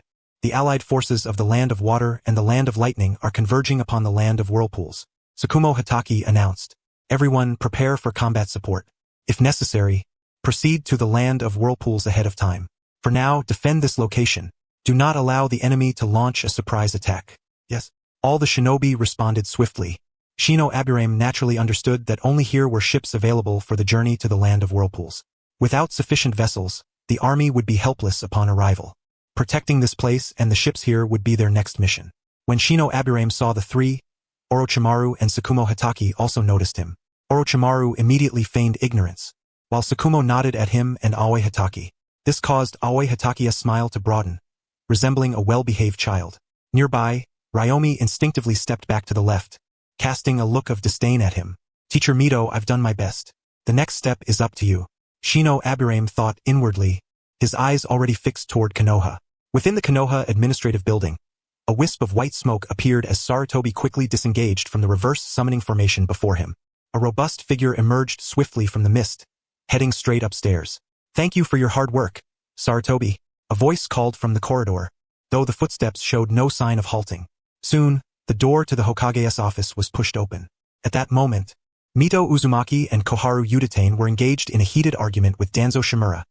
Upon Sarutobi's arrival, All fell silent. Hokage-sama. The three called out quickly. As Sarutobi seated himself, Mito was the first to speak. The northern army of the Land of Lightning is pressing in. They stand ready to assault our northern camp at any moment. Currently, Torufu Akiyama is stationed in the north. If the Raikage attacks, we will find it difficult to resist. The war between the Land of Rain and the Land of Wind has gradually ceased. The Land of Wind has gained no advantage and has now withdrawn from the Land of Rain, instead amassing forces near the Land of Rivers. Danzo added. Koharu Udatane remained silent, standing quietly without offering any opinion. Sarutobi rubbed his head, fully understanding their concerns. These movements were clear. Several great nations sought to sever Konoha's allied wings. The surrounding Land of Grass was like a weather vane, a mere buffer zone of little value, but the Land of Whirlpools was different, an entirely matured nation and a formidable ally to Konoha. He swiftly skimmed through the information in his hands. Although he had reviewed it beforehand, his heart was still shaken. 3 nations were simultaneously planning to strike Konoha. Even the current Hiruzen Sarutobi had to deliberate carefully. According to Kato Dan's Corps reconnaissance and the rapid response of nearby troops, the intelligence indicated that the great army of the Land of Water was advancing towards the Land of Whirlpools. The Land of Whirlpools was on the verge of an enemy assault. Based on the alliance treaty between the Land of Fire and the Land of Whirlpools, Konoha was obligated to dispatch troops. However, the forces they could currently deploy were limited, so they could only adopt a small unit escort strategy to exert pressure on the enemy, deterring them from reckless actions. Seemingly perceiving Hiruzen Sarutobi's hesitation, Danzo spoke up at the opportune moment. Sarutobi looked at Danzo as if he were gazing upon a fool, yet he understood that this was the ladder Danzo was extending to him. The root of Konoha bore the shadow of Konoha itself. Danzo naturally noticed Sarutobi's expression and thought to himself. The Land of Rain was now pressing on the frontline camp. If we were to engage fully with the Land of Water and the Land of Lightning, the Land of Rain would inevitably be the first to join the battle. The Land of Water desired nothing more than the sealing techniques of the Land of Whirlpools, and the Land of Lightning harbored the same intention. At present, apart from Konoha, no other great nation possessed a perfect Jinchuriki. This predicament left Hiruzen Sarutobi in a bind. Mito Uzumaki nodded in agreement. After all, facing a single enemy at a time was vastly different from confronting 3 simultaneously. An overwhelming army at the border. When did the Raikage dare set foot above Konoha's head? A figure pushed open the gate, stepping into the Hokage's office with an immensely imposing aura. Several jonin who had been guarding outside followed silently, all falling into fearful silence. Lord Mito. Upon seeing the newcomer, Koharu Udatane quickly called out. Yet, Hiruzen Sarutobi and the others appeared as if facing a formidable foe. Sarutobi, you're getting old. The title of shinobi hero hardly suits you anymore. Why not step down and enjoy your twilight years? She spoke with supreme arrogance, looking Sarutobi squarely in the eye. Danzo intended to speak, but upon sensing that malevolent aura, he instantly became mute. Mistress, I, Hiruzen Sarutobi, am somewhat unsettled as well. If this were anyone else, I would suppress them with the authority of the Hokage. But it cannot be Uzumaki Mito. By status, she was the wife of the first Hokage. The second Hokage was like her younger brother, and he was a disciple of her brother. In terms of strength, he could at best hold his own against the surrounding shinobi, but this person before him possessed the power to destroy all of Konoha. If the Jinchuriki before him clashed with Konoha's high command, the entire Land of Fire would immediately fracture. It must be noted that even the alliance governing the village and the nation was jointly signed by Uzumaki Mito and Hashirama Senju. Such an existence was already transcendent above all of Konoha. Sarutobi, Tobirama taught a fine student, but your gaze is heavier than in your youth. She interrupted his explanation and spoke slowly. Hearing Uzumaki Mito's words, the wavering heart within Hiruzen Sarutobi steadied completely. The further he advanced, the more he understood the hardships the first Hokage endured, especially the loneliness he bore as the Ninetales host. After uttering these words, he felt a weight lifted from his heart and had already made his decision. Any enemy who dares lay a hand on Konoha shall be cut down, he declared, enunciating each word deliberately to those around him. Shinzo Danzo and Mito Uzumaki dared not utter another word and quietly stood aside. Koharu Udatane, who somehow had already positioned herself behind Uzumaki Mito, wore a gentle smile. And you shall take station at the border of the Land of Rain. The northern front will be entrusted to Akiyama Torufu. I have faith in him. Koharu, take the Uchiha clan's guard and the Umbu with you. Depart for the Land of Whirlpools immediately. Danzo organized the reinforcements swiftly. Once I return, I will set out at once. Hiruzen Sarutobi issued orders promptly, rising swiftly as his aura underwent a sudden transformation. Yes, sir. The three responded quickly and headed for the exit. Indeed, when had Konoha ever needed to heed the opinions of surrounding nations? We emerged victorious in the first great ninja war. Even the Raikage was once a defeated subordinate, he thought, glancing at Uzumaki Mito. Well done. Uzumaki Mito nodded and proceeded toward the door. At the moment she departed, Hiruzen Sarutobi dispelled the reverse summoning technique, vanishing from the Hokage's office in a wisp of white smoke. As the smoke dissipated, Uzumaki Mito had already arrived outside the gate. She withdrew a scroll from her sleeve. Onuki Shino, huh? You anticipated this move, didn't you? She took a deep breath and looked at the village before her with a hint of helplessness. But how long can I protect it?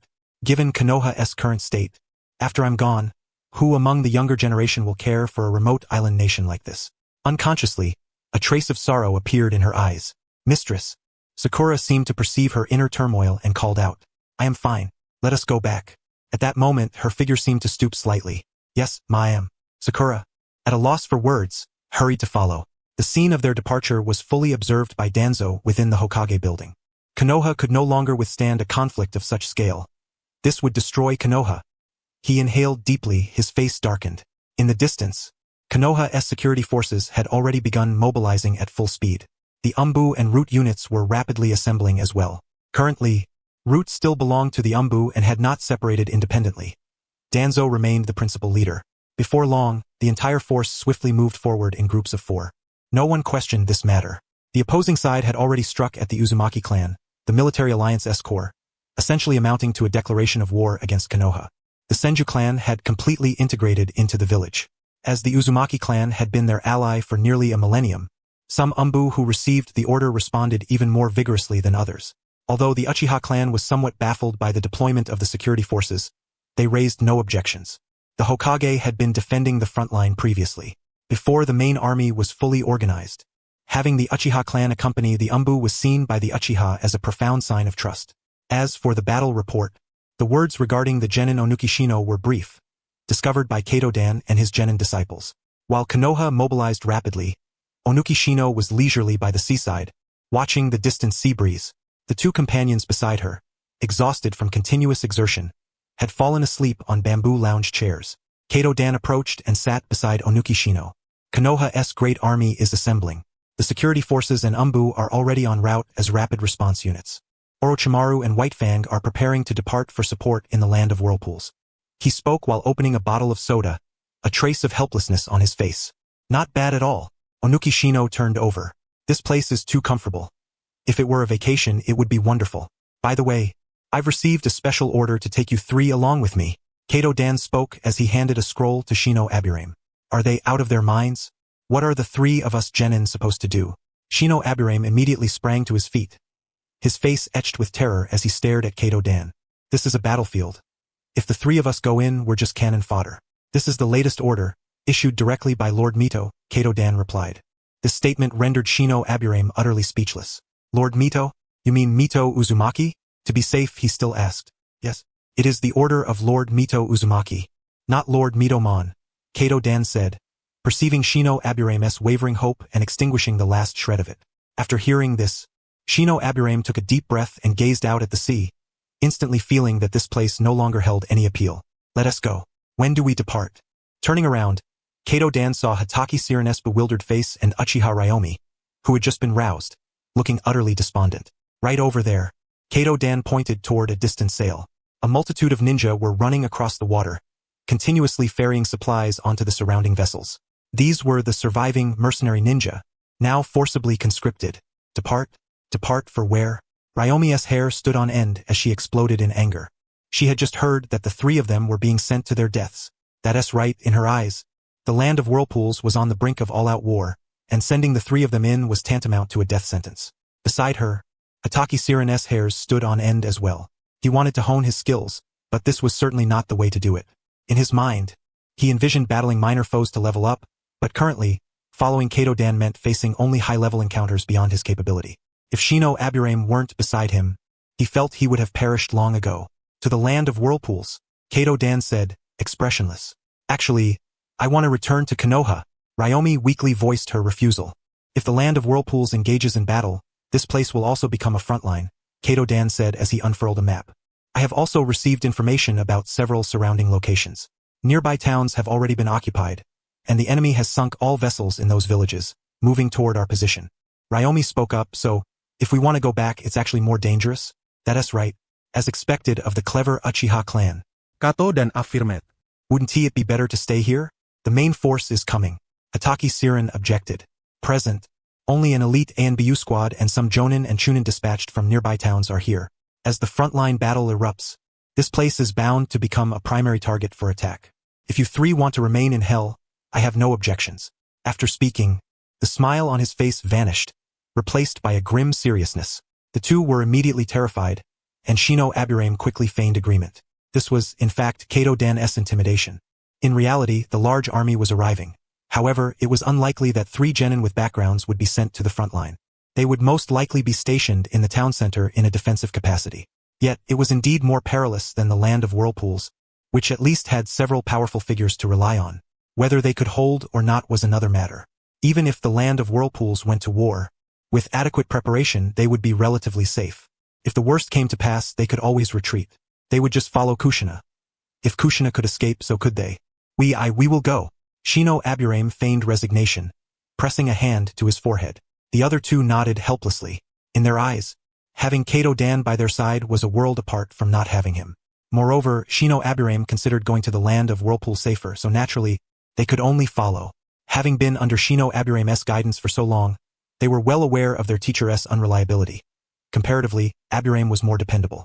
His reconnaissance skills alone had allowed them to survive quite comfortably. One place was hell. The other was a battlefield. Could they be the same? Let us go. Kato Dan looked toward the approaching sailboat, upon which 2 lean, honest-looking men, clearly locals, stood. The 4 swiftly ran across the water's surface and, right before the 2 boatmen, leapt aboard the small sailboat. The sea breeze blew as the little sailboat made a graceful turn and sped swiftly toward the land of whirlpools. Upon seeing this, silence returned once more, and everyone busied themselves with their own tasks. Shino Aburame immediately dispatched several insect clones and began studying advanced sealing techniques. Kato dan watched silently. He no longer understood what Shino Aburame was reading. At least with himself nearby, he could grasp simple sealing information, but the combined knowledge was utterly beyond him. Time passed slowly. The sailboat's velocity was swift. Shino Aburame's mastery of advanced sealing techniques had already approached a bottleneck, but in just a few hours, his skill had risen from 95 to 98. Given a bit more time, he could reach a level 100. As the shore drew nearer, he recalled his insect clones. Ninja were already patrolling in the distance, all from the Uzumaki clan. Upon seeing the sailboat's arrival, several Uzumaki clan members quickly ran toward Shino Aburame's group. Is this Konoha's reinforcements? They hesitated momentarily, observing the figures aboard the sailboat. What are 2 genin doing here? Has Konoha been abandoned? He inwardly sighed. Sort of. Please take us to Yuzushio village. Kato Dan nodded and jumped from the boat with the 3 others into the water. Yes. Recognizing Kato Dan. The man verified the information and, without hesitation, followed protocol to escort them. This scene made Kato Dan shake his head. This country was too complacent. It had yet to establish proper reconnaissance procedures. In Konoha, without a full set of protocols, it was difficult to gain trust. That they were able to bring these people directly to the village spoke volumes. Still, the man kept glancing back at Hatake Siren and the others, as they were too conspicuous. Previously, only Jonin and elite Jonin had arrived. No genin like Hatake Siren had come before. However, when looking at Shino Aburame, he instinctively chose to ignore him, as if his presence did not exist. Farther away, Hatake Sakumo and Orochimaru were already at the shore, seemingly engaged in conversation with an Uzumaki clan ninja. By the time the group arrived, the discussion had concluded. You're here? Hatake Sakumo nodded toward Kato Dan. How is it looking? Kato Dan inquired. The Water Country's army is stationed on a small island to the north, and the Lightning Country's troops are already en route. According to the latest reconnaissance from the Lightning Country, they will arrive no later than tomorrow afternoon. Hatake Sakumo reported. The Lightning Country's forces departed first, setting off yesterday afternoon. First, we head to Yuzushio village. Tsunade and Jiraiya are waiting for us. Orochimaru interrupted their exchange, as there were many ears around. Nearby, the land of whirlpools, Jonin nodded. They had just received information from Tsunade and others and had come to the shore at the earliest opportunity to organize defenses. One may choose to doubt the words of others, yet Tsunade, as the granddaughter of Mito Uzumaki and Hashirama Senju, is an unequivocal ally, better to trust in her existence than to dismiss it. Previously, Numerous vessels had been dispatched to the surrounding waters to gather the latest intelligence, and it was with ease that they located the remote island where the Water Country's army was stationed. The Water Country's forces had arrived via a secluded maritime route. The island lay far from the usual shipping lanes, naturally evading detection by the Uzushio Nation's commercial fleet. The group hastened towards Uzushio village, time pressing heavily upon them, as they needed to swiftly exchange the newest information and arrange for the subsequent deployment of troops. Fortunately, the forces from the Land of Lightning were stationed at a considerable distance. Otherwise, the army would have descended upon them today. Uzushio village is a relatively large island, characterized by an elevated periphery and a lowered center, resembling a secluded sanctuary embraced by the vast ocean. The heart of the island is abundant with agriculture and commerce, encircled by low hills, resulting in an exceedingly pleasant climate. Such a locale is typically volcanic in nature. The central region, enriched by volcanic ash soil and the passage of time, is remarkably fertile. From afar, the location of Uzushio village became visible, situated at the very center of the entire basin. Yet, the state of development seemed frozen in a bygone era, with many inhabitants clad in tattered garments.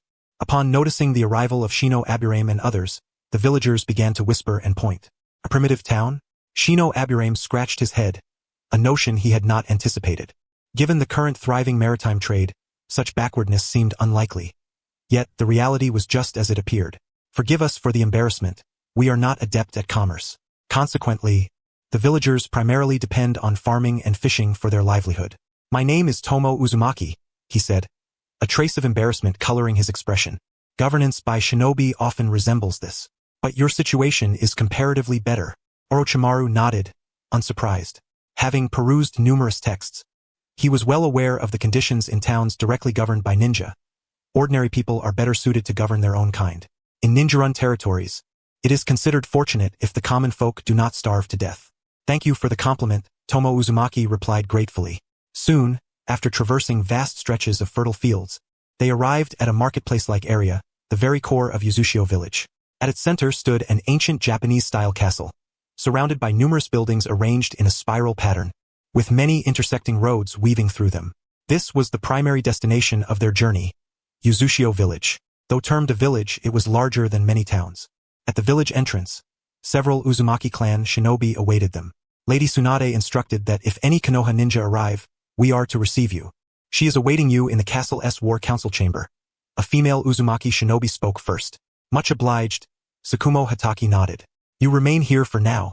I will notify you when needed, Kato-dan instructed the three, his gaze lingering on Shino Aburame. Understood. The trio nodded, watching as Kato-dan and the others departed. As he left, Tomo Uzumaki finally noticed Shino Aburame, realizing he had subconsciously forgotten the latter's presence. When did you arrive here? He inquired. Shino Aburame, caught unprepared by the question, wore an expression of helplessness as he was about to respond. At that moment, an elderly man with fiery red hair approached the trio. Which of you is Shino Aburame? I am. Shino stepped forward, regarding the elder with curiosity. The old man scrutinized him for a long moment before nodding. I am Uzumaki Nagi, the third elder of the Uzumaki clan. Come with me, you must obtain the approval of our deity before you can receive what you seek. Approval of the deity? The two others beside him exchanged bewildered glances, wondering what mystical alliance could exist between the Aburame and Uzumaki clans. Shino himself found the idea peculiar, yet, confronted by the elder's unwavering gaze, he reluctantly nodded. Having signed a contract, it was only natural that some form of divine sanction was required. This must be the reason Mito Uzumaki insisted he come here. I understand. Please lead the way. Shino Aburame assented without further hesitation. This scene left the two companions utterly dumbfounded, a sense of betrayal stirring within them, though they could not pinpoint the source of their unease. Follow me. Uzumaki Nagi nodded and proceeded outside. Tomo Uzumaki wished to speak but found himself at a loss. To him, the elder already seemed somewhat enigmatic. What about us? Uchiha Ryomi asked anxiously. I'll go alone. Shino waved them off and quickened his pace. Is he all right? Ryomi's eyes reflected concern. Their comrade was suddenly undertaking something called the deity's approval, yet none of them knew what it entailed. Meanwhile, Hataki Sirin, seated silently, peered deep in thought. He sensed something had been overlooked but merely shook his head. It's nothing. We are here to aid the Uzushio nation in the war. This so-called divine approval should benefit him. It's unlikely anything will go awry at this critical juncture. I'm heading out to practice my swordsmanship. The enemy arrives tomorrow afternoon. I must strengthen myself as much as possible. Hey, I'm coming too. Ryomi followed, recognizing that training could help alleviate the inner dread of war, providing some measure of solace. Accompanying the elder, Shino soon reached the mountains on the island's outskirts, where numerous Uzumaki clan shinobi were gathered. Among them were several women who appeared as witches, engaged in prayer. A ritual? Shino's eyes widened slightly as he took in the large torii gate before him. Yes, this is our shrine. Beyond the torii lies the realm of the deity. Nagi smiled upon seeing Shino's perceptiveness. Indeed, I once contemplated burning down a certain divine latrine, and paid close attention to that cursed thing inside. One after another, Shino mused silently, expression unchanged. We await the deity's guidance. Hence the ritual here, Nagi explained solemnly. What is my task? Shino suddenly felt an ominous premonition. Simple. Sit there for a while and relax. Uzumaki Nagi replied calmly. Taking a deep breath, Shino followed Nagi through the crowd to the location of a divine statue. At that moment, the witches who had been dancing with grim reaper masks fell silent, standing solemnly on either side. Only then did Shino discern what lay before him. Not something else, but the very entity he had glimpsed in that blackened world. Grim Reaper, he muttered. Is this where I sit? He pointed toward a cushion at the center. Yes, sit there and wait a while, Nagi nodded. To obtain the full inheritance. The foundational step was to gain the Grim Reaper's approval. Only after such recognition could the clan's treasures be entrusted to him. Otherwise, no matter how gifted an outsider might be, without approval, the Uzumaki clan would never acknowledge him. As Shino settled onto the cushion, the witches donned their Grim Reaper masks and began to sway rhythmically. A familiar pull gradually emerged, gently caressing sino Aburame. His spirit was gradually drawn forth. Although he was reluctant to confront it, the thought that it was Mito Uzumaki who had sent him compelled him to relinquish all his mental defenses and gently extend his spiritual energy toward that force. Immediately afterward, he sensed himself being slowly pulled along. Unlike the previous experience of being whisked away in a single breath, an abrupt tug that unsettled his entire being. This time it felt as if someone was holding his hand, guiding him steadily through a world of darkness. Soon, the world before him suddenly brightened, surrounded by countless stars. They seemed to rekindle the entire colorless void. Shino Aburame once again beheld the dozens of elders clad in red robes. However, this time, numerous others donned in blue robes stood alongside them.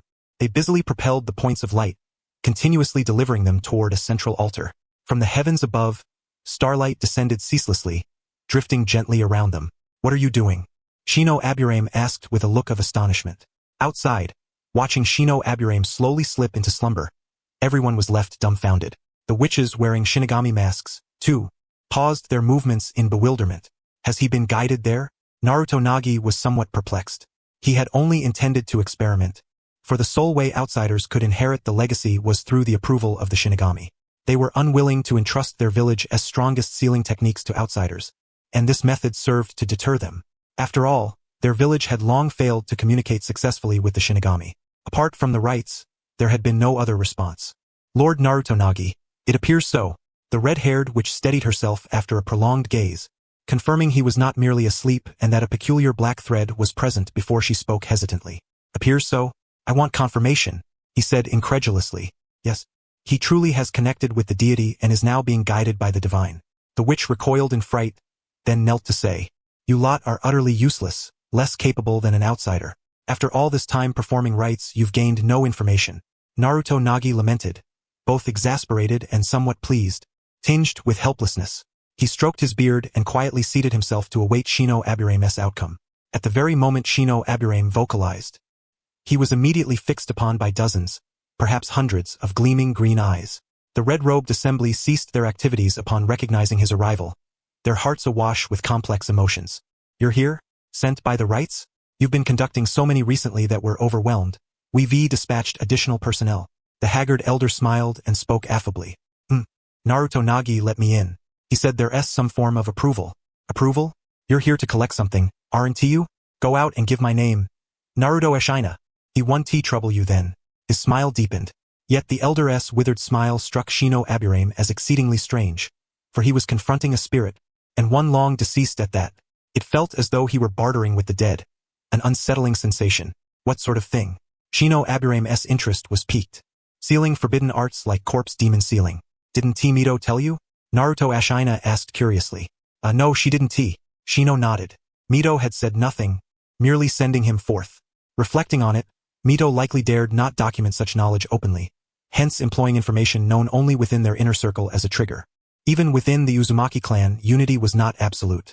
Should someone betray them and fail to relay information, one might never learn of it. That impudent girl, and that brat named Nagi, they become more unreliable by the day. He lamented bitterly.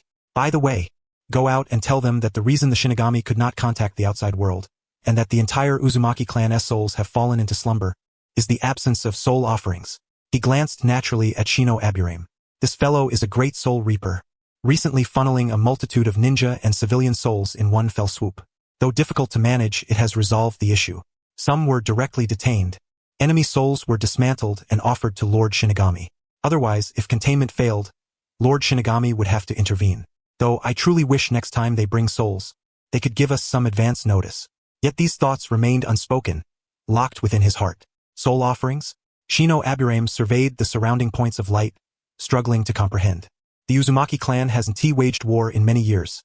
Where would there be soul offerings? He pondered, then queried. Exactly. That's why the Shinigami couldn't respond. Naruto Ashina smiled wryly and shook his head helplessly. Unbeknownst to Wen, the surrounding Uzumaki clan members had all gathered, watching Shino Aburame from a distance without approaching. I have something to tell you all, Shino Aburame declared. Speak, if we can assist, we shall. Naruto Ashina responded with a smile.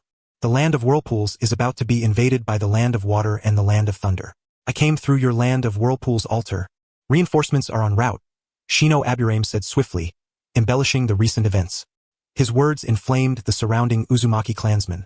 Yet they found themselves powerless, their rage impotent as they could only watch the land of whirlpools ignite once more. We understand. Return now, we will devise a plan, Naruto Ashina said, approaching Shino Aburame amid the disputing clansmen. What about the divine approval? You have already passed it long ago. It was the Shinigami-S test. But the current Shinigami, he paused, glancing at the endless darkness above, where the Shinigami rapidly devoured the points of light, and hesitated. He greatly appreciates the souls you have offered. He is now digesting them. Should you require anything further, just tell me. Hearing this, Shino Aburame briefly recalled the recent deaths of many ninja in the town, whose souls had been sent in abundance, thereby directly credited to the Shinigami. Though thinking so, he kept silent and merely nodded. All right, but how do I leave? Shino Aburame was about to inquire when everything around him began to fade as if nothing had transpired. When he awoke again, he found himself seated before the Shinigami statue. Asleep, a trace of drool lingering at the corner of his mouth. His expression one of utter bliss, as if he had enjoyed an interminably long slumber. The surrounding crowd watched silently, unwilling to disturb him. This eerie scene prompted him to rise instantly, every hair on his body standing on end. I fell asleep. Sorry, he said sheepishly. No matter. So, the Shinigami responded? Did he say anything? Naruto Nagi asked, his face eager and nearly bursting into a radiant grin. Yes. Shino Aburame replied thoughtfully. He told you to use soul offerings to perform rites. Any souls will do. Otherwise, he cannot respond. Soul offerings? The group exchanged bewildered glances. Furthermore, there was an elderly man inside who declared, if you go out and report my name as Ashina Uzumaki, you will not trouble me. He spoke truthfully, his head turning slightly as he sought to gauge Naruto Uzumaki's expression. Very well, we understand. According to the contract, I must take you to a certain place. Follow me, he nodded thoughtfully, then addressed Shino Aburame. All right. Shino Aburame hurriedly followed. Fortunately, he was familiar with the Shinigami. Otherwise, obtaining the item would have been impossible. Upon stepping outside, Shino Aburame noticed that Naruto Uzumaki's shadow clone had somehow appeared within the shrine, seemingly conversing with a group of witches. However, he paid no mind. His focus solely on the forbidden technique, all else was secondary. After Shino Aburame departed, the shadow clone finally spoke. I will summon the Great Elder and the Second Elder. Bring the nearby cattle and sheep here to be slaughtered upon the altar. Also, gather all the spies and traitors captured and execute them together. The once flattering gaze vanished, replaced by an unrelenting chill. Yes. The witches nodded briskly and swiftly moved outside. The surrounding ninja sprang into action, and in the blink of an eye, much of the area within the Torii Gate had been vacated. The remaining individuals busied themselves with preparations for the ritual. Having completed these tasks, he hastened toward the direction of the castle. At this moment, Shino Aburame followed the elderly man to a large pavilion that resembled a cylindrical tower, devoid of any surroundings. Yet, he could distinctly discern a barrier encircling the perimeter. This barrier appeared to be powered by chakra. Farther away, there seemed to be a chakra injection point, where a vast amount of chakra was concentrated. What kind of barrier is this? He wondered, realizing he could not comprehend it. After a brief moment of contemplation, he turned to Naruto Uzumaki for an explanation. Naruto Uzumaki replied, "It is merely an ordinary barrier. Please enter." With that, he took a few steps forward and lightly tapped the barrier with chakra, passing through effortlessly. Shino Aburame attempted to follow but was abruptly repelled. His face was filled with confusion, and Naruto Uzumaki, who had already entered, looked back at him equally perplexed. "You can't get in?" Naruto Uzumaki suddenly fell into deep thought. "I can't understand how to enter this." Upon hearing this, Shino Aburame regarded him with curiosity. After what seemed to be a prolonged internal struggle, Naruto Uzumaki finally spoke. "According to the contract, if you cannot comprehend this, there is no need to enter. Even if you do, you won't understand or learn anything. The materials inside must not be taken out. Or perhaps you can come again another time." Only then did he notice that Shino Aburame was very young, around 13 years old. Although acknowledged by the Shinigami, he was still a child, with only a few years' experience in sealing techniques. To have reached the level of intermediate sealing techniques was already prodigious. This advanced sealing barrier was far beyond his current abilities. Not allowed to take the materials out? Shino Aburame instinctively inquired. Naruto Uzumaki shook his head, remaining silent. "Very well. Wait for me." Seeing the expression that implied "come back next time," Shino Aburame steeled himself. Fixating on the symbol of the advanced sealing technique 98, he already knew what he must do next. Without hesitation, he proceeded to create 10 insect clones at once in front of Naruto Uzumaki, then sat down on the ground to begin studying the book. Witnessing this, Naruto Uzumaki was dumbfounded. Although it was a method of learning, mere memorization without understanding was futile. How could one master advanced sealing techniques by merely skimming through books without sufficient talent or experience? Rote memorization was useless. Naruto Uzumaki reminded him, a hint of pity on his face, for this shattered the last shred of his hope. "Don't worry about that. Give me 3 hours, all right?" Shino Aburame glanced at the sky. The sun still shone as if it were 3 o'clock, with 3 to 4 hours left before sunset. Looking at the promising youth before him, Naruto Uzumaki pondered briefly. "Very well, proceed." "Thank you." Shino Aburame paid him no further attention, immersing himself in the books. He had already read most of the sealing scrolls in his possession, only the advanced basics remaining unfinished. This was the perfect opportunity to complete all of them. Upon finishing the books, he would likely be able to elevate his advanced sealing techniques to a perfect 100. While Shino Aburame began his studies, at the Shinigami Shrine, the Great Elder and Second Elder of the Uzumaki clan arrived within the Torii Gate, facing a massive sacrificial formation that had already been deployed. In the past, these ceremonies were crowded with throngs of people. Now, for secrecy, only a few remained inside to conduct the ritual. The rest had been driven outside. At the center of the sacrificial formation, several captured spies gazed fearfully at the Great Elder and Second Elder. "Great Elder, I was wrong. I should not have trusted them. My family is even related to yours by marriage. Please, spare me." One spy cried out desperately, his fear nearly palpable. The others, aside from 3 captured outsiders, were all kin or relatives of the main lineage. They had resided on this small island for over 50 years. It was Ashina Uzumaki who had finally stabilized it, and now, through intermarriage with the island's inhabitants, they had become one. "Send them off quickly. Begin the ritual. We have much to attend to." The Great Elder, having regained composure, took a deep breath and ordered. After all, one of these men had grown up under his watchful eyes. No matter how close, even kin can harbor traitors. Yes. The ninja present nodded swiftly. These were the core elites of the Uzumaki clan, the very foundation of their strength. Despite their reluctance, upon hearing the Great Elder's command, they raised their blades. As the ritual commenced, vast quantities of chakra flowed into the formation. A crimson light rose around them, and the witches donned the Shinigami masks, beginning their dances. Yet, everything seemed as it always had during past rituals, with no apparent change. The Great Elder slightly raised his hand, and the ninja behind him swiftly swung their blades. Screams of agony echoed continuously. Crimson blood splattered across the formation, which then began to transform. Countless blood-colored lights slowly rotated. Within the sanguine glow, a translucent figure gradually materialized. A gigantic, semi-transparent spirit hovered in midair, clad in a loose white kimono with flowing white hair. Its visage was fierce, a short dagger clutched between its teeth, 2 sharp horns protruding from its head. An eerie smile played upon its lustrous face as it gazed down upon the assembled crowd. In its grasp were countless souls, their ghostly blue forms revealed to all present for the first time. This scene silenced every Uzumaki ninja present. Those with weaker mental fortitude teetered on the brink of collapse. Only the witches wore expressions of fanatic devotion, their eyes ablaze with fiery zeal. After so many years, they finally beheld the deity they served.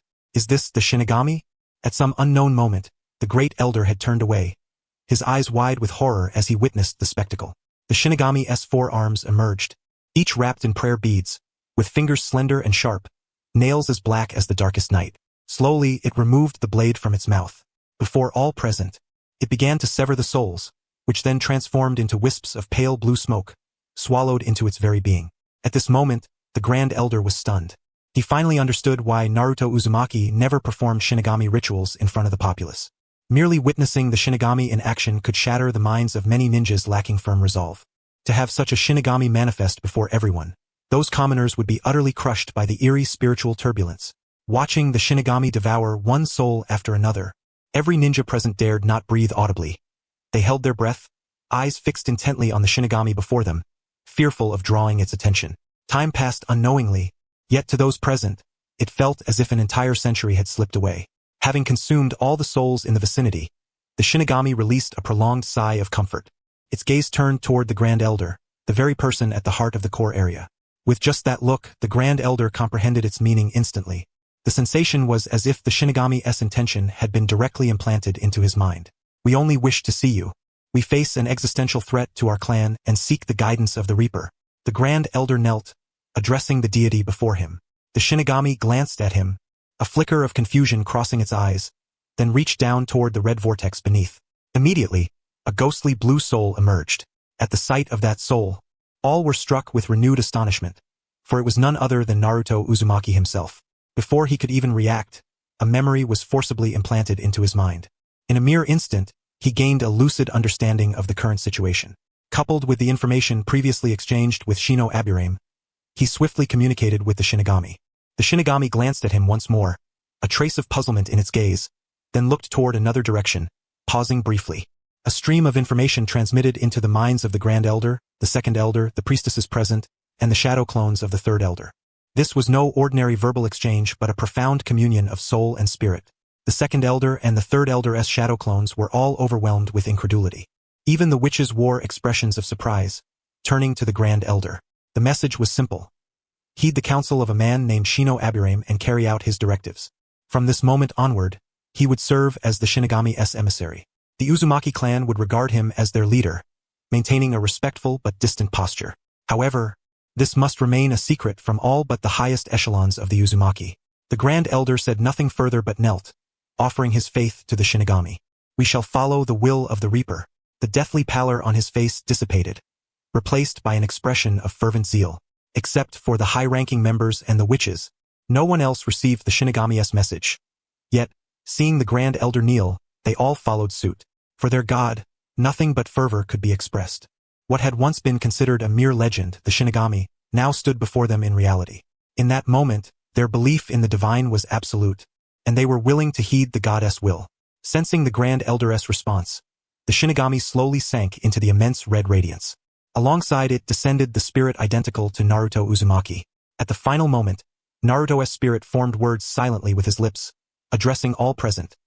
Death is not the end, but the beginning. Long after the Shinigami vanished, when the Grand Elder rose, leaning on his staff, those around him also stood. By then, the sun had begun its slow descent, casting the faces of all in a warm golden glow. Return to the castle. The god has shown us the way. The Grand Elder inhaled deeply and proclaimed to all. In that instant, he saw the expressions of the crowd, once tinged with anxiety, now replaced solely by unwavering faith in the divine. Yes, they responded, swiftly racing toward the castle's location. The ninjas who had not partaken in these events looked on in confusion, but since their superiors had decided, they simply obeyed orders. Third Elder. The Grand Elder called out to the shadow clone preparing to disperse. The directives and guidance he provided shall chart our future course. Whatever he desires, fulfill it. Yes. Grand Elder. Uzumaki Nagi's shadow clone nodded before dissolving into a wisp of smoke, vanishing from sight. Meanwhile, the Third Elder remained quietly within the barrier, watching from afar as Shino Aburame's insect clones disappeared one by one. Clearly, Shino was absorbing all those memories back into his mind, a process that greatly taxed his mental energy and, if mishandled, could inflict severe psychological shock. Just as the Third Elder's heart ached, debating whether to intervene or surrender to despair.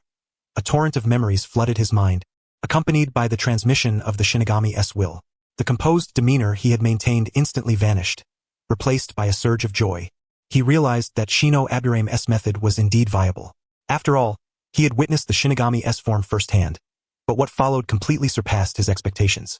Especially the necessity to unconditionally accept the emissary's counsel. This revelation stirred his soul profoundly. Before he could fully process, Shino Aburame appeared before the barrier. His eyes swiftly scanned the barrier. Previously, his panel had displayed a mark indicating 99 high-level sealing techniques, but after absorbing the last memory, it fully illuminated to 100. In an instant, countless strands of knowledge intertwined and organized within his mind, forming intricate nodes of information that allowed him to thoroughly assimilate all wisdom. The memory shock from the insect clones, combined with this comprehensive data, instantly overclocked his brain. He lightly tapped a node, and the barrier before him slowly parted to reveal an entrance. With Uzumaki Nagi's astonished gaze upon him, Shino Aburame stepped inside. "I have entered. I suppose I am now qualified to receive your forbidden techniques?" He asked with a smile, suppressing the sharp pain in his mind, his resolve unwavering. "Oh, how is this possible? It's not a performance at all. Until now, your mastery has been precise. You're not acting. Moreover, you needn't act. The overlapping memories of your clones and your current knowledge." Uzumaki Nagi was utterly stunned at this moment, feeling a mixture of absurdity and inevitability. His inner turmoil was forcibly subdued. "Yes, follow me," came the response. "Since you have earned the qualification, there is no need for me to grant special access. Whatever you wish to see, you may." Years of experience had gradually restored his composure. Those favored by the god he believed in could not possibly be lacking. He reasoned within himself. Very well. Shino Aburame took a deep breath and quickly followed. Soon, the two arrived at the main entrance of the building. As they approached, the stone pillars slowly parted to open the stone door. Before long, a modest library unfolded before them. Only the lower levels of this library remained normal, but upon reaching the very top, each scroll bore a forbidding character. This was the culmination of the Uzumaki clan's research over many years. Take a look and see if there is anything you require. Once you have mastered it, you may take it with you, but if you fail to learn it, you cannot carry it away. Nightfall was drawing near, and they had to depart before complete darkness descended. Uzumaki Nagi spoke slowly, while inwardly contemplating that all this knowledge must be transcribed and sent to Shinobi. Don't bite off more than you can chew. Give me the Kagura Shingon and the Kongo Fusa," he said, pointing to the two sealing techniques. To be precise, one was a sealing jutsu, the other a barrier jutsu. "Kagura Shingon is no problem for you, but the Kongo Fusa can only be used by those with Uzumaki bloodline." Uzumaki Nagi cautioned. "I know, but the Kongo Fusa manifests tangible sealing chains. I want to study it and see if I can make any breakthroughs." Shinobi Yuna nodded and replied. "Very well." Uzumaki Nagi saw Shinobi Yuna's determination and nodded, removing the scroll from above. Without hesitation, Shinobi Yuna unrolled the Kongo Fusa scroll before his eyes. Under ordinary circumstances, there would be no reason to attempt the Kongo Fusa, but behind him was Tsutsuji the Recorder, a bug-level existence. Let us see if it works just by watching once. If I can mimic the pattern once, I might learn it. If not, then so be it. At worst, I'll come back tomorrow to find some sealing jutsu more suited to me. With so many sealing techniques here, mastering them all would make me invincible. While he was daydreaming, the Kongo Fusa scroll was already open before him, filled with abundant information. Yet, after the Recorder's intervention, this knowledge became as simple as eating and drinking. Soon, Shinobi Yuna comprehended the principles, and his chakra began to circulate following the pattern. The chakra rapidly transformed into a golden light, about to burst forth from his body, but it vanished in an instant. Failed? Not enough chakra. Sensing the signals from his body, he quickly adjusted his state and opened his panel. A new sealing technique name appeared on his panel. Kongo Fusa level 1, 1100. However, his chakra had already consumed 0.5 cards in one attempt, leaving him utterly drained. No way it consumes that much chakra. Feeling his chakra nearly depleted, he was thoroughly unsettled and vented furiously. He had not expected to actually learn it, initially approaching it casually. Now it was clear, the so-called bloodline power was another matter. Just the chakra consumption alone was beyond what an ordinary shinobi could afford. Fortunately, his system was robust. Otherwise, this technique would have to remain a mere fantasy for the time being. Taking a deep breath, Shinobi Yuna then opened the other scroll, Kagura Shingon. After studying the entire sequence, he slowly released a subtle yet extremely refined chakra from his core. The chakra, like photons, penetrated everything around it and reached a considerable distance. Within moments, his chakra was completely exhausted, forcing him to cease using this special barrier technique. You didn't learn Kongo Fusa, but you mastered Kagura Shingon? Though your chakra is indeed a bit low, Uzumaki Nagi sensed the presence of Kagura Shingon and stroked his beard. That's right. I couldn't learn Kongo Fusa, but Kagura Shingon is relatively simpler, albeit with greater chakra consumption. Shinobi Yuna nodded in response. Uzumaki Nagi glanced at him and agreed. Indeed, the amount of chakra limits the effectiveness of ninjutsu. In this regard, you might consider learning in sealing. I already have. Lord Mito taught it to me, he replied. By then, darkness had fully descended, and the moon hung in the sky, casting everything into utter blackness. Aren't you here to see the corpse demon seal? Uzumaki Nagi reminded him. No, that kind of self-sacrificial jutsu that kills the user? Forget it, he scoffed, rolling his eyes. Haha, good lad. I really don't know what to say about you. Uzumaki Nagi laughed heartily. The spokesperson for the Grim Reaper, yet unwilling to meet the Reaper himself, though such an encounter would hardly be pleasant. Forgive me, Grandfather Nagi. He lowered his stance appropriately, his face illuminated by the faint moonlight, revealing a gentle smile. Let us go. No fires are allowed here. We must leave, he said, heading outside. All right, Shinobi Yuna responded, and the two quickened their pace under the moonlight. The massive stone pillar structure, supported by chakra supply, was now slowly closing. From a distance, they saw the castle brightly lit with lanterns, ninjas leaping about busily. Everyone was occupied. This would surely be a sleepless night. Upon returning to the castle, the three elders nodded to him before departing. Shinobi, how did your trial go? Ling Mei, seated in the lounge, waved at Shinobi Yuna. Not bad. Passed. Shinobi Yuna replied calmly, expressionless. Tch, boring. Seeing Shinobi Yuna's lack of enthusiasm to share, she sat down, clearly displeased. Qinglan, any news? Yes.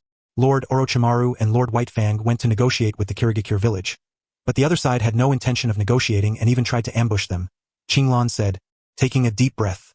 Negotiations? More like scouting and buying time, Shinobi Yuna replied, finding a place to sit leisurely.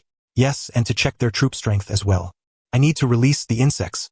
Will you come for a walk with me? Shinobi Yuna glanced at Qinglan, who was about to rest. All right. Qinglan naturally said nothing and quietly stood up. The vast ocean, no insect swarm could fly over that distance. The only reliance was on the mother insects attached to him and other attackers. He bit into a ration pill, quickly replenishing his energy. And so, in front of all the Uzumaki clan ninjas, he stepped outside. Hatake Qinglan followed closely at his side. Shinobi Yuna produced dried meat and summon water, eating the meat bit by bit as they walked. The insects dispersed slightly, soon sensing two figures trailing behind, both Jonin-level shinobi of the Uzushio country. Watching me? Shinobi Yuna glanced back and pondered briefly before realizing it was to prevent him from sending information outward. Then let us simply scatter the swarm. He mused inwardly, then grabbed Qinglan's side and began to run. The current conditions did not permit releasing the mother insects. Even the smallest mother insect was finger-sized and required corresponding attackers. There was simply no time. After circumnavigating the village once, he gained an understanding of Uzushio country's entire defense deployment. The whole country was covered by a massive detection formation.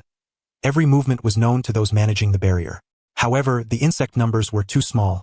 These barriers could not detect them, just like the mother insects and parasitic bugs that once flew out from the Konoha village barrier. They were neither blocked nor detected. After the insects dispersed, Shino Aburame was able to observe the entirety of Uzushio village, regaining full command over all information once more. However, it was precisely during this stretch of the journey that his chakra remained perpetually at zero. The moment he extracted even the slightest amount, it would be immediately channeled to the insects and expelled. At this juncture, Ryumi leisurely practiced hand seals, for to her, the swifter her sealing, the faster her ninjutsu could be unleashed. In the distance, two figures appeared. Ryumi momentarily froze, as a flood of ominous thoughts surged through her mind. Especially when she clearly discerned the two approaching Siren, she felt an overwhelming urge to flee. For Shino Aburame's appearance was as if he had been utterly drained, while on the other side, Siren Hatake looked refreshed with beads of sweat trickling down his forehead. What have you been up to? She cautiously inquired in a low voice. We released them. Upon seeing her Fujoshi-like expression, Shino's eyes narrowed slightly, his tone calm yet firm. Ahem. She felt as if those words had lodged in her throat, leaving her utterly unsettled. Siren Hatake glanced at her peculiarly, then, following previous instructions, proceeded toward the resting quarters. In the dead of night, Shino suddenly sat upright. What's wrong? Siren's eyes snapped open swiftly as he glanced around vigilantly. They're coming. The enemy is here. Shino took a deep breath and gazed toward the distance. Outside, all was pitch black, seemingly devoid of any visible signs. Enemy? Shinobi from the land of water? Ryumi, having overheard the exchange, also sat up, her gaze fixed intently outside the window. Buzz! A flare-like object descended into the sky, its brilliant light illuminating the entire area. Immediately thereafter, a tremendous explosion echoed from deep within the distant mountains and forests. A battle has commenced. Shino Aburame inhaled deeply and declared, "Are we joining the fight?" Ryumi watched as one luminous point after another rapidly ascended, accompanied by the swift sounds of combat. For the first time, he felt the proximity of death as palpably close. To hell with their shelters. Scanning the distant lights briefly, he could only hope that Kato-dan and the others could hold back the initial wave of the assault. This was merely the beginning, he understood. Even a single misstep by this butterfly could unleash a hurricane across the entire shinobi world. Several figures emerged swiftly, with a large number of shinobi from the land of whirlpools mobilizing forces and directing civilians toward shelters. Buzz, buzz, buzz. Suddenly, a colossal Rashomon gate rose in the distance, only to be quickly dented inward by dozens, perhaps hundreds, of ninjutsu attacks. The ferocity of the battle leveled the surrounding trees to the ground. Over here, a familiar, aged voice rang out. The three turned to see the third elder, Uzumaki Nagi, waving at them. From afar, Shino Aburame recognized Nagi and the group of red-haired children by his side, among whom one child bore a striking resemblance, about 70 to 80%, to Kushina Uzumaki from the anime. If all was right, that child was indeed Kushina. Without hesitation, he decisively approached the third elder. Third elder, Shino Aburame greeted respectfully. "Come behind me. I am responsible for managing the entire shelter." The elder nodded. Yes. The group acknowledged and filed in orderly. Deep within the shelter behind them were numerous young genin and even children wearing the land of whirlpool's forehead protectors, all quietly seated in this somewhat smaller refuge. In the distance, guided by the Uzumaki clan shinobi, vast numbers of civilians were running in this direction, continuously entering even larger shelters farther away. The distant battle grew increasingly tumultuous. The entire shelter began to tremble, with dust falling from above ceaselessly. Reinforcements have arrived. Shino's dispersed insects sensed a wave of shinobi approaching from the land of fire. He quickly performed a secret technique. Before long, numerous insects gathered on the shore over there, though their chakra was pitifully low. Just as they assembled, they once again dissolved into mist. Yet, in that fleeting moment, Shino Aburame observed the situation before him. A large number of shinobi clad in Uchiha clan attire, alongside many wearing umbu masks, rapidly entering the boundaries of Yuzushio village. Upon receiving orders, they immediately rushed toward the battlefield. Reinforcements? From Konoha? Ryumi's eyes brightened, the stone pressing upon his chest instantly lifting by more than half. Yes, it seems to be the guard squad and umbu, he said uncertainly, feeling something amiss. Why would the Uchiha be the first to arrive here? Ryumi clicked his tongue in disbelief and exclaimed, "I senti that my clan is shinobi? Indeed, all of them. If things go awry, we'll flee with your clan. Then it'll depend on your connections." Shino Aburame patted Ryumi discreetly, his expression one of reliance. Seeing Shino's pragmatism and Siren's eager gaze fixed upon him, she sighed helplessly but adjusted her mindset, shifting from overwhelming pressure to a much more relaxed state. "Don't worry. Leave it to this young lady." Her confidence soared, a stark contrast to her previous demeanor. The third elder also glanced over, naturally taking note of the group but remaining quietly observant without approaching. Regarding talk of fleeing, he merely shook his head in resignation. War loomed over all, and the chakra fluctuations in the distance grew more intense with each passing moment. Time passed unknowingly until the sun in the sky began to rise slowly, and the distant battle finally ceased. Soon after, a jonin from the land of whirlpools, his head still wrapped in white bandages, arrived at the shelter. "We repelled the enemy's assault." He smiled but then collapsed backward, utterly exhausted. Shinobi immediately caught him, and joy radiated from everyone. The enemy's first surprise attack had been thwarted. It seemed that, for the time being, there were no major issues. From afar, Shino Aburame relaxed slightly, though this was merely the vanguard. The adversaries sought to attempt a night raid before the main Konoha forces arrived. Without individuals like Hatake Tsukumo present, such an attack would have been highly effective, potentially devastating the available manpower. However, with veterans like Hatake Tsukumo here, alongside the commanding presence of Orochimaru, defending against an assault of this magnitude was not overly difficult. Such brazen night raids were no different from all-out war. The second great ninja war had begun. He watched the slowly ascending morning sun in the distance, its hue a striking crimson. At the forward camp, after hours of combat, the shinobi of the land of whirlpools and Konoha had finally repelled the invading shinobi from the land of water. All the shinobi from both lands had found places to rest.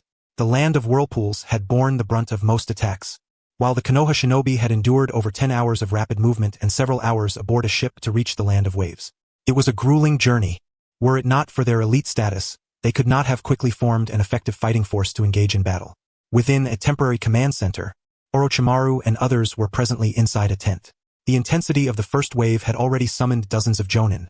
Such a situation was exceedingly perilous. After so many years of peace in the land of water, did they truly intend to resort to sealing techniques so readily? Jiraiya ruffled his snowy white hair, his face clouded with displeasure. Orochimaru cast him a glance, then sighed helplessly. That's because you were born in Konoha. The other ninja villages lack perfected methods to control the tailed beasts, nor do they possess flawless Jinchuriki. Only we and the Uzumaki clan wield such sealing arts. Besides, you greatly underestimate the power Jinchuriki wield on the battlefield. Uchiha Nobuhiro's obsidian eyes fixed on Jiraiya as he spoke. In the current circumstances, the land of water is resolute in its determination to seize this place. If we do not withdraw, even the land of thunder, which prefers to stay out of the conflict, will inevitably be dragged into it, Tsunade said with resignation. A heavy silence fell upon everyone. To wage war on an island against a formidable maritime nation and a large peninsular country was an act of sheer imprudence. The battle would certainly not conclude swiftly. This was destined to be a protracted and grueling war. Hatake Tsukumo broke the silence. He glanced sideways at Uzumaki Tsufuku, the current head of the Uzumaki clan. We are Konoha's steadfast military allies, this is indisputable. To declare war against us is to declare war against all of Konoha. This is my homeland. Our sole duty is to defend it. Uzumaki Tsufuku responded calmly, his gaze unwavering as he looked at those present with unshakable resolve. The first elder and second elder stood silently behind the clan leader, their attitude plain to see. Hatake Tsukumo was about to speak further but was stopped by Uchiha Nobuhiro.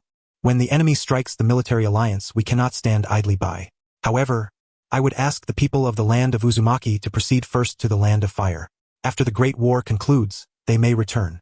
Uchiha Nobuhiro's words were fixed intently on the first elder. He had discerned that neither the clan leader nor the second elder held true authority. All power rested solely with the first elder, and both the clan leader and second elder acted according to his expressions. The first elder's face bore no emotion. Uzumaki Tsufuku shook his head in refusal. No, our roots are here, and so is our deity. Witnessing this, a cold glint flashed in Orochimaru's eyes, and Tsunade instinctively clenched her fists tighter. I'm going out for a while. Tsunade took a deep breath and strode toward the outside. Jiraiya quickly followed, and Orochimaru, after a thoughtful glance, also trailed behind. Hatake Tsukumo, Kato Dan, and Uchiha Nobuhiro remained behind, intending to attempt persuasion. Orochimaru knew such efforts would be futile. Unless all the jonin of the land of Uzumaki perished and authority passed to Konoha, it would be a different matter. Outside the tent, Tsunade punched a tree reduced to a mere trunk by devastation. The entire trunk crashed down with a resounding thud. Everyone nearby turned to look, but upon seeing it was Tsunade, they quietly averted their gazes. I'm furious. Don't be upset. You could ask Lady Mito to speak with them. After all, Lady Mito is the former princess of the land of Uzumaki, Jiraiya suggested upon seeing Tsunade's vexation. Yes, I will contact Grandma Mito right away. Her eyes instantly brightened. Without hesitation, she swiftly went to find the members of the Umbu barrier squad. Time passed slowly, and Uchiha Nobuhiro and Hatake Tsukumo emerged from the tent with resignation. Seeing Tsunade's hopeful gaze, Hatake Tsukumo shook his head. Sundi silently looked into the distance. If they were truly to fight to the death on this island nation, the most likely outcome would be a protracted, merciless meat grinder. Neither tactics nor strategy would avail. She closed her eyes tightly, thinking of the shinobi from the once great Senju clan she had brought with her. Should this war fully erupt, she might herself fall, let alone those she had brought. Lady Tsunade, Lady Mito has sent a message. She asked us to deliver it. The ninja from the sealing squad arrived swiftly, kneeling on one knee while holding a scroll. Tsunade took the scroll. It contained a message of persuasion and a diagram of a special sealing technique. Without hesitation, Tsunade immediately walked back into the tent, brimming with enthusiasm. Orochimaru glanced at Hatake Tsukumo's reaction and, seeing no expression, understood what the final outcome would be. Stubborn minds do not easily change for the sake of a princess who left the village years ago. This involved many other considerations. Until negotiations concluded, Konoha's proposal would never be accepted. This relocation might even result in the land of Uzumaki fully merging into Konoha. The land of Uzumaki had its own concerns. Konoha had its own ideas. All parties could claim to be without fault. Soon, Tsunade emerged with a grim expression, having ridden an emotional roller coaster and now uncertain of her own feelings. Jiraiya, Kato-dan, let us go arrange defenses, she called from a distance. Understood. Jiraiya responded promptly, following closely, though his eyes burned with hostility when he looked at Kato-dan. Everyone had accepted reality. Now, it was merely a matter of how to fight on an island spanning only a few hundred square kilometers. Elsewhere, Yamanaka Shino leisurely watched the sun slowly rise. Tell me, why do you think they refuse to retreat? Why insist on fighting to the death here against the land of water and the land of thunder? Ryomi asked. Retreat? Go where? To the land of fire, she answered matter-of-factly. Yes, but wouldn't that be tantamount to choosing integration into Konoha? Otherwise, the daimyo of a country within a country would never permit it, nor would Konoha, Hataki Sirin remarked. Actually, moving to Konoha isn't impossible. As long as they preserve their faith and maintain some independence like the Kurama clan, they could manage. Yamanaka Shino offered a differing opinion. And the Kurama clan isn't exactly obedient either. They don't really heed the Hokage's commands. Ryomi nodded at Shino's complaint. They're a bunch of lunatics. It always feels like their nerves are shot. They stir up trouble for no reason. The security personnel are utterly exasperated by them. Still, if the Uzumaki clan preserves their faith and relinquishes their national title, they could live quite well in Konoha. The key is... Shino's words suddenly faltered. The key is what? Uzumaki Nagi sat beside the three, smiling. Nothing. Shino insisted nothing had happened. The two others fell silent, devoid of any desire for idle chatter. Earlier, they had watched as several people entered a cave to prepare. Who would have expected the three elders to appear here like phantoms? Shino, you also think moving to Konoha would be somewhat better, don't you? The elder smiled. Having overheard her earlier remarks, Yamanaka Shino nodded helplessly. There was no choice. Even if they escaped this time, it was only because Konoha was currently strong. But what after this phase? Konoha cannot constantly watch over the Uzumaki clan. This time's attack was repelled. Next time it might not be. Thus, in his mind, only joining Konoha was the optimal choice. A clan of chakra prodigies could quickly forge their own power within Konoha, standing on equal footing with those so-called noble houses. If that's the case, then let the relocation proceed. Nagi Uzumaki suddenly became invigorated, a smile of relief spreading across his face. Relocation. That means retreat, right? Ling Mei from the neighboring group interjected, her expression one of utter bewilderment. Why yeah, something like that. Shino Aburame was equally stunned. What was going on? How could he just say it? And the others immediately accept it and act accordingly? I'll go speak with the great elder. You all wait for me here. Oh, and tell everyone. We're heading to Konoha. Nagi called out cheerfully to the nearby shinobi and civilians. At that moment, everyone stared at him in confusion, completely at a loss about the situation. This is the will of the gods. Seeing the crowd unmoved, he shouted once more. Only after hearing those words did they spring into action. The will of the gods must be obeyed. Now, Shino Aburame, who had been equally perplexed, was even more bewildered. God? What god? The Shinigami? What the hell does the Shinigami have to do with me? He muttered inwardly, though his expression remained stoic. Nearby, Aoi Kazuna also stood up, equally puzzled, his gaze toward Shino shifting. When he had gone to practice swordsmanship, Kazuna had appeared and told him they had to guard this place because the people of the Whirlpool country were unwilling to relocate. Yet now, with just a few words from Shino, everyone suddenly sprang into motion. What was this talk of divine will? It was utterly incomprehensible. Nagi Uzumaki departed swiftly, taking Shino Aburame's advice and heading straight to the front lines. Seeing the great elder enter the tent, Shursui Uchiha and Kazuna were momentarily stunned. Was something wrong at the shelter? Not long after, the great elder emerged. His previously stern expression now softened with kindness. We have received guidance from the gods, telling us to return to Konoha with you. You will protect us, one Tu? At the great elder's words, Orochimaru, Kazuna, and Shursui Uchiha all felt a shiver run down their spines, exchanging glances. Yes, Kazuna stated resolutely. At least the opposition was no longer resistant. That was a positive outcome. With a powerful clan fully joining Konoha, the village would only grow stronger. Therefore, there was no objection to the great elder's proposal. If that is so, then let us withdraw. This is the guidance of the gods, he said, eyes fixed on the direction of the castle. Everyone immediately set about their tasks busily, including Shino Aburame and the others, who were pulled into the labor. Previously, it had been a matter of taking refuge, Simply staying within the shelter was sufficient. The rest was left to the shinobi outside, waiting for the war to end or helping move supplies. Now the situation was entirely different. They had to transport a vast amount of precious documents and supplies onto ships near the harbor. This required many hands, and the harbor area was no longer safe. The shinobi forces of the land of water had only been driven back, not annihilated. If they saw any sign of escape here, they would surely launch an attack. Shino Aburame took a deep breath, unsure how to face this predicament. He also realized that if he deliberately concealed himself using something like a barrier to prevent the insects from touching or sensing him, the swarm would lose all trace of their target. Without a direct visual of the area, they would assume it was just a cluster of trees, never suspecting a person camouflaged within. Under the control of the barrier, even chakra fluctuations could not be transmitted, naturally eluding detection by the insect swarm.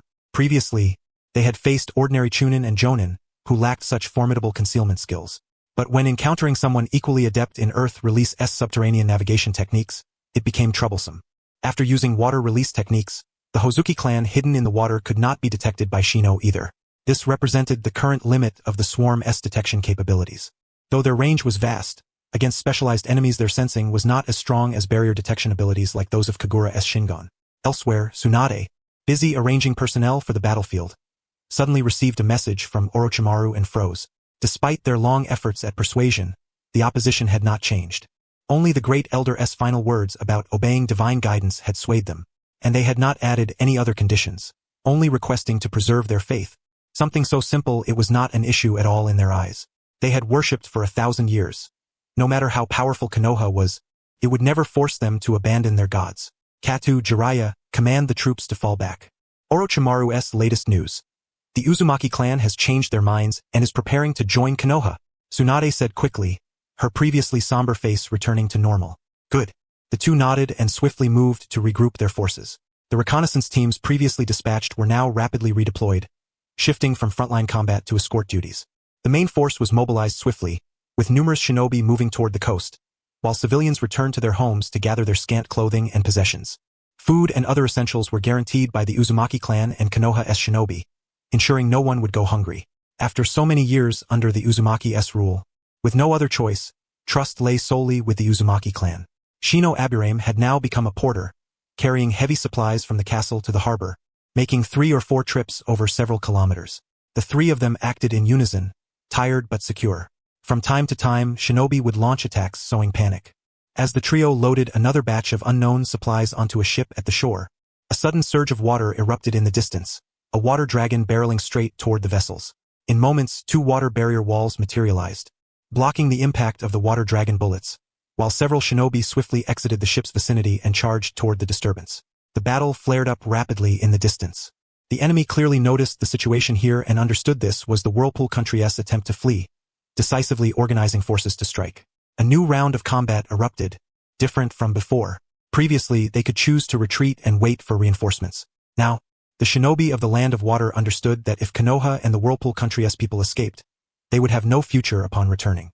The brutal war raged anew, with shinobi continuously converging on the area, engaging in 3-on-3 and 4-on-4 battles. Water country speedboats appeared in the distance, constantly ferrying shinobi to the battlefield. The Konoha allied forces also rapidly deployed troops, with shinobi joining the maritime conflict. Hide! Just hide! Ling Mei said instinctively to the two nearby. What's the use of hiding? If we can't escape and get surrounded, it'll be even worse. Aoi Kazuna replied, now fully lucid and understanding the gravity of the situation. The only solution was to hasten the evacuation of the civilians onto the ships. Everything else was meaningless. Once the forces of the Land of Water arrived, even trying to flee would be futile. Shino Aburame, the only one silent, quietly returned to move supplies and documents. The other two quickly joined the effort. As genin, this was the extent of what they could do. It was not yet their place to fight. Besides them, many civilian men had been conscripted, continuously transporting supplies to this area. The shinobi were entrusted with various sealing scrolls, artifacts that could no longer be resealed, making it relatively safer to entrust them to the ninja. The civilians, on the other hand, were responsible for managing valuables such as jewels, which formed the financial foundation for the Uzumaki clan's brief settlement in Konoha. Relying solely on Konoha's support would not sustain them for long. More civilians were steadily making their way here. Perhaps because the ninja villages and nations operated as a unified whole, these people appeared even more composed than Konoha's own citizens. A minuscule fraction of unstable individuals were swiftly subdued by the ninja of the Uzumaki country with blunt force and promptly sent aboard the ships. Battles in the distance grew increasingly fierce, with waves of enemies relentlessly assaulting the defensive lines established by the Konoha allied forces, intent on targeting the vessels. Some attackers emerged from the water, but under the vigilant gaze of the Uzumaki clan's Kagura Sharingan, they were swiftly detected and countered by dispatched defense squads. The surrounding waves surged, one after another, ceaselessly battering the shoreline and ships.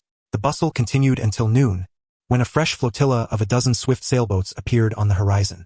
Without hesitation, the ninja aboard these vessels joined the assault on the defensive line. At this moment, the intensity of the battle escalated yet again. In this place where even corpses could not remain after death, the ferocity of the war transcended the understanding of the Uzumaki ninja and the trio witnessing it. Yet, Konoha and the Uzumaki country had no choice. The ships were steadily departing from port. As long as these people reached the mainland, control of the battlefield would once more slip into their hands. Soon, Shino Aburame was assigned to the core vessel, which was filled entirely with the Uzumaki clan's genin. Truly the future of the Uzumaki lineage. We're finally setting sail, Ryumi observed, watching the towering water column erupting in the distance. No, it's just beginning. They're almost here and we're still a bit slow. Aoi Hatake glanced briefly over the latest battle report. In the distance, a new round of combat had erupted, with all efforts focused on protecting the ship's retreat. Meanwhile, the Kagura Sharingan aboard the ships were fully activated, scanning the surroundings ceaselessly and dispatching ninja for defense at a moment's notice. At this moment, the trio felt time dragging unbearably. Moments that once seemed to pass in minutes now stretched like years.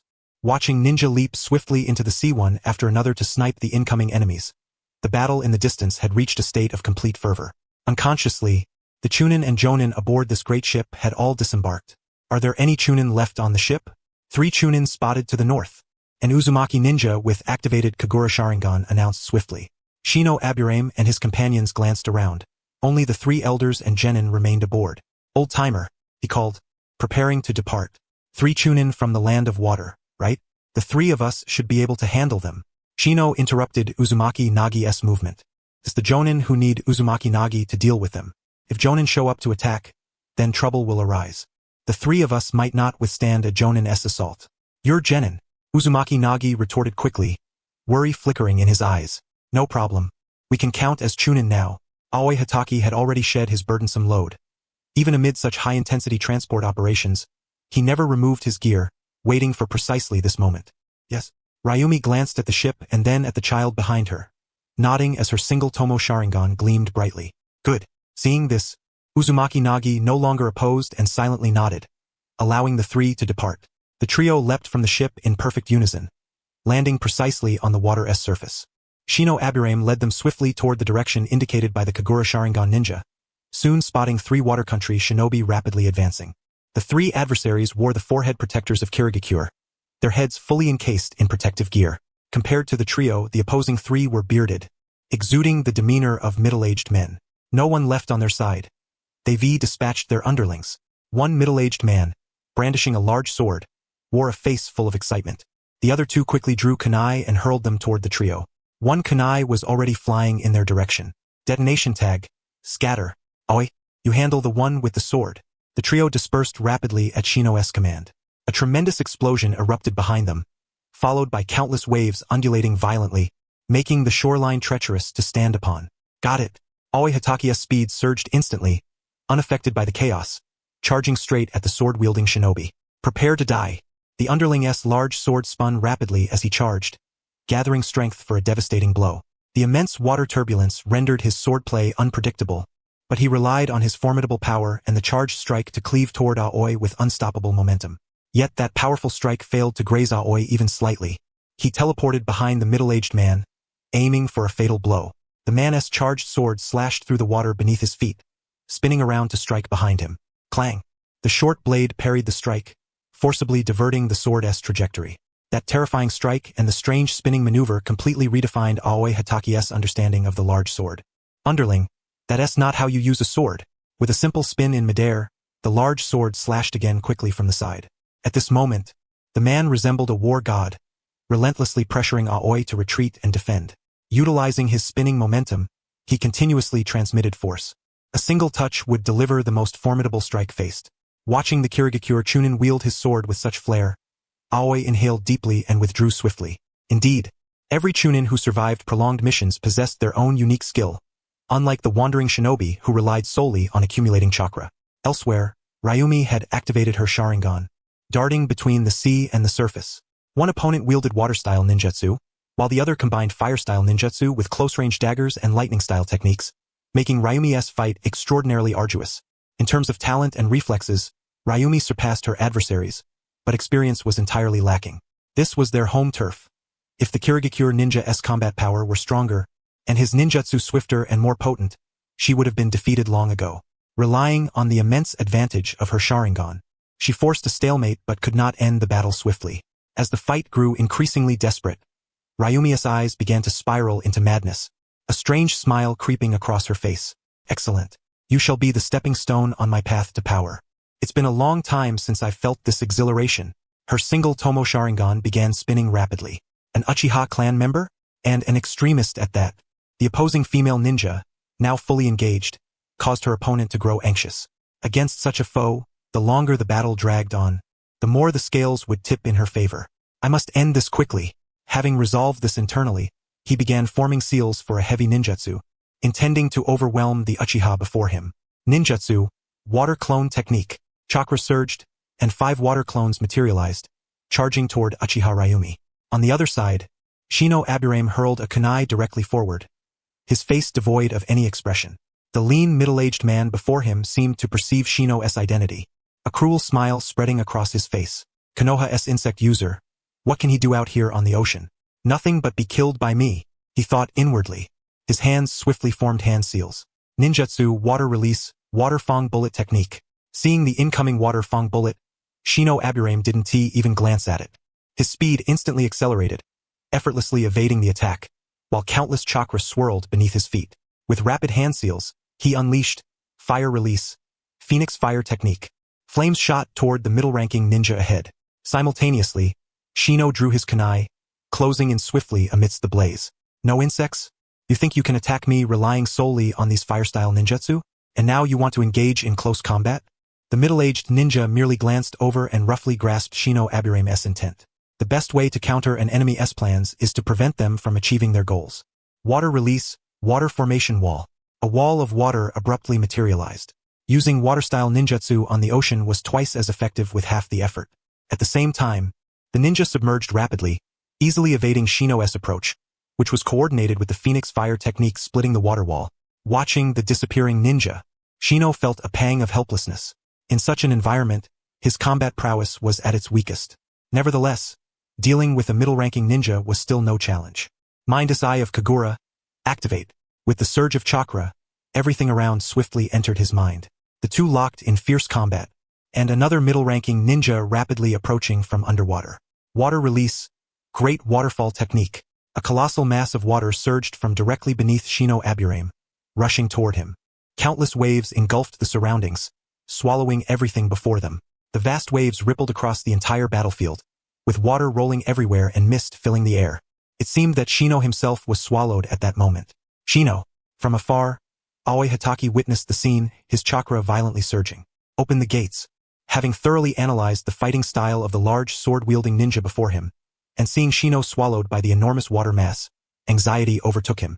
The sword-wielding ninja, noticing Aoi's sudden acceleration, raised his guard to its peak. His waistband tightened, and the massive sword began spinning once more. As Aoi charged past, the ninja unleashed a massive slashing strike. However, this time felt entirely different from before. The slash was directly blocked. At the moment of impact, both the sword's edge and Aoi Hitaki's blade were scarred with a notch. Blocked! Aoi glared fiercely, having stopped the strike at close range. The giant sword before him was now thoroughly restrained. Damn it! The ninja quickly released the sword, attempting to draw a kunai from his satchel. Konoha-style willow. Aoi Hitaki's mental assault surged instantly, causing a momentary delay in the opponent's actions. Yet Aoi's companion took the initiative, delivering a powerful punch squarely to the ninja's chest. The tremendous force sent the middle-aged ninja flying backward. With the dagger clearing the large sword's path, he rushed toward the retreating, unconscious mist ninja. His blade, marked with a notch, swiftly slashed across the man's neck. Blood spilled onto the azure sea, silencing everything around in an instant. Chiro, the ninja who had just used the great waterfall technique turned, seeing no one afloat on the sea. Then he caught sight of his comrade lying dead before him. Instantly, he lost control, drawing his kunai to charge at the Konoha kid wielding the blade. "HM? You still have the heart to care about others?" A voice whispered into his ear.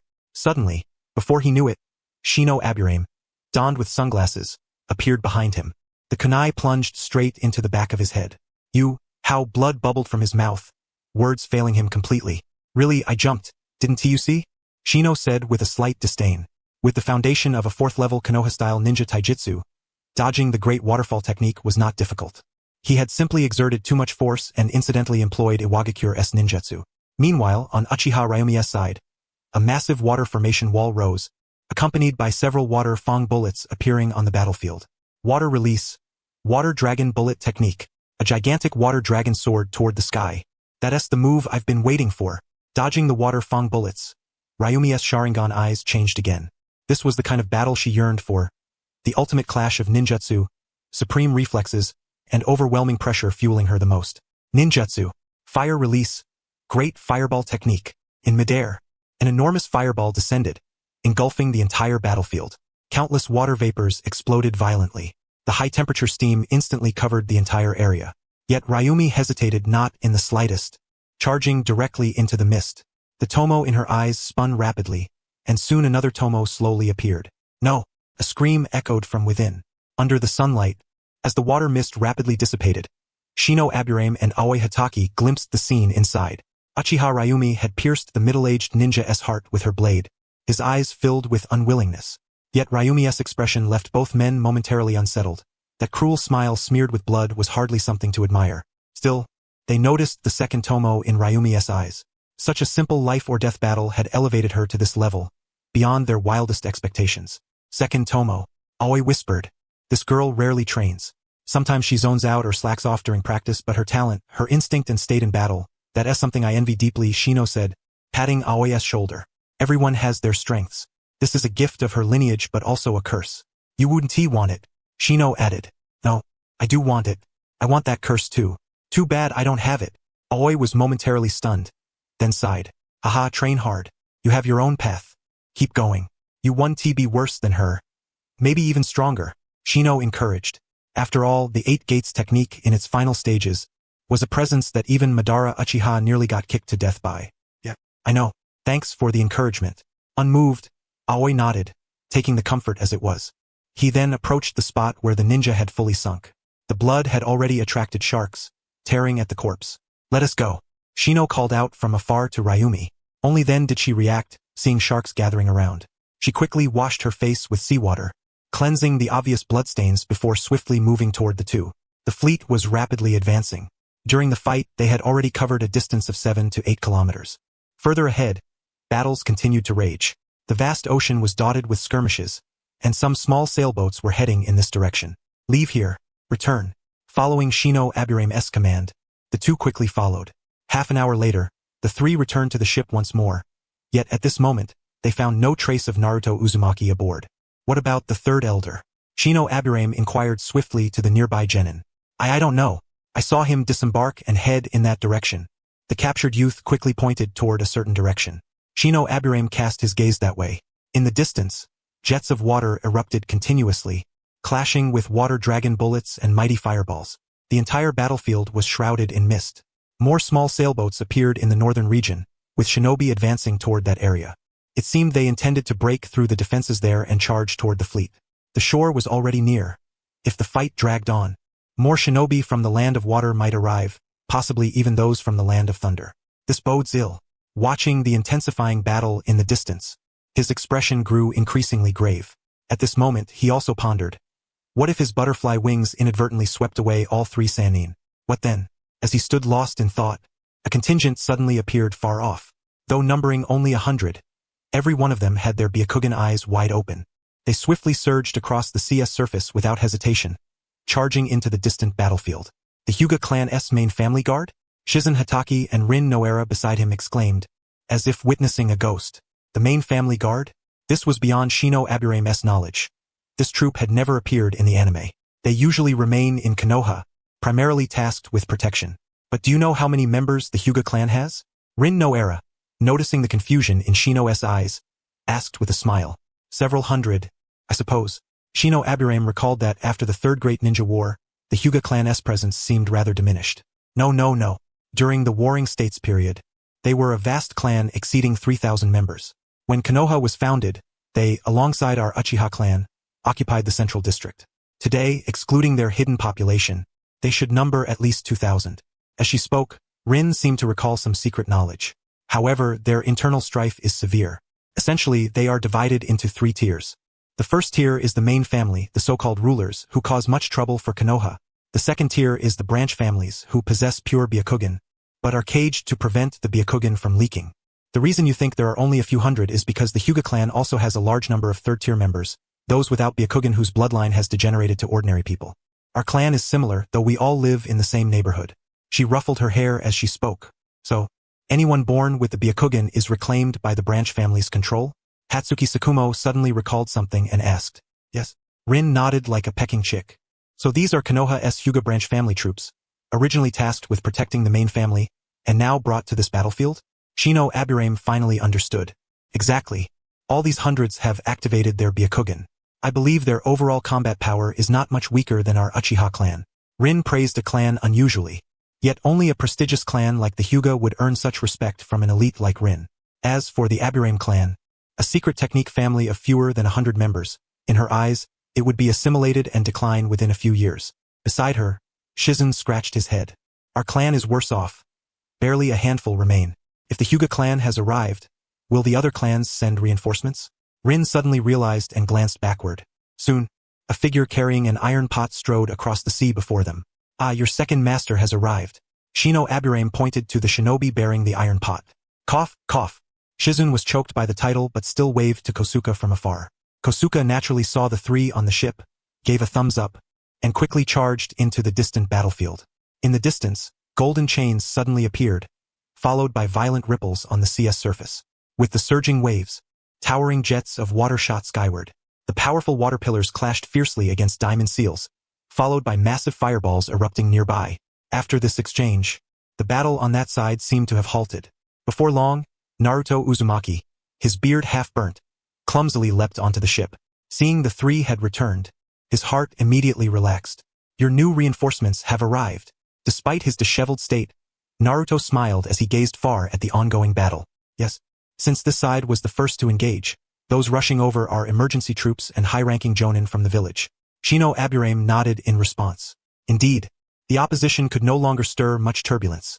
The journey thus far was relatively safe. Hearing Shino's words, Naruto nodded repeatedly, glancing occasionally toward the east. After more than 2 hours of sailing, the fleet was close to the shore. With protection secured, their speed quickened once more. More high-level Konoha shinobi arrived on the battlefield, most having run all the way without boarding ships. With these elite shinobi entering, those blocking the land of Water's forces realized they could no longer hold. They began a rapid retreat. The prolonged battle had drained their chakra reserves completely. Continuing to fight would only mean sacrificing their lives to this oceanic meat grinder. Being knocked unconscious and sinking into the sea, or being devoured by sharks, was a grim fate. No chance of rescue existed. In such open terrain, combat was fierce and unrestrained, with even a large-scale Jonin ninjutsu wave sometimes engulfing allies indiscriminately. A buzzing sound arose from afar. The Kirigakure shinobi, who had continuously charged into the battle, now rapidly withdrew, distancing themselves from the area. Those Kirigakure shinobi still engaged hastily left the front line and exited the zone. At this time, all surviving Konoha shinobi refrained from pursuit. Who knew how close the enemy's main force was? Charging forward and encountering them would mean no return. After eliminating the last foe before him, Orochimaru watched the Kirigakure shinobi flee completely and slowly exhaled a murky breath. Finally, they were repelled. He felt his chakra was utterly depleted, and his entire being was on the verge of collapse. In the distance, Tsunade's seal on her forehead had dissipated, and her chakra was nearly exhausted. Victory! Jiraiya's hair was reduced to less than a quarter of its original volume. The rest had been destroyed in battle. After all, using hair as defense consumed hair naturally. On a ship, the spirit of Kato Dan swiftly returned. Yet upon rejoining his body, he immediately coughed up a mouthful of fresh blood. The prolonged spirit state had nearly overwhelmed his entire body. Medical ninjas quickly gathered beside him, continuously adjusting his condition with chakra, forcibly pulling him back from the brink of mental collapse. Only Tsukumo Hatake and Nobuhiro Uchiha remained with their conditions scarcely diminished. One was a pure taijutsu specialist. Among the adversaries here, it could be said that 1/5 had perished by his hand. As for another 1/5, they fell to Nobuhiro Uchiha. The strength of these two was beyond what the vanguard units could withstand. Were it not for the elite Jonin teams forcibly holding them back, the shinobi of the Land of Water would have long since been overwhelmed. Let us organize our forces to defend the shore. The main armies of the Land of Thunder and the Land of Water have yet to arrive. Moreover, the Reikage and Mizukage might also come. Tsukumo Hatake said to Nobuhiro Uchiha beside him. Not necessarily. The people from the Land of Thunder are primarily motivated by self-interest. If there is no benefit here, those fellows probably won't return. Nobuhiro Uchiha expressed a differing opinion. Aren't they afraid of having no allies? Tsukumo Hatake glanced at him. Allies? Besides the Land of Whirlpools, do we have allies? You mean that Land of Wind, which is so insignificant it constantly wavers back and forth? He sneered contemptuously, his face etched with disdain. I'm not quite sure, but what you said is probably correct. Tsukumo Hatake silently nodded and waved toward the small sailboats approaching in the distance. A multitude of shinobi began aiding the wounded, continuously ferrying them onto the boats. Meanwhile, on the other side, Shino Aburame observed the sailboats gliding past and felt a sense of relief deep within. At present, Konoha was still at least somewhat united, choosing to strike first when confronted with war. Unlike during the Third Great Ninja War, when nearly every clan's resources were drained, and everyone cowered within their clans, unwilling to step forward. Rinmi had now fully recovered and, when looking at Tsukumo Hatake and Aulon Hatake, her eyes flickered with a hint of evasiveness. Are we going back directly to Konoha then? She asked timidly. Seeing Rinmi in this state, the two were at a loss for words. This girl clearly had some mental issues. In battle and in ordinary times, she was like two different people. One a battle fiend, the other a frail young woman. Sometimes they really couldn't tell whether she was genuinely like this or merely pretending. Shino Aburame was comparatively quiet, displaying unshakable calm even in combat. He was the core and mind of the entire fighting team, whereas Aulon Hatake was straightforward, just go and slash. We'll probably head straight back to Konoha, though it's not certain. The Uzumaki clan members will definitely return directly. Shino Aburame nodded in agreement. Big brother, are we going to Konoha too? Didn't you say before that only I was going? Suddenly, a red-haired little girl grabbed Shino Aburame's hand and asked, Who is she? Rinmi, noticing the little girl and hearing her words, showed a trace of doubt on her face. Oh, she was originally supposed to go to Mito the day before yesterday. She is an orphan. Her parents passed away early. Her name is Kushina Uzumaki. Uzumaki Nagi, who was shaving nearby, replied as he patted the girl's head. Huh.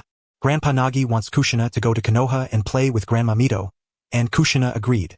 The child said in a childish voice. But now, because you all came, we've decided to go to Konoha as well. So now we're going together. Uzumaki Nagi smiled as he spoke. Mito? You mean Uzumaki Mito? Rinmi said, seemingly having realized something, surprised. Yes. Uzumaki Nagi nodded, his eyes carrying a hint of warning. Ah well. Seeing Uzumaki Nagi's expression, Rinmi naturally understood what this girl's role was, sighed helplessly, and a flicker of pity passed through her eyes. Shino Aburame pretended not to hear and took out a small scroll from his body. Unrolling it, he retrieved a small jar of honey. Want some snacks? He asked the little ones around him. Upon seeing the honey, everyone surged forward. However, Shino Aburame deliberately gave the little girl an extra jar. For this girl was none other than Konoha's next Jinchuriki, Kushina. An orphan with no support, yet a pure-blood Uzumaki, and most importantly, possessing an exceptional talent for sealing techniques from a young age, with the potential for the adamantine sealing chains as well. Such a prodigy was precisely what Konoha needed most at present and was also the best candidate to succeed Uzumaki Mito in the future. The little one's fate had already been sealed when she was sent to Konoha in the anime's story. Without his own intervention, she would likely have been the only Uzumaki besides Uzumaki Mito in Konoha. He had no right to change others' minds, especially since this was the will of the alliance between the two nations, something beyond his power to oppose. Moreover, this was not necessarily a misfortune for Kushina. The wheels of destiny would neither halt their turning because of him nor begin because of him. After distributing the honey jars, Shino Aburame sat at the bow of the boat, the sea breeze continuously ruffling his hair. Aulon Hatake, carefree and lighthearted, found a spot to lie down. Although the opening time of the gate was brief, it still placed considerable strain on his body, for it was not instantaneous. He paid no heed to the previous conversation. Some things were better left unknown, and there was no need to dig deeper. The distant landmass was slowly emerging, along with a harbor still embroiled in combat. The shinobi of the Land of Water had stationed many of their own along the shore, and now all these shinobi had come to ambush Konoha's reinforcements. When facing the strong, they could only choose to let them pass, but for those relatively weaker jonin, they employed harassment tactics to restrain them. Are there enemies on the shore? Alon Hataki frowned. Those should be the infiltration units we encountered earliest, but this situation probably isn't too serious. Shino pointed toward the distant battle, mostly occurring in forested areas, evidently aiming to stall Konoha's reinforcements. Rinmi, who had been staring blankly at the distant coastline, suddenly asked, "Given the current circumstances, a large army must be coming, right?" "Yes, the main force has already departed from Konoha. It will take a few days to arrive. The coastal town here definitely cannot be held. Most likely, they will conduct a delaying action while retreating. More specifically, they will probably move tens of kilometers inland to re-establish defenses." Shino Aburame responded while unfolding the insect swarm network and calculating the army's marching speed. The three fell silent. Previously, their missions had been reconnaissance involving minor skirmishes, but the past few days had been genuine warfare. Battles of that scale made them, who were formerly genin and perhaps now should be called chunin, mere fodder. Facing opponents of equal rank posed no problem and even allowed for self-improvement. But battlefields seldom offered so many equally ranked foes. More often, elite jonin fought other jonin, jonin killed chunin, and chunin easily eliminated genin. This was the reality of the battlefield. When confronted by insurmountable enemies, shinobi would flee. Unless it was an extraordinarily specialized escort mission. Battles were never fought in such a manner. "We're docking," the boatman shouted suddenly from afar. Shino Aburame and the others quickly stood up. From a distance, they saw that a large crowd of civilians, along with horse-drawn carts and other belongings, had already gathered at the harbor. "Everyone, prepare to move your belongings quickly." Uzumaki Nagi hurried to the bow and addressed the group. "All right." Everyone responded promptly. The three of them echoed in agreement and began to move as well. "So many people, are these all transport teams?" Ling Mei asked, looking at the approaching crowd. "That's impossible. Most likely they're local conscripts." Shino Aburame glanced at their attire and said, "This girl has knowledge, but her experience is clearly lacking. They are all locals from the port, many of whom own horse-drawn carts or similar means of transportation. Now all have been conscripted, and this moment is precisely when their utility is realized. As for any objections, in the face of the nation's war, such concerns have long been cast aside into the sea. After all, those who voice dissent are traitors undermining the ninja army's orders. If they are not thrown into the sea, are they to be kept around for the new year?" Shino Aburame quickly set about his tasks. As he entered the town, a great number of specialized insects began to approach him. Finally back in the comfort zone, chakra began to surge through his body. Simultaneously, a brand new skill appeared on his interface. Shadow Seal Level 1, 1100. As these insects entered Shino's body, they began transmitting chakra. The mind's eye of Kagura had been far too chakra-consuming. It was not an exaggeration to say it completely drained chakra. He inwardly grumbled. Back in the Uzumaki clan, even during training he barely had time to accumulate chakra, so he simply did not waste time in chakra learning the Shadow Seal. With the battle over and the Land of Water repelled, he had picked up the Shadow Seal while still aboard the ship. A vast influx of chakra began to flow continuously into his body. As he slowly began to operate the Shadow Seal, the chakra seemed almost alive, continuously converging toward his forehead. Is this like transporting energy for storage? It feels somewhat akin to internal energy. Sensing the chakra being continually activated and transmitted, flowing into the forehead, he used the cover of the crowd to swiftly slip into a narrow alley. He slowly removed his forehead protector, revealing a small mirror in his hand. The spot on his forehead, concealed by the protector, now gently manifested a diamond-shaped mark. When the chakra storage was complete, he felt his chakra control ascend to a new level. Previously, using chakra was like handling a lump of water, merely swirling it around within the body before releasing it. Now, it was as if the body's water had become like blood, autonomously moving along set pathways. The precision was on an entirely different scale. The shadow seal on his forehead now resembled a colossal energy storage device, accurately delivering chakra to every limb and sinew. When he employed ninjutsu, the chakra in his meridians would be consumed directly, increasing the power of his techniques while drastically reducing chakra expenditure. This sensation, it was exquisite. The massive convergence of chakra, coupled with the ceaseless, self-operating chakra refinement, allowed him to feel chakra abundance for the very first time. "What are you doing in the alley? What is so comfortable?"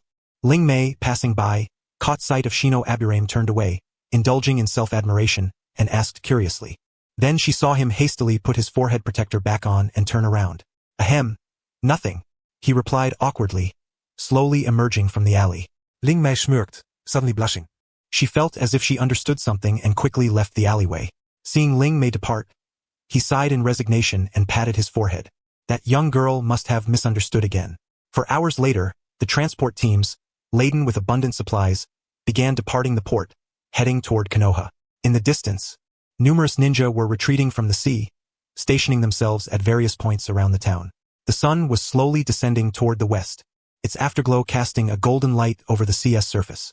The three arrived at the port's lighthouse, gazing distantly at the harbor. So beautiful. If only there were no war, this world would be truly wonderful. Shino Aburame thought, then lay down on the stone slab, quietly preparing to rest for a while. The continuous exertion had drained his energy. Though he could still fight, his condition was certainly not as good as after resting. Time passed unknowingly, when suddenly a voice came from nearby. The enemy's ships have arrived. Ling Mei pointed toward the distant vessels. Far off, two massive fleets distinctly emerged on the outskirts of the harbor, moving slowly toward the port like towering mountains. They were the ships of the Land of Lightning and the Land of Water. Seeing those enormous vessels, Shino Aburame thought silently. Behind them was the transport team, but many Uzumaki clan ninja had already taken crucial documents and gone ahead. Even if this side could not hold out and had to retreat completely, the sealing techniques would not be compromised. Now it was a matter of whether the Land of Water and the Land of Lightning wanted to fight.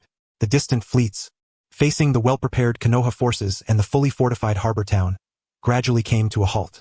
The shadow of war loomed over everyone's heads, each standing ready as they watched the ships in the distance. Before long, half the ships began to stir. Are they coming? Shino Aburame looked at the distant fleet, unwilling to partake in this great battle. Two nations attacking Konoha simultaneously would be an immense burden on the village. Moreover, Konoha now was not even as strong as it had been in the latter days of the Second Great Ninja War. The Sannin had yet to fully mature into Hokage-level shinobi. If they were to fight two major nations at once, Konoha would truly become a colossal meat grinder. Yet Konoha had long since made its decision. Any nation that dared to strike first would be shattered immediately. Otherwise, showing weakness would only invite others to perceive them as soft and vulnerable. The restless ships began moving slowly, swiftly splitting away from the neighboring fleet. What's going on? Hataki Aulon looked puzzled. The Land of Lightning is retreating. Seeing the direction of their movement, Shino Aburame smiled broadly, genuinely pleased. One could only say, true to the Land of Lightning's reputation, they sold out cleanly. Retreat? Those around him were speechless. Is this really the nature of the Land of Lightning? Or perhaps this is the true essence of the hidden cloud village? In truth, although Ling Mei and the others had some understanding of other nations, their perceptions were all built upon Konoha's mindset. But the other nations' modes of thinking were entirely different, at least not aligned with Konoha's, and one could not interpret them through Konoha's or normal logic. This situation exemplified two completely distinct nations exhibiting utterly different mentalities. The Land of Lightning does not shoot the eagle without seeing the rabbit. It does not wage war without benefit. Conversely, the Land of Water harbors a thoroughly insular island mentality. Its yearning for land and power surpasses that of any other nation. Its predecessor had relentlessly attacked surrounding islands, bringing each under its dominion until the nearby isles lost all value. Now, seeing that Konoha might not be as formidable as once imagined, they have quietly bared their bloodthirsty fangs, ever ready to bite into Konoha fiercely. Yearning for land, resources, and greater strength, that has always been the pursuit of the hidden mist. The blood mist that later emerged was the result of extreme internal strife caused by insufficient resources. The root cause lay buried in the shadow of the Second Great Ninja War with Konoha, to the extent that they did not even participate in the Third Great Ninja War. They truly fled. Ling Mei watched from afar as the ship slowly altered its course, boldly heading northward right before the eyes of the neighboring vessels. Hey, it looks like the nearby ships are coming over, someone shouted from a distance. The crowd's mood, which had been one of mere spectatorship, instantly dampened. Indeed, a battle was inevitable. Seemingly in response to their resolve, a multitude of ninja began leaping off the ship, treading upon the water as they charged toward the town defended by Konoha. What do we do? Ling Mei was momentarily at a loss. Wait, let me ask you a simple question. What is our mission? Kiba Aulon suddenly inquired. I think the teacher told us to protect the Uzumaki clan and that's it. Ling Mei pondered briefly, then her eyes lit up. Right, we just have to protect the Uzumaki clan and follow them. Remember, we're still young. See this forehead protector? We're just genin now. Shino nodded at his own forehead protector, his face calm and composed.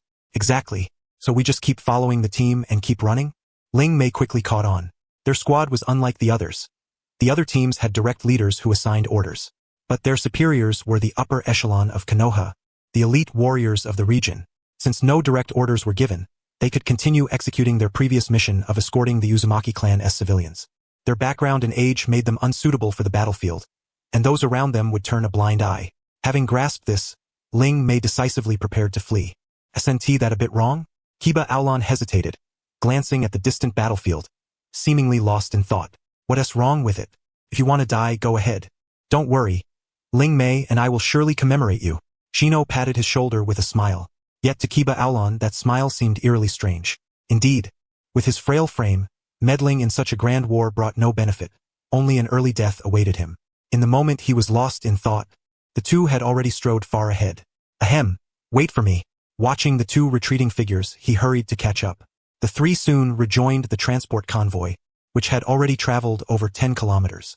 Since they were marching urgently, speed was paramount. There was no pause. Everyone pressed forward, aided by sufficient horses and manpower, moving twice as fast as a typical heavy transport caravan. They traveled along a paved road, the entire path laid with hardened stone slabs, ensuring no delay from dragging carts. The Uzumaki clan members did not find the presence of the three genin unusual. It was far more perilous to stray from the group than to stay with it. Moreover, genin had limited utility on such a battlefield, at least since the first Great Ninja War. Before the Second War forced even 10-year-old genin into combat, the Jonin's hearts had not yet turned dark.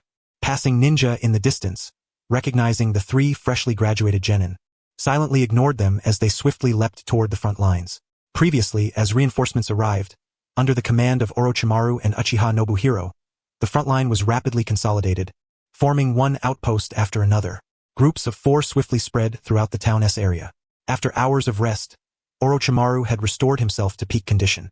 Observing Uchiha Nobuhiro efficiently mobilizing troops nearby, and the Kirigakure ninja charging forward in the distance, he sighed helplessly.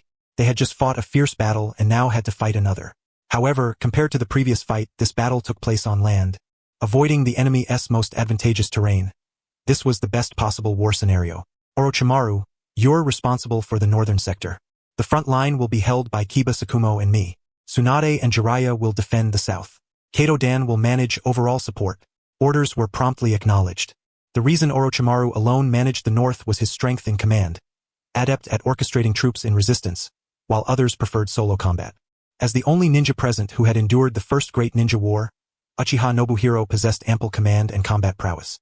Shino Ino, watching the battlefield movements through his insect swarm, continuously absorbed tactical knowledge. As one who operated from the shadows, he resolutely avoided frontline clashes with such formidable adversaries. Thus, his only reliance was his formidable capacity for learning, the power of his insect swarm, and the ability to maneuver ninja forces. As long as he survived, the battle would persist, the ecosystem's energy continuously replenished, and one day he might single-handedly challenge the entire ninja world. But for now, he would run as far as possible and learn as much as he could. Among the group was a cluster of red-haired youngsters swiftly advancing with the convoy. Ninja sprinting and moving outpaced horses by a considerable margin. Even the young members of the Uzumaki clan surpassed the speed of horses by far. Time passed steadily, and as the convoy pressed forward, the distant battle reignited. Yet unlike before, the three no longer panicked. With so many ninja around, if they still could not protect the Uzumaki clan, there was no point in trying. The best course was to flee swiftly. As for mission failure, their teacher was holding the line above, and besides, the Uchiha clan's princess, Kiba Sakumo's nephew. If such relationships could not be safeguarded, then it was hopeless. Well, no choice then. Might as well get ready for the Jonin military tribunal and serve some time in prison.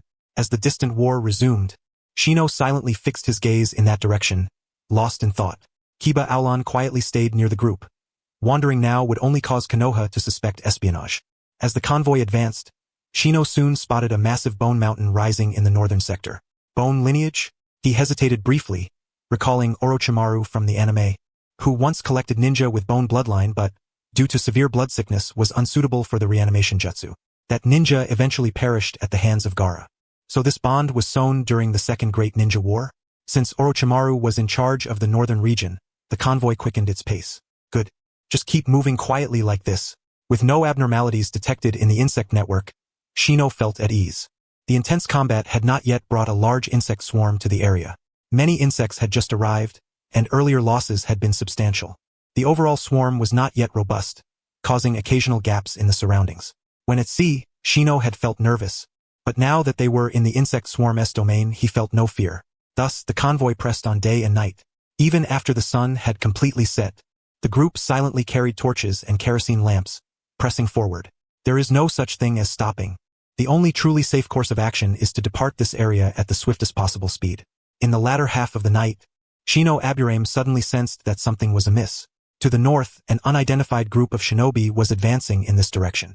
Shinobi from the land of water? Instinctively, Shino Aburame pondered, then immediately dismissed the notion. These individuals' movement patterns were accompanied by lightning-release chakra. This was wrong. Their speed was suspicious. Shino Aburame rapidly ran through the possibilities in his mind. Alon, get on my back, he commanded swiftly. Huh? Kaizen Hatake was utterly bewildered as Shino Aburame leapt onto his back. However, having grown accustomed to such sudden actions, he instinctively caught him. There's an enemy. I'll take a look, Shino said before instantly entering a state resembling deep sleep. With Shino Aburame's sudden stillness, Kaizen Hatake's anxiety intensified. They had barely escaped the overwhelming forces of the Land of Water's army, only to face a new peril. On any battlefield, danger lurks everywhere. Without Shino Aburame, they would never have known that the enemy had already closed in around them. At this moment, Shino Aburame had already deployed insect clones onto the northern trees, silently waiting and concealing his insect doubles among the foliage. Minutes later, a squad of 20 appeared within sight. Every member of the squad wore the attire of mid- and lower-rank shinobi from the Land of Water, yet their chakra crackled with electricity, faintly illuminating the surrounding darkness. Observing this scene, Shino Aburame knew full well the situation. These individuals bore an uncanny resemblance to the assassination squads he had encountered before. Now, the number of shinobi before him was greater, and their quality higher. Just as he intended to observe them further, a kunai flew towards his forehead, instantly scattering him into a swarm of insects. Not good. We've been detected. There's an Aburame clan member nearby. Find him quickly, the leading shinobi ordered urgently. Yes, sir. The others immediately dispersed, activating their sensory jutsu. In a corner, Shino Aburame's insect clone reappeared, but no sooner had it taken a few steps than another kunai came flying. Shino realized then that he had been targeted. They're worried I'll leak information. Now they're hunting my true body, he thought as death approached. Returning consciousness to his original body, Shino Aburame glanced at himself and confirmed his position. This place was at least 39 miles away from the Land of Lightning's shinobi. With memories transmitting, Shino reappeared again in the northeastern region, but this time not as one, but three. If they want to catch me without exposing themselves, then let them follow me, he mused, as the three insect clones swiftly dashed eastward without pause. There, kill him. The lead shinobi immediately turned to that direction. The squad gave chase and quickly caught up with the three insect clones. After all, the speed limit of insect clones was fixed and utterly different from a body technique honed to the 4th level, like that of the original. After destroying the three insect clones, the Land of Lightning's Jonin suddenly sensed something wrong. Why can't we find him? Sensory team, if you fail, don't claim you have sensory jutsu once we return to the village. He bellowed, his eyes blazing red. For he had just seen 3 more insect clones reappear to the east. He also understood how these insect clones had appeared, as if materializing from thin air, suddenly emerging beside the trees and then dispersing into countless insect corpses when struck. This eerie spectacle continuously rattled his nerves. Delay for a moment, then drag Snake Uncle down with me. He pondered briefly, formulating a plan. After simply pinpointing Snake Uncle's location, he reached a decision. As the 3 insect clones were shattered once more, the leader's patience snapped completely. He decided to abandon this location and swiftly charge towards the Uzumaki clan's position for a decisive battle. Just as 3 insect clones appeared again, preparing to flee, they suddenly halted because they noticed the pursuers had vanished. After only a moment's pause, an idea took hold. Without hesitation, they began to concentrate the insect swarm in a tree hollow housing the queen insect, gathering chakra collectively. Then, an insect clone appeared, its chakra nearly equivalent to that of a Chunin-level shinobi. The insect clone appeared without hesitation, swiftly moving eastward with the queen insect. At that moment, the Land of Lightning shinobi who had been leaving immediately turned back towards this direction. The once enraged leader now possessed eyes of unparalleled calm, as if his previous fury had been a mere performance for others. Just as Shino Aburame had suspected, he smiled happily. 10 minutes later, the leader, moving with fervent speed, appeared beside this insect clone. Hehe, run all you want. You're supposed to be so fast, aren't you? After hiding so long, I thought you had some real patience. His face bore a cruel smile, because in Shino's eyes he saw something called fear. Drawing his electric blade, He charged fiercely at Shino's insect clone, piercing it with a single strike. Then he was stunned. The cruelty on his face instantly shifted to confusion, then to genuine rage. The insect swarm before him attempted a last-ditch counterattack, but his chakra surged wildly, producing an effect similar to an electric current. Before the swarm could reach him, countless electric bolts struck them down. Nearby, another clone appeared, smiling. "This is Konoha's northern defense line. Welcome to your arrival," he said with a gentle smile. In the distance, an insect clone picked up a signal flare carried by a Konoha shinobi and swiftly launched it into the sky. The illuminated area revealed scattered corpses of Kirigakure and Konoha shinobi alike.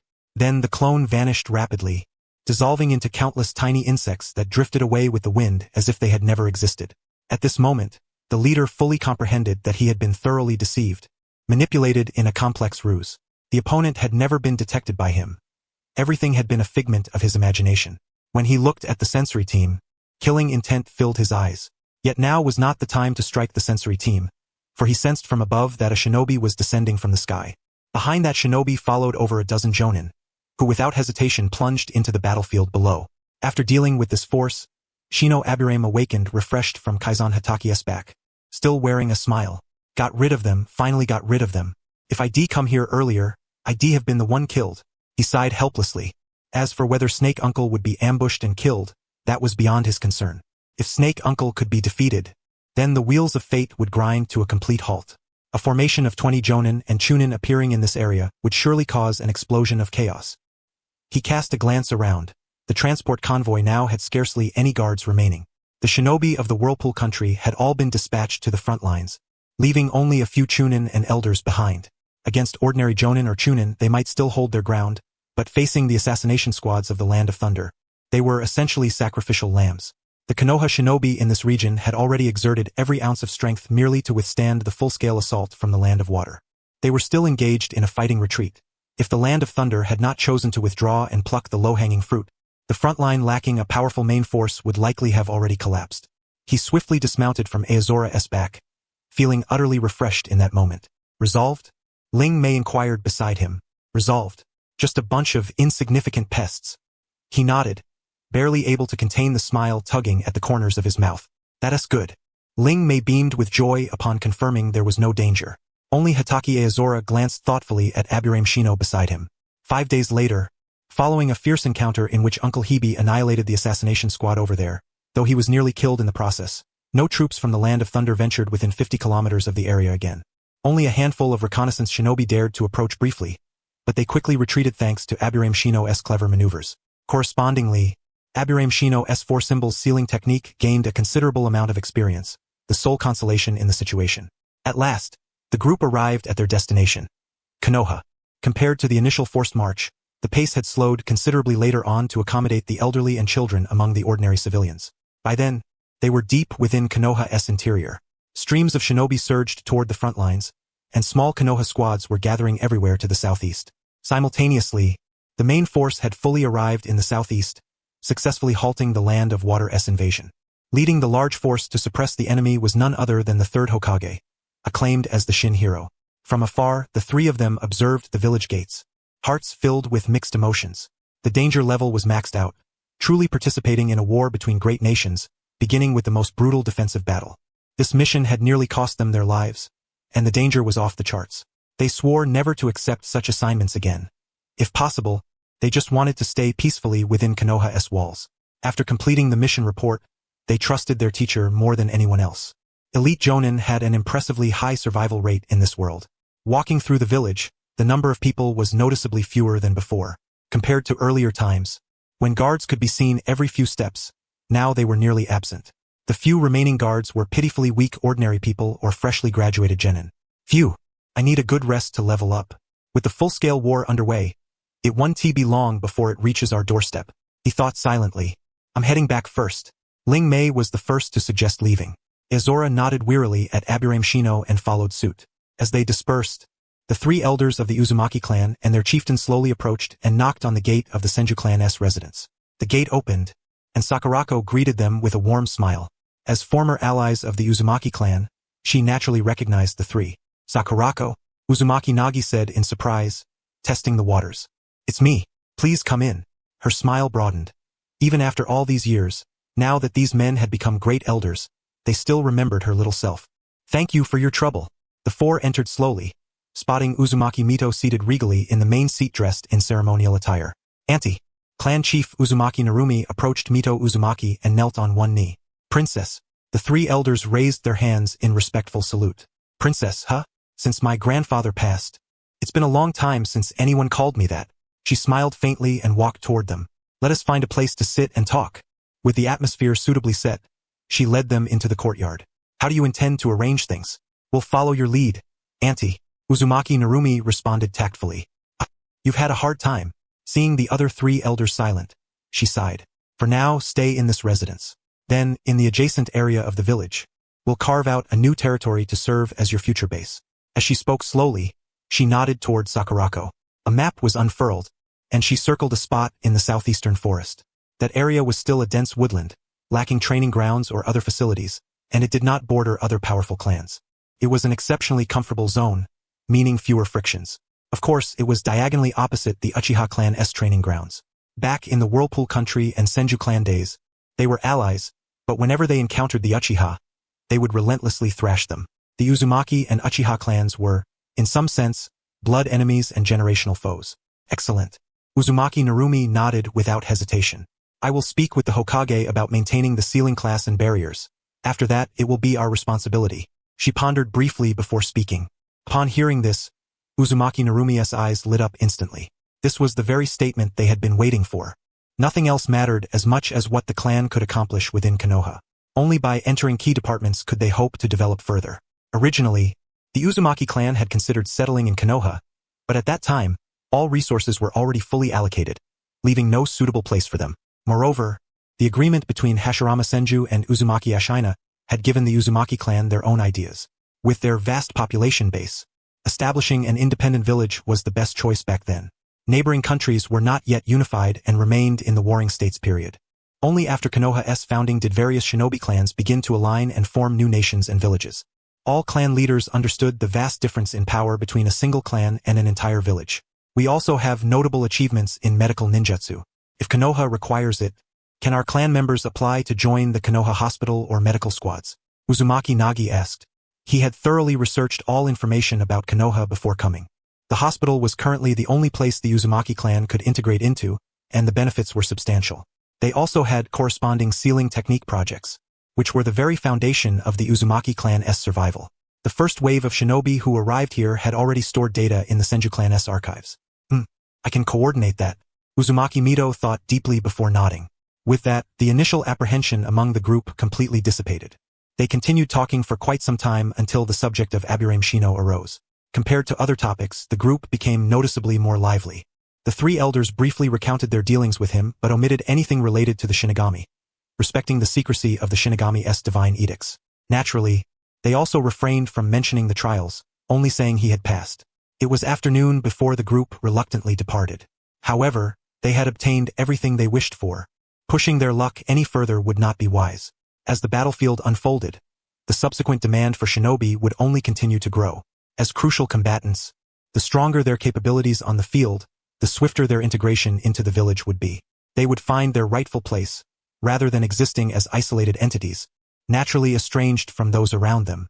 Shino Aburame lay in his modest base, suddenly sneezing. My body is this robust. Could I really be catching a cold? He muttered weakly, then resumed advancing the progress bar of the Konoha-style shinobi taijutsu. Before him, the Uchiha shinobi taijutsu had already been elevated to the 4th level, 1,760,100,000. At this rate, training 200 to 300 times daily, I should be able to master it completely within a year, he thought to himself while simultaneously practicing various ninjutsu, aiming to elevate them all to their maximum levels. There is indeed a shortage of ninjutsu. I must enrich my repertoire. With this in mind, within the span of a minute, he had completed a full round of Konoha-style shinobi taijutsu training. Ding! Insect nest upgrade. Accompanying the sound, Shino swiftly opened the panel. On it, the 3rd-level insect nest, 1 billion, instantly transformed into the current 4th-level insect nest, 1,100,000. New ability acquired, main nest. At the 1st level, the insect nest relied primarily on chakra, supplemented with some flesh and blood, to ascend to the 2nd level. At the 2nd level, these insect nests began self-division, though still dependent on base parasitic insects. Upon reaching the third level, they gained genetic record linkage, synchronizing with all recorders in hand, enabling the formation of such an expansive insect colony ecosystem. Now, at the fourth level, they had acquired something called the main nest, which he glanced at briefly, planning to confirm its function later. Had the queen insects already numbered 10,000? He quickly pulled up the mental map. Soon, nodes appeared one after another in his mind. The entire core of Konoha was now occupied by the insect swarm, except toward the north, south, and northeast, where 3 tendril-like structures had emerged. These were the directions the insect swarm was expanding under his command. The insect swarm required time to expand, as well as additional time for self-mutation and evolution. Present, what he lacked most was time. The Ein seal was in place, the mental supplement secured with the heart of the swarm, and his physical strength temporarily sufficient thanks to Konoha-style shinobi taijutsu. As for ninjutsu, training was painfully slow. He calculated briefly. At this pace, he wasn't sure when all would reach max level. The more advanced the skill, the more terrifying the chakra consumption.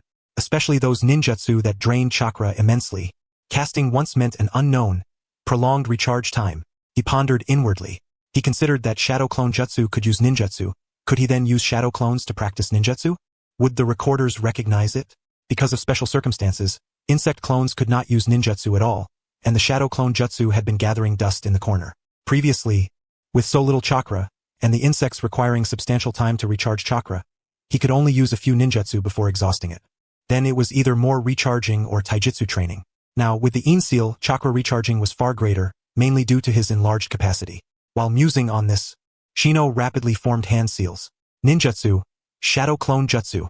As the shadow clone appeared, Shino felt his own chakra diminish by a third instantly. Previously, he had only allocated minimal chakra, just enough to maintain the clone.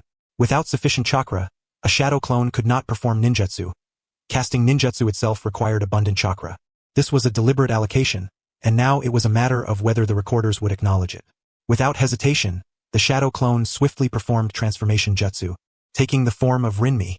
He quickly opened the panel. The transformation jutsu was at level 3, 371,010,000, instantly advancing to level 3, 371,110,000. It really works, he exclaimed. What about taijutsu? Surprised, he moved quickly. The shadow clone nodded and began performing Konoha-style shinobi taijutsu right before his eyes. After completing the set, the clone's chakra had instantly decreased by a third.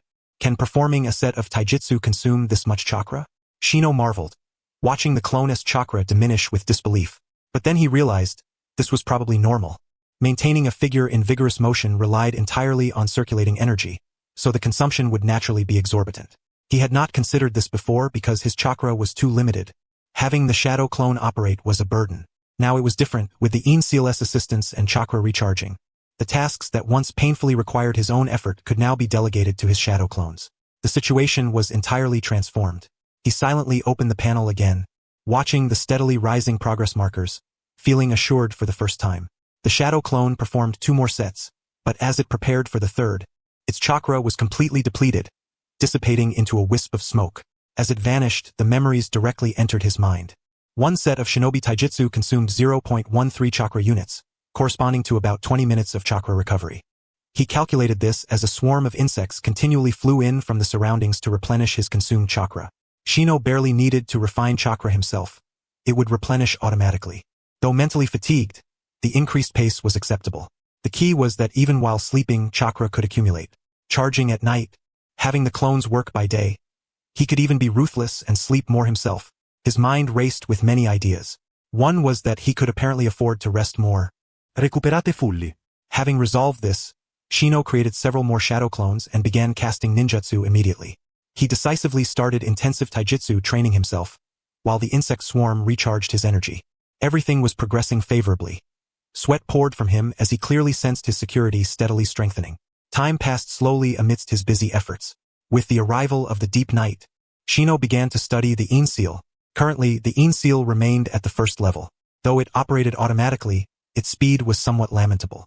During this period, Shino would occasionally release spells to expend excess stored energy, all the while steadily accumulating chakra in the Ein seal. At present, chakra flow could only store 39 units daily. Even if the swarm supplied more chakra, it could not be rapidly converted into the Ein seal. Shino had discerned the pattern. Every time 13 units of chakra were filled, The passive Seal skill gained 1 experience point.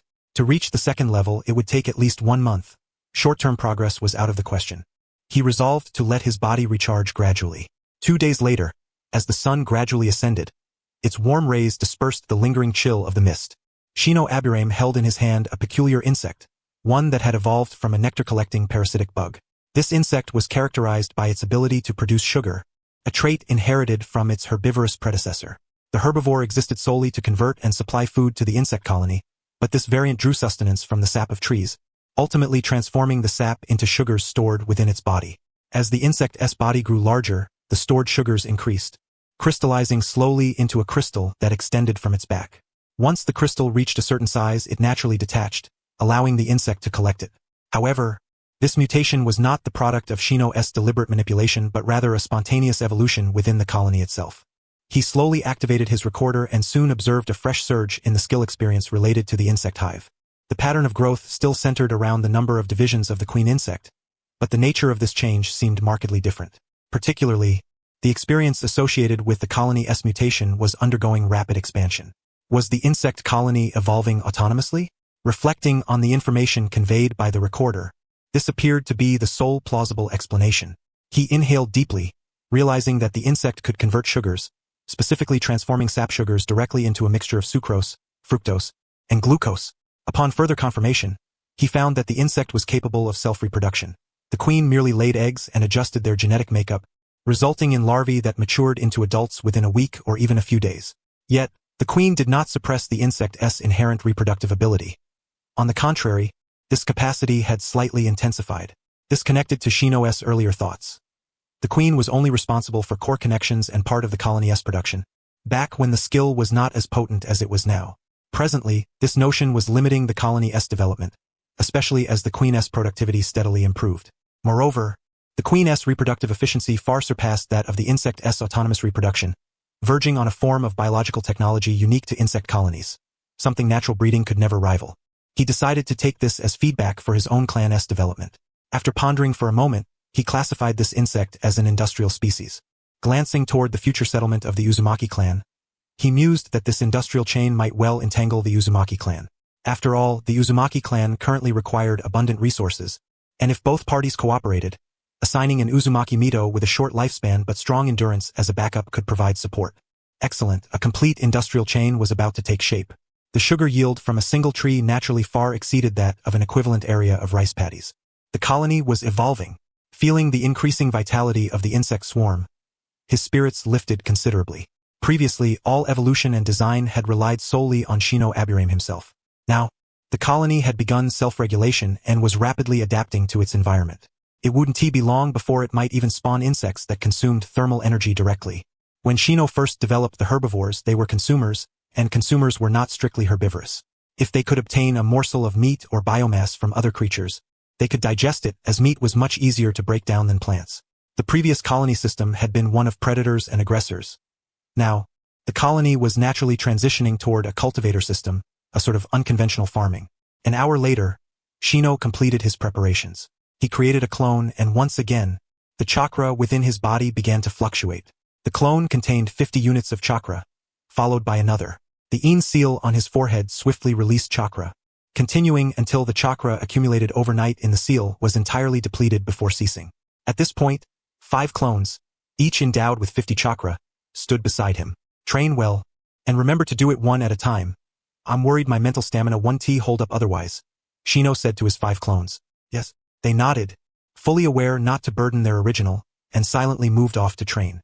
Stretching lazily, Shino reflected that after returning to Konoha for a few days, he should pay a visit to Master Mito. He swiftly departed the base, and once again, a chakra mark slowly appeared on his forehead. The seal had begun to automatically store chakra, but Shino paid it no mind. With his forehead protector firmly in place and sunglasses on, everything was concealed. He made a brief stop to purchase some items before heading toward the Senju clan's settlement. However, this time the surroundings were different. Red-haired people were everywhere. Of course, all the people from the Uzumaki nation had been relocated to Konoha. Shino suddenly realized. This effectively meant an entire village's population had been added directly within Konoha. Further away, a bustling construction site was visible. These people appeared to be temporarily residing in the former Senju clan's settlement. This posed a dilemma for Shino. Should he visit Master Mito now? What if he ran into acquaintances? Would that be awkward? As he pondered these concerns, the people around him seemed utterly oblivious to his presence, passing by without a glance. I suppose no one is paying attention to me, he thought. Deciding quickly, he leapt onto a rooftop and hurried toward the Senju clan's settlement. Before long, Shino arrived at the once desolate Senju settlement, now teeming with people. Massive quantities of supplies continuously flowed through the gates, while large amounts of waste were carted out. The Uzumaki Mito household in the distance was particularly lively.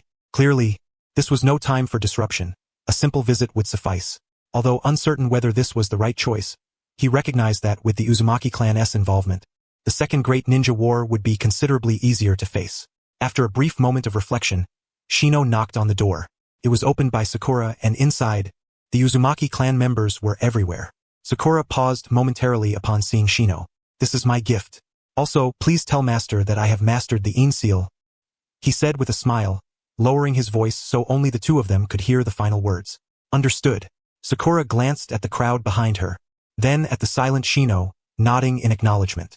Among the gifts was a sealing scroll containing matters that pertained to the interests of his clan and the Uzumaki.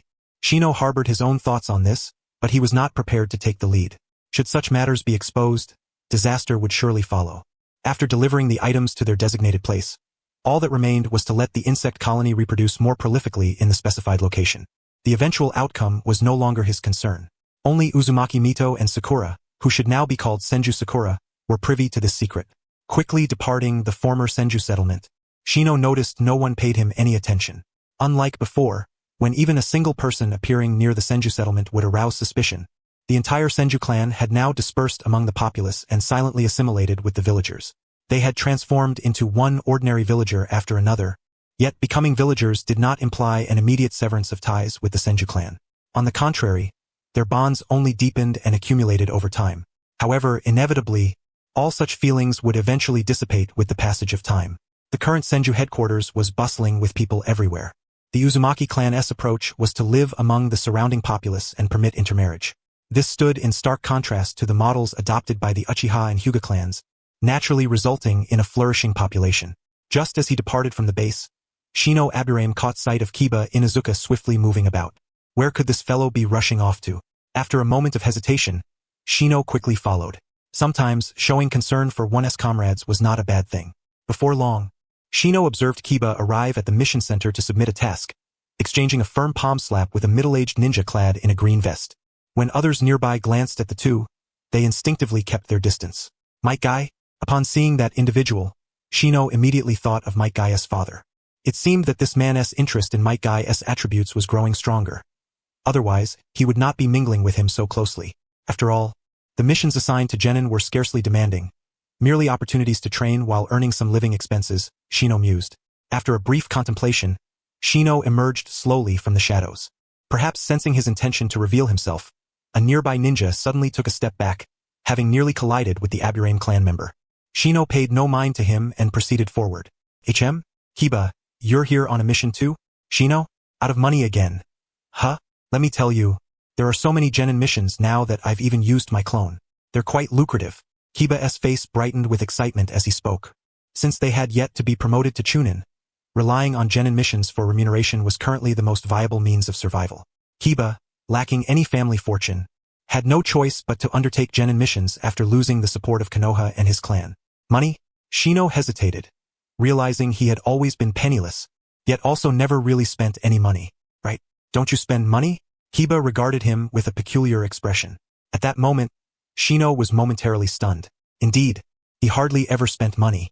Life had been so impoverished before that he barely remembered what money looked like. Meals consisted of insects, high in protein, easily surpassing conventional meats. Baths were taken in nearby streams. As for clothing, he glanced at his standard-issue uniform, provided by the clan. Salt was manually filtered by himself since the insect swarms could effortlessly locate small mineral deposits containing salt in the environment. The subsequent processes of brining and purification were handled using wood ash. Iodine supplementation came entirely from seaweed, rendering money practically unnecessary. But I do have to spend on toiletries. That's one expense I can't avoid. Wanna do missions together? Kiba smiled, deliberately casting a glance at Might Guy, who was currently reviewing missions. No, just came to check on you. At this stage, his energy had limits. Training with the 8 gates technique could significantly enhance combat power, but the physical strain of advancing in the 8 gates was immense. Without having attained the 5th level of Konoha-style taijutsu, he was reluctant to practice the 8 gates. This visit was merely to become familiar and leave a good impression. Kiba, who is this? Might Guy approached. This is my captain, Shino Aburame, a formidable insect user, Kiba said with a bright smile, speaking excitedly to Might Guy. Observing Kiba's markedly different demeanor from when they were alone, Shino inwardly shook his head. Indeed, being with Kiba suppressed some of his natural reserve. The Aburame clan is formidable. Almost all the Aburame I know have become jonin. Might Guy's eyes sparkled. Heh, the ones you don't know are all dead, Shino silently complained. Given the clan's conditions and traditions, one either perished or achieved jonin status. No, we still have many weaker members, Shino humbly replied, his face sincere. Seeing such humility in Shino, Might Guy's eyes lit up. He had long been looked down upon by others, and here was someone who showed no trace of pretense or disdain. Aside from Mariboshi Kosuka and Kiba, no one else treated him this way. Most bore at least some negative sentiment. I just happened to pass by and saw him. You two carry on. I have other matters. Shino smiled and said, All right, Kiba, your captain is really great, Might Guy said with a broad smile as he looked at the courteous Shino. Of course, Kiba nodded. Let us grab ramen together sometime, Shino replied lightly, then vanished into the crowd in the blink of an eye. Watching Shino's departure, Might Guy nodded. Ramen? Ichiraku ramen tastes pretty good. If we meet next time, I'll bring you along, he said to Kiba. No problem. The two swiftly left the mission hall, preparing to complete several ordinary missions they had just accepted. Beneath their clothing were numerous weight blocks. They were now both friends and training partners, sharing a remarkably close bond. Leaving the mission room, Shino glanced at his uniform and sighed helplessly. No money, he simply had none. All the skills he possessed were of a nature that could not be openly displayed. Sealing techniques were actually quite profitable. With determination, producing explosive tags was not impossible. However, as a genin, only specialists among chunin and above were skilled enough to craft explosive tags, which made matters complicated. As for selling his insects, Konoha's ninja would likely refuse to consume them. Such a thing bordered on abnormal eating habits. There was no point in even considering it. With a resigned sigh, he acknowledged he currently had no means of earning money. The only saving grace was his minimal expenses. Unconsciously, he arrived at the shopping district. Gazing at the dazzling array of goods, he silently focused his mind and headed toward Ichiraku Ramen. The timeline had now been thoroughly disrupted, and naturally, he wished to understand whether the storyline was enforced or the product of various intertwined factors. All the relationships around him were akin to bottomless pits. Only by resolving these one by one could stability be achieved. Then, he would know whether the story would truly begin or not. For now, what was needed was to quietly develop and steadily raise his rank. As for promotion to Chunin, no way, not a chance. Upon arriving at the ramen shop, Shino noticed Rinmei voraciously devouring ramen. Shino? Rinmei was surprised to see him arrive. Given their limited interactions, encountering each other at a meal was quite rare. Rinmei? Shino was equally taken aback to see her in good health, clad in training attire, leaning against a large shuriken wrapped in special material. He paused slightly. Following Shino's gaze, Rinmei naturally noticed her shuriken and the 5 empty ramen bowls stacked beside her. What's wrong? Training makes you hungry. Eating more is no problem, she said with a slight blush and a hint of defensiveness. No problem. I hadn't noticed before and was a bit curious. It seems that members of the Uchiha clan almost universally train in wielding these heavy shuriken. Observing the slightly embarrassed Ryumi, Shino Aburame smiled softly and took a seat beside him. Every family trains in this. It has relatively high physical lethality and pairs well with fire-style ninjutsu, she remarked after finishing the last mouthful in her bowl. Pretty good. 3 bowls of ramen, he said, sitting down as well and addressing the handmade noodle master. All right. The noodle maker nodded and resumed his work. Feeling provoked? He asked, glancing back. Not really. I didn't expect the war outside to be so brutal. Honestly, if I could avoid it, I wouldn't want to participate, she replied, her eyes briefly averting. She had been overly sheltered by her family. The situation she now faced was utterly beyond her capacity to handle. Upon returning, it was as if a switch had flipped. She began training herself relentlessly. What she once considered grueling and exhausting heavy shuriken techniques, she now began to practice as well. The strength of these techniques is truly formidable. Moreover, a chunin lacks sufficient physical output. Relying solely on ninjutsu, they can't unleash many techniques, she explained. I don't want to either. Shino Aburame nodded in rare agreement. Coming from a peaceful world, it was easy to talk about war in words, but when it comes to oneself, there arises an instinctive opposition. How is your training in Uchiha Taijutsu coming along? Ryumi suddenly inquired. Quite well. Do you have anything more advanced? She asked. Yes, but you have to perfect the Uchiha Taijutsu first. There's supposedly a technique called Uchiha Repel. She pondered aloud. Oh, that one? I can't learn it. Shino Aburame shook his head. Also, they say there's a technique called Susanoo Taijutsu. I don't know what it looks like, but mostly we train in Uchiha Taijutsu. After much thought, Ryumi finally spoke.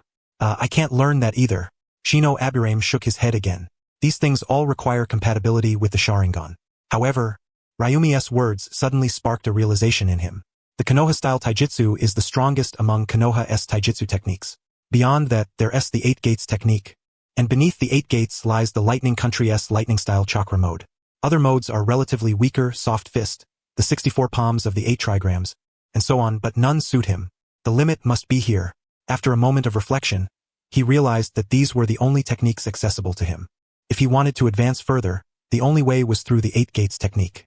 This one I can't learn, that one I can't learn. Don't ask anymore. Upon hearing Shino Aburame's words, Ryumi's temper flared. You'll understand later. I really can't learn these. Your clan's techniques all require the Sharingan. Seeing her anger, Shino Aburame helplessly tried to soothe her. Only then did Ryumi nod. When we have time, the 3 of us should coordinate. That way, our combat efficiency will improve. At this moment, Ryumi spoke earnestly, displaying the demeanor of a seasoned elder. Sounds good. In 3 days, let us gather what we've learned and summarize it together, so it will be handy in future battles. Shino Aburame nodded, though feeling lectured. He admitted this was something he hadn't done well. Then it settled. 3 days from now, morning, same place. Ryumi stood up cheerfully, picked up the shuriken about an arm's length long once more, and eagerly prepared to continue training. Watching her leave, Shino Aburame sighed helplessly. Live until the day you can take control of the Uchiha clan. The strength of Uchiha Taijutsu should surpass that of Konoha-style Taijutsu. After all, Madara Uchiha continued to rely on their proud Uchiha Taijutsu even until the later stages. As for Wood-style ninjutsu, that was beyond his current consideration. Taking a deep breath, he cleared the ramen before him and glanced at his dwindling funds, sighing softly once more. I need to find a way to earn money quickly. As he pondered this, he swiftly departed. Back at the base, he quickly reviewed his status panel. He actually had many things to handle. He resolved to fully assimilate the ninjutsu at hand, truly transforming it into his combat strength before considering these high-energy consuming techniques. After all, Might Gaia single kick and Might Dia single kick were not even comparable. They were practically different species.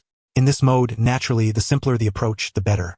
Uchiha Ryumi had begun learning shuriken and similar ninjutsu. She could probably offer some assistance with sealing techniques but little else. Time passed quietly, and the 4th day arrived. This life is truly comfortable. He leisurely woke from bed. The insect swarm had silently retreated. The cursed seal on his forehead, after a night of passive effort, had recharged 39 chakra points. If only it could stay like this forever, he mused, dismissing the impractical thought. Before long, he arrived at the lakeside. The sun was slowly rising in the distance, casting sharp, brilliant golden rays. I've been waiting for you. Aoba Hitaki was already perched atop a treetop, quietly watching Shino Aburame below. Is Ryumi not here yet? He glanced around and asked. Not yet, but she should be arriving soon. Shall we train? Aoba Hitaki drew his sword, smiling. Sure. Shino Aburame nodded and pulled out his kunai. Without hesitation, the two swiftly dashed toward the center of the lake's surface. Having not seen each other for days, both wanted to test each other's strength and condition. Moreover, in all this time, aside from their individual training, they hadn't truly sparred. Soon, the clashing sounds of daggers and kunai echoed continuously. Facing his teammate, Shino Aburame began unleashing his ninjutsu one after another. Aoba Hitaki also rapidly deployed his sword techniques, continually employing acceleration methods that Shino Aburame found somewhat perplexing, steadily closing in on him. The sounds of weapons colliding rang incessantly. He also realized that Shino Aburame's physique was truly formidable, bordering on absurdly strong. An Aburame clan member who fed insects, with power rivaling his own, was already quite strange. More strangely, he could clearly sense that Shino Aburame was not exerting his full strength. As the battle continued, Aoba Hitaki quickly adapted to Shino Aburame's tactics. From his perspective, the substitution jutsu was the technique Shino Aburame used most frequently. Moreover, it was the most effective. To have a technique usually used to overwhelm weaker opponents turned against him was already quite remarkable. The diversity of clone and transformation jutsu made him even harder to predict. After all, who would casually turn themselves into a shuriken flying wildly through the air? Why do you two train without calling me? Suddenly, a voice rang out. Ninjutsu, fire style, phoenix fire technique. A torrent of flames cascaded from the sky, and a figure leapt down from above. In her hands, threads entwined the nearby trees as she swung down. At the moment of her descent, her eyes turned blood red. Witnessing this, Shino Aburame and Aoba Hitaki's inner alarms blared. As expected, with Ryumi's arrival, the battlefield grew increasingly strange. Fully entering her state, she showed no intention of holding back. What began as a steady sparring session gradually transformed into a frenzied onslaught by Ryumi, who relentlessly launched attacks against the two combatants. In such a scenario, Yamanaka Shino, originally intent on training, was compelled to summon every ounce of focus, engaging in a truly earnest battle against the now fully immersed Ryumi.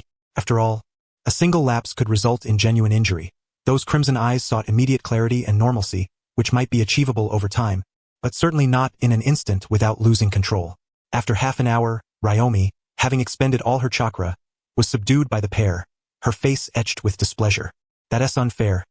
2 against 1, she exclaimed, casting a glare at them. "With your fighting style, we have to hold back and fight you 2-on-1, gasped a panting Kazuki Siren, shooting her a sharp look before retreating from the water's surface. Meanwhile, Shino gradually recalled his insect swarm, his appetite for combat waning as his chakra reserves dwindled. His 13 cards of chakra had been burnt down to 6. Any further expenditure would necessitate deploying the Shadow Seal. Nonetheless, their mutual sparring sessions afforded them valuable insight into one another's skills. "Let us summarize," Shino intervened, halting their bickering as he settled on the grass to begin a debrief. The two fell silent, and Yamanaka Shino proceeded to collate an overview of their ninjutsu techniques and overall abilities, including miscellaneous details, ultimately distilling a simplified 3-person combat protocol. When necessary, they would engage in battles employing this triadic formation. Shino then revealed his chakra scalpel and healing techniques, while his sensory capabilities, indeed, far surpassing those of an average Byakugan, went without saying. Over the ensuing week, they trained together each morning, while the remainder of their time adhered to the usual routine, each living their own lives as before. It felt as though they had returned to the earliest days, with the war seeming a distant threat. During this week, the conflict in the Land of Water shifted from an initial furious offensive to a stalemate. Subsequently, forces stationed themselves at the former site of the Whirlpool country, conducting occasional raids on the shore. As for a full-scale war akin to before, it no longer seemed feasible. Neither the Land of Water, willing to concede defeat, nor Konoha, inclined to voluntarily end the war, would yield, so both sides simply wore each other down. An invasion of the Land of Water by Konoha was impractical. Such an island nation relied entirely on naval transport. Deploying a large force without adequate naval support, warships, and supply fleets would be tantamount to a death march. Faced with this deadlock, the Hokage had few options but to maintain stability on their front. While this side remained steady, the northern frontier saw the Land of Thunder's army pressing in, continuously exerting pressure on the northern ninja contingents.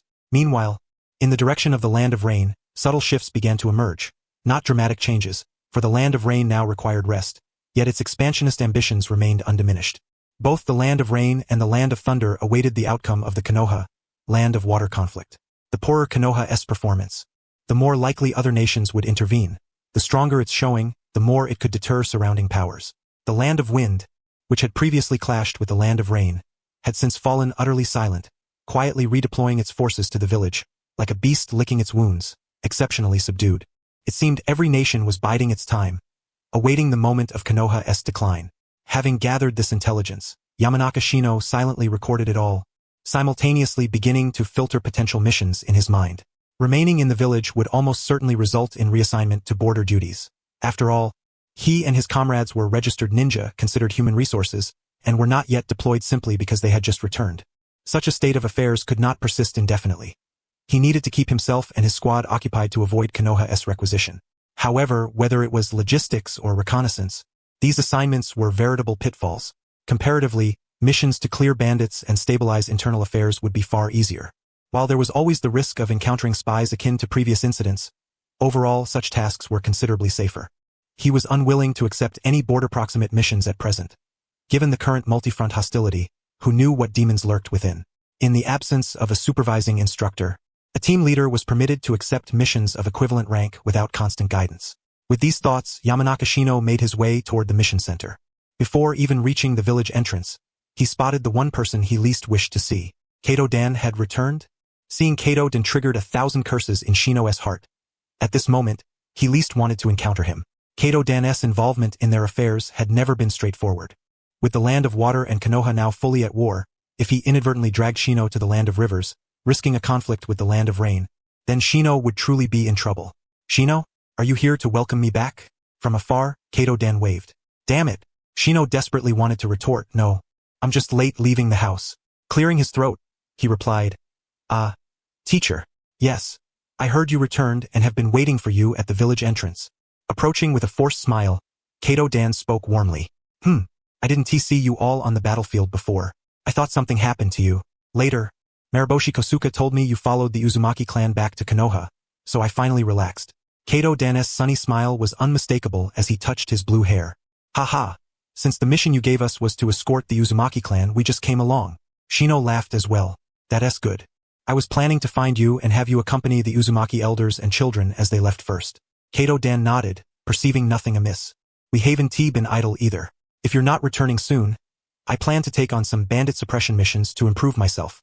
Shino spoke with a smile, noting that Kato-dan was not reproachful of their intentions. Perfect timing.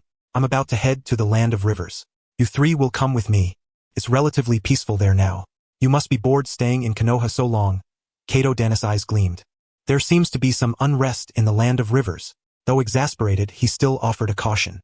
Hearing this, Kato-dan narrowed his eyes and quickly pondered. The land of rain posed a certain threat to the land of rivers, which was why Konoha had dispatched him as an envoy to offer reassurance. Yet the land of rain was currently confronting Konoha, having just fought the land of wind, and was in a period of recuperation.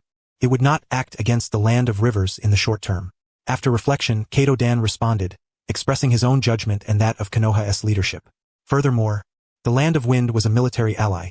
If the land of rain recklessly waged war against neighboring states, the land of wind would naturally not stand idly by. Listening to Kato-dan's analysis, Shino sighed inwardly. The reasoning was sound, yet the reality was quite different.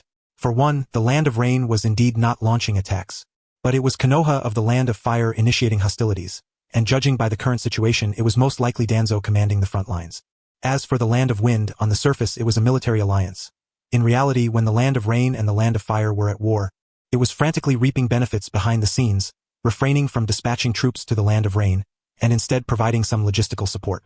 Ultimately, it was the land of wind that declared open war against the land of fire. The so-called military alliance dissolved entirely the moment the conflict between the land of rain and the land of fire concluded. Indeed, the teacher's words made sense. Shino Yamanaka nodded helplessly. Changing people's minds was something he found utterly unfeasible. Especially since this mission was likely assigned by the Hokage, it was not up to Dan Kato to simply refuse. Prepare over the next couple of days. We expect to depart in 3 days. Dan Kato nodded, a smile gracing his face. Naturally, he was well aware of Shino Yamanaka's concerns, but his confidence in their strength did not waver his decision to bring them along. Very well. Shino nodded, watching as Dan Kato swiftly vanished before him, rolling his eyes wildly.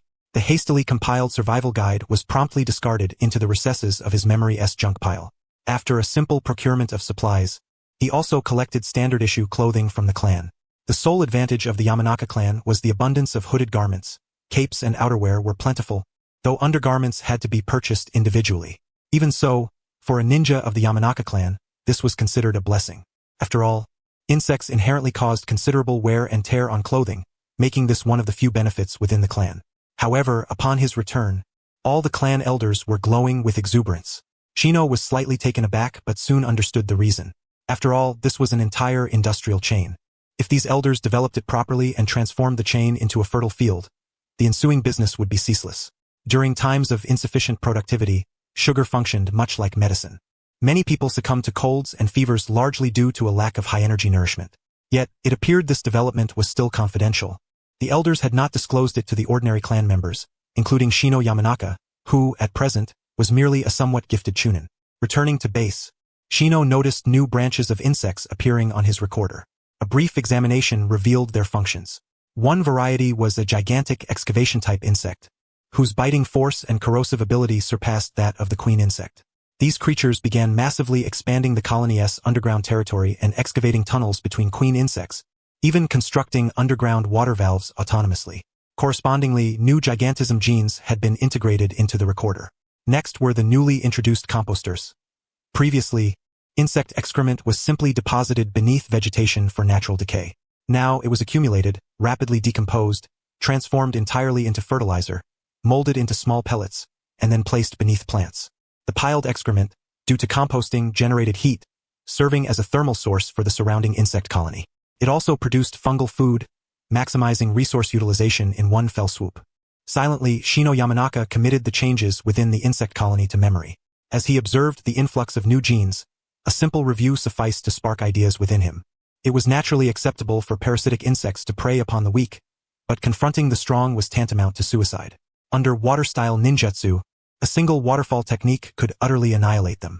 The notion of parasitism grossly underestimated the resilience of a ninja's life force. Not to mention, the most fundamental medical ninjutsu could resolve the vast majority of biological parasitic infections. Moreover, the physical durability and defensive strength of ninjas in this world were extraordinarily high, far surpassing those of the world Shino had previously inhabited.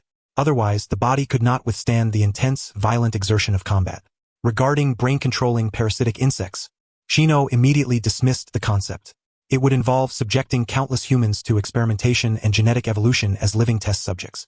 Such a first step violated the core values of his past life. Once these values were forsaken, one became no better than livestock. Humanity's essence lay in morality and values, not in bizarre acts beyond the reach of even legal constraint.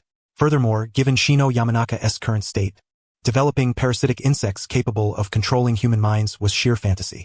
How many rounds of genetic mutation would be required to obtain such an aberrant, extraordinary gene?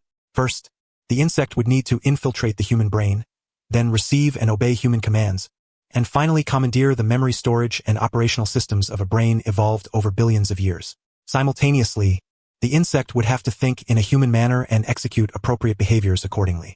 Contemplating the astronomical scale of genetic experimentation and demands, Shino immediately cast the idea from his mind. Unless he were to lose his sanity someday, he would never pursue this evolutionary path. Instead, he reasoned, it would be far better to evolve the interstellar insect colony and dominate the entire world. Numerous parasitic organisms existed in the ninja world.